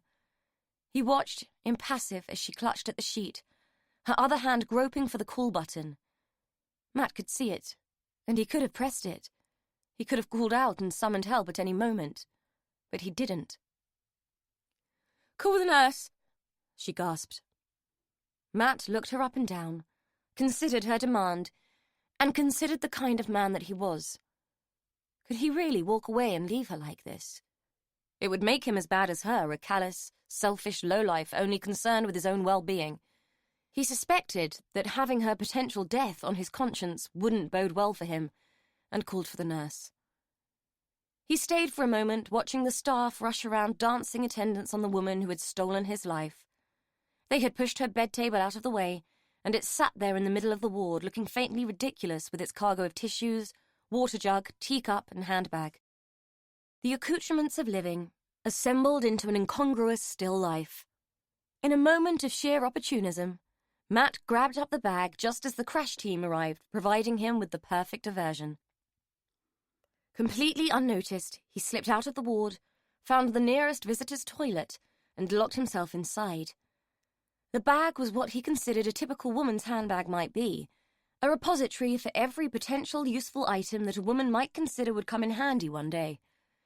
Unable to face rifling through it, he tipped the contents into the sink, fished out the house keys and a small, worn floral notebook that he hoped would hold addresses and phone numbers.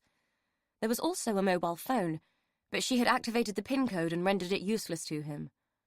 Her purse was of no interest for its monetary contents, but the discovery of a small lock of hair and a worn and faded photograph was intriguing.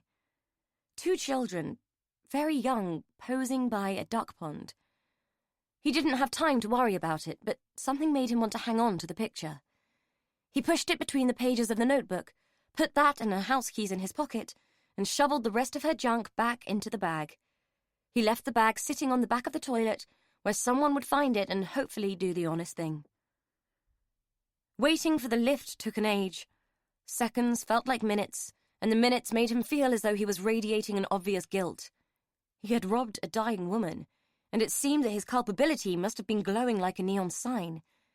If it was, people were choosing to ignore it, including Sophie, who stepped into the lift right behind him looking battered, bruised, and defiant. "What are you doing? You should be in your bed," he said. She tilted her chin up, fixed him with her bloodshot eyes, and peered over the dressing that covered her nose. "Fuck that. I'm coming with you." She had her rucksack with her, and looking at her crumpled state, had raided it for clothes. Given her obstinate stance, arms folded, feet set apart, and the steely glint in her eyes, Matt saw no point in arguing. Besides, she had as much vested interest in finding Edie as he did. "I thought they'd sedated you," he said, eyeing her and wondering if despite her grit she might go and faint on him again. She held out her hand and showed him 2 blue pills, sticky and leaching colour onto her palm. "Did it swallow?" If her face hadn't been in such a mess, He could have sworn he detected a smirk. Am I going to get in trouble for walking out? Matt shrugged. No idea, but we'll soon find out. I might be in trouble myself for aiding and abetting you. To his satisfaction, she had the grace to look worried. But since when have either of us bothered about getting in trouble? He added, with a wink. Outside, fate intervened and allowed them to hail a taxi that had just dropped off a passenger. As Sophie clambered in, her face causing a look of shock to flicker across the driver's features, Matt gave their destination. Coronation Square, mate. Quick as you can. From the garden side, the square looked the same as it always had. The devastation of the fire hidden by the facade of houses. The only sign that anything might be different was the unusually large police presence and the sense that everyone who was out and about was behaving in an equally unusual civilized manner. The police were in pairs, stopping people as they went about their business, and from what Sophie could see, knocking on doors and asking questions of the square's dubious and reluctant residents. They were wasting their time, in her opinion. Even if anyone did know that Jono and Sam had been absolute bastards, not a one of them would let on. The square looked after its own. Matt paid their fare and turned to her. I was hoping to get into Lena's house and poke around, but there are too many coppers about. We'll go to mine and try and figure this out there. Sophie nodded, her relief tangible. The last thing she needed or wanted was more attention from the police. They might not be interested in what had happened to Edie, but she was. It had irritated her beyond belief that her story had been dismissed by everyone but Matt as the ramblings of a morphine-addled mind. She might have been off her face, but she still knew what she knew. Edie had been in that house. On the way to the bedsit, Matt stopped to buy a paper. News of the fire was plastered all over the front page under the banner of 3 dead in devastating arson attack. The headline made her blood run cold, and had her face not been so swollen, she might have cried from the fear that Edie was one of the 3. They made their way to the seedy building where Matt lived, and climbed the stairs in contemplative silence. Sophie had no idea what Matt was thinking, but she felt as if her whole world was being torn apart. Edie had been the nearest thing to a friend she'd ever really had, and the prospect of losing her was creating a sense of loss that was both horribly unfamiliar and threatening to overwhelm her. She didn't know how to begin to stem the feeling, and followed Matt like a lost and terrified lamb. Once inside, he pressed her into a chair, gave her a look of sympathy, and handed her a small notebook. You need to take your mind off it. The only thing we can do is try and work out what this is all about, and the only way to do that is to work with what we have. I found that in Lena Campion's bag. Have a read through and see if there's anything that might help, an address or a phone number that might tell us where Sam might have gone. She took the book. Should we give it to the police? Matt frowned at her. Given that I stole it from an old lady's handbag, I'd rather not. But if we find anything they need to know, we'll pass it on, he said, making what Sophie considered was a fair point. I'm going to read the paper and see if there's anything in there about who they found. She's dead, isn't she? Sophie said, tears welling up behind her swollen eyes and finding no outlet, just causing pain. I shouldn't have left her. Then you would both be dead.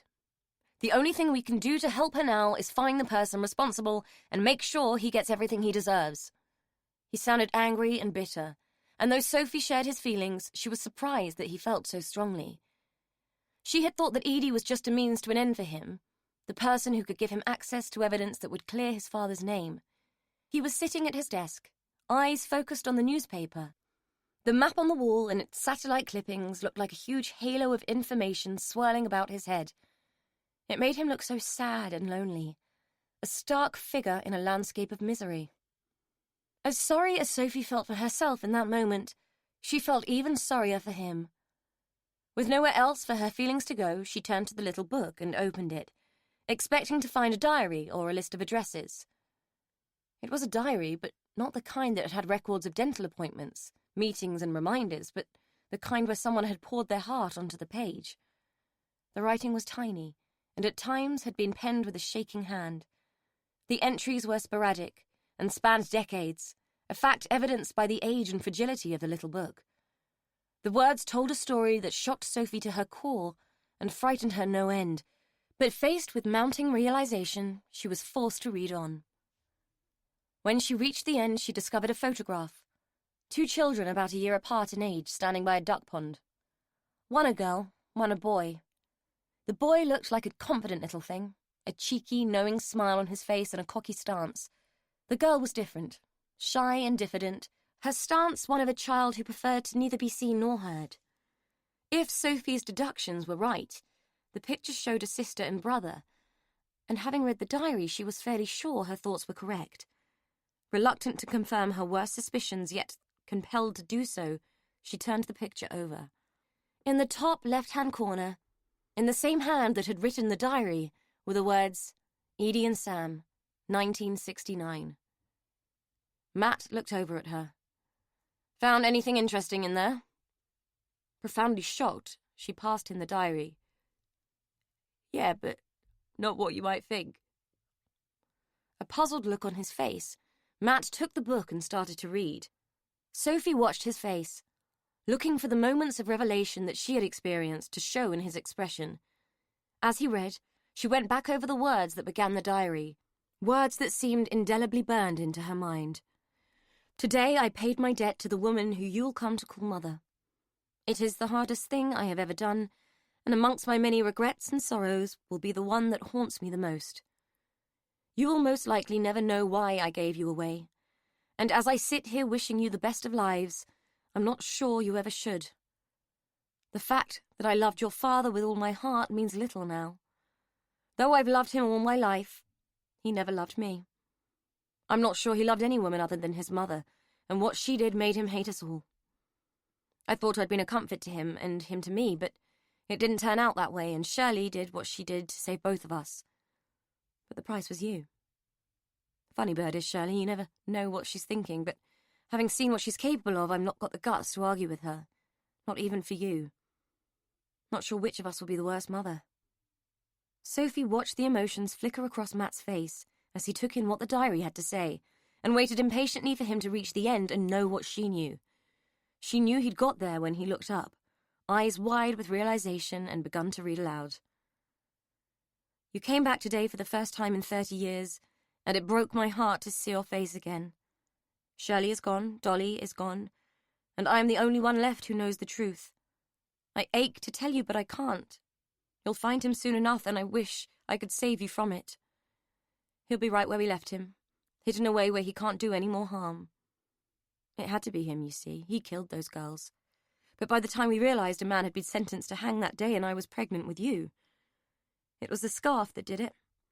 Shirley found it and thought it must be mine, but I knew who it belonged to.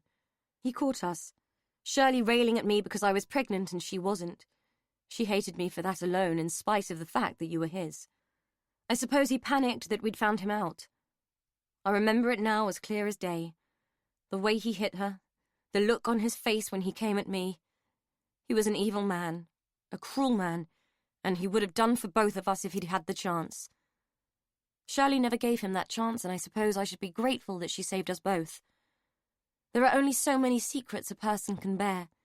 They come back so often to haunt you. You have haunted me all your life, and everything I have ever done and ever been is going to haunt you now, and I can't even tell you that I'm sorry. She should have let him kill me then, and I wouldn't be facing this now. Watching you flirt with a man who is your brother. Too scared to tell the truth, too scared not to.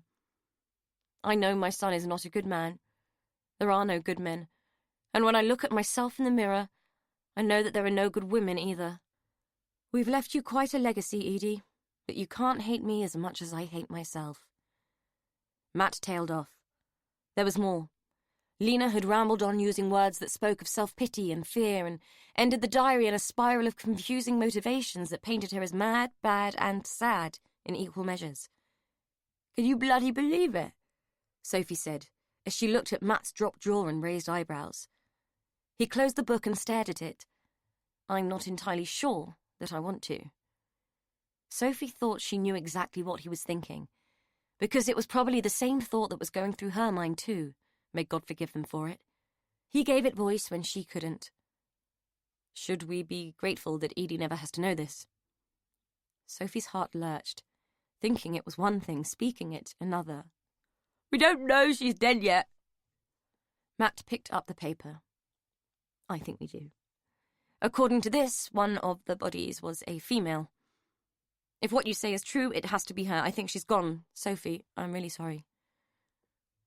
He looked at two, and as Sophie absorbed his words, she started to understand the true meaning of sorrow. For such a hollow, simple little word, it carried the power and force of a punch, and lingered like an acid fog. Thinking it had hurt. Knowing it, well, that was devastating. Chapter 24. Alice Hale felt thoroughly defeated. Her return to the hospital had yielded the news that Sophie Headley had done a runner, and Lena Campion, a woman whom she sorely wanted to speak to, had suffered a fatal cardiac arrest. Sam Campion was still at large, as was his known associate, a nasty piece of work by the name of Jono. According to her current intelligence, neither of them had been seen since before the fire, and the officers who'd called at Campion's home address had found the door breached and the apartment turned over. Something much bigger than a spot of arson was going down, and there were familiar names popping up all over the place, names that were linking more than one crime. That they were all connected wasn't the question, but how they were connected was. She drove back to the office at a more sedate pace than normal, her driving reflecting her subdued state. A breakthrough was needed, something that would tie everything together into a neat little package and make her life easier. Wouldn't it be nice if life worked out that way? In Alice's experience, it rarely did, and she had no choice but to go back and carry on picking through the paperwork until something turned up that would connect the dots into something recognizable. Preferably a bloody great CCTV blow-up of Sam Campion's face, or a reliable witness who'd had the good sense to record something on their bloody mobile phone. The office was buzzing when she got back in, everyone agog with the news that two of the bodies had been identified. Susan Prothero, a known sex worker, and Andrew Garvey, a petty criminal and all-round pain in the arse. It was sad to say that neither of them would be considered as a great loss to anyone, and some of her less sensitive colleagues were muttering that their loss was Winfield's gain, especially as Garvey's fingerprints had been a match for those found on the petrol can that they believed had been used to fuel the fire. Personally, Alice thought that the backpatting and celebrating was a little premature. The case was hardly a wrap. The identity of the dude in the other house was still outstanding. Edie Byrne was missing, and they might have nailed the culprit, but they hadn't remotely come near to guessing the motive. Besides, what was a two-bit dodger doing with a not-so-cheap whore? Alice had been reasonably familiar with them both. Garvey had certainly not been a customer, and the two of them would hardly have been a love match made in heaven. In fact, Suze Prothero wouldn't have pissed on Andrew Garvey if he'd set himself on fire. Alice felt a smile begin to brew at the pun, then kicked herself for being such a callous bitch. Suze had been all right in her way, and there but for the grace of God went Alice. With her disapproving scowl back in place, she sat down at her desk and noticed that the red light on her phone was flashing, letting her know that she had a voicemail. By rights, she should have linked the phone to her mobile and would have received a slap wrist if anyone had realised she hadn't. Still, nobody was perfect, least of all her. She picked up the receiver, casually pressed the message button, and swung round in her chair, turning her back on the room and her chattering colleagues lest they realised she had been remiss in missing the call. Matt's message galvanised her into action and sent her scurrying back out of the office to hoots of laughter and shouts of, "Hey Alice, where's the fire?" Still smarting from their sarcasm, she launched herself into the car and drove it away in her own inimitable, if demonic, style. Everything about where Matt Bastin lived was surprising. From the building's shabby exterior to its worn interior, not to mention the virtual incident room, which looked all too familiar, except that it contained a bed and a kitchen. While he looked on, embarrassed by her perusal of his collection, she surmised that the man either watched too many detective shows or had better skills than half her colleagues. The girl was equally surprising. A battered, bruised specimen who looked even more diminished in this crazy room than she had when Alice had first seen her in the hospital. After slowly ascertaining that Matt Bastin was a lonely obsessive and that Sophie Headley was a trouble magnet, she took the chair that Matt had offered and listened to Sophie's story about the events of the previous day. As the girl talked, her speech hampered by the swollen, busted nose, all the pieces began to drop into place for Alice. By being in the wrong place at the wrong time, Sophie had managed to pull all the threads together. placing Sam Campion firmly in the centre of a series of crimes that went way beyond arson. This was big, very big, and Alice finally allowed herself the smug smile she'd tried so hard to keep off her face. The girl seemed horrified to see it, and despite knowing Alice's status, had no qualms about launching a verbal attack on her. Alice found it hard not to burst into laughter as the indignant girl uttered her incoherent tirade. Don't you sit there fucking smiling? My friend died in that fire. Whoa there, miss. Slow down. Neither of the bodies brought out of that house were Edie Byrne. We've identified both victims. I have no idea what happened to your friend and can only assume that she got out some other way. But she didn't die in that house, I can assure you of that. Alice's words seemed to rob the wind from Sophie's sails and cause her to visibly deflate. Much as she had been indignant at the attack, Alice couldn't help but feel for the kid. She had been through one hell of an ordeal in the last 24 hours, and Alice hadn't been exactly the soul of sympathy. I'm sorry, Sophie, I didn't deliver that as sensitively as I could have. Wherever Edie is, I'm sure we'll find her. You better have, Sophie said grudgingly, as she turned her face away and looked at Matt. They need to find her, Matt, she pleaded. They will, Sophie. They will. He smiled at Sophie, then turned to Alice. What about the third victim? We're awaiting news on that, I'm afraid, Alice said, hedging her reply. The information blatantly displayed on Matt's wall hadn't been lost on her, and she knew exactly what he was thinking. To her surprise, he passed her a small floral notebook. Read that, then tell me you don't know who you found in that house. While she read, drinking in every word of what was essentially Lena Campion's confession, he busied himself making coffee. The whole time she was reading, Sophie's eyes never left her face. If what she was reading hadn't been so shocking, she might have felt unsettled by the attention, but Lena's diary was a compelling read indeed. When she had finished absorbing and making sense of the contents, she closed the little book and held it up. Where did you get this? Matt handed her a cup of coffee and exchanged a conspiratorial look with the girl. Let's just say it fell into my hands by accident, he said. I suppose you're hoping that this will form the basis into a reinvestigation into your father's case. One that will result in a posthumous pardon. Matt sighed and looked at her. Well, I'm not exactly going to get a voluntary apology, am I? Your lot aren't exactly known for saying, sorry, we fucked up, are they? Alice ignored his question, assuming that it was purely rhetorical. I'm sorry to have to tell you, Lena Campion passed away earlier today. It's going to be hard for you to prove without her testimony, Mr. Bastin. To her surprise, he seemed remarkably unmoved by the news, as if he already knew. If she hadn't already been told that Lena had suffered a massive heart attack, she might have been more suspicious. His dogged pursuit of what he deemed the truth, the whole truth and nothing but the truth, littered the room, telling her that he was more than a little obsessed. Obsessed enough to drive a woman to her death? Alice didn't know, and at that moment she had bigger fish to fry, but she'd be keeping a close eye on Matthew Bastin. She turned back to Sophie. You're going to have to come down to the station and make a formal statement regarding everything you've told me, Sophie. When we get Sam Campion, it's your testimony that we're going to rely on. Do you understand that? Sophie nodded, a look of grim satisfaction on her face. Brig it, she said, in her stoic, comical, stifled voice. Alice couldn't help but like the girl, despite her comedy accent and the fact that she looked like something the butcher had thrown away. Come on then, Miss Gumption. Let's get this done. Chapter 25. Since arriving at the woman's house, Jono had been sent out once for whiskey and a second time for pizza. Sam was in the posh kitchen feeding his face on it now, while he, Jono, like some bloody gopher, had been sent out to search the garage for rope, like someone would have left a coil of rope in an empty garage. Jono considered himself to be a resourceful type, good in a fix and able to think on his feet. He knew that Sam thought he was a fuckwit, and it suited him to keep it that way. What Sam didn't know, Sam couldn't worry about.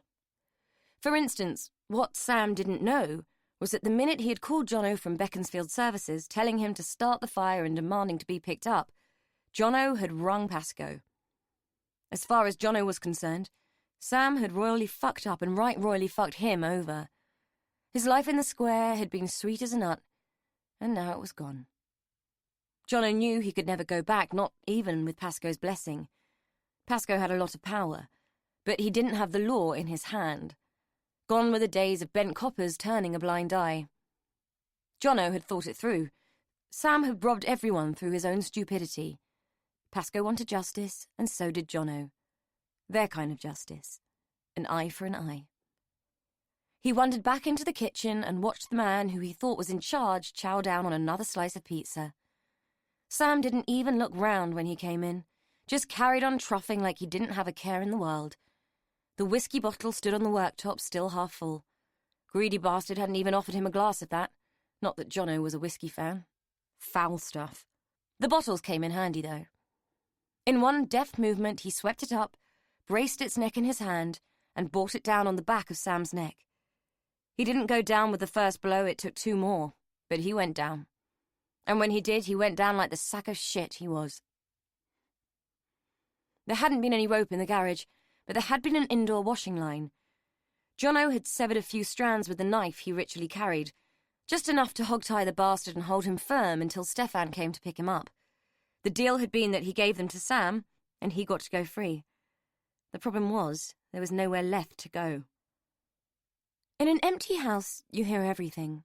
When your hands and legs are tied and your mouth is covered, and all your functional senses are on adrenaline-fueled high alert, you hear even more. You heard people talk about how they were going to kill you, and you heard the indifference in their voices. Edie had heard the door through to the garage open and shut. She'd heard a series of sickening thuds and grunts, and now she could hear the heavy tread of someone ascending the stairs. She could hear him breathing in short, determined breaths, and she could feel her own fear emanating from her in pulsing waves. This was it. Her time to die. Strange that it would be in this house, and yet it was fitting. Years of her unhappiness had already soaked into the walls, tinging the paint. To Edie, magnolia was the pale shade of misery. He entered the room, his heavy shoes leaving marks on the good carpet. Simon would not have liked that. The rule had always been no shoes indoors. The thug had a knife, but she wasn't worried. You didn't need a knife for a hanging. The knife sliced through the duct tape he'd used to bind her feet. She sighed with relief as her aching limbs sagged, and winced as the pins and needles began. He hauled her to her feet by the front of her t-shirt and propped her against the wall, aware that for a moment or two her legs wouldn't hold her. Then it began, the frog march along the landing. She slowed as they reached the banister, unwilling but ready for the inevitable. "Move," he said, pushing her in the back. She didn't understand, but did as she was told, and stumbled forward towards the stairs. He forced her down, twisting the back of her t-shirt in his big hands, presumably to stop her falling, as she couldn't use her hands for balance. At the bottom, she turned to him. The question on her tape-silenced lips conveyed through her eyes as she looked at him, then up at the banister. Change of plan. There was no sign of Sam and no sound to betray his presence. As they passed through the kitchen, she spotted the greasy remains of a pizza sitting in its box, and a whiskey bottle, a smear of blood miring the glass and trapping a few wisps of hair. Her stomach lurched, sending bile into the back of her throat, where it lingered for a moment, acrid and bitter, until she swallowed it down because there was nowhere else for it to go. He pushed her on, through the back door, which he locked with his free hand, leaving the key on the step. Clearly he wasn't concerned about anyone getting in, only about Sam getting out. His car, with which she was all too familiar, having spent a good deal of time in its boot, was parked at the side of the house.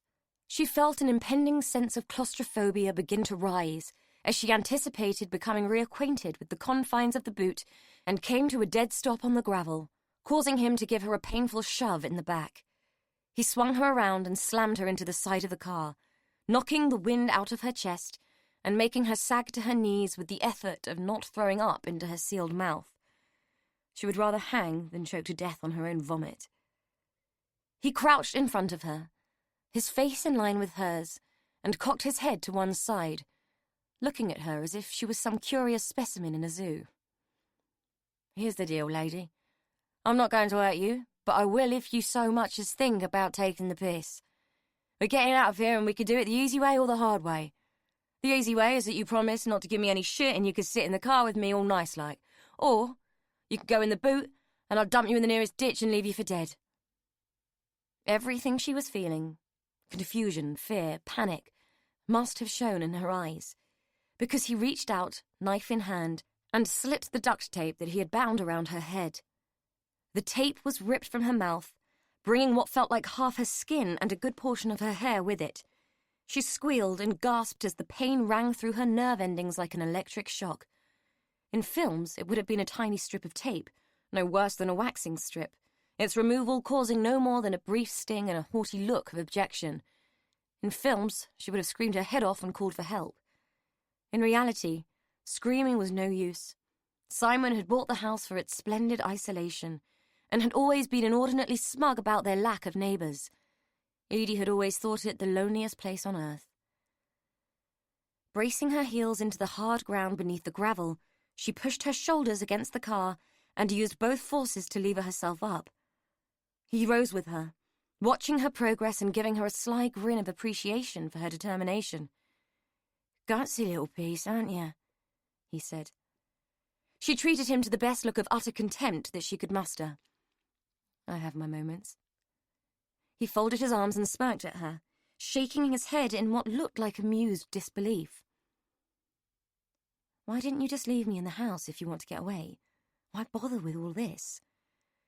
"Now that there is a very good question. I could, and if you piss me off again I will, but the people who are coming here are not people you want to be dealing with. Right now they don't know you're here, but if they found you, well, let's just say they'd make me look like a pussycat in comparison. Doesn't that suit you? Getting someone else to do the dirty work?" He laughed and shook his head again. "Consider it part of my payback.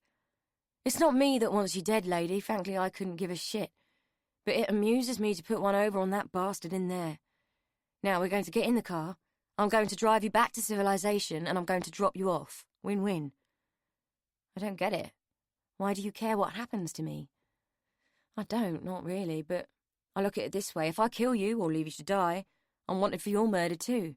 Now, don't get me wrong. I don't intend to be hanging around to answer for anything, but you never know, do you? So I look after you, and when the shit hits the fan, I'm the good guy. They can arrest me for being a cunt, but they can't charge me for it." Edie almost wanted to laugh at his bizarre logic.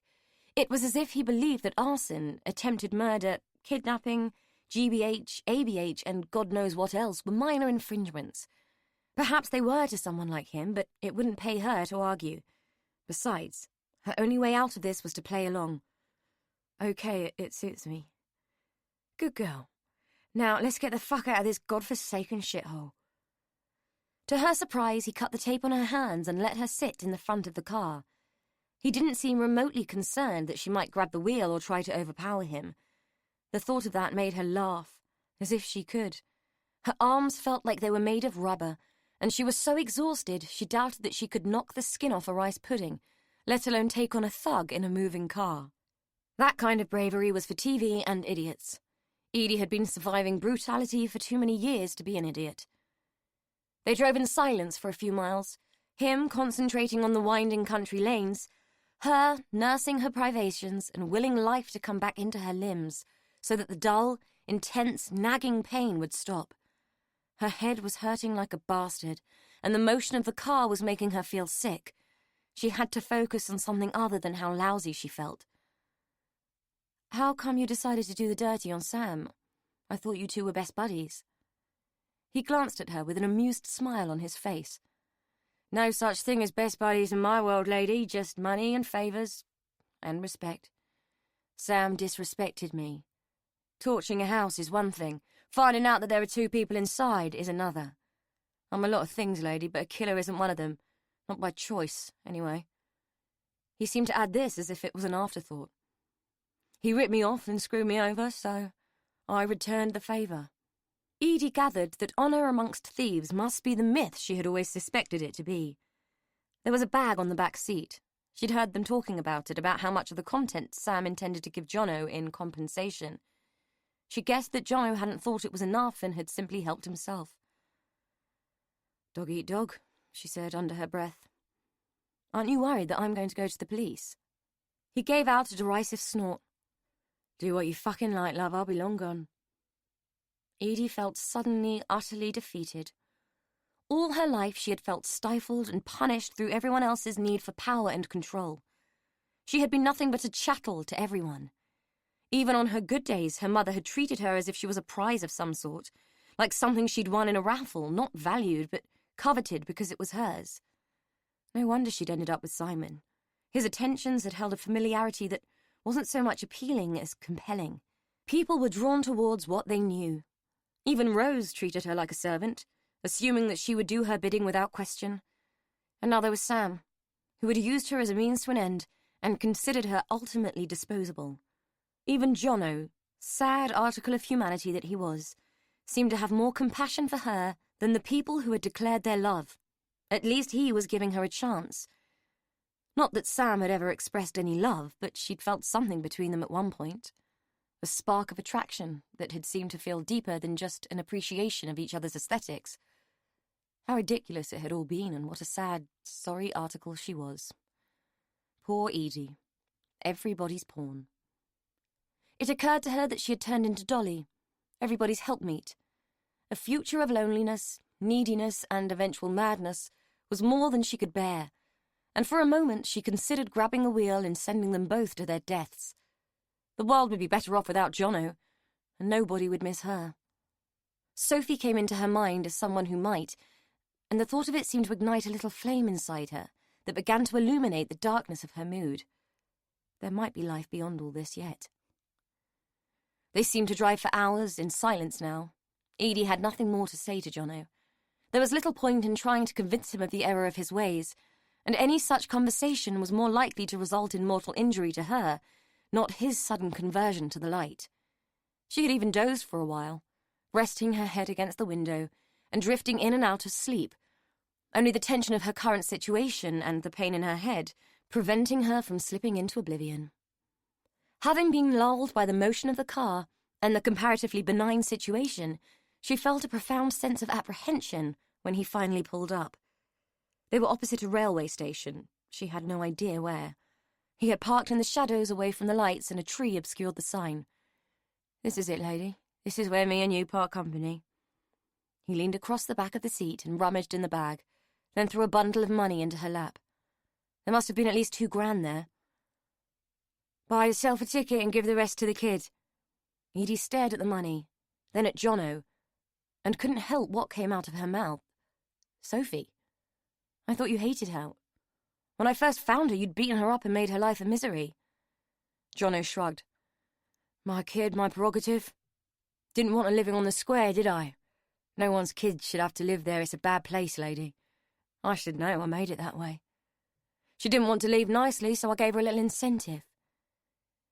Edie couldn't see how a busted face and bruised ribs would be much of an incentive for anything except depression and fear. Jono seemed to have taken feral parenting to a whole new low. Does she know? That she's mine? Maybe, dunno. Just tell her there's no such thing as bad blood. She can be whoever she wants to be. Time to go, lady, ain't you get? He leaned across and opened the car door. Less an invitation, more a demand. Edie scrambled out, clutching the bundle of money and wasting little time in putting as much distance between herself and Jono as she could. Out of curiosity, she paused in the shade of the tree, watching what he did next and surprised that he hadn't driven off immediately. She could see by the light of the screen that he was making a phone call. It didn't take long, and when the call ended, he wound down the window and hurled the phone into some bushes. Had it not been pitch black, she would have tried to retrieve it once he'd driven away, but she'd been through enough, and the thought of foraging about in the dark was just too much. If she could work out where she was, she'd just tell the police where they could find it. The station was tiny, unmanned, had no toilets and no payphone, but there were seats and a late train bound for London due to arrive in a few minutes. Edie fed one of the notes from her pile into the automated machine, took her ticket and waited. According to the little card, she was in Chatham, wherever that was, and she would arrive in London just before midnight. Mercifully, the train held hardly any passengers, but even so she headed straight into the toilet, bolting the door behind her and sinking down onto the tiny loo. She knew that she was filthy, she had crawled around a cellar, then across an attic, and had been practically barbecued in a fire. Blood had crusted and dried into her hair from where she had hit her head falling out of the attic. On shaking legs, less firm now that the shock was beginning to set, she stood and took a look in the small mirror. The only part of her that was remotely clean, even if it was red raw, was the area of skin that had been covered with tape. She did the best she could with the thin trickle of water in the tiny sink, but still looked like an extra from a zombie film when she'd finished. Not unusual in central London. A bit of a rarity on a late-night train coming in from the sticks. She spent the rest of the journey locked inside the toilet, hoping against hope that the train had no conductor.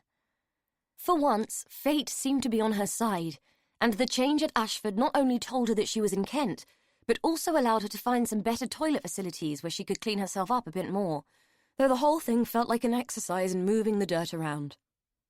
When she came out, looking only slightly less dishevelled than when she'd gone in, she realised that she had missed the connecting train. In that moment, all her tolerance snapped, and her stoicism failed under the strain. In a mess of tears, she looked around for a member of staff, but there was no one around. In her chaotic and hysterical state, she drew a few horrified glances from the people moving through the station, but no one came to help. She probably wouldn't have either, had she been them. What she did find was a payphone, so she made her way over to it, dialed 999 and asked for the police. For a few moments, she knew that the woman at the end of the phone thought she was a crank. It was only when she mentioned Sam's name that things changed, and all she could assume was that his name had triggered some kind of alert which changed everything about the attitude of the woman on the other end of the line. Alone, bereft, filthy, and terrified, she waited for the police to arrive. All her gumption had ebbed away as she sat, head on her knees on the floor beside the phone. She didn't even have the energy to laugh when some pitying person threw 50 pence at her feet, even though she was literally sitting on a couple of £1,000 worth of ill-gotten gains. When they came, she told them everything.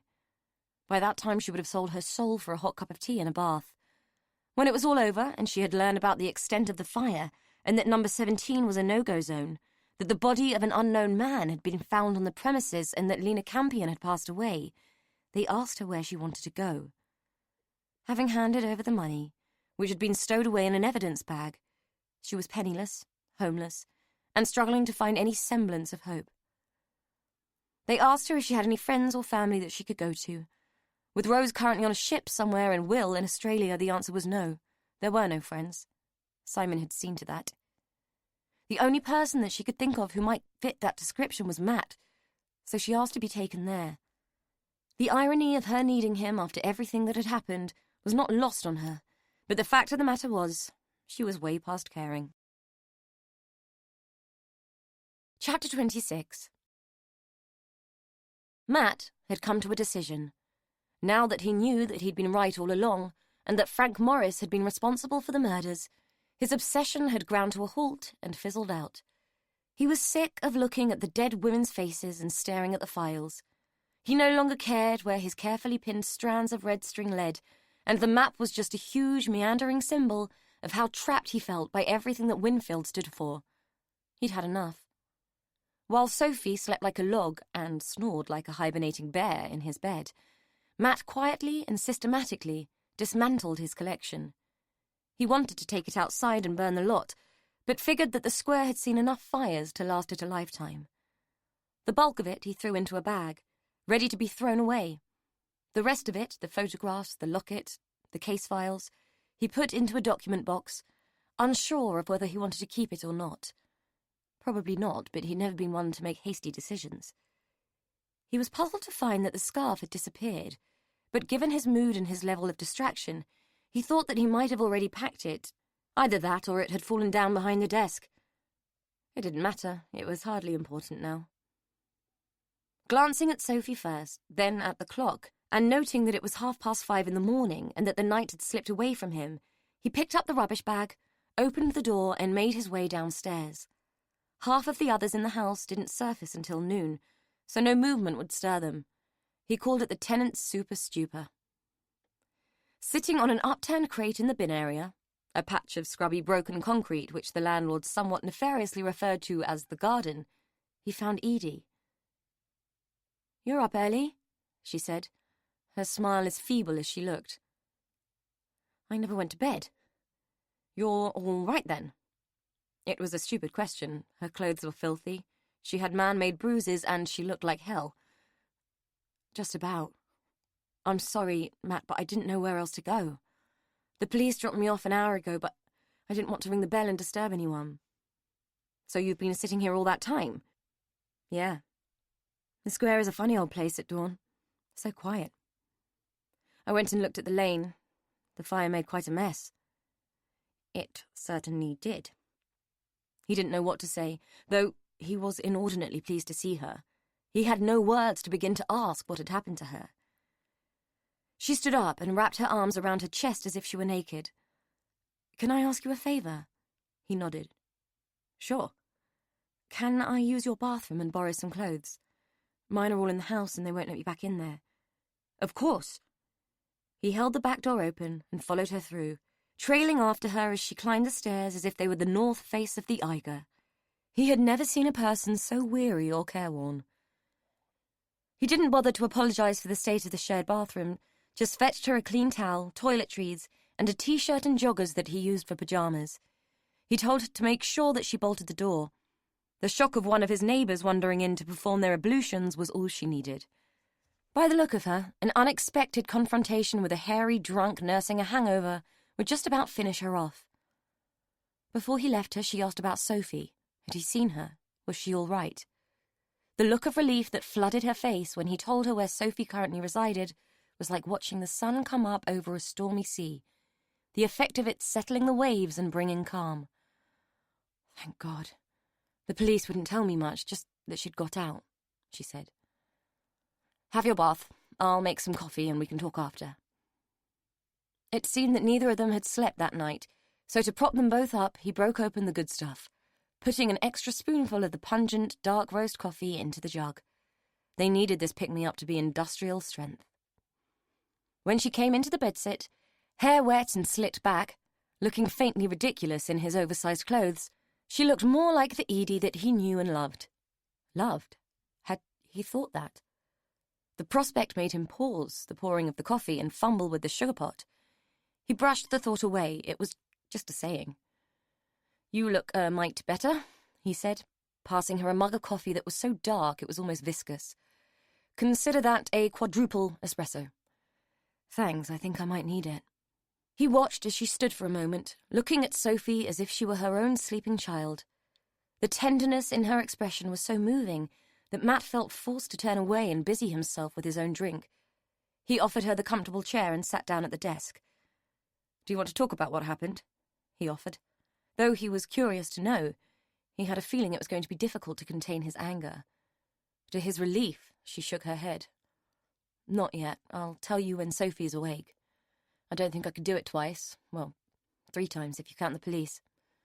She gave him a wan smile, sipped her coffee, grimaced and raised her eyes to the wall behind his head.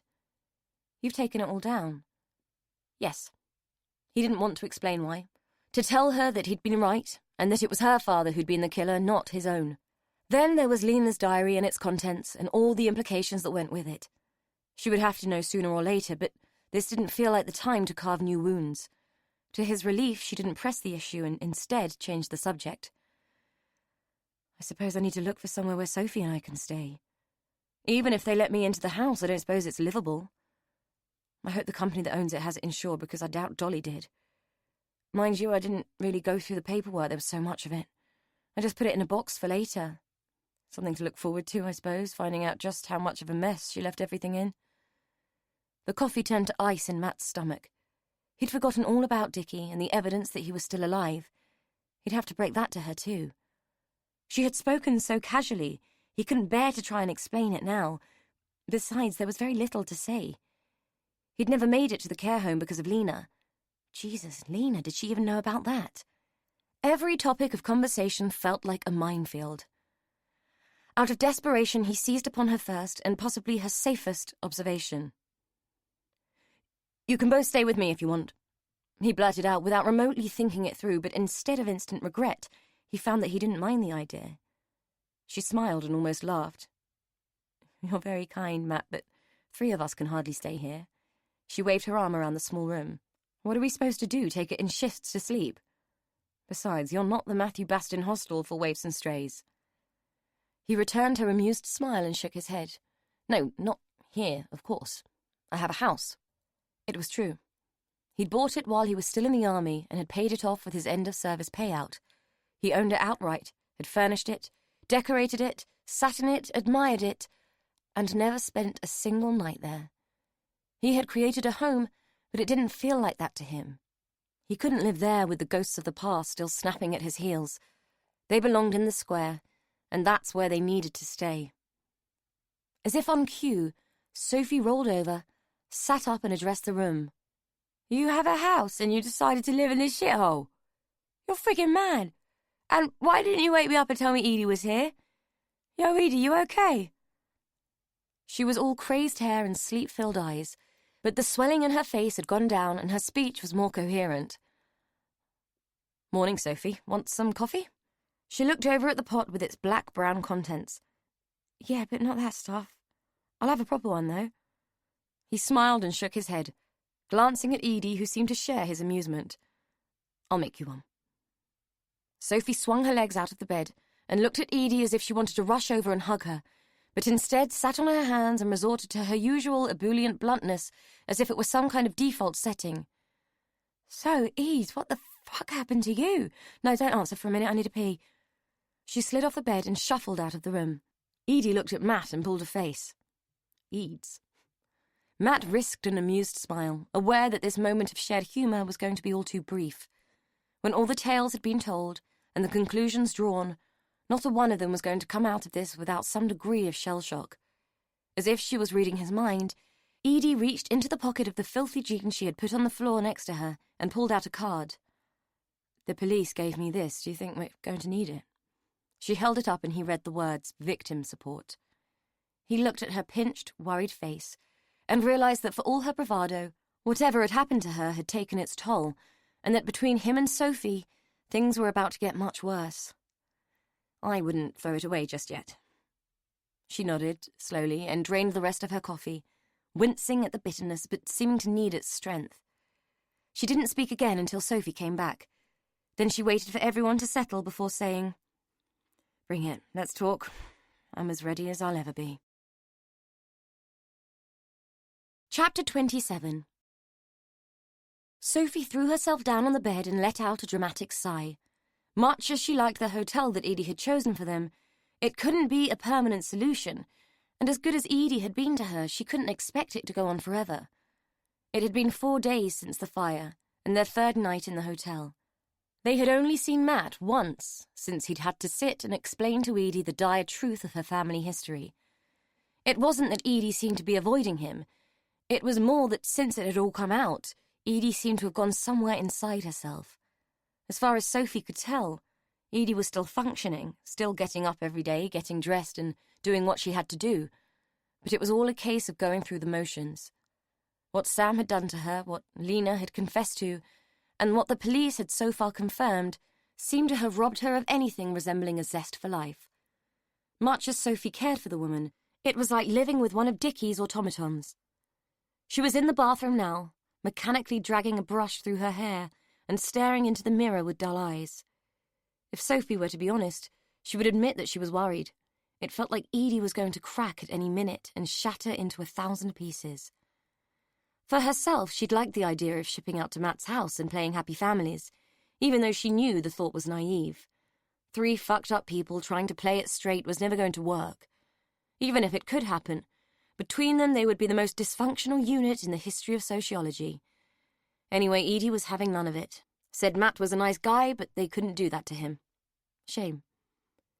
Edie had been worried about her reaction to finding out that Jono was her biological father, but it hadn't surprised her in the least. Her mother had never been fussy who she gave it out to, and it could have been worse. If she kept telling herself that, she might start to believe it. Jono was nothing but an involuntary sperm donor, as far as she was concerned, and though he'd been an absolute bastard to her, he'd helped Edie get away, and she had to give him credit for that. Dipping out on the money had been a bit gutting, though, but Alice Hale had said that if it turned out to be clean, they could have it back. $2,000 would be awesome, but she wasn't sure she'd be able to get past where it had come from and who'd had to die for it. She hadn't known Andrew Garvey, but Suze had been a mate, and it was hard not to feel gutted about the way she died. The more she thought about it, the more it felt like everything had turned to crap. Edie wandered out of the bathroom and picked up her bag. It was brand new, along with everything in it, bought with emergency cash from the bank. Edie had been forced to cancel all her cards because everything she owned was still in the half-burned house. The police had finished with it now, and Edie was allowed to go back in and get what she wanted before the looters took over. She was also meeting the insurance assessor, sent by the company that Dolly had sold it to. Having been inside and seen the state of it before the fire, Sophie figured that the people who owned it would get a better deal if they just took the money and ran. The best thing that could happen to number 17 was for it to fall down or get pulled down with everything still in it. "What time have you got to be there?" she asked. 11. She was getting used to Edie's one-word answers and no longer felt offended by them. She got it. If Edie started talking, fuck knows what would come out. She felt a bit like that herself sometimes. "Want me to come with you?" Edie shook her head but didn't look round, and Sophie was glad of it. Looking into those eyes since everything had gone to shit stirred something painful in her, a seam of distress that she was more than happy not to tap into. "No, but thanks for offering." Sophie didn't know why, but once Edie had gone, she was overwhelmed with an unbearable sense of loneliness. It felt like Edie was disappearing in stages, that only her physical form was left, and that she was being forced to grieve for her piece by piece. Frustrated, confused, and feeling thoroughly out of her depth, she switched on the TV, seeking distraction from her difficult thoughts. The only thing that Matt hadn't told Edie was that her uncle might still be alive. Of all the revelations that he'd been obliged to batter her with, Dickie's continued existence was probably the least worrying. Why he'd left it out he couldn't really explain, but it felt like pieces were missing from Dickie's story, and Matt was fundamentally tired of gaps. He would tell her, but only when he had the full picture. He'd been surprised to realize how disappointed he'd felt when Edie had turned down his offer of staying at the house. Understandable, he supposed. Why would she want support from the man who had accused her father of murder and forced the issue so far that everyone she had ever known had turned out to be a bad guy? A strange plan had formed in his head, a way that he might redeem himself in her eyes, and it involved reuniting her with her uncle, the only person from the past who was not implicated in anything foul. It had started with a search of documents, looking up first Beatty's will and confirming that she had left the house to her daughter and not her son. It was pure speculation on Matt's part to assume that Dickie's delicate nature had deemed him subpar in some way in his mother's eyes, and that Beatty had simply left him out. From what Matt had been able to gather, mainly from his newfound friend Lionel, almost everyone had discounted Dickie. Yet in Matt's mind, Dolly had been the unbalanced one. The image of the wooden heads, each named for one of the murder victims, was forever etched into his mind, and it still puzzled him that she had done that, and he wondered how much she had really known about Frank's proclivities. He'd managed to find out, through a fairly simple internet search, that Dolly had mortgaged the house in the form of an equity release arrangement shortly after Dickie's supposed demise. According to Lionel, that had also been the time when she had stopped interacting with her neighbours and had, in Lionel's words, turned. Logic dictated that she had used the money to fund the care home, though a reread of the invoice that he had found made it clear that Dolly had only made partial payments, the rest having come from social services. He'd hoped that would mean that Dickie had a social worker, but so far hadn't been able to find a single soul who had any connection with the old man. What he did know for sure, though he had put a great deal of effort into denying it, was that all this searching and inquiring was sheer procrastination. The simplest thing to do would be to just go to the care home and ring the bell and ask to see the man. The reasons why he hadn't were both stupid and complicated. Stupid because all he had done was waste time, and complicated because facing Dickie might cause all the rage that he had so carefully packed away with his collection to resurface in some unstoppable way. All the bitterness, resentment, and anger towards the Morris family was holed up in an imaginary box in his head, and he was afraid to open it in case it gave Pandora a run for her money. The myth of Pandora's box was that once she had released all the ills of the world, hope had remained. The only thing lurking in Matt's box was despair, and he'd been afraid to unleash it. Knowledge was power, and he knew, and had always known, that all he had ever done was use his search for the truth as a shield against having to face that despair. If the search ended, there was nothing left to do but face that final demon. It was time to go and find Dickie, take the lid off the box, and face the last remnants of the past head on. Lionel always appreciated a helpful soul, and the lady at the care home had been most helpful indeed, though she had expressed her surprise at Mr. Morris receiving a visitor after all this time. She had been sorry to say that Mr. Morris hadn't taken the death of his sister very well, a fact made worse by the fact they'd had to read it in the paper because no one had taken the trouble to let them know. They'd been concerned that his bill might not be paid, and had been desperately trying to find out who they could contact to get it resolved. Did Lionel know who that might be? He said that he didn't, and had been away for some time, had only just returned to the area and had decided to look up his old friend. He often found that a little white lie made life simpler. She'd been even sorrier to tell him that since his sister's death, Mr. Morris had seemed to decline, and that they had felt that his care needs would be better met in a hospital. Lionel doubted that she was sorry at all, and that the decision had been made more on their concern that his bill might not be met than on any worry about his health. Lionel was sorry to say that life was like this now. Everything was about the money, but he had kept that to himself along with all his other secret thoughts. It didn't do to let people see the inner workings of the mind. Lionel had done the decent thing and sympathized. Then he had asked which hospital his dear old friend had been taken to. She'd told him, asked him to pass on their good wishes to dear old Dickie, such a love, and had smiled warmly.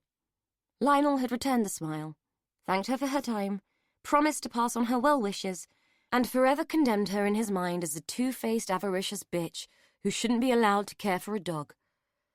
He made his way to the hospital by bus, casually observing the moral turpitude of Winfield through the steamy window, and concluding that, despite his best efforts, the whole place had become a sinkhole of depravity. It was a crying shame, and he didn't doubt that his mother would be turning in her grave at the knowledge. She had been a pillar of morality, and a shining example of righteousness.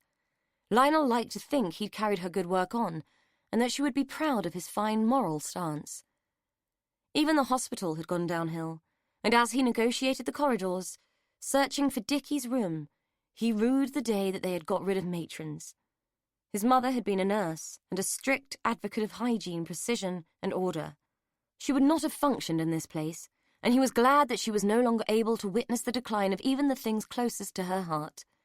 Unmade beds, dirty bedpans, and clutter in the corridors would have turned her puce with fury.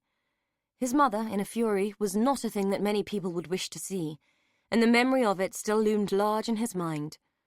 No matter, she was gone now. He found Dickie in a side room, a frail lump under the blankets, his skin and bone head resting against an untidy pile of pillows. Lionel frowned. The poor man looked distinctly uncomfortable. When he had inquired where he might find Richard Morris at the nurse's station, he had been told that poor Dickie had suffered a stroke and was unable to talk, which was such a shame as he seemed like such a sweet old thing. Lionel agreed that Dickie had, indeed, been a lovely man. He eased himself into the chair by the bed and made his presence known. "Hello, Dickie, old boy. Long time no see." Dickie's eyelids fluttered open, and a frown wrinkled his brow as he tried to get a fix on his visitor. Lionel watched as recognition dawned, seeing himself reflected in the old man's rheumy eyes. Was that fear he saw too?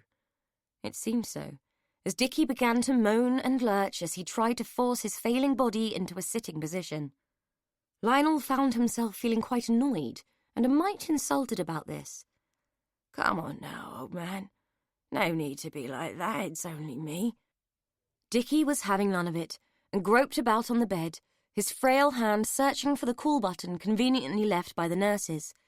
Lionel raised his cane and used the rubber-tipped end to push the object out of reach. "No need for that. Here, let me help you get a bit more comfortable. Let's sort these pillows out, shall we?" He stood up and began to fuss with the pillows, pulling one out and plumping it impatiently. "Such a fuss, Dickie. Your sister would be ashamed of you. She didn't play up like this. All I'm trying to do is help you get a little peace. Now be quiet and let me help. It'll all be over soon." It didn't take long.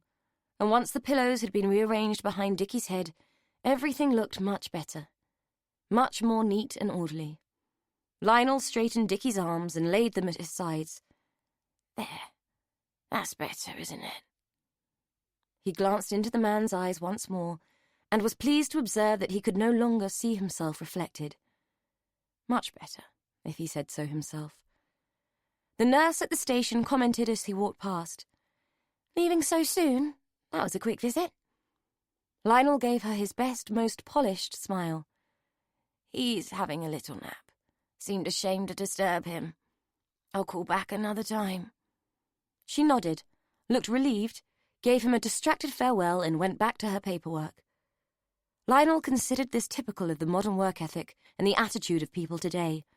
Always with the paperwork, ticking their little boxes, dotting their I's, crossing their T's, and thinking they'd done a good job. They didn't know what a good job was, but he did. He strolled away from the hospital towards the bus stop, swinging his cane and humming his favourite hymn, "Fight the Good Fight." He felt it very apt indeed. Matt might have spotted him, called out and waved even, had the bus not pulled up at that moment and masked Lionel from view. As it was, Matt was caught up in his mood and may as well have been wearing blinkers for all the attention he was paying to his surroundings. He too had visited the care home and had received the surprised and saccharine greeting of the proprietor. He had not made judgment on her for it, but had merely been put out by learning that he must make another trip to the bloody hospital. It was beginning to feel as though he might as well take up residence there. By the time he left, he was also beginning to feel that he had the kiss of death. His mother had been like that with cats. Every time she'd taken in a stray, the thing would die within days, despite her tender ministrations. Matt did not consider himself the tender type, but seemed to have inherited his mother's touch. Except cats were safe. It was only the elderly who needed to be cautious. Finding out that Dickie had died peacefully in his sleep, according to the harried nurse, hadn't been much of a comfort.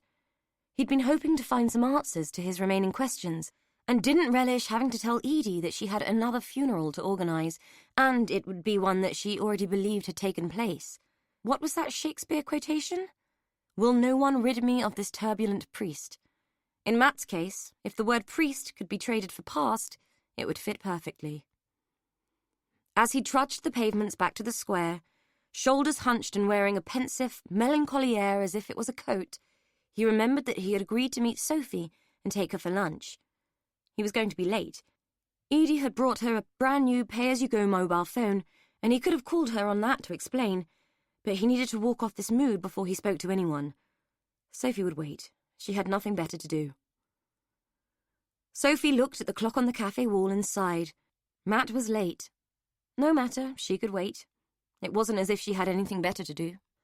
She had ordered a cappuccino, having taken a liking to them since Edie had seen fit to furnish her with spending money. Edie was doling it out like no one's business now that her house sale had completed and she had money in the bank. The ex had given her half his business too, or at least he'd given her half what it would cost to buy it. Edie said it must have killed him to do it, and that had the judge given him a choice, Simon would have begrudged her the sweat from his arse. Edie had been worried about the house sale going through after the shenanigans with Sam, but the police had told her that when they'd gone to the house, it was as clean as a surgeon's knife. Not a trace of Sam, the whiskey bottle, or the pizza box. It was like it had never happened, and they had pretty much accused her of making it all up. Funny that, given that the bruises on Edie's wrists still hadn't faded, and Sophie's nose looked more snub than ski slope these days. They'd had to swallow it when they found Jono's phone, though, and had almost, but not quite, apologised when they'd picked him up at Dover trying to use fake ID to buy a ferry ticket. Sophie didn't know what would happen to him now, but he was being held responsible for the deaths of Suze Prothero and Andrew Garvey, and would most likely go down for the arson.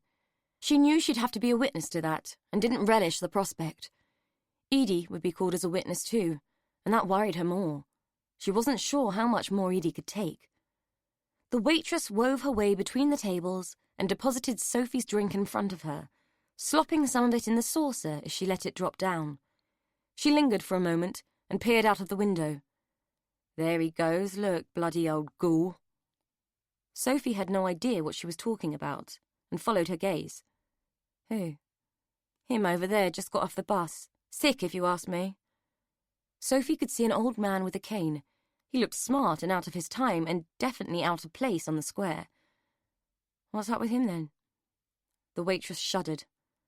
Runs those murder tours, callous old git. My great-auntie was one of the girls that got killed. You'd think people would have more compassion, really. I never met her, of course, but still.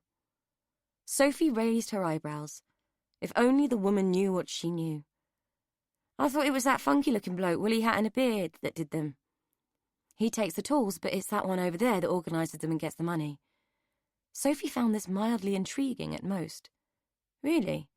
Yeah, makes you sick, really. My mum tried to get him shut down, but apparently the whole thing is an important part of local history and brings tourism to the area. Like tourists want to come here. Mind you, keeps me in a job, I suppose. Sophie snorted. She had to agree that not many people would be given Winfield a 5-star rating on TripAdvisor anytime soon. I suppose even murder geeks like a bacon sandwich, she said. That's about the size of it. Though I had one in here asking for lapsang souchong the other week. Bloody lapsang souchong. In a place like this, I ask you. Told him he'd be getting Tetley or nothing. I've only just mastered them cappuccinos, she said, waving at Sophie's drink. Anyway, best be getting on, I suppose. Yeah. To her relief, she saw Matt across the road and hoped they'd be going somewhere else for lunch. She sipped her coffee and realised that the woman hadn't mastered cappuccinos at all. Alice Hale had just had an interesting but unproductive interview with Alan Pascoe. Interesting because he was an intriguing man. Unproductive because he had more or less laughed her out of his office. They both knew that he was as guilty as sin where Sam Campion was concerned, but, as he'd so helpfully pointed out, she would need evidence, and that she was sorely lacking. She'd challenged him about the phone calls from the mobile that Jono had discarded. He'd laughed and said that he provided contract mobile phones for all of his employees and allowed them to be used for personal reasons. He could hardly be accountable for who his employees chose to associate with. She'd asked for a list of numbers and SIM cards, and he'd sadly informed her that he'd upgraded all their phones a few days earlier. Everyone had new numbers, and being a man who disliked clutter, he'd disposed of the records for the old ones. Besides, he ran a business. All sorts of people made calls. Desperate, she'd pointed out that he would need those phone records for his tax returns and that it had been foolish to destroy them.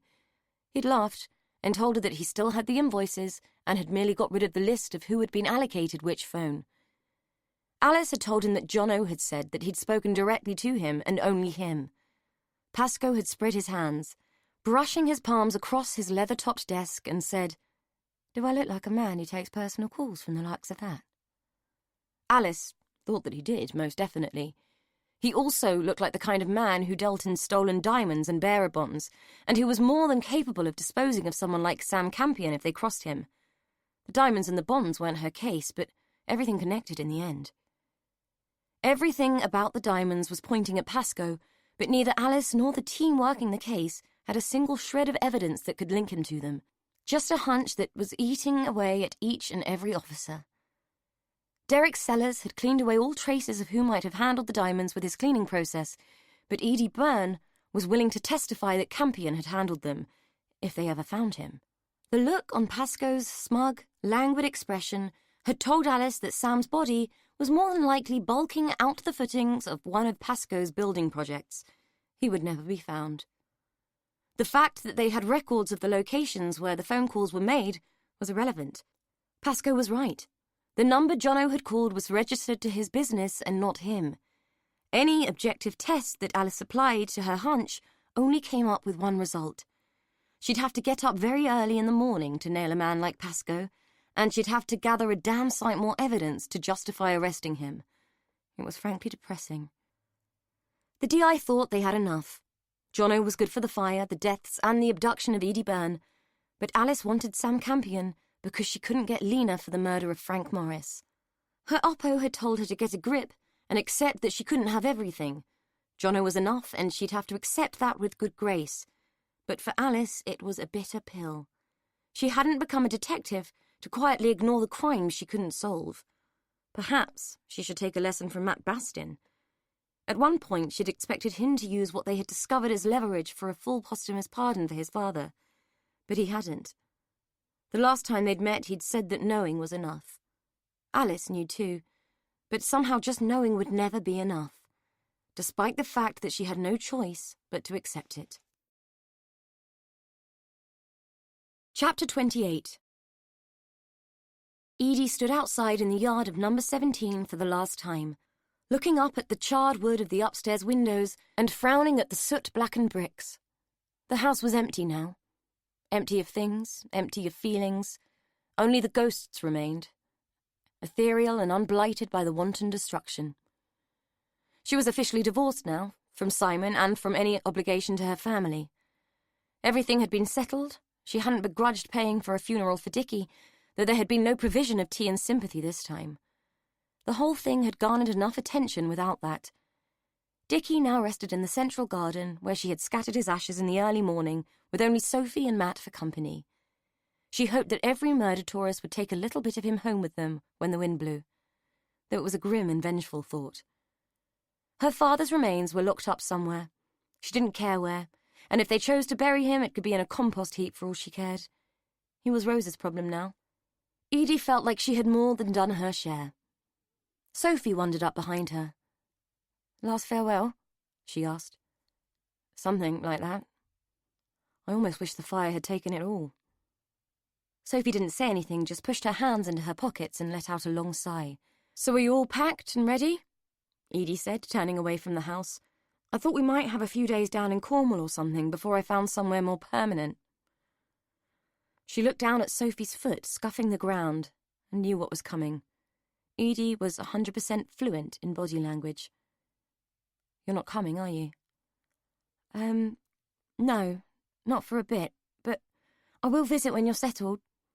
I got offered a job in the cafe. It's not much, but it's the first time I've ever had a chance to do something proper for myself. I want to give it a go. You've been great, Edie, and I can't tell you what it means to me, but I need to do this. I need to prove I can stand on my own 2 feet. Edie nodded. She did understand, but it was going to break her heart. Sophie had been the one purposeful focus in the whole debacle, and the only thing that had kept her sane in the aftermath. But where will you live? Matt said I could have the bedsit. He's moving on too. Edie nodded. She had become quite fond of Matt, even though he had been the catalyst for terrible things. It felt like the only 2 people who had the vaguest notion what it looked like when your world had been tilted on its axis were abandoning her. It hurt, like a hunger pan in her heart. "That's kind of him," she said. "He's a kind man." "He is." Sophie was kicking the ground again. She had worn away the residue of grime from the fire and had found fresh earth. "You should have given him a chance, you know. He really likes you." "Don't be daft. He just feels bad about everything that came out, like you said. He's a nice man." She said it, but wasn't sure who she was trying to convince, herself or Sophie. Sophie cocked her head to one side and raised her eyebrows. "Yeah, okay, if you say so." They stood in silence for a few more minutes, just staring at the house. "I hate this place," Edie said. "I don't know how you can want to stay here." "Oh, I'm not too keen on this particular house, I must admit, but the square itself, it has potential. Sam and Jono are gone, it'll get better now." "I doubt that.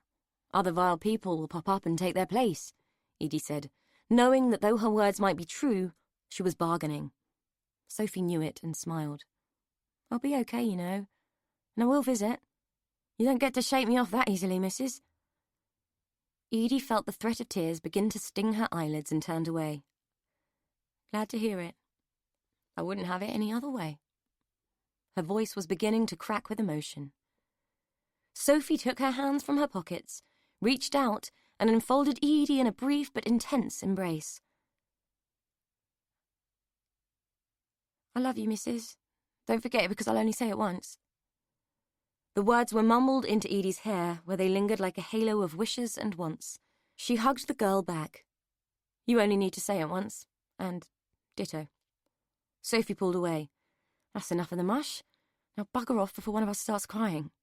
I'll phone you, all right?" "You better had," Edie said, forcing a smile. "I will. Now bugger off, will you? I've got to go and learn how to make bloody cappuccinos." Edie laughed, wiped her hand across her face, and blew Sophie a kiss before turning her back on number 17 for good.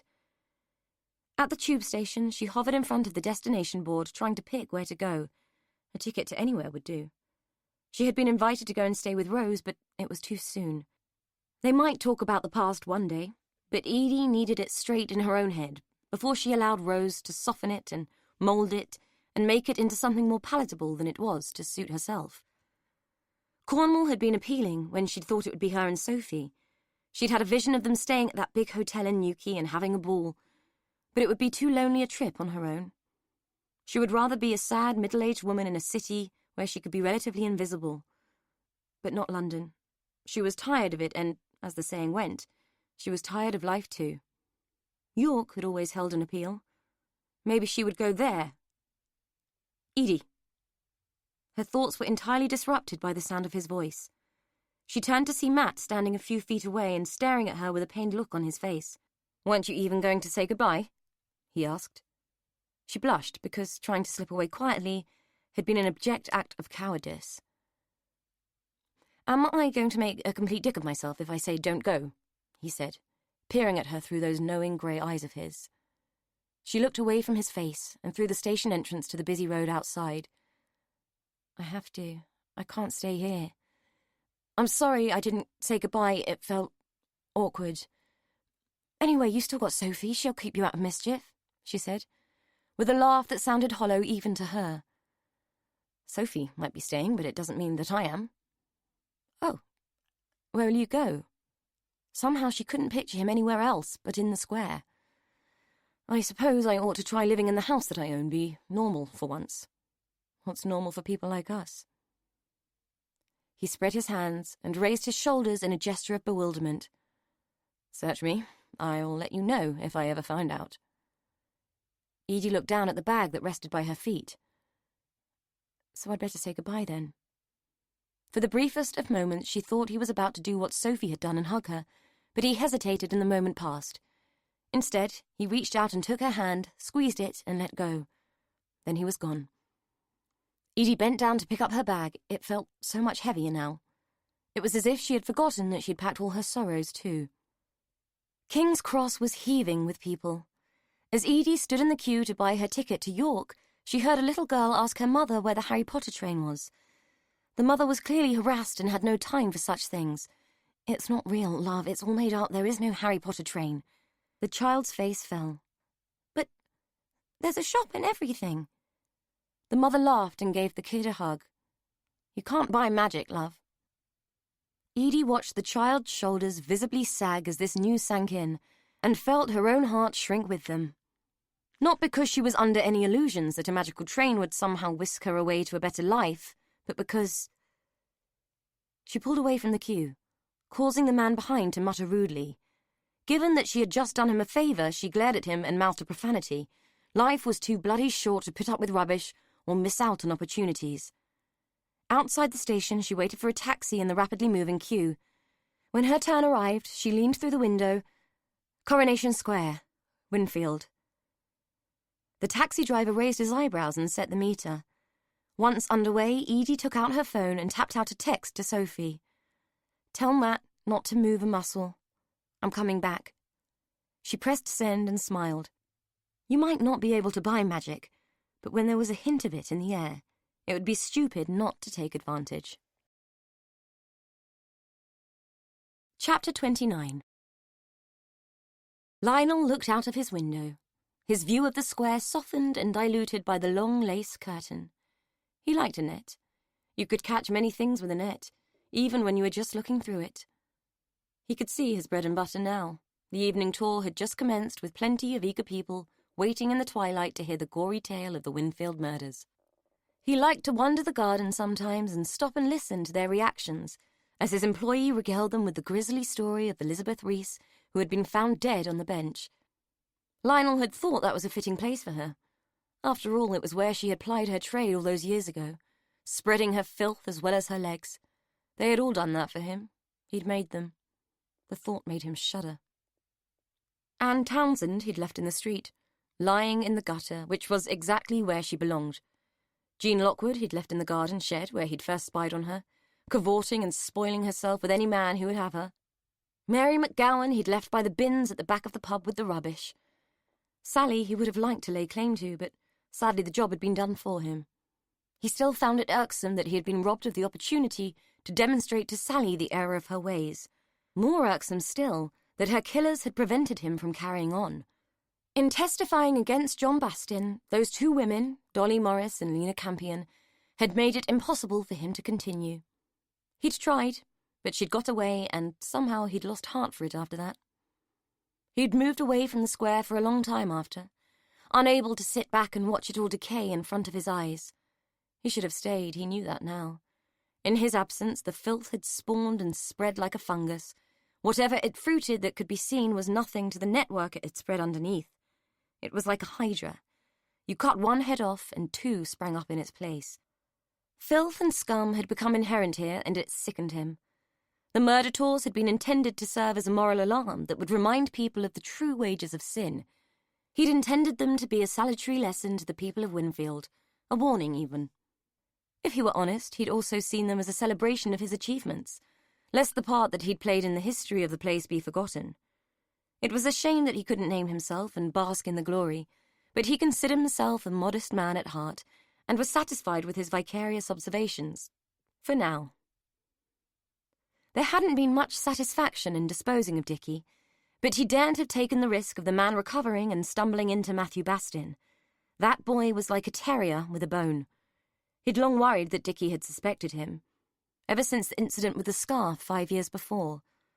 Lionel liked to carry a little something with him sometimes, just a token. He had kept one from each of the girls. He'd had the scarf in his pocket and had called on his old friend for a cup of tea. He'd been shocked at the state of the house and the decline of standards, not that it had been terribly surprising given what the mother had been, but the dust had made him sneeze, and stupidly he'd pulled out the scarf and not his handkerchief. Dickie had recognised it immediately because he'd been the one who had bought it for Jean. Not that she'd ever repaid him with her favours. She'd taken Dickie's gifts but treated him with disdain. On the day Lionel had visited, there had been a scuffle, and he'd tried to deal with Dickie then. But Dolly had come home and, like a fool, Lionel had done the first thing he could think of and had stuffed the scarf into an old china ornament while Dolly called the ambulance. Like a fool, he'd believed the story of Dickie's demise too. He'd missed his trophy all these years, and had been most pleased to find it in Matthew's abode. Most pleased indeed. It had been the matter of a moment to slip it into his pocket while the boy had been busy making tea.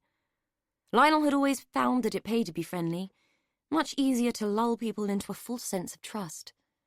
The dress had been a grave mistake, and a foolish, foolish error. Lionel was still angry at himself for it.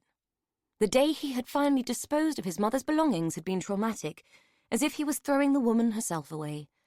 A sad and tumultuous time that had made the loss of her all too real again. The dress had hung in her wardrobe for years following her death, a splash of gaudy colour sandwiched between the uniform blacks and blues of the righteous.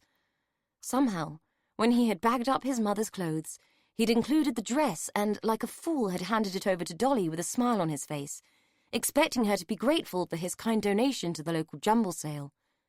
He should have known, really. She had treated him differently since Dickie had supposedly died. The discovery of the dress was the last nail in her coffin. Lionel knew that he had lost his touch the day he went to retrieve it and had scuffled with her on the stairs and pushed her to her death. A vague recollection of a moment of panic when the postman had knocked on the door explained it. With Dolly lying at the bottom of the stairs, clearly broken, he had rushed out of the house, allowing the door to slam behind him. Lionel loathed sloppiness and hated making mistakes. Precision in all things was what he had been taught. Some consolation had come from the sight of young Edie wearing it. When she had emerged from the house that night wearing the dress, he had felt a frisson of excitement and a reactive yearning in parts of his anatomy that he preferred not to think about. The chance meeting in the garden later that evening had been serendipitous indeed, especially when they had shared the very bench where he had first removed the dress. It thrilled him even now to think of it. Sadly, only a small piece of charred fabric remained. It had taken him a while to find it. He'd had to rake through the sooty remains of the burnt-out kitchen for some time. It would be too fragile a thing to carry around in his pocket, but it completed his collection, and he found it satisfying that his trophy cabinet could be considered complete. It amused him no end that Edie and Matthew had taken up with each other. He'd taken great pleasure in inviting them round for tea and watching their coy, tentative interactions. Such sweet irony that the sins of their fathers had brought them together. They were gone now. Both had wiped the mud of the square off their feet and had moved away. A house in Winchester, so he had been told. He hoped they would marry. All this living in sin still didn't sit comfortably with him. Had they stayed, he might have felt the need to intervene. The day they'd gone, Edie had bought him a gift, a box of Earl Grey from Fortnum & Mason, and a photograph for his collection. She'd found it in the house, she said, amongst Dolly and Dickie's old things. A picture of them all as children. Lionel looked at it often, remembering the day it had been taken. He looked at it and considered that he'd been a handsome boy. When he looked long enough, he was sure he could see a halo of light surrounding his own handsome head. In moments of self-doubt, he thought it might just be a trick of the sun, but on other days it was clear to see that he had been a saint. How proud his mother would have been to see her son so rightly shown. Chapter 30. Alice Hale couldn't settle. She'd had to accept that Sam Campion wasn't coming back. Hard as it was, she'd had to let go. Despite that, the name Campion continued to make her lose sleep at night. Along with some smarmy-looking old guy who smelled of mothballs and dressed like a throwback from the 20s with his dapper cravat and silver-topped cane, she'd been one of only 2 witnesses at Lena Campion's funeral. It would have been disingenuous to call herself a mourner. Besides, it would be hard to mourn at a state-funded cremation. They were always rather perfunctory affairs. It was hard to know the reason she had bothered going at all, but something about Lena Campion's confession had been niggling at her. Despite her superior's reluctance to reopen a solved case, the whole thing had piqued Alice's curiosity. Since Lena's death, she'd been poking around and had requested the old case notes from the archives. There had been nothing new to find. John Bastin had been hanged on the evidence of his affair with Sally Pollitt, his reputation as a Lothario, and the testimony of Lena and her friend Dolly Morris. Despite this apparent fait accompli, and the fact that it couldn't realistically be reinvestigated due to the fact that everyone involved was now dead, Alice was still curious. It had become the latest bee in her bonnet. As it buzzed, nudging at her consciousness, she moved across the office to make herself a cup of coffee. She would need the caffeine to focus. A great big fat file had just been delivered that would hopefully contain something which would help the move against Pascoe. On top of the bigger file lay a small one, old, thin, and intriguing. The name on the folder was Beryl Jackson. Pushing the Pascoe file aside, she opened the thin folder and began to read, eager to see if her hunch had been right. This latest line of personal inquiry had been to find out if any other crimes had been committed that could be linked to the Winfield murders. Her search had only come up with one interesting item, the report of an assault on a young woman, Beryl Jackson, who had been walking home after an assignation with her boyfriend. A man had hit her over the head with an unknown object and had raped and attempted to strangle her, but the attack had been interrupted by a witness. The attacker had fled the scene, disappearing into the night, never to be identified. The witness had been more concerned with the state of the girl than the escape of the felon, so hadn't pursued him. Several elements of this report were rattling about in Alice's mind. The location was bang on. The features of the victim fitted, a young girl with apparently loose morals, and the timing was right. In Alice's opinion, Beryl Jackson might have been the one that got away. What was most interesting, and the thing that was mutating into a clear thought in her mind, was that the witness had reported that the attacker walked with a pronounced limp. He had loped rather than fled from the scene. Frank Morris had not walked with a limp. Neither had John Bastin. What was most odd about Beryl's statement was the observation that her attacker had an unusual smell about him, an odour reminiscent of bergamot. In fact, what Beryl had actually told the police was that the man who had tried to kill her had reeked of Earl Grey tea. Alice closed the file with a sigh. The contents meant nothing. There must be thousands of old men with gammy legs and a penchant for fancy tea. Besides, the killings had stopped after the hanging. Perhaps her colleagues were right and she needed to learn how to let go and move on. She placed the file into her desk tray and picked up the brick of manila and paper that constituted the dubious life and times of Alan Pascoe and began to read, wondering what motivated such a man to be so relentlessly evil. In the back of the file was a copy of his birth certificate, holding the bland statement, "Father unknown." Alice thought it was quite the shame that Beatty Morris had been in prison at the time of his conception. She might have done Winfield a significant service otherwise. It was a terrible thought, really. 2 wrongs didn't form a right, and 2 Beryl's didn't necessarily form a connection. Alice convinced herself that the name of Pascoe's mother was completely irrelevant and totally coincidental, even if she was the same Beryl Jackson who had been attacked all those years before, and even if she did give birth to Alan 9 months later, and even though she did marry Thomas Pascoe when Alan was 3. Beryl Pascoe was long dead, and like everyone else from that time, had retained the right to remain as silent as her own grave. Whatever questions Alice might have, they would never get answered. She needed to learn to let go and concentrate on the present, not the past, stamp on her ubiquitous curiosity, and focus on the matter in hand. She tucked the document into the back of the folder and began to focus on the here and now.